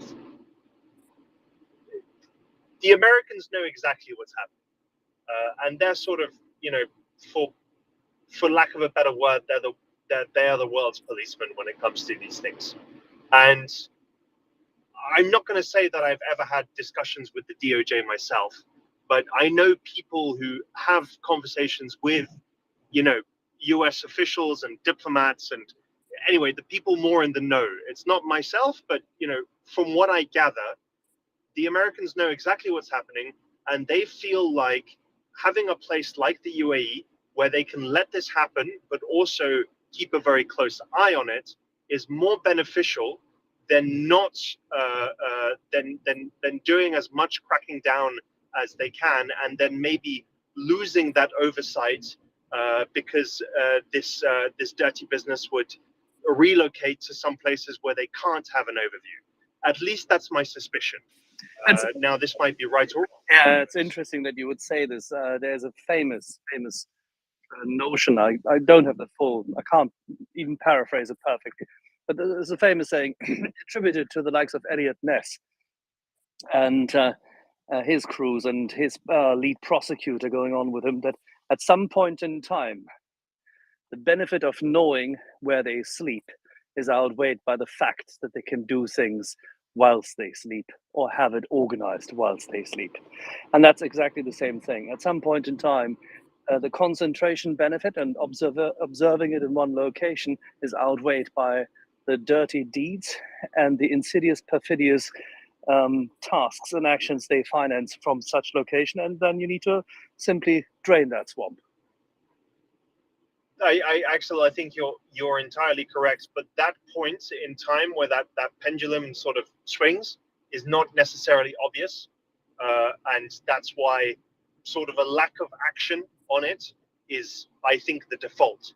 But I'll always go back to some of the most famous cases of the DOJ coming after people in more recent years. Not that many people maybe outside of commodities would have heard of it, but when the DOJ finally went after Ivan Glasenberg in Glencore for the many things that they were unhappy that he was doing, they finally acted on it, and they nailed him for stuff that he had done decades not necessarily months or years, but a decade before in bribery scandals, and they basically got him to he cut a deal with them. He paid a big fine, and they got him to so-called retire. He's still a very large shareholder of Glencore, but they got what they wanted. And that there was another case that we discussed on this space a few months ago of an Iranian-born American citizen who was circumventing sanctions, well, sanctions busting with a few old ships, and he was doing that years and years ago, and they only recently nailed the dude. And they nailed him when, at the time and place where they thought it's the most beneficial for them, with all the evidence. And frankly speaking, when they got to his case at the bottom of a very, very, very large file of cases.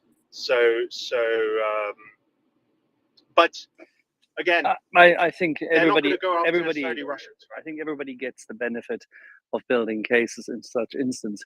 But still, there is, of course, the risk that in the meantime, a lot of mayhem is being financed and created. And I think what the Wall Street Journal is trying to highlight is that at this point in time, we are reaching a certain level where the sanctions evasion is already dispelling the notion that the so-called cap actually works.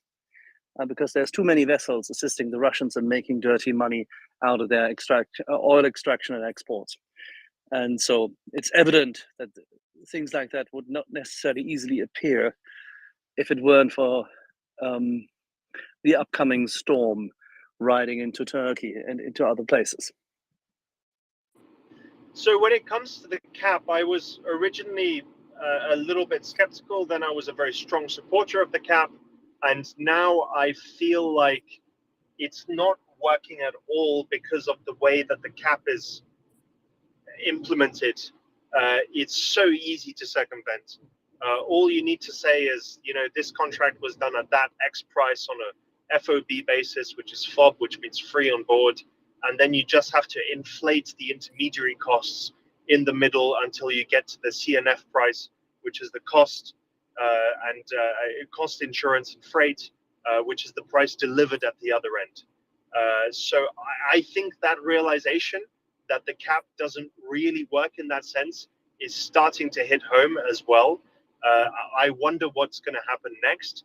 But more importantly, when it comes to this Wall Street Journal article, what's important, I think, to note is this man here is quite kind of a well-known businessman.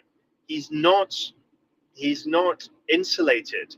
I mean, he's the guy who makes the socks for H&M. And for the Turkish army. And for the Turkish army. So the fact that he's not insulated means that he can be a target that can be gone after. I don't know if this will happen. And the article also does note that, after discussions with US officials, that they're very aware of the situation and that they're monitoring it. So yeah, sort of up to them. My main point of contention, beyond I'm not going to talk about the moral aspect of, doing business with the Russians, because morals is one thing. And I think everybody knows where I stand on that. But my main point is that a lot of the ships that are being operated there, we know that they're operated in a dangerous way. From a safety perspective, that is the number one thing where I think we can nail them. Is we know that they're not being maintained. We know that they're operating with, I don't know what kind of insurance coverage anyway, which means that in the the day that you have one of these ships breaking apart and spilling 2 million barrels of oil, there's not going to be anybody to pay up for the damages and get it and do any environmental cleanup, which means that it's going to be the Turkish government that's going to have to do it. And we're not even enforcing the very minimal safety standards that actually we have tacitly been enforcing for the past 20 years or so, or even longer, since the times of the Exxon Valdez. We've made so much huge progress in safety, and this one war has actually rolled back a huge amount of this, not because we were actively enforcing it, because there was a dark fleet before that, but because it's grown so much and so little has been done that now we're at risk of repeating an event like the Exxon Valdez. How did or we enforce this in the past? Both in contested space, meaning in space where, for example, the Iranians were to try to break sanctions, as well as other dark vessels were about. What did the navies of the West do? Well, to be honest, before that, the navies had to go and do something. There was a lot of self-enforcement, meaning that the companies that do business, if you're a BP or a Shell, and you say, well, I've got a liftings, a 40s liftings, which is a Brent crude lifting in the North Sea, and we're going to go and do a North Sea trip to, say, Italy. Well, we're only going to fix your ship, which means take your ship on charter, which means make a deal with you, if you can prove X, Y, Z requirements, minimum standards, and pass a very tough new vetting system. True, but how does that that work with an Indian customer who wants to break sanctions and a Russian seller and an intermediary who all want to break sanctions for the love of money? It doesn't. That's the whole point. Well, it absolutely, that is completely correct. It doesn't work. But the way that we got to the standards that we have now was actually didn't even require any. I mean, I don't know because I wasn't necessarily around. But as far as I know, there wasn't a strict enforcement of, say, the U.S. Navy coming and forcing standards. It was more the individual companies that were like, well, we're not going to deal with such a large media fallout. But now we have a huge problem, because on one hand we've got the buyers who don't give an F, we've got the sellers who don't give an F, and that way the minimum standards that everybody has been applying are simply gone. So which is exactly why we need to go back. I don't know. Yeah, it's simple. It's straightforward. There is an answer for this. It has been done in the past. And this is essentially like air policing. In this case, it is the other side of freedom of navigation. If you protect freedom of navigation, you also protect the high seas. And there are, fortunately, agreements which people have signed. And we can police this. And navies of the West can do this. And they can actually inspect ships. No question. It's not piracy. If there is an inkling of malfeasance, we can inspect them. No problem. And we should do so. Especially since considering that all the ships that all Russian exports, excluding the Far East, the Kozmino area, the very overwhelming majority of Russian exports have to pass through major maritime choke points. The most obvious of which for this conversation are the Turkish Straits and the Dardanelles, Istanbul, Çanakkale, or however it's pronounced in Turkish, I can't remember, but Çanakkale for those who just read in English. The Turks should be the number one enforcers, because in the event where one of these vessels just literally breaks apart, and I've seen it happen, so I know that it's possible. If a vessel breaks apart in two and just sinks, then they're the ones who are going to have to deal with 1 million barrels of oil, on their shores. And to illustrate how easy it is for a vessel to break apart, there was a ship called I think she was called Nord Polaris. No, she wasn't Nord Polaris. She was something Polaris. A very old bulker, very large bulker, a VLOC, poorly maintained, too old.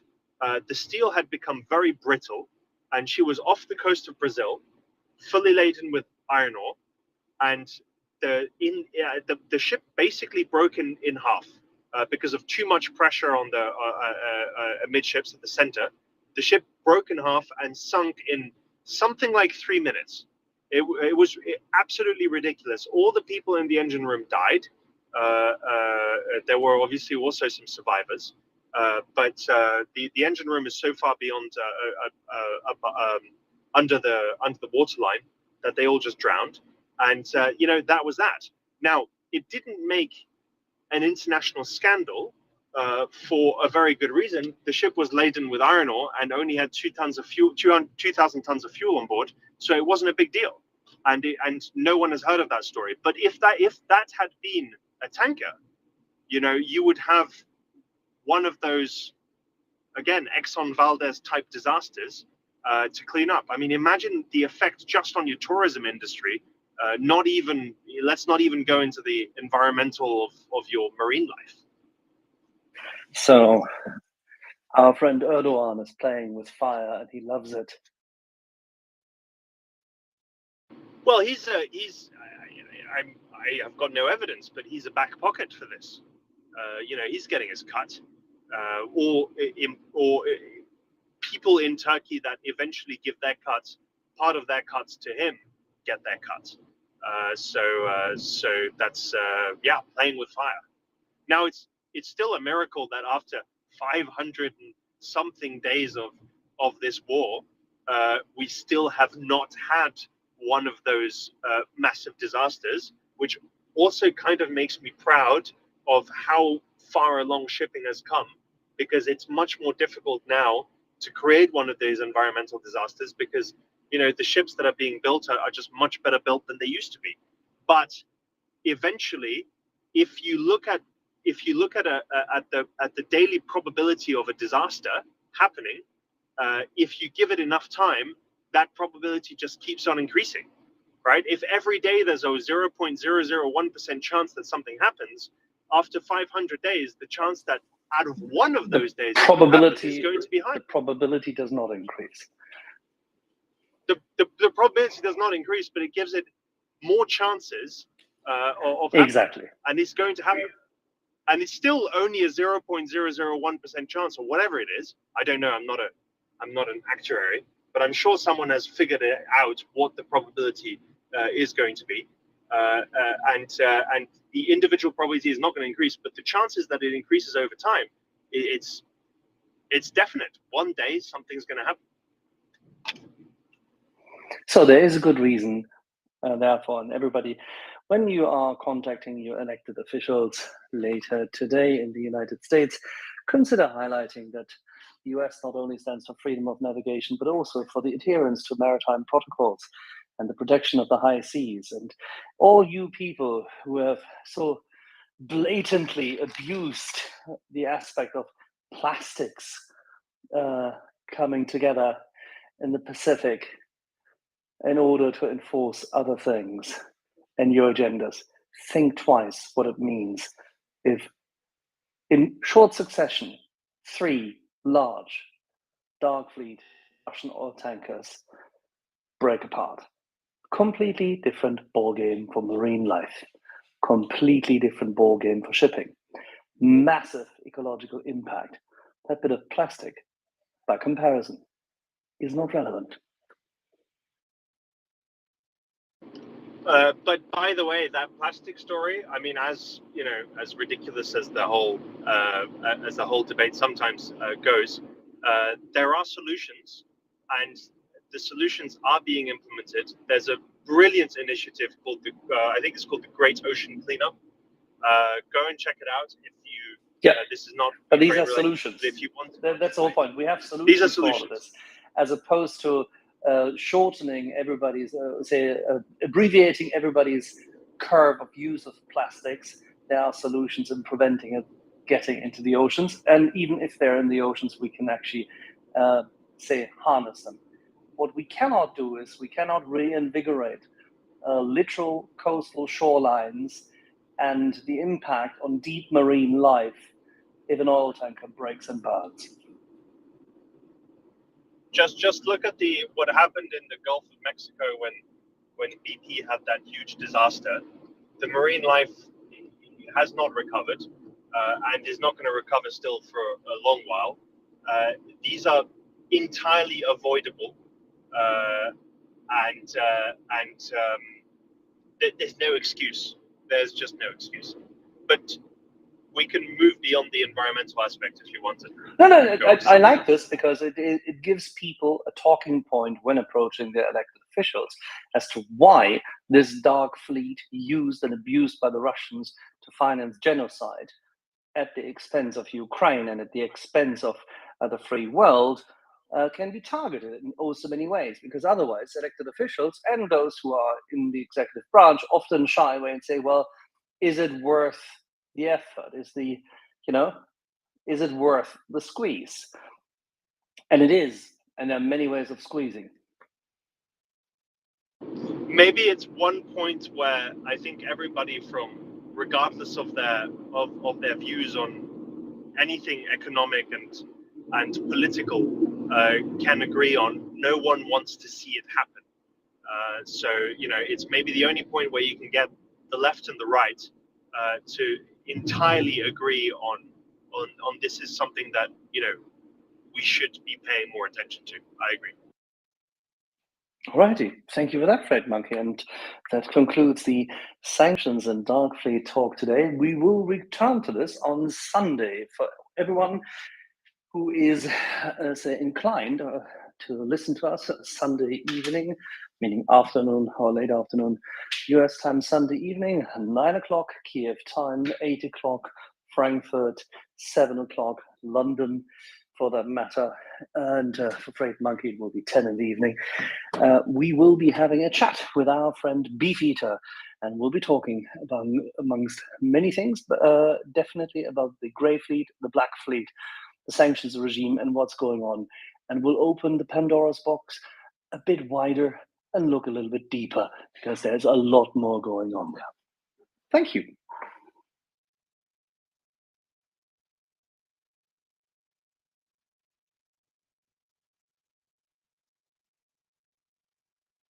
Thank you, Fred Monkey and Axel. That was really fascinating. I'm very interested in this topic of the dark fleet or gray fleet or whatever, because Russia still gets money from its not really illegal but not really legal exports. Can I ask you something, Fred Monkey, because you touched the subject of ecological impact, and it has a little bit to do with it. Normally the cargo ships are not using diesel, are using another type of oil, heavy fuel oil. Is it right? So most large cargo ships use nowadays either what we call VLSFO, which is very low sulfur fuel oil. It is essentially the same thing as HFO, which is heavy fuel oil. There's just a difference in the sulfur content. Since 2020, there was some new regulations by the IMO that are by and large very well followed in the that the maximum sulfur content that can be burnt through the engine should be 0.5%. And so you use this very low sulfur fuel oil, or you use heavy fuel oil, but you burn the fuel oil through what they call a scrubber, which is a complete scam, but it's still officially it still follows the regulations. What the scrubber does is it takes the sulfur out of the exhaust, and they essentially dump it back into the sea, and then they say, you see, we didn't burn this amount of sulfur, but it's in the ocean instead. So that's not exactly evidence, but yes, these are very heavy fuels. They are in the cracking process of a barrel of oil. They're towards the bottom of the barrel, so they're very viscous. If they are left in a cold state over a certain amount of time, they'll just solidify and become something very akin to tar. So they've got nothing to do with the sort of gasoline or diesel that you'd run in a tractor. They're very dark, black in color and viscous. But when I'm talking about environmental disasters of tankers, I'm not really thinking about the few thousand tons of fuel that are on board the ship, but more of the hundreds of thousands of tons of oil that are in the oil tanks which the ship is transporting. And when it comes to fuels of the future, at the moment there's a lot of speculation about what it's going to be. Some people are thinking that it's going to be LNG, which is liquefied natural gas, which is much better than fuel oil, but in absolute terms it's only about 30% less CO2. But there are also different experimentations when it comes to methanol. The problem with methanol is it's quite dangerous because it burns without showing a flame. If you've ever seen a methanol fire, you basically don't see anything. Or what we call ammonia. Ammonia has problems because it's toxic, and when I mean toxic, it will literally kill you in a few seconds. or any other ideas. Some people are experimenting with batteries, but it's, for large ships it doesn't work, but for small ships it can. But for now, until we find something better, heavy fuel oil or very low sulfur fuel oil is what is going to be used for the foreseeable future, next 5 to 10 years. Thank you very much, but I wanted to reach another very specific point, because there was a discussion on Romanian TV about sucrocran, and apparently some specialists in, I don't know, shipping said that a ship that is functioning on HFO is not very easy to maneuver. You need time to, for example, stop the ship. You have to switch back to diesel or something like this. And that was a possible explanation why the Sukhoi didn't stop when summoned by the Russians. And I wanted to know if I can validate this, because I'm burning to find out the real answer. Yeah, even if you ran the ship purely on diesel, you still wouldn't be able to stop the ship. The larger your ship, the slower it takes to stop it, or to turn, or to do anything. So much so that you have to calculate exactly when you slow down your ship and how and where you turn and how to avoid collisions well in advance. If you want, you can go on YouTube and look at one of those videos of ship collisions. Like, you can see that they're on a collision course, but you're like, okay, well, he'll avoid it. He's got like a mile to turn, but it takes a very long time because these are very, very big beasts.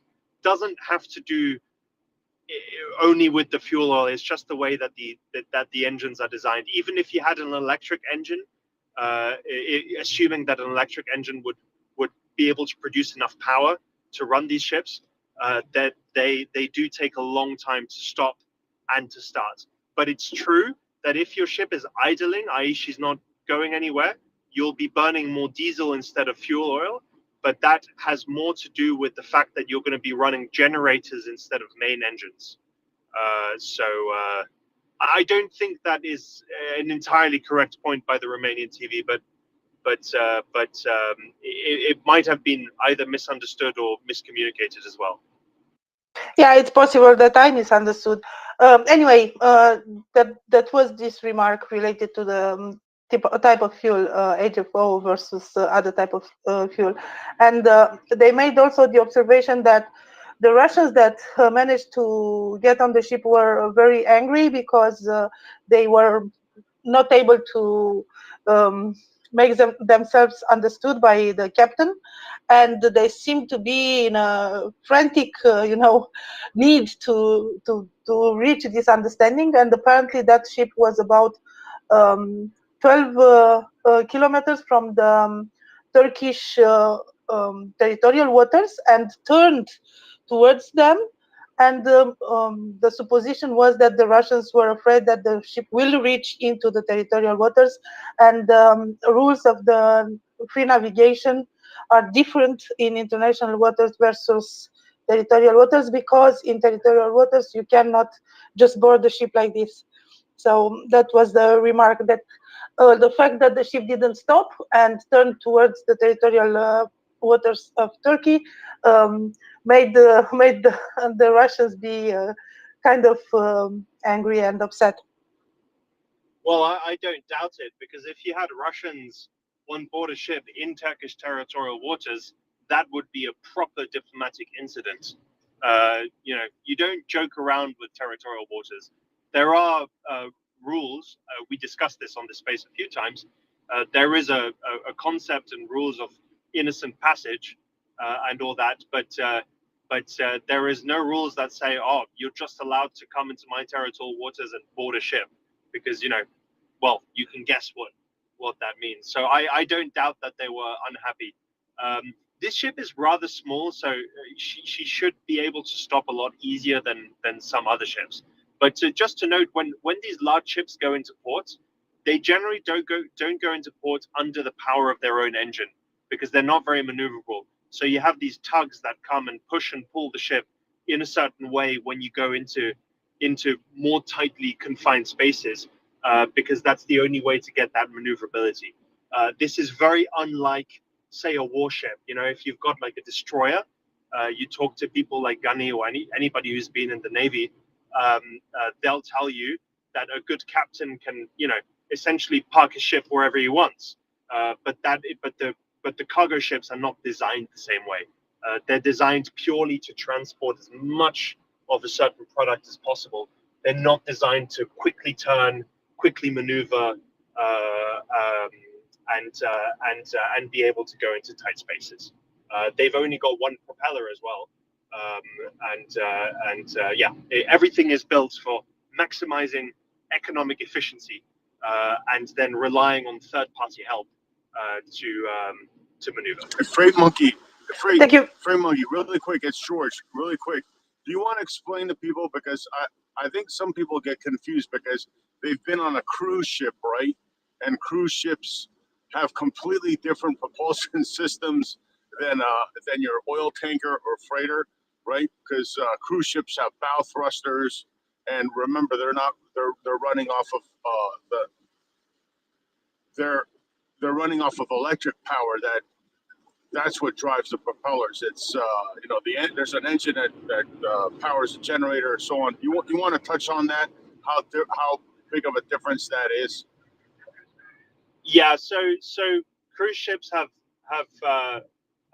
first of all, they've got typically more propellers depending on the size. They've got much more complex engines. You mentioned bow thrusters; those are key. Bow thrusters are basically, if you want to visualize it in proper layman terms, they're sort of separate engines on the sides of the ships, so that you can maneuver quickly, right? Apply pressure on one side and the other, and you can turn around in circles. Those can be electrically generated, or just through generated with diesel as well, actually. So it's completely different beasts, because the cruise ship is in contrast is a technical marvel, because your cruise ship has to be able to maneuver a lot more in detail, because you don't have the same amount of weight. When you're operating a cruise ship, you want to be able to house as many passengers in the most comfortable possible cabin with the least amount of vibrations, and have as much space on the ship as possible, but you don't need to maximize weight. Whereas in a cargo ship, every single square inch that is possible to be used for cargo space will be used, which means that what gets sacrificed is the engine. So the engine is typically at the rear of the ship, so that there's as little possible space taken away from a distance from the engine to the propeller, and you have a single propeller, and you've got a very heavy engine, and it doesn't matter if it takes you 3 miles to stop your ship, because you'll have calculated that before. So you sacrifice all the maneuverability just in order to maximize cargo intake. Whereas on a cruise ship, or on a ferry, or even on some other types of ships, you're going to be trying to create the most luxurious and smooth sailing, and you might need to have that extra maneuverability, which you just do not have on cargo ships. Yeah. So you're exactly right. So some people might not know, I spent 5 years working at the Port of Montreal on tugs in a previous life. Anyway, so like Freight Monkey's saying, so when you're in your cruise ship, right, there's no tugs that come out to meet the ship, because the ship has its own ability to maneuver and make those tight turns, the dock, and what have you. But your typical freighter, oil tanker, has to be guided in, and literally pushed to the docking, to wherever it's going to dock in a port at its what designated berth. So that's the difference. You just can't, like Freight Monkey said, you just can't stop on a dime. It's impossible. And even some of your largest oil tankers don't necessarily even ever go to a dock. They will anchor outside of a port because of the very deep draft, and someone will bring an underwater pipe all the way to the ship, attach it to the ship, and the ship will discharge the oil without necessarily ever going into port. You go to CPC, which is off Novorossiysk. I was discussing this with Doman before his holidays, and he's like, "Yeah, but where is the loading facility?" And I had to be like, "Well, look, there's a buoy there. That's where it is." So you can't see any of it because it's actually underwater. Another place very famous is offshore in West Africa. It's called Bonny Offshore. It's the same thing. It's just basically an anchorage. So for a ship that doesn't necessarily every time even need to go into a port, that's how large she is. Now in China, they still need to go to port sometimes somewhere, but why would you sacrifice any space? It's just not necessary. Yeah.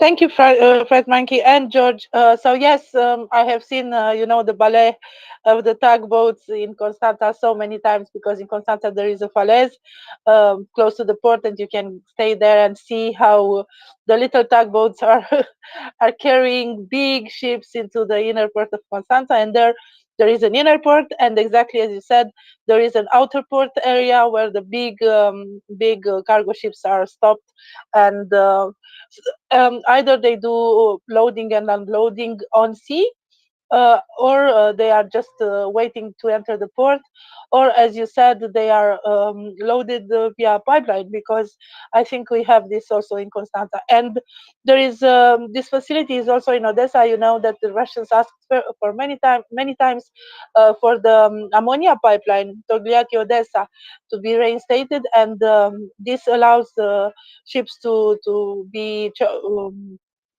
loaded with ammonia through the pipeline and then export. But of course, they bombed that pipeline themselves a few times, so it's past history right now. So thank you very much for all these insights, because I really like maritime news.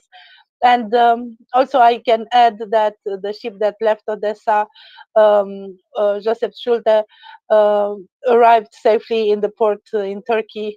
So that's let's say that's a good thing for navigation in the Black Sea. It's the first ship that left after the Green Deal was stopped. It's a ship that stayed there since 23rd of February before the war, and it finally reached its destination, a port in Turkey, to the west of Istanbul.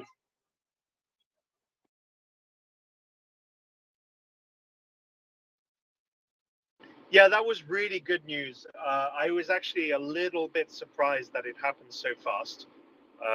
I'm very happy. I think it's good for everybody.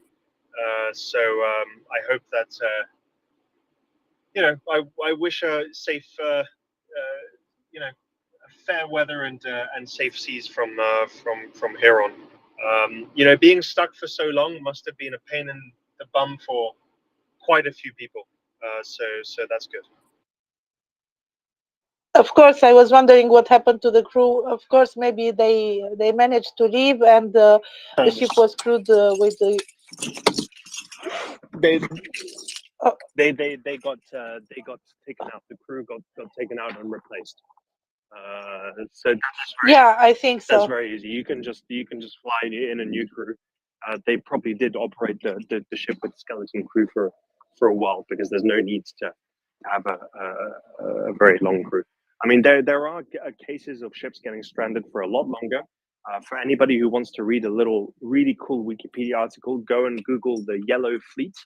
It was during the Suez Crisis, where a whole fleet of ships got stuck in the lake during the Suez Crisis, and one of the ships spent 6 years there. So they had a mini skeleton crew on board the ships, and there was a sort of fraternity, and they would play.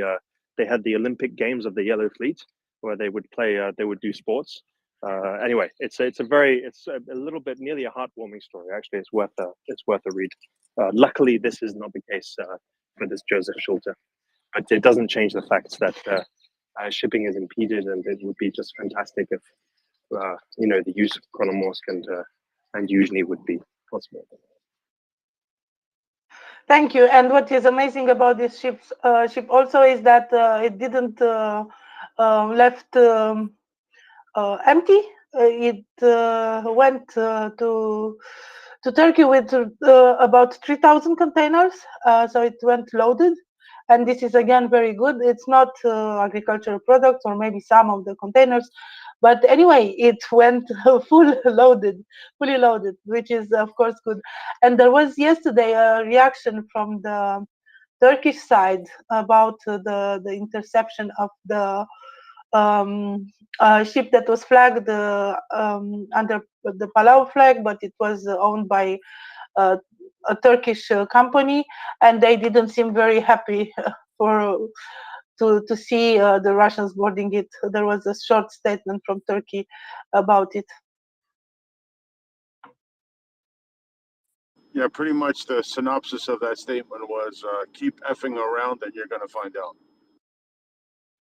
Something like this, yes, something like this.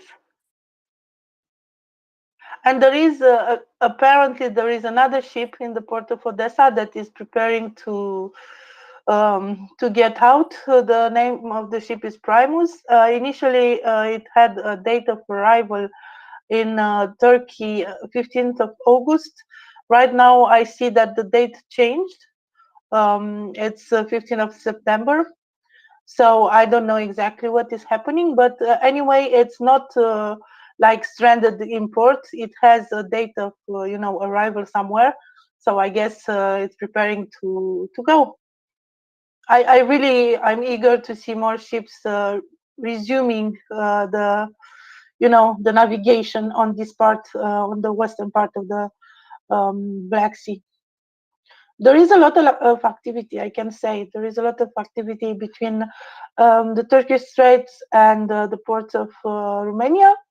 Of course, from the region of Sulina, you can reach the channels of the Danube, and then you can reach the ports of Ukraine, Reni and Ismail. And I even saw a ship having as destination the port of Giurgiulești, which is a Moldovan port. Moldova has a little bit of the Danube as a border, just a little bit to the north of Reni. And yeah, it's interesting that there is even a ship that is going to Giurgiulești.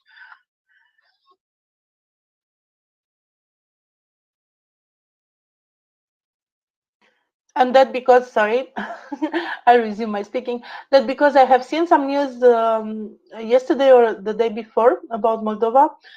They are trying to make some temporary case on the port of Giurgiulești, some temporary platforms for loading and unloading ships. This within the context of helping Ukraine to export some more grain, because there is the bottleneck seems to be the capacity of loading and unloading. The ports of Reni and Ismail are small ports. Adding another one, the port of Giurgiulești, may be a good idea. Of course, there is the port of Galați, and there are talks to even open even more this capacity of loading and unloading. Of course, many of them arrive in Constanța, and there is a transportation of the merchandise on bigger ships, and from there it goes to the Bosphorus and Dardanelles, and then in Mediterranean and to their destination.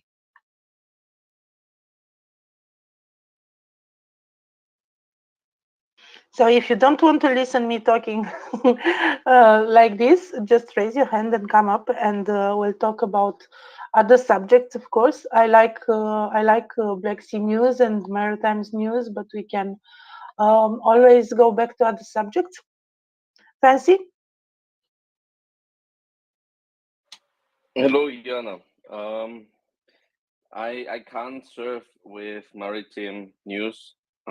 Nothing about the Black Sea, but I can tell you that currently NAFO is conducting big strikes against an Austrian-Russian propagandist who works for Austrian state TV. Not everyone agrees that he is a Russian propagandist, especially Vatniks in Austria disagree. And as we know, Austria, there is a certain percentage of Vatniki, I would say. But who is this propagandist? There's a journalist or self-proclaimed journalist, Christian Werschütz, who works for Austrian state TV, who has in his history of reporting about Ukraine since 2014 always had a pro-Russian bias, or let's say an anti-Ukrainian bias, right? That started with or starts with examples such as when he reported about downing of MH17. He interviewed predominantly the pro-Russian, so to say, separatists, so the Russian green men, so to say, that were there. He quite long was still questioning the guilt of Russia, right? Also saying one doesn't know if it's Kiev or Russia who shot down MH17. But it doesn't stop there, right? On his Facebook, he shared some article where he called it interesting and a good lecture when Russian propaganda was writing about the Ukrainian sniper that got killed, for instance. When the atrocities of Bakhmut were uncovered, right? He was the last Western journalist who was still questioning, you know, if those civilians maybe have died not because of Russian atrocities, but because of other causes, and called for independent investigations. When civilian bus got hit in Donetsk, where Russia accused Ukraine of hitting that bus, he in his reporting shared it as Ukrainians also hitting civilian targets, such as the civilian bus. And the list goes on and on. And it was the day before yesterday that a few NAFO guys, together with me, got to work after there was another terrible news broadcast of him in primetime Austrian TV, where two main issues were actually talked about. First, the general topic was corruption in Ukraine, which we all agree is undeniable there, but so it is in Austria, right? Then what was claimed, right? The main topic was that there was the arrest of this recruiting officer who took bribes, right? But the whole broadcast was started with showing two videos. One was showing the arrest of an FSB officer by SBU. The second was showing that a student was basically turned away from the border when there were protests by students who wanted to leave to study abroad in times of war. And WEF and this journalist, whom I call propagandist, they claimed that it shows Ukrainians conducting forced mobilization and Ukrainians not wanting to fight in the war. And this video shows that increasingly, like they called it, Ukrainian amateur videos are showing that Ukrainians, not every Ukrainian wants to fight this war. That's how they led the whole broadcast. And then they went on to say, and that basically in Ukraine, so far, no high profile corruption case would have landed behind bars or in front of court. That also the West has so far not done anything to push Ukraine to fight corruption, which are just pure falsehoods, right? And we debunked it in some research that we did with examples, shared it with journalists, and launched a few tweets. And those tweets exploded yesterday overnight, and they have big repercussions still until today, as more and more media outlets are writing about Christian Verschütz, this Russian propagandist who keeps working for ORF, Austrian State TV. And I do hope that a few journalists whom I shared my research with on his other false statements, right? another example, for instance, he shared on his Facebook Tom and Jerry caricature, where what basically conveys the message that NATO provoked Russia into fighting with Ukraine. Basically, it shows Ukraine being Jerry, getting this wooden stick handed by NATO to beat Russia, and then Russia basically is the big dog who bites back. And he claimed, it's so funny if it wasn't that sad, right? Claiming that it was NATO who basically pushed Ukraine to attack Russia until it beat back. That's the narratives that he spreads. And now we have fired up enough attention as NATO on this, that many Austrian news articles are currently written about this guy. And I do hope that the research I put forward to some journalists gets picked up by one of them to write a deeper piece about this guy, because it's our chance now to get rid of this huge Russian asset in Austria. And he is currently still working as our foreign correspondent, the only one in Kiev, in Ukraine, continuing to silently push, or like not so silently, but secretly try to push Russian propaganda. Have you linked up with Pekka, who does Vatnik soup? Pekka has reshared one of our guys. He is also in touch with one of my NAFO colleagues. So yes, I think he's working on a Vatnik soup on that. I think. So yeah, it's happening. And also Pekka reshared the post yesterday. One of the posts that we pushed. Yeah, we need to take him down. I tell you, George, this single journalist, he's like 23 years correspondent of Austria in Russia and Eastern Europe, and working for the still state TV broadcast. He's responsible, I think, for a huge percentage of Austrian sentiment, right? I think it's not to be underestimated that he has this prime time presence in Austrian state TV, which is still listened to, watched by a huge percentage of Austrian population, I think north of the age of 40 or 50, right? It's significant. It's significant, his influence. And he, while pushing Russian propaganda, while being called out by many people, he still in Austria received journalistic prizes such as the Romy and other prizes and book awards, and he is schmoozing with Austrian intellectuals, right?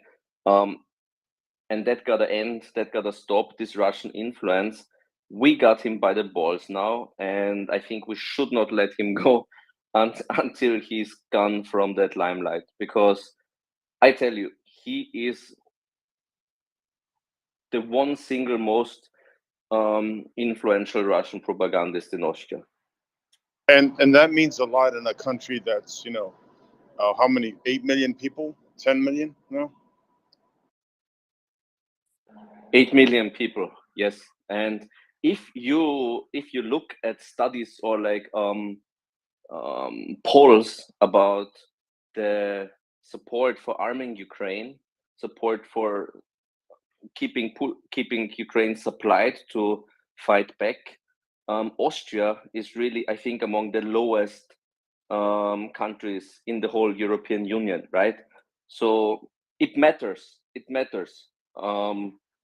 Even though if we're only just 8 million people, it matters that we shift the scale here. And it matters that such a propagandist is given prime time. He is one of the main assets, willingly paid or not, I don't know. Ideologically, could be that he's ideologically on their side and doing this voluntarily. I don't know the motives. I just see, and we just see what he's pushing. And that clearly is anti-Ukrainian propaganda. Thank you, Fancy. It was very interesting. And yes, we know that Austria is really infiltrated by the Russians. We have our own experience with this in Romania. But I want to welcome Mockers. Mockers. Yeah, I'm back. I've come to replace you, Ming, and also I've come to ask you a question. I'm hearing information that the oh, I lost it. 1 second. Yeah, I'm hearing information that the Russian air, where is it? Here, will be disconnected from SITA, SITA, which is the most widely used tool in the global civil aviation for exchange of information between airlines and airports. Yeah, so Mockers, before I drop, since it's aviation related, I was just about to drop because I've got a conference call, but yeah, no, just so the way to think about CETA, right? CETA does for aviation what SWIFT does for banks. And if you get cut off from CETA as an airline, you've got some pretty serious problems. Yes, yeah. So the Russian apparently Federation have stated it will not affect the aviation sector for air transport, but the RBC Daily, don't know where that's from, reported that Russian air carriers may face difficulties as a result of this change. So I don't know exactly where that information's come from originally, but well, it sounds as though Russia's not going to have an airline very soon.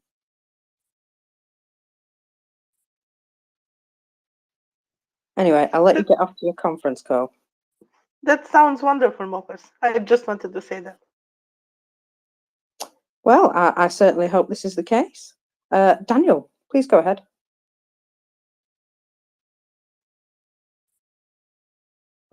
I didn't want to talk with you today, but I heard Fancy Pants, and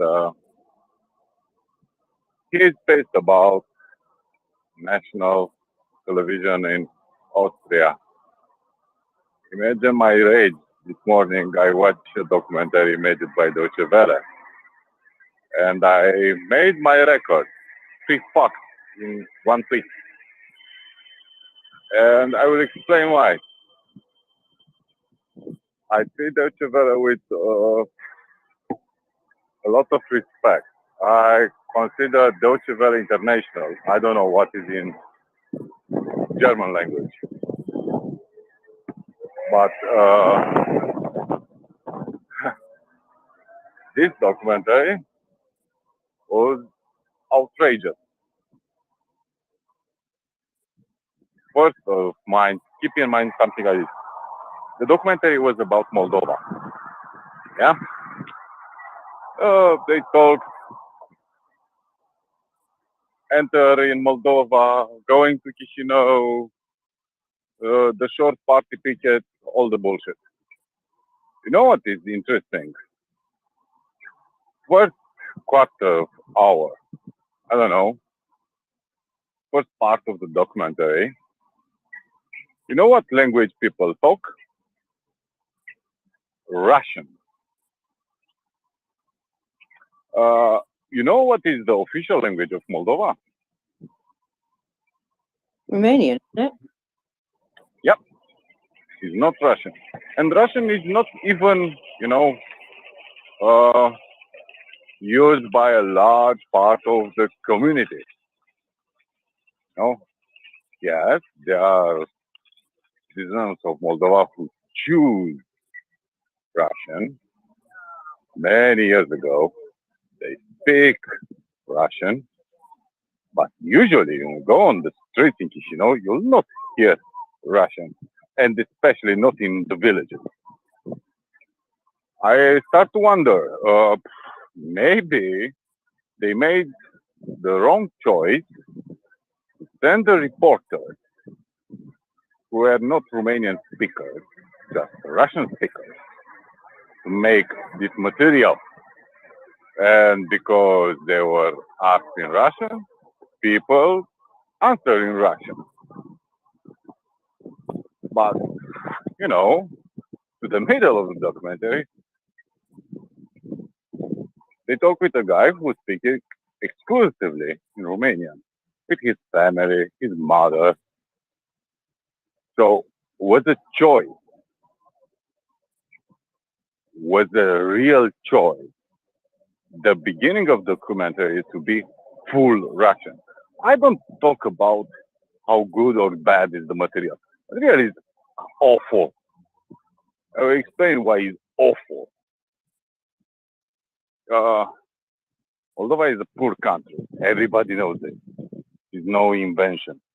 Everybody knows it's a very, very poor country, the poorest country in Europe. We all know.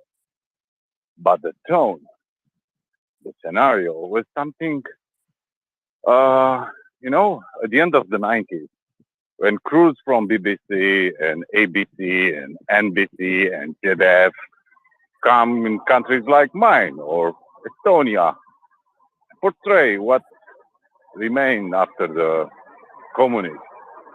They have a pathetic tone, Poor guys, look at them. And the sound was like being teleported 40 years ago. There are no things you need to cover. There are not things you need to be ashamed of. But don't play this shit, Poor part of former Russian Empire look like, some nostalgia there. And the omnipresent Russian language. If you are a professional journalist in a very big outlet, and you do this, I don't know, go in Romania and everybody speak in Hungarian. There will be questions, yes, we have parts of Romania where most of the people speak Hungarian like maternal language, which is normal. But I will have questions if you tell me this shit. Because it's not normal. Second, if you go to explain the trouble, the struggle, but your accent is on Russian people, how many ethnicities are in Moldova? Even if you have a table of statistics, official, and you ignore it, but you go on this concert of bullshit. Ukrainians, Bulgarians, Gogos, Russians. I don't know, man. I'm not here to be, again, like fancy usually, pissed off, be more supportive, be more, But I didn't expect this from Deutsche Welle. Like I said, Deutsche Welle International for me was a standard. They were not extraordinarily great. They were not BBC, let's say. Okay? But they were close. Very, very close. But what they did there pissed me off. If I was a Moldovan citizen, I will be very pissed off. And again, I don't want to be cover up the fact the pensioner have a $100 pension there, or how many young people emigrate because it's hard to live there. I don't need, to portray how beautiful the country is, how great is the wine, and how nice are the plumes.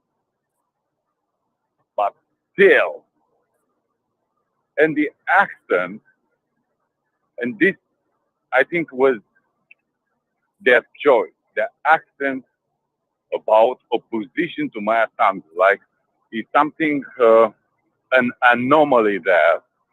And the pro-Russian sentiment, the media infection there is prevalent. You know, when 40 people are staying in the front of, I don't know, Central Square, there are 40 people, not a majority. But if you can get close camera, you look a lot. And what's weird to see something like this. So these guys, in so-called strike almost 1 year ago, paid by Landshore, they were interrogated by others which are against them, and they are from my assembly. Discussion in Russian. Fuck me. You know, people who spoke both Romanian, but they speak Russian to the camera. And, you know, if you live in Illinois at this moment, what is your conclusion? Of course, Ukraine is a split up part of Russian Empire. Of course, Moldova and Georgia are too close cultural language to Russia. You know? And this maybe was, I don't know, incompetence, stupidity, editorial choice. I don't care. But that is totally unprofessional. Totally unprofessional. Let's say 80% of the people of Republic of Moldova are not just ethnical Romanians, they are Romanian speakers. 80%, not half and half. So I will never excuse for how many facts I give on Deutsche Welle. And there were a time when they're in the audience of this space. Maybe someone needs to tell them, don't be such a dick, because I am angry with you. And I support you. And I believe in your editorial choices before. So, yeah. Anger. That is not professional journalism. Sorry.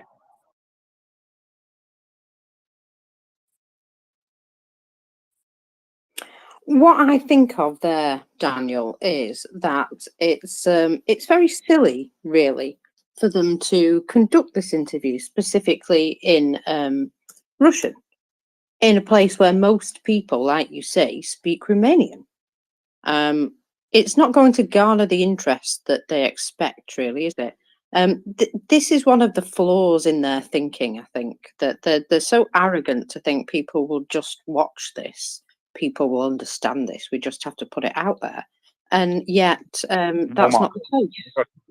Marcus, you don't understand. I don't know if it was a mistake, but I have 95% confidence it was not a mistake. It was deliberate.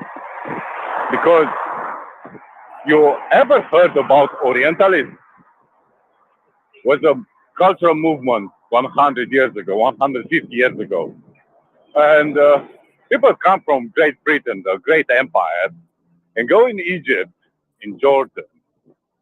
And they acted very paternalistic. They were good people. They were intellectuals. They were educated. And they wanted to share and understand Arabic culture, language. But the result was exactly different. And it's the same attitude, you know? These are the morons, part of the Russian Empire. That is insidious. That is not something spoken clearly. It's insidious because you image the dialogue, the comments are going in that direction. You can do exactly the same shit going in Georgia and talking with Georgia in Russian, portray how important was for all the Russians who live there, the beautiful seaside. We can do this shit, and they did it in Ukraine. You know, the sisterly people and all that bullshit. And that's why I am pissed off. Not just because the material is crap, in my opinion. That is insidious. It's not something in your face. You know? Yeah, many people love Putin here. No, no, no. You took it slowly. You know? People spoke Russian. You understand me? And the how is made it the montage of the movie is extremely interesting, you know? If you use carefully sound, images, dialogue, and you make you know, a crybaby story, you know, emotional, you know, people to feel entitled to say, let's help him, poor Moldovan. Yeah, but inside your brain is, yeah, part of Russian Empire. Is not. Is not. Russians come there 200 years ago. You know, even later than Ukraine. It is not something like, you know, having any connection with the truth. And this pissed me off because Moldova doesn't have strategic assets. They don't have a great voice. They don't have the level of PR of other countries have, like Hungary, for example. No, great lobby. They cannot defend themselves. And German, and I will say with all my heart, German government acted so unexpected for me after all my complaints. They take sides, for example, Romania against Austria. Yeah? That's why I'm pissed off. You know? It's fucking Deutsche Welle, it's not Sputnik.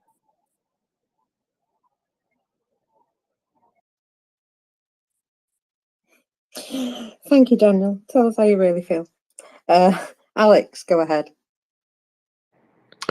Good morning. Thank you for microphone. I just spotted that just, you know, to between languages, there is nothing in common between Georgian and Russian languages. Yes, some Georgians understand Russian, especially, you know, basic Russian, but that's not because there is any similarities between languages. Actually, nothing can be as far very different languages, and you need all you need is kind of to spend like 5 minutes in the country to understand that there is absolutely nothing similar between the two languages. And I met guys from Moldova in Moscow back in years. They also, when they were talking their language between themselves, again, you can tell there is nothing in common. I was actually, I wasn't aware that, but they told me that this is Romanian. Like, I asked them, like, what kind of language Moldovan is? They told me it's Romanian, and it was quite interesting. But yeah, that was years ago. So yeah, absolutely no similarity in language. Whoever says that has no idea. And you know what I find interesting? People jump to conclusions so easily that, and when they are such ignorant about this thing, it means it often means they are ignorant about really about anything else, because they take stuff for granted without trying to, you know, think by themselves. And it means they can take any crap they're shoved. But maybe I shouldn't generalize. Anyway, it's clearly very different languages, and I was actually, yeah, of course, you know, when I first was outside of the country, people thought that, but it was really funny. Like, for example, Georgia, it's a very warm place. Was very different language and all that stuff, and but people for some reason believe that because it was part of Soviet Union, it should be very similar to Russia. That, you know, climate in Georgia is like Siberia. We all drink vodka. Language is the same. Alphabet is the same, and all that stuff. And they were very surprised that all of that stuff was different. You know, like very surprised. But anyway, now years later, it's you seldom see any of this. But some journalists, surprisingly, they are kind of behind the curve.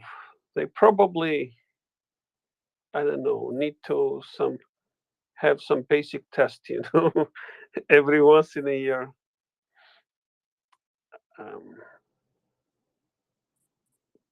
Like very general test on geography or something. Anyway, thank you. Do we have any news about from Robotne or anything from front lines? Something I missed. Let's just say the only news I've heard so far is that there is possibly a goodwill gesture taking place as we speak. That Russians appear to be realizing that their places in certain areas close to Robotny may also be untenable. So yeah, there's a lot going on, and I will try my best to do a little update later. War Doggo. Good morning, good afternoon, depending on your location. You also regarding Robotne, 2 helicopters K-52 yesterday decided to use the advantage of the gravity and to become ground fleet, but not the air fleet. 47 Brigade helped them a lot in doing so. Overall, when the proper moment will come, we will know more. But overall, as I understand already, a lot of videos are available. On earlier, Daniel mentioned Georgia. By the way, Daniel, nice to hear you. It was maybe you or me matching different times, but I haven't heard you for a long time. Hope you're doing well and everything's fine. For Georgia, this is for Ukraine the brightest example on how after the war in 2008 the Russian influence can really turn around the government in the country, but it doesn't necessarily mean people will be okay with that. And despite whatever the government does, what we observe these days related to the cruise ship trying to get to the shore and all of the protests that are all around. People know everything, and people make their how to call it, make their choice. This is the idea behind Georgia, but overall for Ukraine, yes, this is the right example. And here in the space, from time to time, telling that after this war, that Ukraine will win.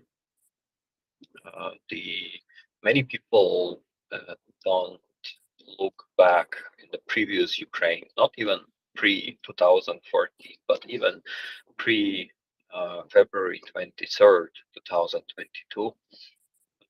Many people would like to live in a different country and we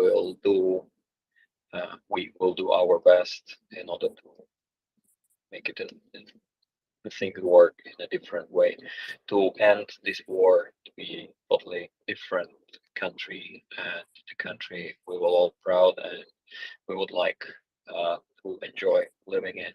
Yesterday I posted one right example of what I usually mean when I say saw. There is the person who called himself Oleg Simonos. He was the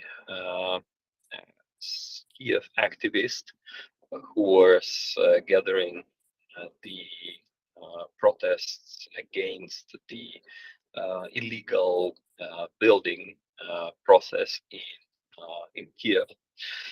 They were protesting a lot against building the historical part of Kiev and illegal buildings and so far and so on. So he and his team, they were the activists. They found the party which is called Narodovladya, which means people governance, and they start their political career, calling like this, from very bottom. And when 24th of February happened and Russia attacked in its unprovoked and genocidal war, he went to the territorial defense, as many people, and unfortunately he was injured during this war. He lost his legs and his face, his head was injured a lot, and he was recovering a long time after the injury. And he got an injury because their car drove on the landmine, and unfortunately that was the issue. And there is an interview that I have posted with with Deutsche Welle. The interview is in Ukrainian language with the English subtitles. You can watch that with English subtitles. Unfortunately, only auto-generated subtitles, but still better than nothing. It gives the picture of one person who got from the war, and even in parallel from fighting for his own life, I mean, literally after the injury and recovering after this serious injury, he doesn't want to stop. He is even more active than he was before, despite literally he lost his legs. And he said that I came from war with very sharp, even sharper feeling of injustice and lackness indicators for wrong things happening. That's why I feel I need to dedicate my time, health, efforts, and so far and so on for building different, prosperous, safe, inclusive, because he understood how the city is not adapted for people with different interests and disabilities. And that's one of the examples what I usually say that people don't take for granted, and people don't stand anymore the things that are happening in Ukraine, the bad things that were happening before. Ukraine is changing. Many Ukrainians want these changes to happen faster, and they don't only demand, do for me, you owe me, right? They just go on and help changing the things. Many people with the war have really totally changed their mindset, their attitude to the state, their attitude to, I don't know, to the state attributes, I don't know, flag, trident, anthem, and overall about the government since 2014 was started meaning totally different for many Ukrainians, and since 2022 we understand that you can be anywhere around the globe, but your home is Ukraine, and unless you tried and unless you did everything that everything that's possible to turn around your country and be prosperous and be well in your own country, you will not feel okay being in any part of the world. That is a fascinating, interesting interview because, guys, this guy Oleg, he's telling the whole story of his life and why his first post in the social media was not about, hey, I'm alive after the injury. Here is my fight. Here is my family. His first post was about the illegal construction in Kiev, and this is the way they have chosen. And many Ukrainians coming back from the war, they are even more active than they were before.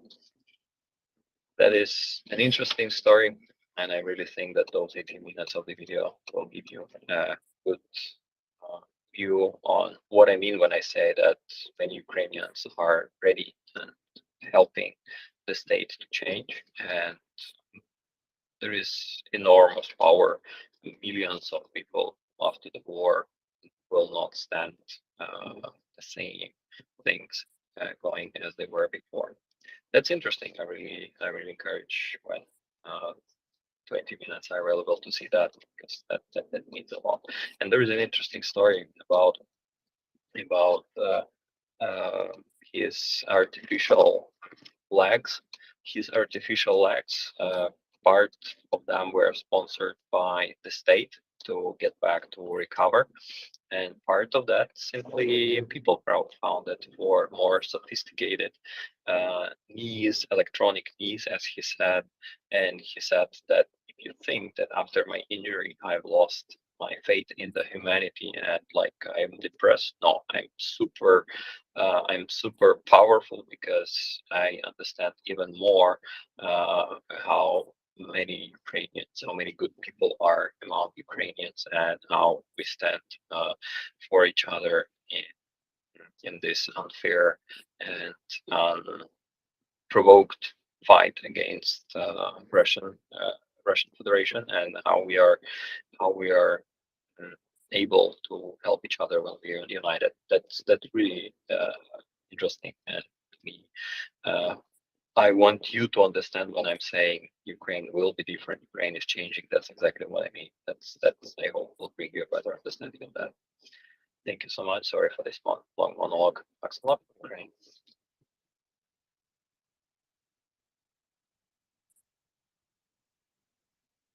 Thank you, Wardogo. Let's go to Fred Monkey. It's interesting what Dogo was saying, because it sort of points to the differences in civil society in places like Ukraine versus Russia. And we know that a lot of countries that suffered under communism have had a harder time at building that civil society. But Ukraine definitely has it, and maybe in this case you have really war as a vector that strengthens it, and it sounds nearly a little bit counterintuitive, but I believe there are a lot of historical precedents of that. So that's interesting. I had a question about the Ka-52s. So I've been obviously a little bit offline in the past few days. I didn't really follow much, but it seems that there's definitely an increase in helicopters being shot down at the moment. Do we know why that is? I would have guessed at first glance that it's just that the Russians are using them in a more aggressive way, either because they need to push back on certain attacks, or is there something else? Is there some new anti-aircraft systems that we know of? Or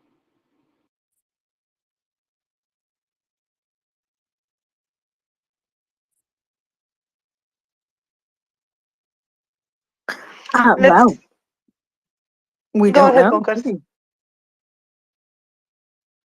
No, I was just going to say we really don't know, do we? At the moment, we're just waiting to see. Yeah, I was just going to say that maybe Wardogo has something to add here. Yeah, I'm jumping to tell you.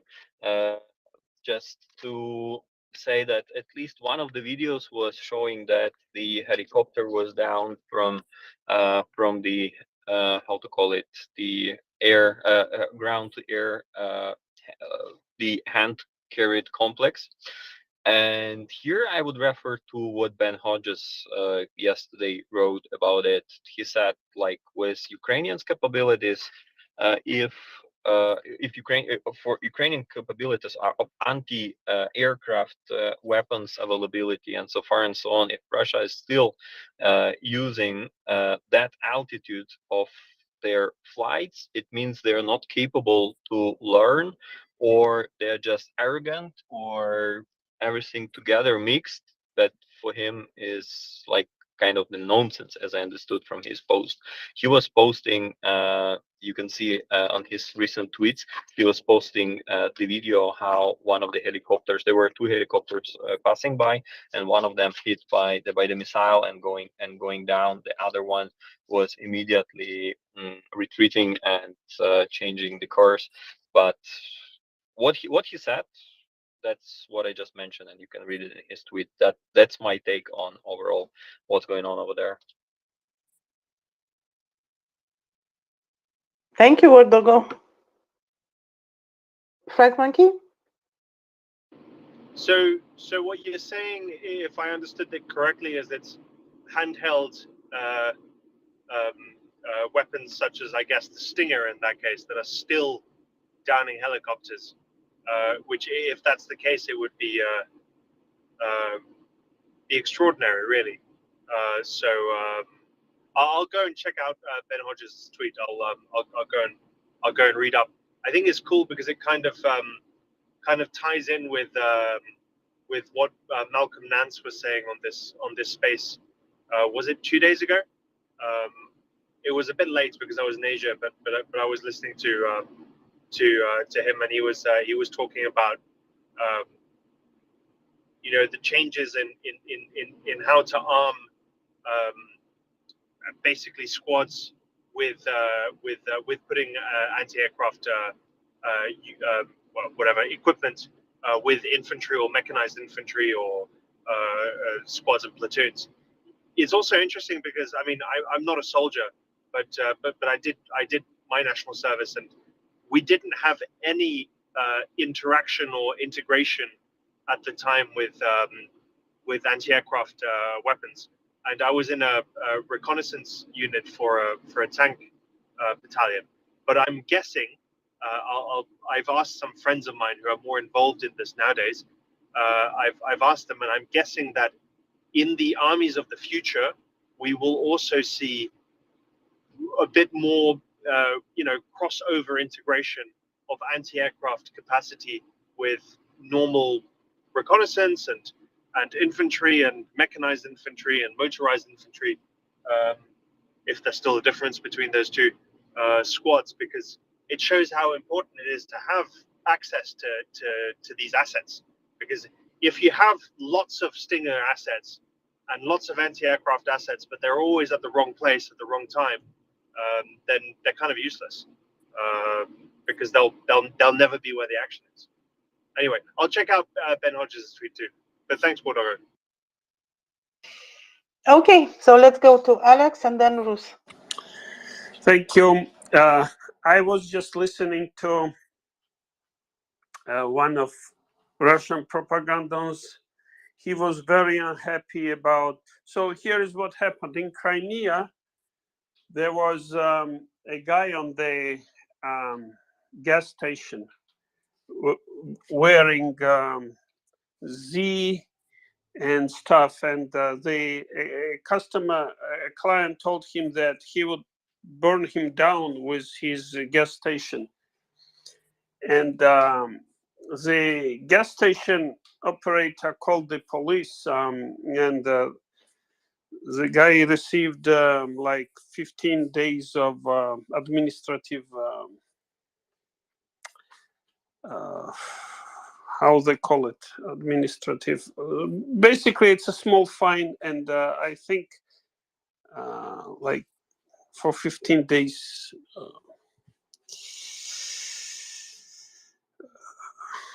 Well, anyway, so he got minimal punishment, so to speak, and this propagandist was very unhappy about it, and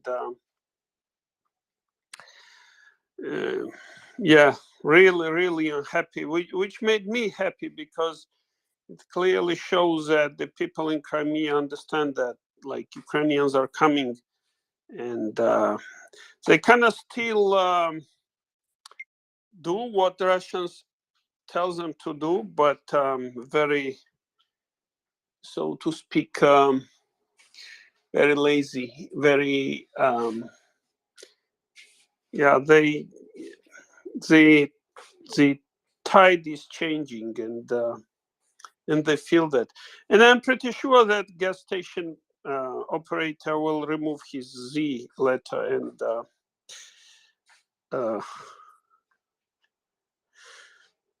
so yeah, to me it's an indicator that the people in Crimea understand that changes are coming, and no matter. And this guy, by the way, this propaganda understands it too. That's why all this, paranoia and making like huge deal out of. Oh, yeah, for starter, it wasn't even an excuse for punishing the guy in any way. Like this kind of talks, even in Russia, for like completely different stuff, happens all the time. Some people are unhappy. It's yeah, it's to me it's a sign that things are changing both in Crimea and in Russia. They start to understand that they're gonna lose Crimea, and that's what makes them especially angry, which is good. Yeah, I'm sure that they know this already. We have seen, the yellow ribbons in many places, including Crimea. We have seen flags. I'm sure that they understand already. Let's hope that somebody else understands it quite quick. Let's go to Rus. Rus? Yes, regarding these helicopters, there is a Swedish thread on the shooting down on at least one of them, where defense people claims it was done by robot RBS 70, or well, an upgraded version, but they're still around.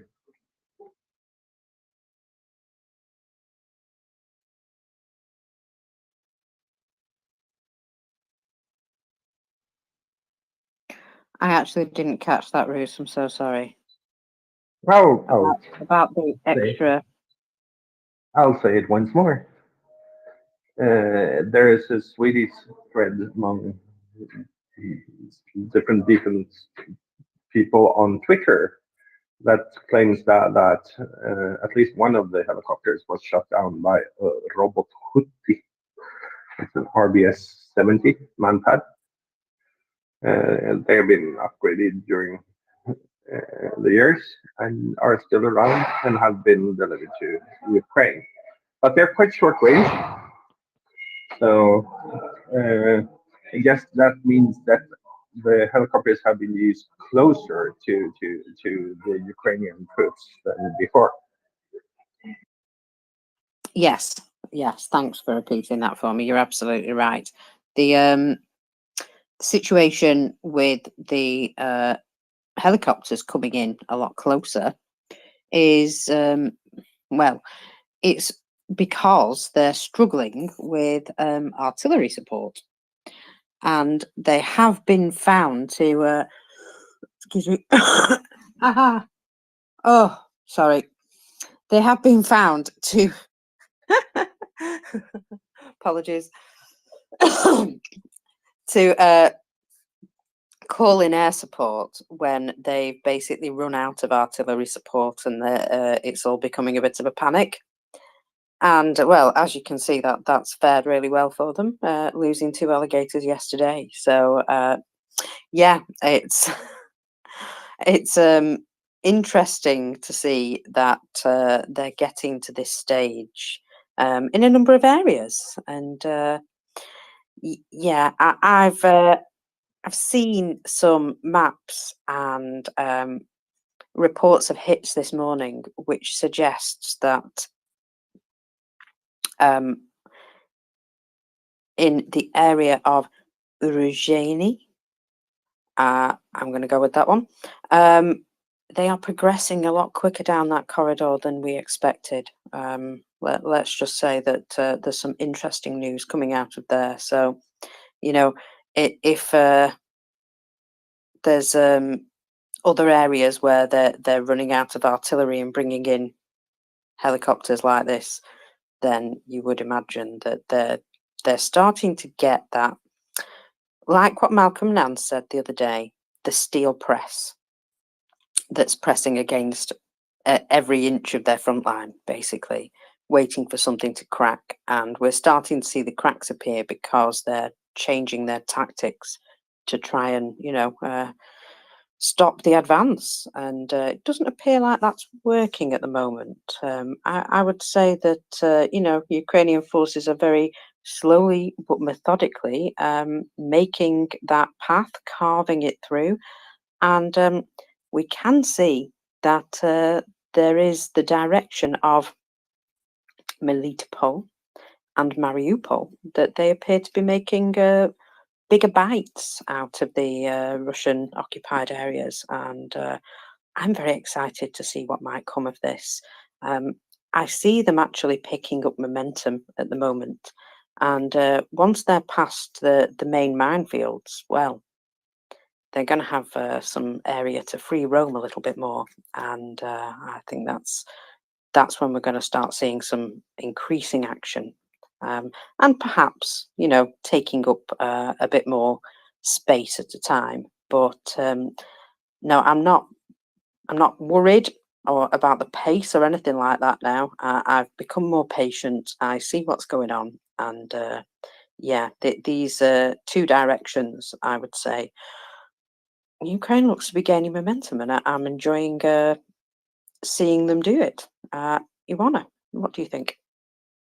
Yeah, so first of all, steel press, this is a good image to keep in mind. So yeah, I think it's very appropriate for what is happening. Second, I was wondering myself what is happening with these helicopters, because we have seen like 4 downed in the space of a week or so, maybe just a little bit of more than a week. And I was asking yesterday, because usually they have flares or some countermeasures when they are targeted. Also, there was a video with a helicopter quite high in the sky, which is unusual for a combat zone, because we have seen the Ukrainians flying very, very low in order not to be detected by radars and so on.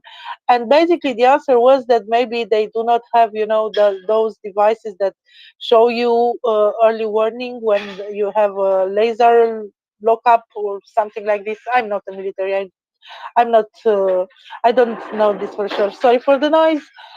Yeah, so apparently they maybe lack this, and also let's remember that they lost a lot of pilots, and maybe there is also a man problem. You know, pilot problem.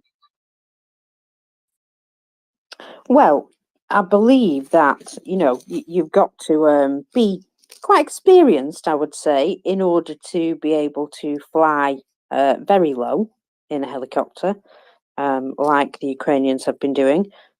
In some cases, absolutely incredibly inches off the floor. It's amazing. And yeah, just gobsmacking the fact that they're managing to fly at speed, you know, and keep themselves safe while maneuvering at such a low altitude.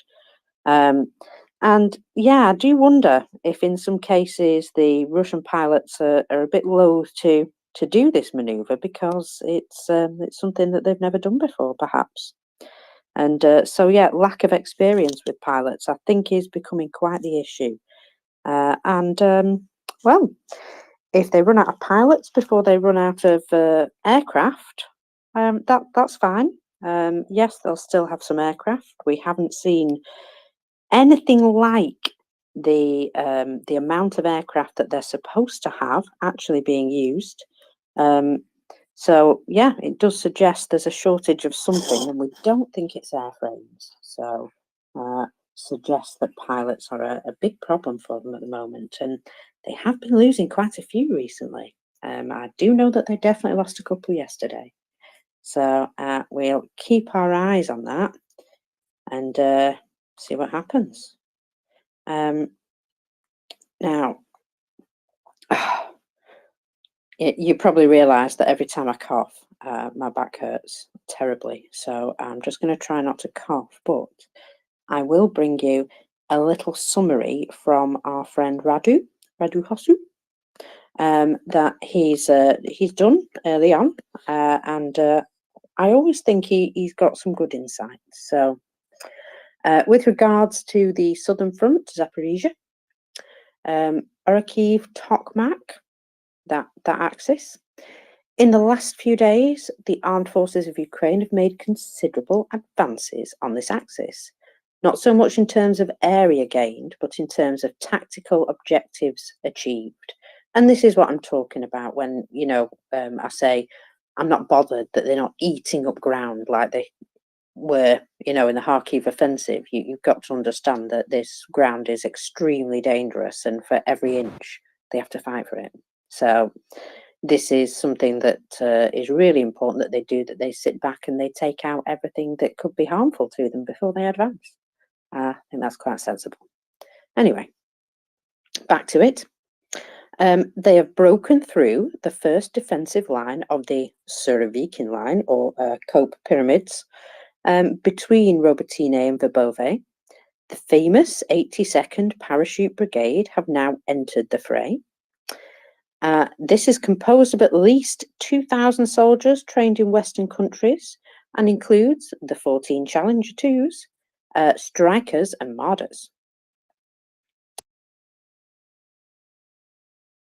In Radu's opinion, the 46th Air Assault Brigade are amongst the most experienced and were chosen along with other brigades to go in this attack in this particular direction, specifically to penetrate the front where the enemy least expects it and where the Russians have the most complex fortifications. This shows that the armed forces of Ukraine is interested in getting as quickly as possible not to Tokmak directly, but rather to the Sea of Azov, which, you know, we've all been speculating is their real objective here. The Velika Novosilka access to Mariupol. So after the defeat of the Russians at Uruzheny, and this is what I was talking about earlier, where the Ukrainians did not break contact with the retreating Russians. They seemed to chase them, basically. And they now appear to be heading towards Kremenchuk, and also, not as expected, but towards Staromynivka. Sources claim that between the Ukrainian lines and Staromynivka, the one I can't say, there are no more Russians because they have retreated behind the fortification of the Surovikin line. And we have heard this, that in that particular area, they were given orders to pull back to better positions. So the personal opinion of Radu here is that this is quite a complex Russian fortification. On one hand, the Ukrainians have an easy mission because they know what they're up to, but also topographically, they may have a disadvantage due to the large height differences that Russians control in the next few kilometers on the way to Mariupol. However, this is probably why they're, taking this area as quickly as possible, because that's something that you would want to you'd want to try and not get stuck in that location. In the Kherson flank, there has been much speculation on what's currently happening in that area. So, from sources, and personally verified by Radu, these sources, the Russians have failed to drive Ukrainians out of the Cossack camp area, even though Russians have officially claimed that they did, of course. And at the same time, in recent days, several convoys of Russian equipment coming from the Vasilivka axis, where apparently there is relative quiet for the moment, were destroyed by HIMARS.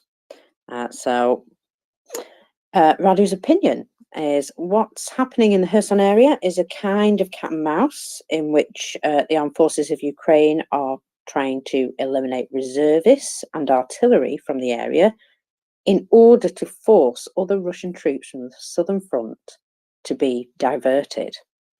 And as a later objective, obviously, opening a new battlefront to put pressure on the Russian forces and commanders, confuse them, cause surrounding of certain areas, and then obviously support the drive south. So if this operation succeeds, the possibility of the southern front could be, the possibility of the collapse of the southern front could be accelerated considerably, and we should watch this area, basically.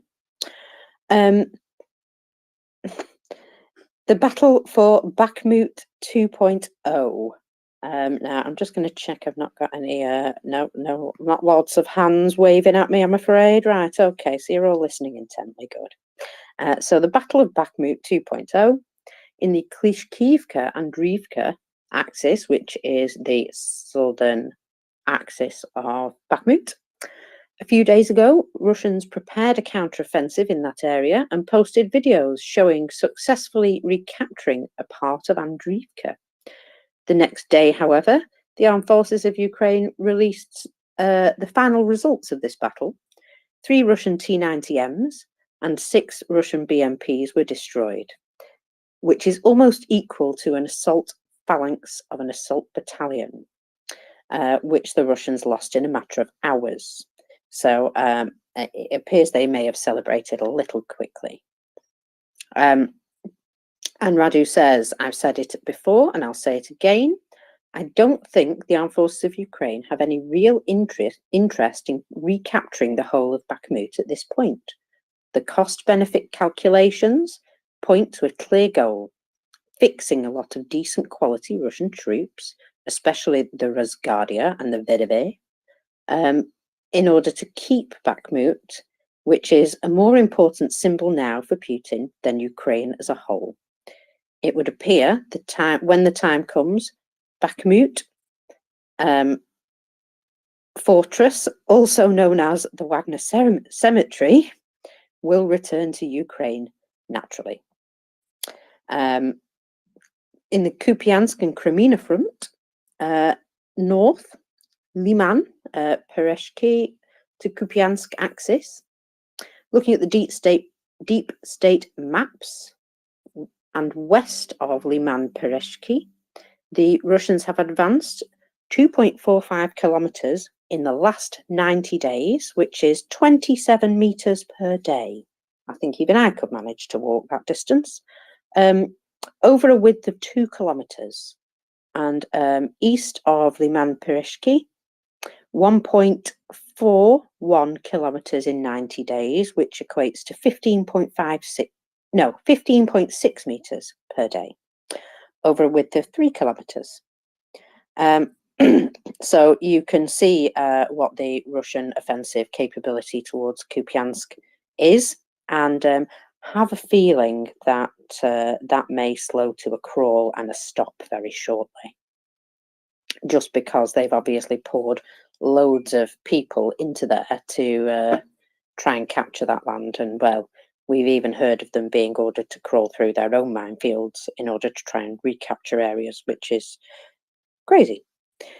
Anyway, in the centre, Svatove-Borova axis, here, the Russians have advanced 5.4 kilometres, 60 metres per day, in the north by a width of 6.6 kilometres and exactly 5 kilometres, 55 metres per day, in the south by a width of 4 kilometres. And that's, you know, just the statement of the situation. South, Crimea. In the last 3 months, it is notable that the Russians have not advanced a single metre, apart from small changes of territory.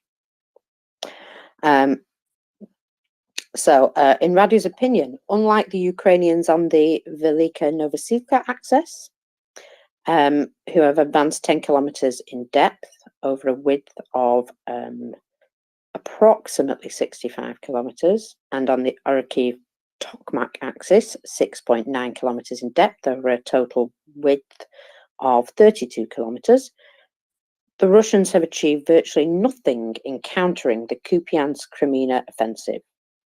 The objective was likely to try and divert Ukrainian forces from the counteroffensive in the south and Bakhmut to that front. But of course, that objective has failed. The army of 100,000 men, 900 armoured vehicles and 300 tanks, or whatever they were putting out, was, fortunately for the Ukrainians in that area, a complete fake. And once again, the commander of operations in the east, General Syrski, made the best decision not to deploy other forces from other areas of the operation. So that is basically a roundup of everything that we know so far. And thank you for listening to my long speech. Mette, go ahead. Oh, go ahead, Ivana, first. No, I just wanted to thank you, Marcus. That's all. Yeah, Mette, go ahead. Okay, thank you. Just a quick question. Have we heard anything about the sea babies, other than that Russians, of course, destroyed them? But have we heard anything from the Ukrainian side? And other thing I'm wondering is have we heard anything about the railways in Melitopol? Are they in operation, or has there been some action there? Have you heard anything like that? And then, you know, I'm hearing like a Russian goodwill operations going on in Robotny. You know that place, Axel. But yeah, have you heard anything about the sea babies? That's what I'm interested in. Thanks. Well, there was some scurrilous rumours from Russian sources that overnight a number of these were taken out by themselves. Sorry if you can hear my cat yelling in the background. In the harbour of Sevastopol or something like that. Now, I can't confirm or deny that, obviously, but Ukrainian sources haven't said anything about that at the moment. It would appear that that's only coming from Russian sources. However, shush you. Oh my goodness, you heard that. I'm going to have to deal with that. Bear with. She's excited about the finer tone this afternoon. He is, absolutely. Yeah, no, he's just come in from outside, and if I don't give him attention immediately, I'll get this horrible noise until it turns into a warble, and that's no good for any of us. So, yeah, they said, oh, here we go. I found it. The Russian Defense Ministry reported an attempted attack by Ukrainian unmanned boats. At 22:55, the armed forces of Ukraine made an unsuccessful attempt to attack the ships of the Black Sea Fleet, performing tasks of controlling navigation in the southwest part of the Black Sea, 237 kilometers southwest of Sevastopol, with a sea unmanned boat. Of course, in the course of repelling the attack, they state that the unmanned boat of the enemy, without reaching the target, was destroyed by fire from the onboard armaments of the ships of the Black Sea. The patrol ship Inquisitive and the patrol ship Vasily Baikov, at the moment, continue to carry out their tasks. So it's strange that they named the ships, but the Vasily Baikov is obviously the one that was involved in that boarding, I believe. So we'll keep an eye on that, but it may just be the Russians trying to say, you know, that they're being attacked when they're not. You know how these things happen. But yeah, if there was any damage, I think we would find out soon enough. Oh my goodness, stop that in my ear. Oh, there you are. Right. So, where was I? I had a few other things. You said about the booms in, or about what was happening perhaps in Mariupol. Now, I heard earlier on today that there was, it's Melitopol actually that I'm looking at, that there appears to have been smoke rising from somewhere in Melitopol, and in Simferopol, for some reason, the air defence is active. So it would look as though there's a busy day. If anything comes up from Mariupol, I'll let you know. But obviously, one of the things that we're looking at quite closely is the fact that there's been this drone attack in Moscow. Now, for some reason, people keep phoning into the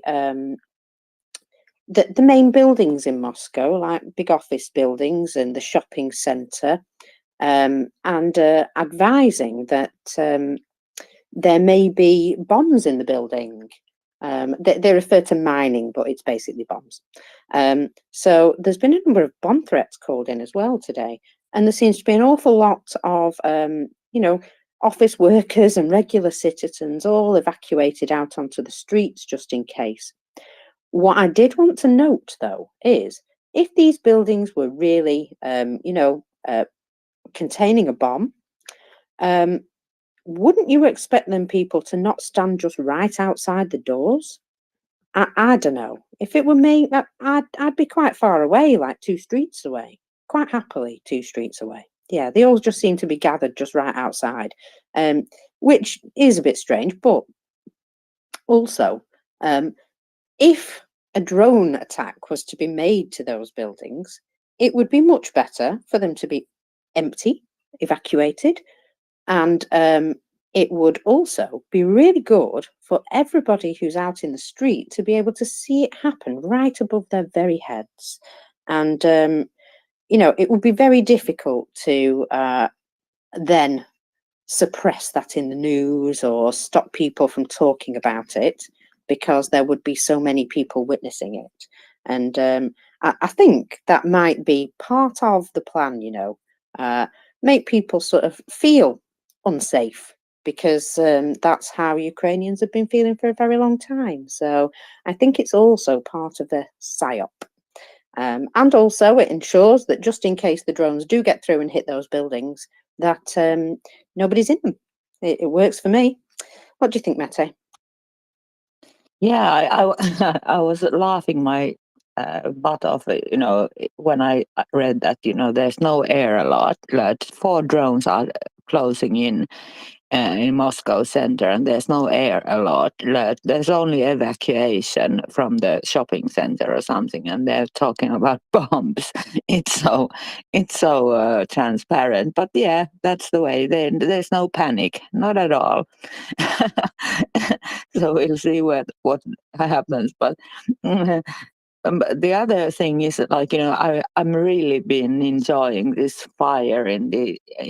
I'm not trying to pronounce it. N something.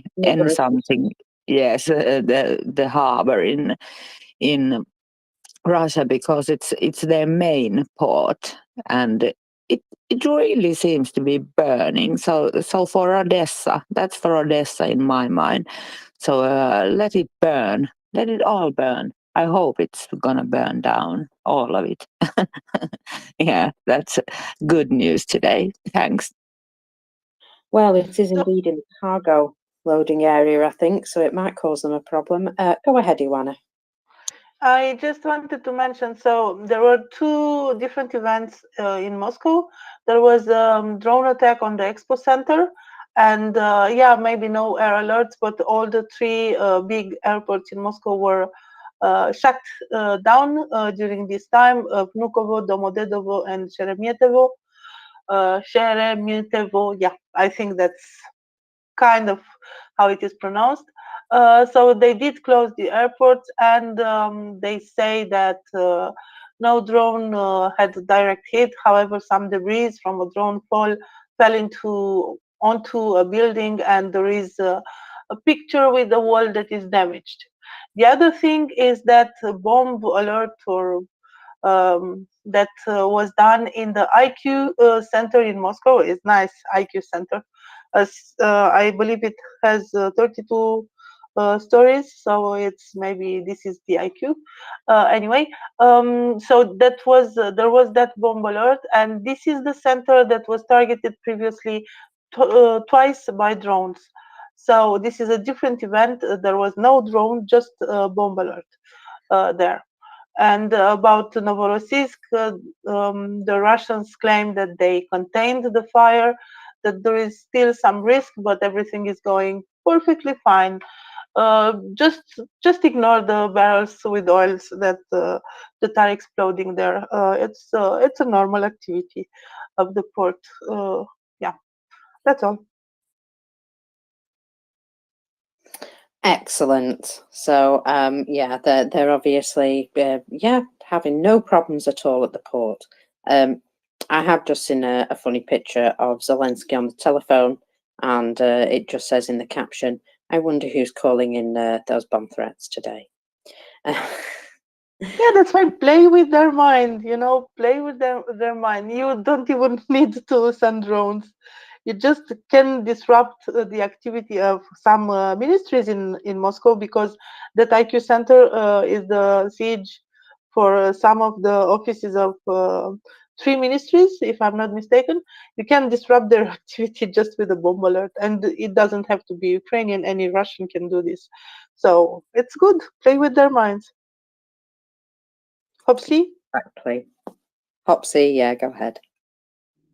Hi guys, have we? I kind of got sidetracked. Is it okay to kind of go back and comment a little bit about that one KA-52 shoot down or double shoot down? Absolutely. So here's what I saw when I was looking at that, and it plays into the sort of inexperienced factor you're probably starting to experience in the Russian Air Force. Sorry, my dogs are setting off every neighborhood dog there is. When you see a flight of 2 sort of proceeding like that, and then the lead helicopter gets just obliterated, and the second helicopter just dumbly continues on, that tells me you have a senior captain. I'm sorry for the noise. A senior captain leading, say, you know, a junior lieutenant or something like that on maybe his first or fifth or something combat mission, and just playing a game of follow me. And the guy didn't have enough sense to brake hard and head for the deck, which of course cost him his helicopter and probably his life. So it really does play into the experience level that is probably becoming more and more common in the Russian Air Force. Just sort of piling on top of earlier comments here. That's all I had. Thanks. Thank you. Yeah, I mean, we've had a couple of examples of this now, haven't we? Like the guy who was, I think, a commander or something, that he was killed in a training, training aircraft, and I can't remember the number of it, of course, but that just suggests, you know, that if he was in a Mockers? Mike? Oh, and when did that go off? I don't know. If he was in a training with.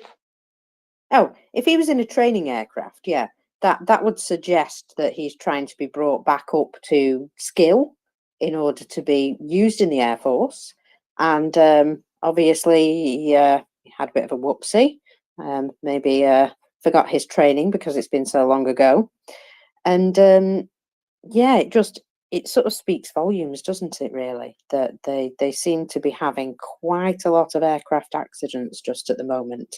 And that would speak to maybe trying to push through and rush training. Yeah, it does sort of give you that impression that, yeah, that they're having problems. And I hope they run out of pilots before they run out of aircraft. That's fine by me. Yeah, so it does seem that they have a shortage of personnel, of qualified, trained personnel, and you know that the disregard for life, the disregard for their own soldiers, the fact that corruption and you know, lack of maintenance and difficulties in communication with other specialists and so on was so present everywhere in the Russian army, now plays against them because they are losing those pilots and they are not so easy to replace. So when you lose, I don't know, maybe 100 trained pilots, this is significant for any army, I think. Mette?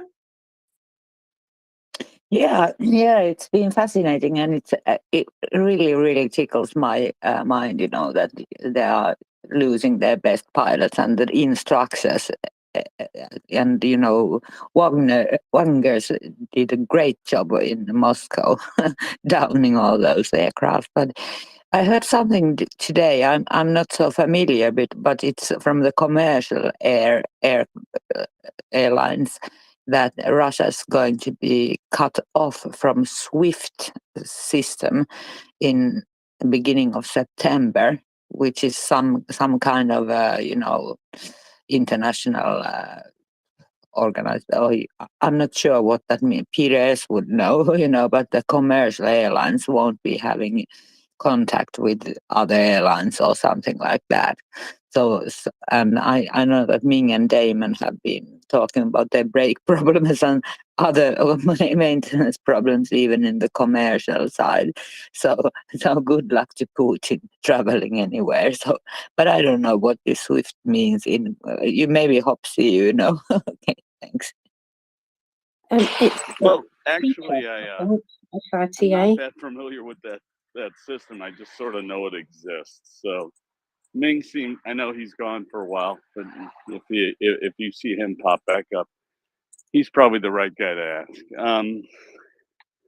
And we were talking about and I'll let it go after this. Experienced Russian pilots between the helos and the fixed wing. They've lost something like 1,200 airplanes, and you figure 2/3 of those are dual crewed. So let's just put the number to 2,000 crew members in those things. And, you know, they'll be lucky if half survived. So you are talking about maybe being down 1,000 pilots when you're already understaffed to begin with. Just something to think about.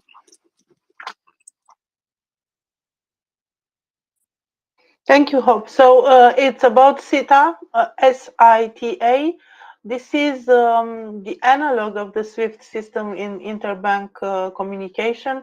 Basically, it's information technology and communication company, this acronym SITA, and they provide services, communication services between airplanes and airports and so on. So I don't have the details.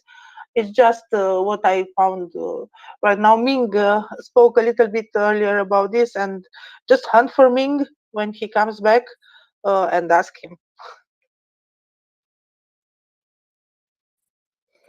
Yes, there is a statement, I believe, by a Russian source saying that they don't feel that it's going to affect their airlines in any way. But apparently it's some of course. Yeah, Of course. But apparently it's some sort of locational system. You know, it gives them sort of interactivity so they, you know, can connect with one another and know where all the other planes are and things like that. Why you need this? You don't need this. You know what good is it? Yeah, what good is it to know where the other planes are? Only the Russian planes matter, so doesn't matter.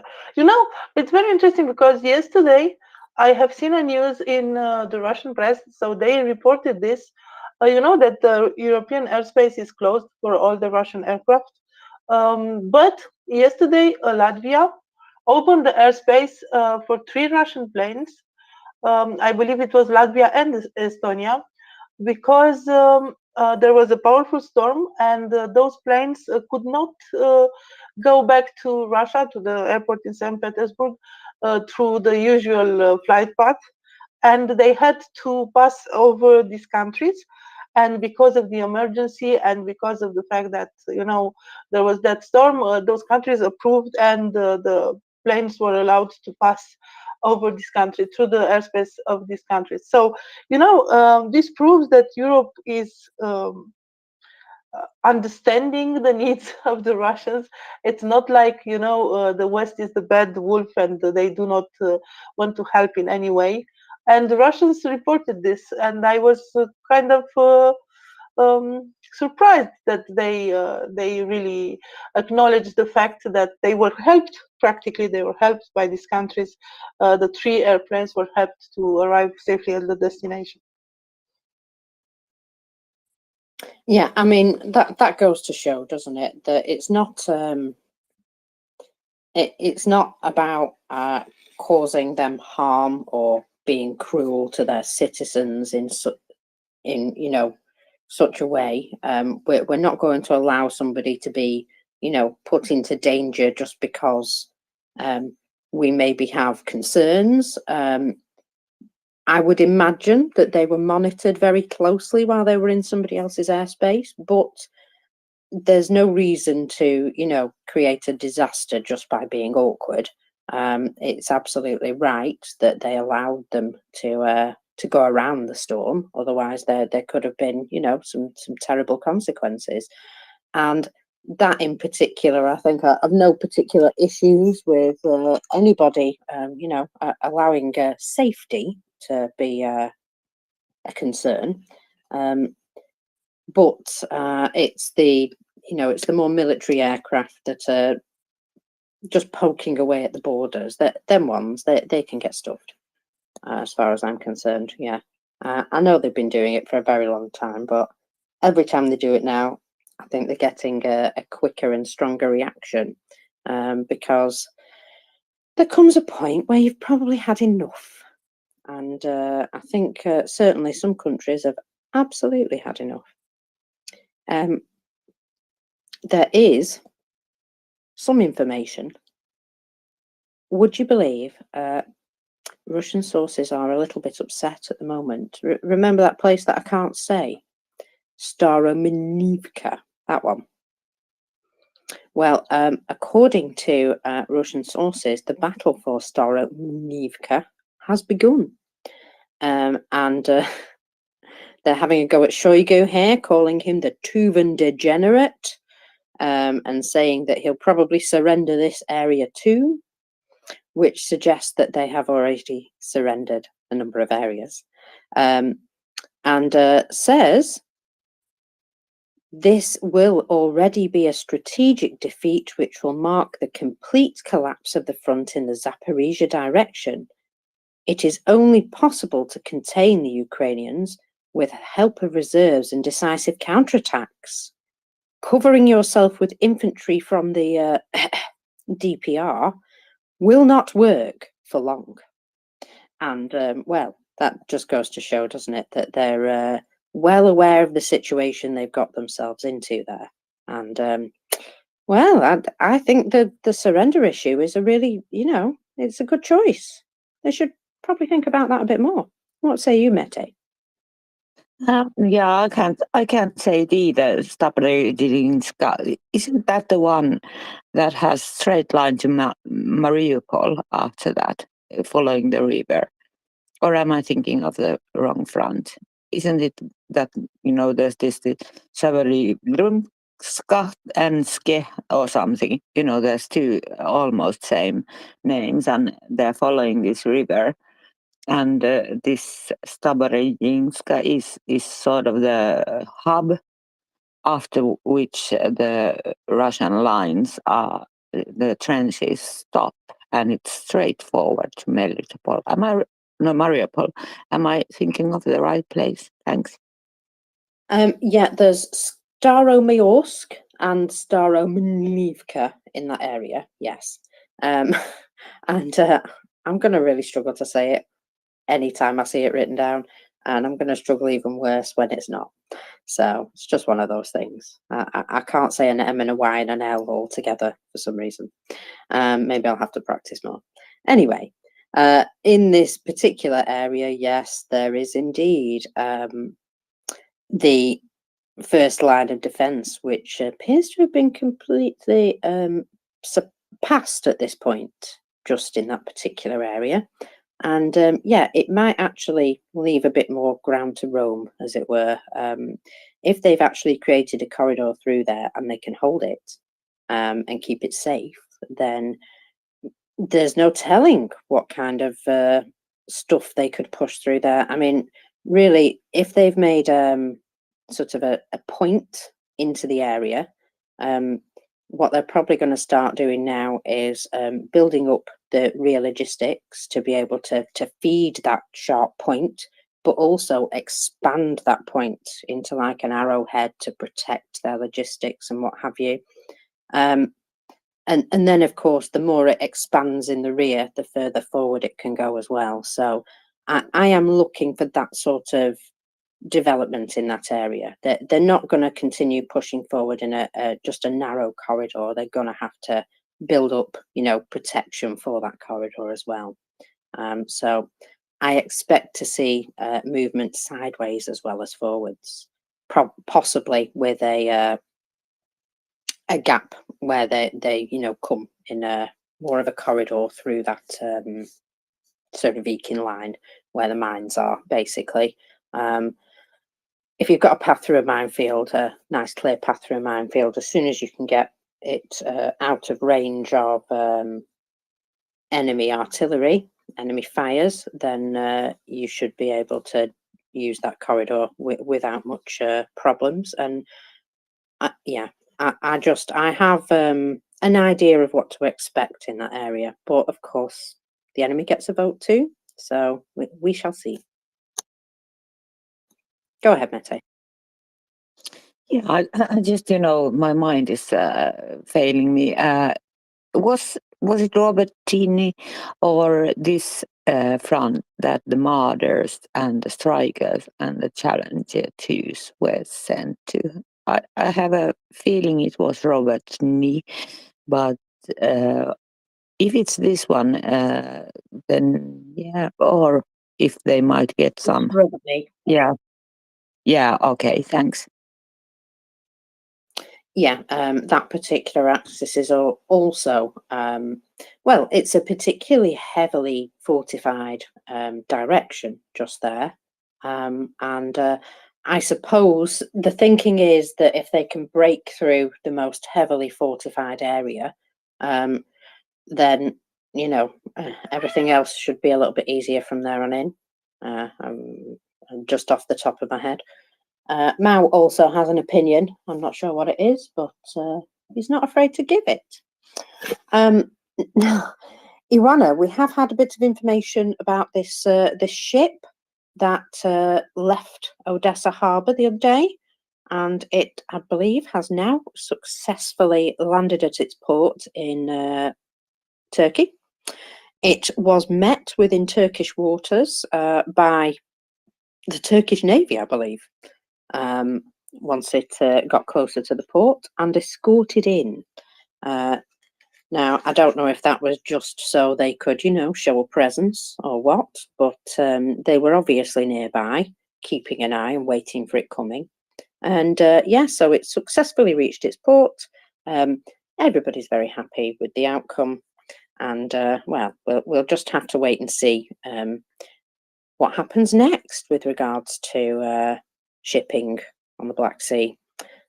Certainly, if there's some developments with regards to the Novorossiysk harbour, well, it might be that the Russians aren't shipping very much out over the next couple of days. We'll have to see about that as well. I need to go back and check that fire and see if they've put it under control yet, because it didn't look very controlled earlier, Iwana. They say so, but you know, with the Russians, you never know, because they often say things. So yeah, the ship arrived in its destination port east of Istanbul, and it was met by a delegation from Turkey. So that shows that it was really important, and it carried more than 2,000 containers. So it was a full ship, not an empty ship, which is also good, because Ukrainians managed to export 2,000 container, which is a good thing. I have a news concerning Moldova. It was in the Russian press, but now it's in the Guardian too.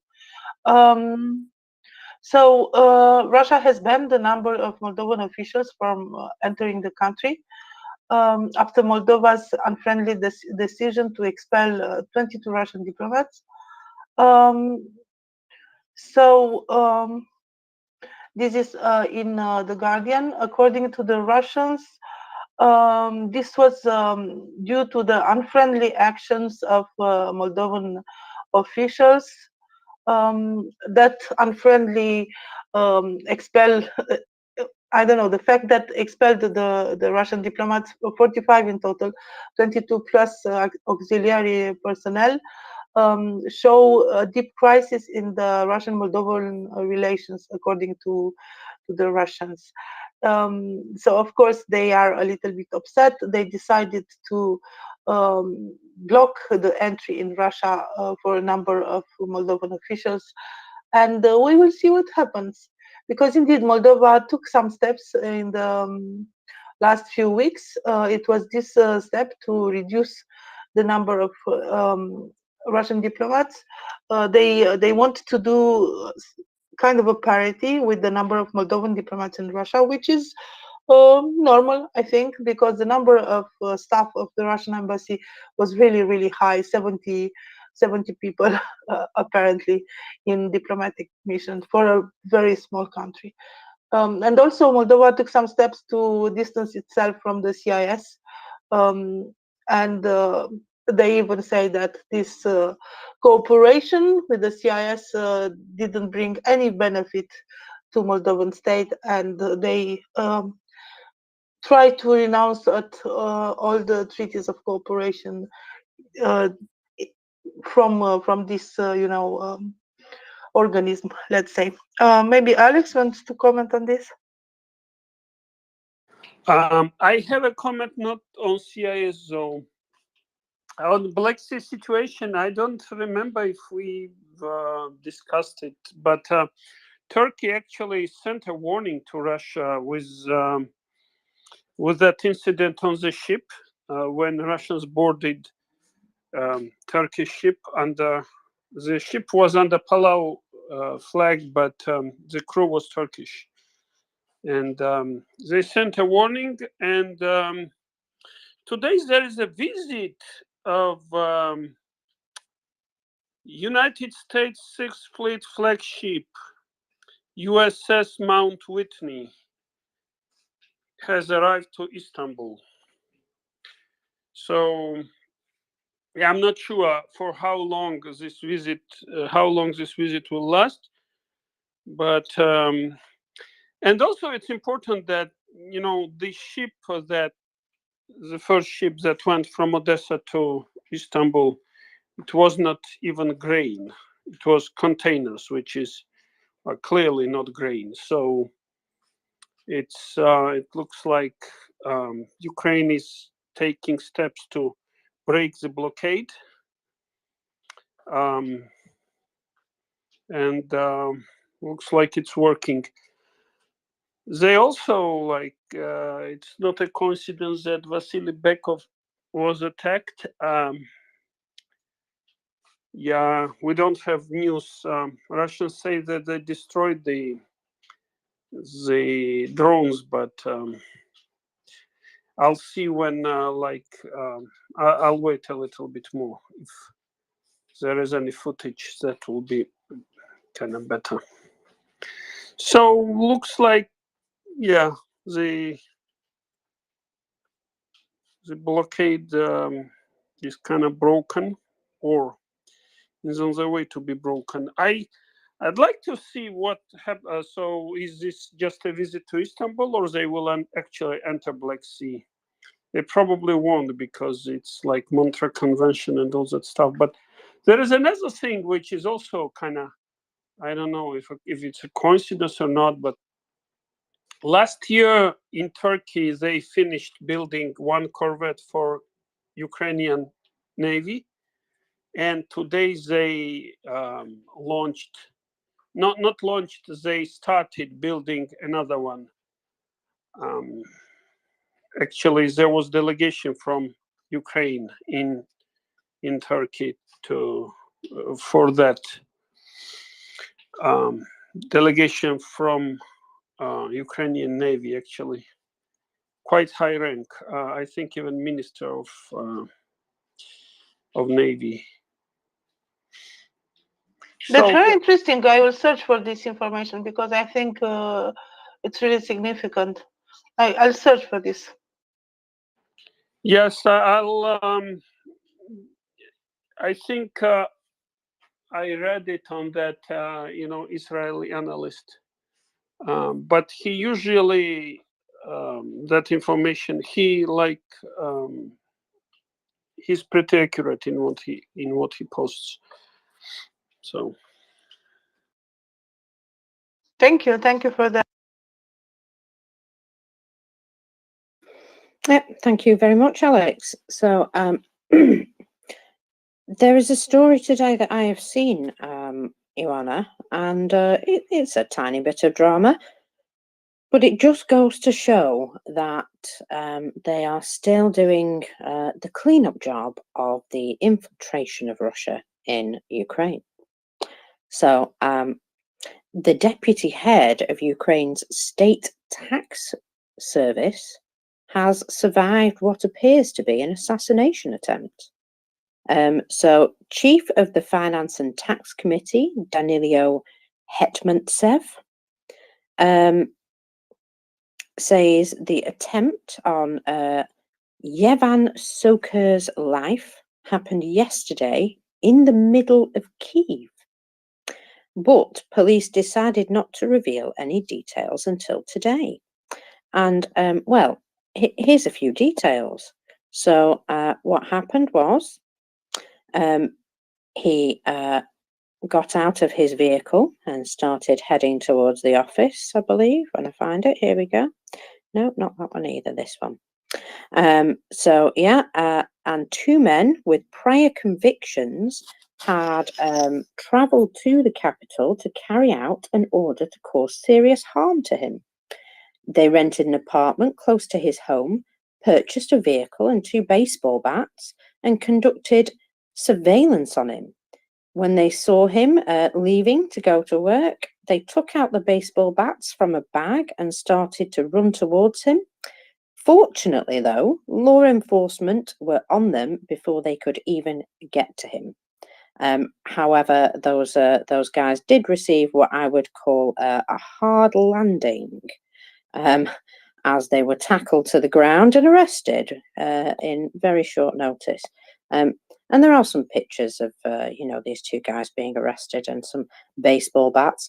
It all seems very mafiosa, doesn't it, Ivana? Yes, indeed. But I'm glad that the security forces of Ukraine are doing an amazing job, and yeah, they managed to prevent this assassination attempt. So good for them. Well, that's it. They were obviously there to do him some harm, weren't they? And yeah, it's something that you wouldn't probably expect, but I would imagine that most of the, shall we say, government officials are probably quite wary at the moment. Now, just going back to the blaze, in fact, in Novorossiysk this morning. So I'm just going back to some of the most recent information. So there is information that there was a period of time where they were really struggling to control it and things were exploding. And there is a suggestion that what was exploding was oil drums. Now, I know they've got a lot of extra oil, but this doesn't seem like the best way to use it, does it? Now, this isn't terribly far from the Crimean Bridge either, just noting. And it was, well, as of the last known images and videos, the fire blazed to an area around 1,300 square meters. Smoke is visible for several kilometers. And this is, well, what's burning there is going to be very difficult to put out. This is something that, by the sounds of what our fire experts were telling us earlier today, it's the kind of thing that you just have to sort of contain and stand back and hope that it, you know, burns itself out. And so there's there's suggestion that this will cause quite a bit of damage to the cargo terminal. Now, somebody suggested that this may have been as the result of a drone, but I'm sure we'll never know. I'm sure we'll never know. All we know is there was a smoking accident, and it's well, it's quite glorious. There is a video in which the lady turns the phone halfway through, and I would say that that's your most impressive Yes. part of the fire there. I've seen that. Yeah, it doesn't look like something that's going to be out shortly, does it? Hello, Sammy. Welcome up.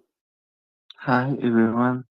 I just want to say that the invasion of Ukraine remained me the invasion of Iraq, and we have a moral duty to defend Ukraine. So I know I don't speak a lot in space now, but for me it's important to say hi, everyone, and to keep courage, because the war is not over, but Crimea belongs to Ukraine, and we have to stay to stand up for fight for Ukraine.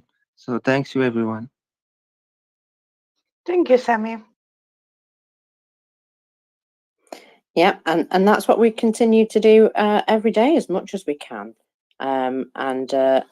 Well, we keep ourselves entertained and we raise money. We keep ourselves up to date as well on the regular information. I'm still seeing that people may still be being evacuated in Russia's Moscow city. Several cars of the Ministry of Emergency Situations are near the IQ quarter. I'm not sure if that's named ironically, and 8th Mall City Shopping Centre. So these particular buildings were where the bomb threats particularly were, and it would seem that they are still looking through them. And it's the same building that was hit twice by the drones. Yes, that tall building. I do wonder if they've managed to repair all the problems with it yet. And well, if I were in that building, I would be a tiny bit nervous. Yeah, so 3 hours ago, there was information that Russia claimed to have shot down a drone over Moscow. However, the expo center or whatever it was, where it landed, I I think that's what they're saying is the one that they shot down. And well, if that's the case, they shot it down over possibly a residential area. That seems very safe, doesn't it? And shows no consideration for the humans living there or anything like that. It's not a big shock, that is it? Marcus, I have something that I wanted to talk to you since yesterday, but we didn't manage. Have you seen that someone spoke with with a journalist lately? Ooh, who dat? Lukashenko. Lukashenko had an interview. Of course. Yeah, he said a lot of strange things, didn't he? Yeah, he said a lot of strange things, and I'm wondering, have we talked about it in the space? Because I didn't hear something about this, and I think it's very interesting. He said a lot of things that are kind of weird. Yeah. Well, let's For go example, through it because we did speak about it briefly yesterday, but not everybody's the same. So let's go through what he actually said. yeah, maybe I missed it. So he said, for example, that he didn't discuss the invasion of Ukraine with Putin. And I quote, "I swear to you, we did not have a conversation that Russia would take any action against Ukraine. The only thing is that in a few days, we met with him at his country residence and discussed the situation that had developed. He told me, and this is the first time I'm telling about this in public, listen, Sasha, such a situation, if God forbid what happens, well, we are allies. Of course, allies. Everybody knows our agreements. Against Russia, someone is fighting. We are entering the war. They are entering the war. We actually created a single army here. If suddenly something happens, please cover me." So Putin asked Lukashenko if something happens to cover him. But again, it's Russia that invaded Ukraine. So it seems really, really strange. And how could Lukashenko cover Putin? Of course, he's much bigger than him, but yeah.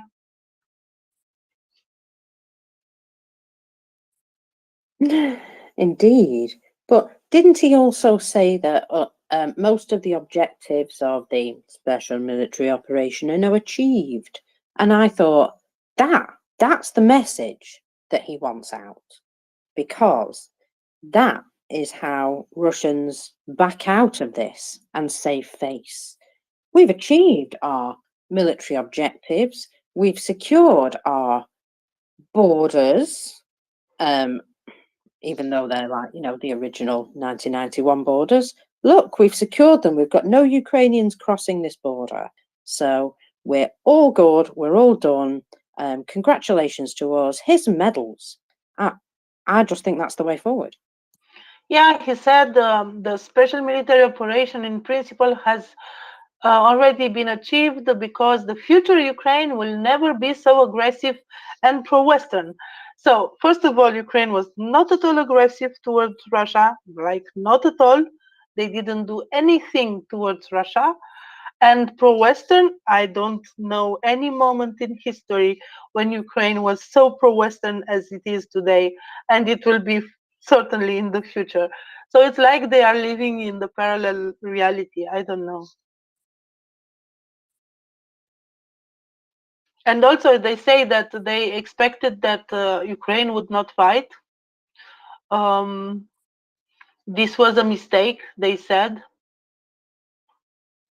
And also, he kind of admitted openly that some Belarusian troops entered the territory of Ukraine. Because he said that they were training, there was an exercise, some kind of rotational exercises, sometimes in Russia, sometimes in Belarus. and this time it was in Belarus, and there were a lot of Russian troops and so on, and the exercises ended, and a part of the troops seemed to go back into Russia, but I don't know, they mistaken the road or something, and they entered Ukraine, and along them some troops of Belarus, because of course they, you know, they didn't know that there is a border, and that they are going into another country with military equipment and armed, and also killing anyone in face of them. So it was just like go with the flow or something, I don't know. It does sound very strange, doesn't it? We're just on exercises, but we'll just murder some civilians on the way. Just, you know, how come you're here where we're performing our exercises? And I'm absolutely sure they knew exactly where the border was, a cheeky little beggar. I actually really hope that any Belarusian soldiers that managed to get over the border, if that was the case, absolutely wet the pants and ran back and said, we don't want to go there. We really don't want to go there, because that would explain the army's general stance on how they feel about getting involved in Ukraine. And it might also explain why they, sorry, trying to stand up at the same time. It might also explain why they love their gymnastics displays so much, because really, if they keep doing stuff like that and they're like, no guys, this is the training we want to do, this gymnastics and rocks breaking and stuff, then, you know, it kind of proves that they're not ready, not capable, shall we say, of being used as a fighting force, you know. Maybe the fact that they're making themselves look laughable is actually a plan. I don't know. I find it a bit strange that they are quite so amazingly bonkers. Yeah, and there are some other interesting bits, because they say that, of course, this was practically, he doesn't state a motive for the invasion, but he says that Ukraine should keep in mind that Russia has a lot of reserves and they are armed with modern equipment, and I quote, they will bring you down and then they will do what you are most afraid of. They will cut you off to Moldova, to Transnistria. So basically he is admitting that Russia's goals is to just take as much as possible from Ukraine and then cut to Transnistria and to Moldova. So while he's in a way trying to plead for peace, in the same time he openly says that Russia is having this goal of getting more and more, and they should be aware of this, because Russia will not stop. And also he says something interesting about negotiations. He is asking for, you know, Ukraine to accept negotiations without preconditions. Of course, this is ridiculous, because of course Ukraine has to get all the territory back. But he's saying like this: we have a border with Ukraine, and we are actually co-aggressors. So he's admitting that Belarus is co-aggressor openly to a Ukrainian journalist. Of course, the Ukrainian journalist is under sanction, is not really a very genuine Ukrainian journalist. But anyway, he's openly speaking about this and openly calling Belarus a co-aggressor, which is again kind of surprising. And also during the interview, he says that Putin will not do anything out of the blue. Hello, he kind of did. Yeah, and he says that he did not notice any imperial manners in Vladimir Putin, and he thinks that he's behaving, he's thinking very much about what he does. He's not crazy, I can tell you 100%. He's a man, considered a military man, and so on. So he's praising Putin a lot, and he's also convinced that Putin will be the next president in Russia. Of course, because he has no rivals in Russia right now.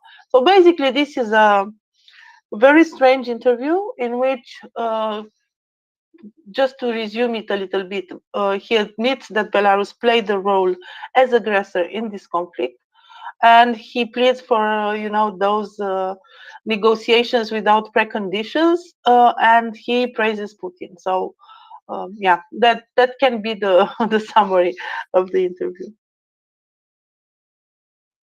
Well, it seems he's he's talking an absolute ton of garbage, obviously.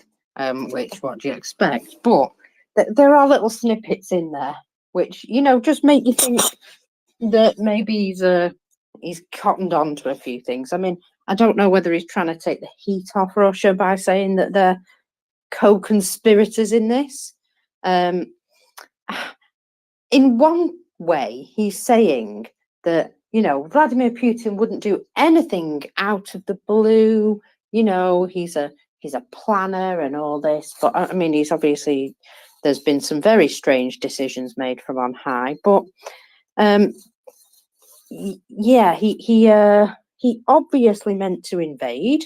All the talk of what they called exercises. Exercises, exactly. All the talk of exercises was absolute carp. So it was indeed planned. So he's basically said that yes, Putin planned this all along. It wasn't a surprise. It was planned. He doesn't do things like just on spec.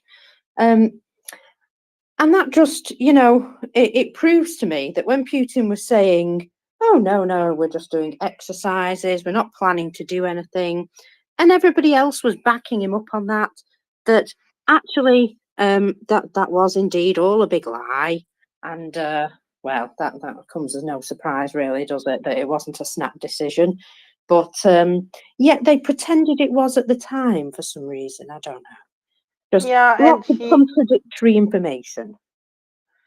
Yeah, and he practically is saying that he was the protector of Putin because Putin asked him to protect him in case something happens, but he was not his confidant because he was not aware of any plans of invading Ukraine, which is kind of strange. So protect me, I will do whatever I want, and then you have to protect me because we are a union state and we are together. Yeah, very, very strange indeed. Let's see what Mete has to say about it. Oh, I have just 2 words. He's afraid.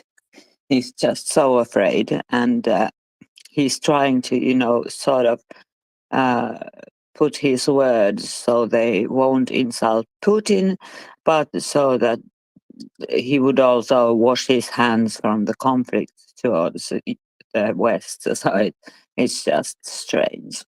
I just wanted to say a bit of good news. John Spencer, you all know John Spencer. He has now announced or published his story about the Azov soldier who 9 months of defending Mariupol. So there's a good reading or listening to for the weekend. Look him up. But yeah, Lukashenko is afraid. That's it.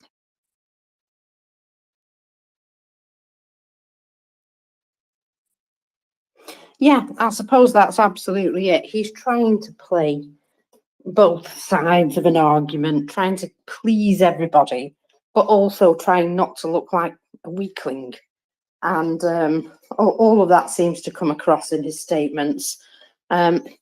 I'm not sure that he is the strongest mind, but he's certainly a slippery character.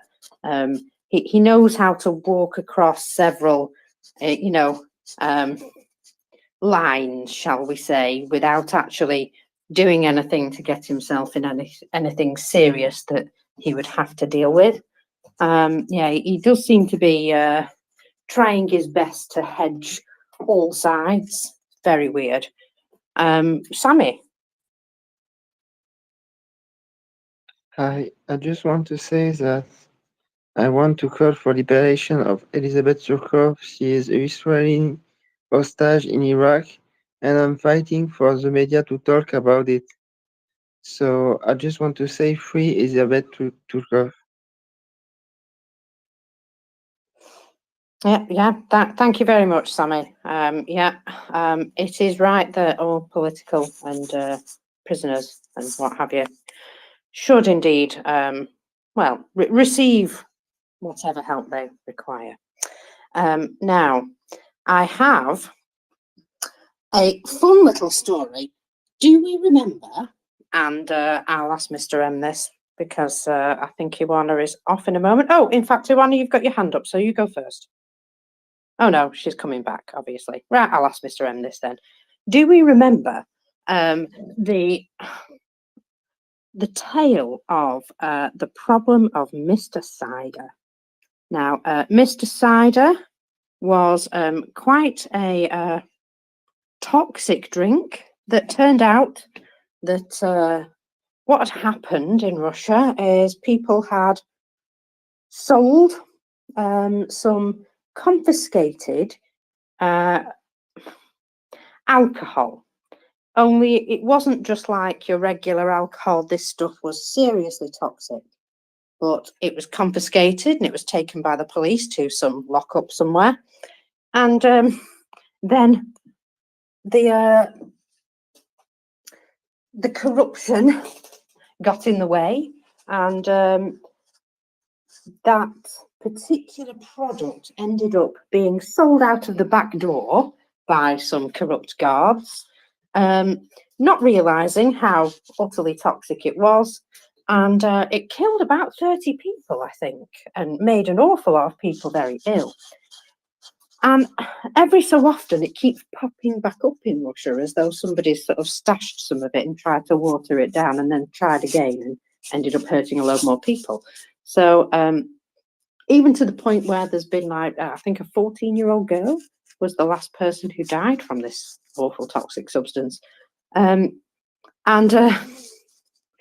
have to have a little chuckle because, I mean, it is unfortunate what happened with Mr. Cider, but the members of the Adam Joint Task Force, who we've heard previously of, are using a kamikaze drones, and the make of these drones, well, they've got a name, and the name is Mr. Cider.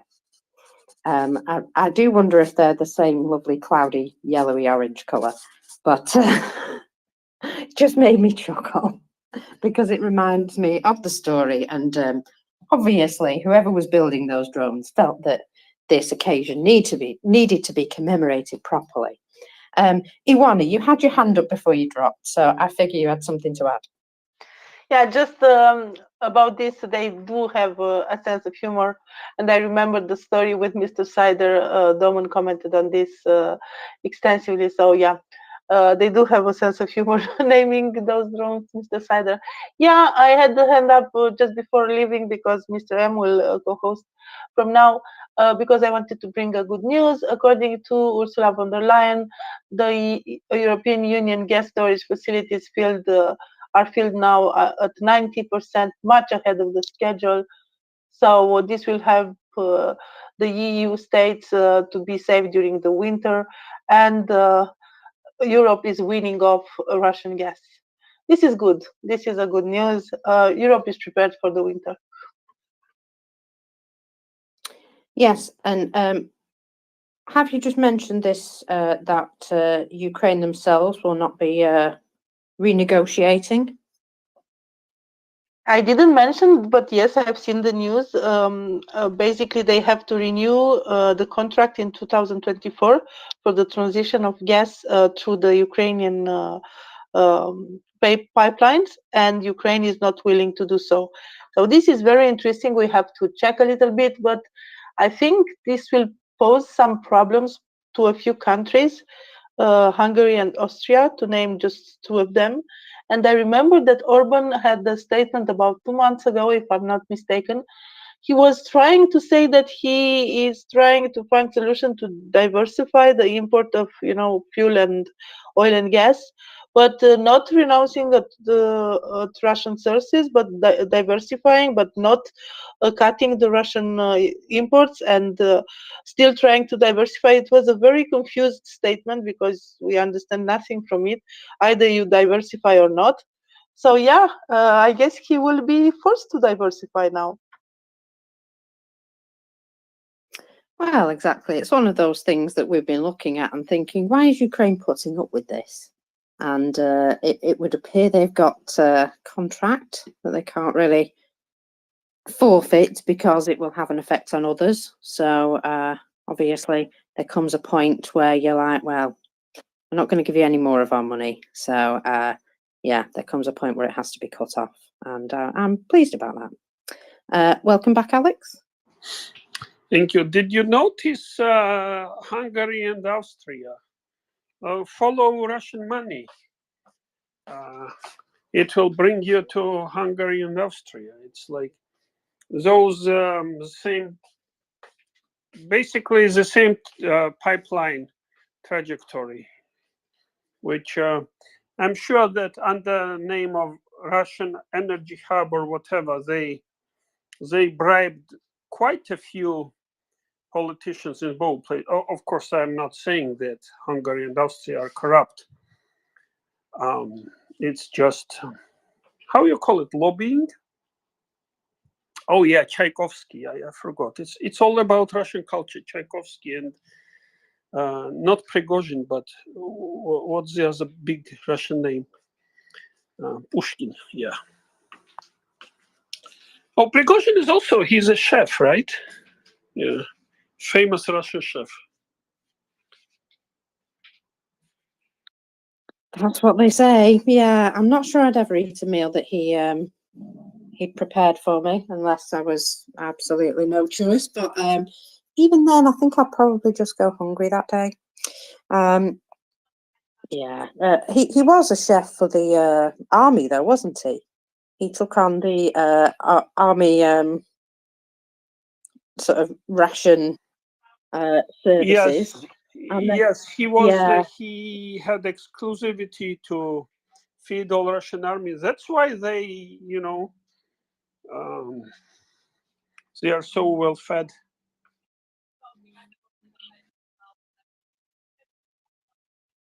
Yeah, and we saw what they made about that. We saw that there was plenty of people who weren't pleased with the change, shall we say, found it substandard, and gosh, I have no idea who filled cans of possible meat with something like water, but yeah, I do wonder if that was part and parcel of his company. I mean, let's face it, we're not going to war anytime soon, are we? Just put these at the back of the warehouse.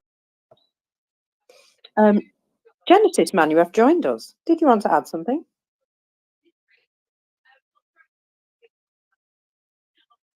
I don't know how I got to speaking so quick, but no mockers. I was just listening in. Thank you, though.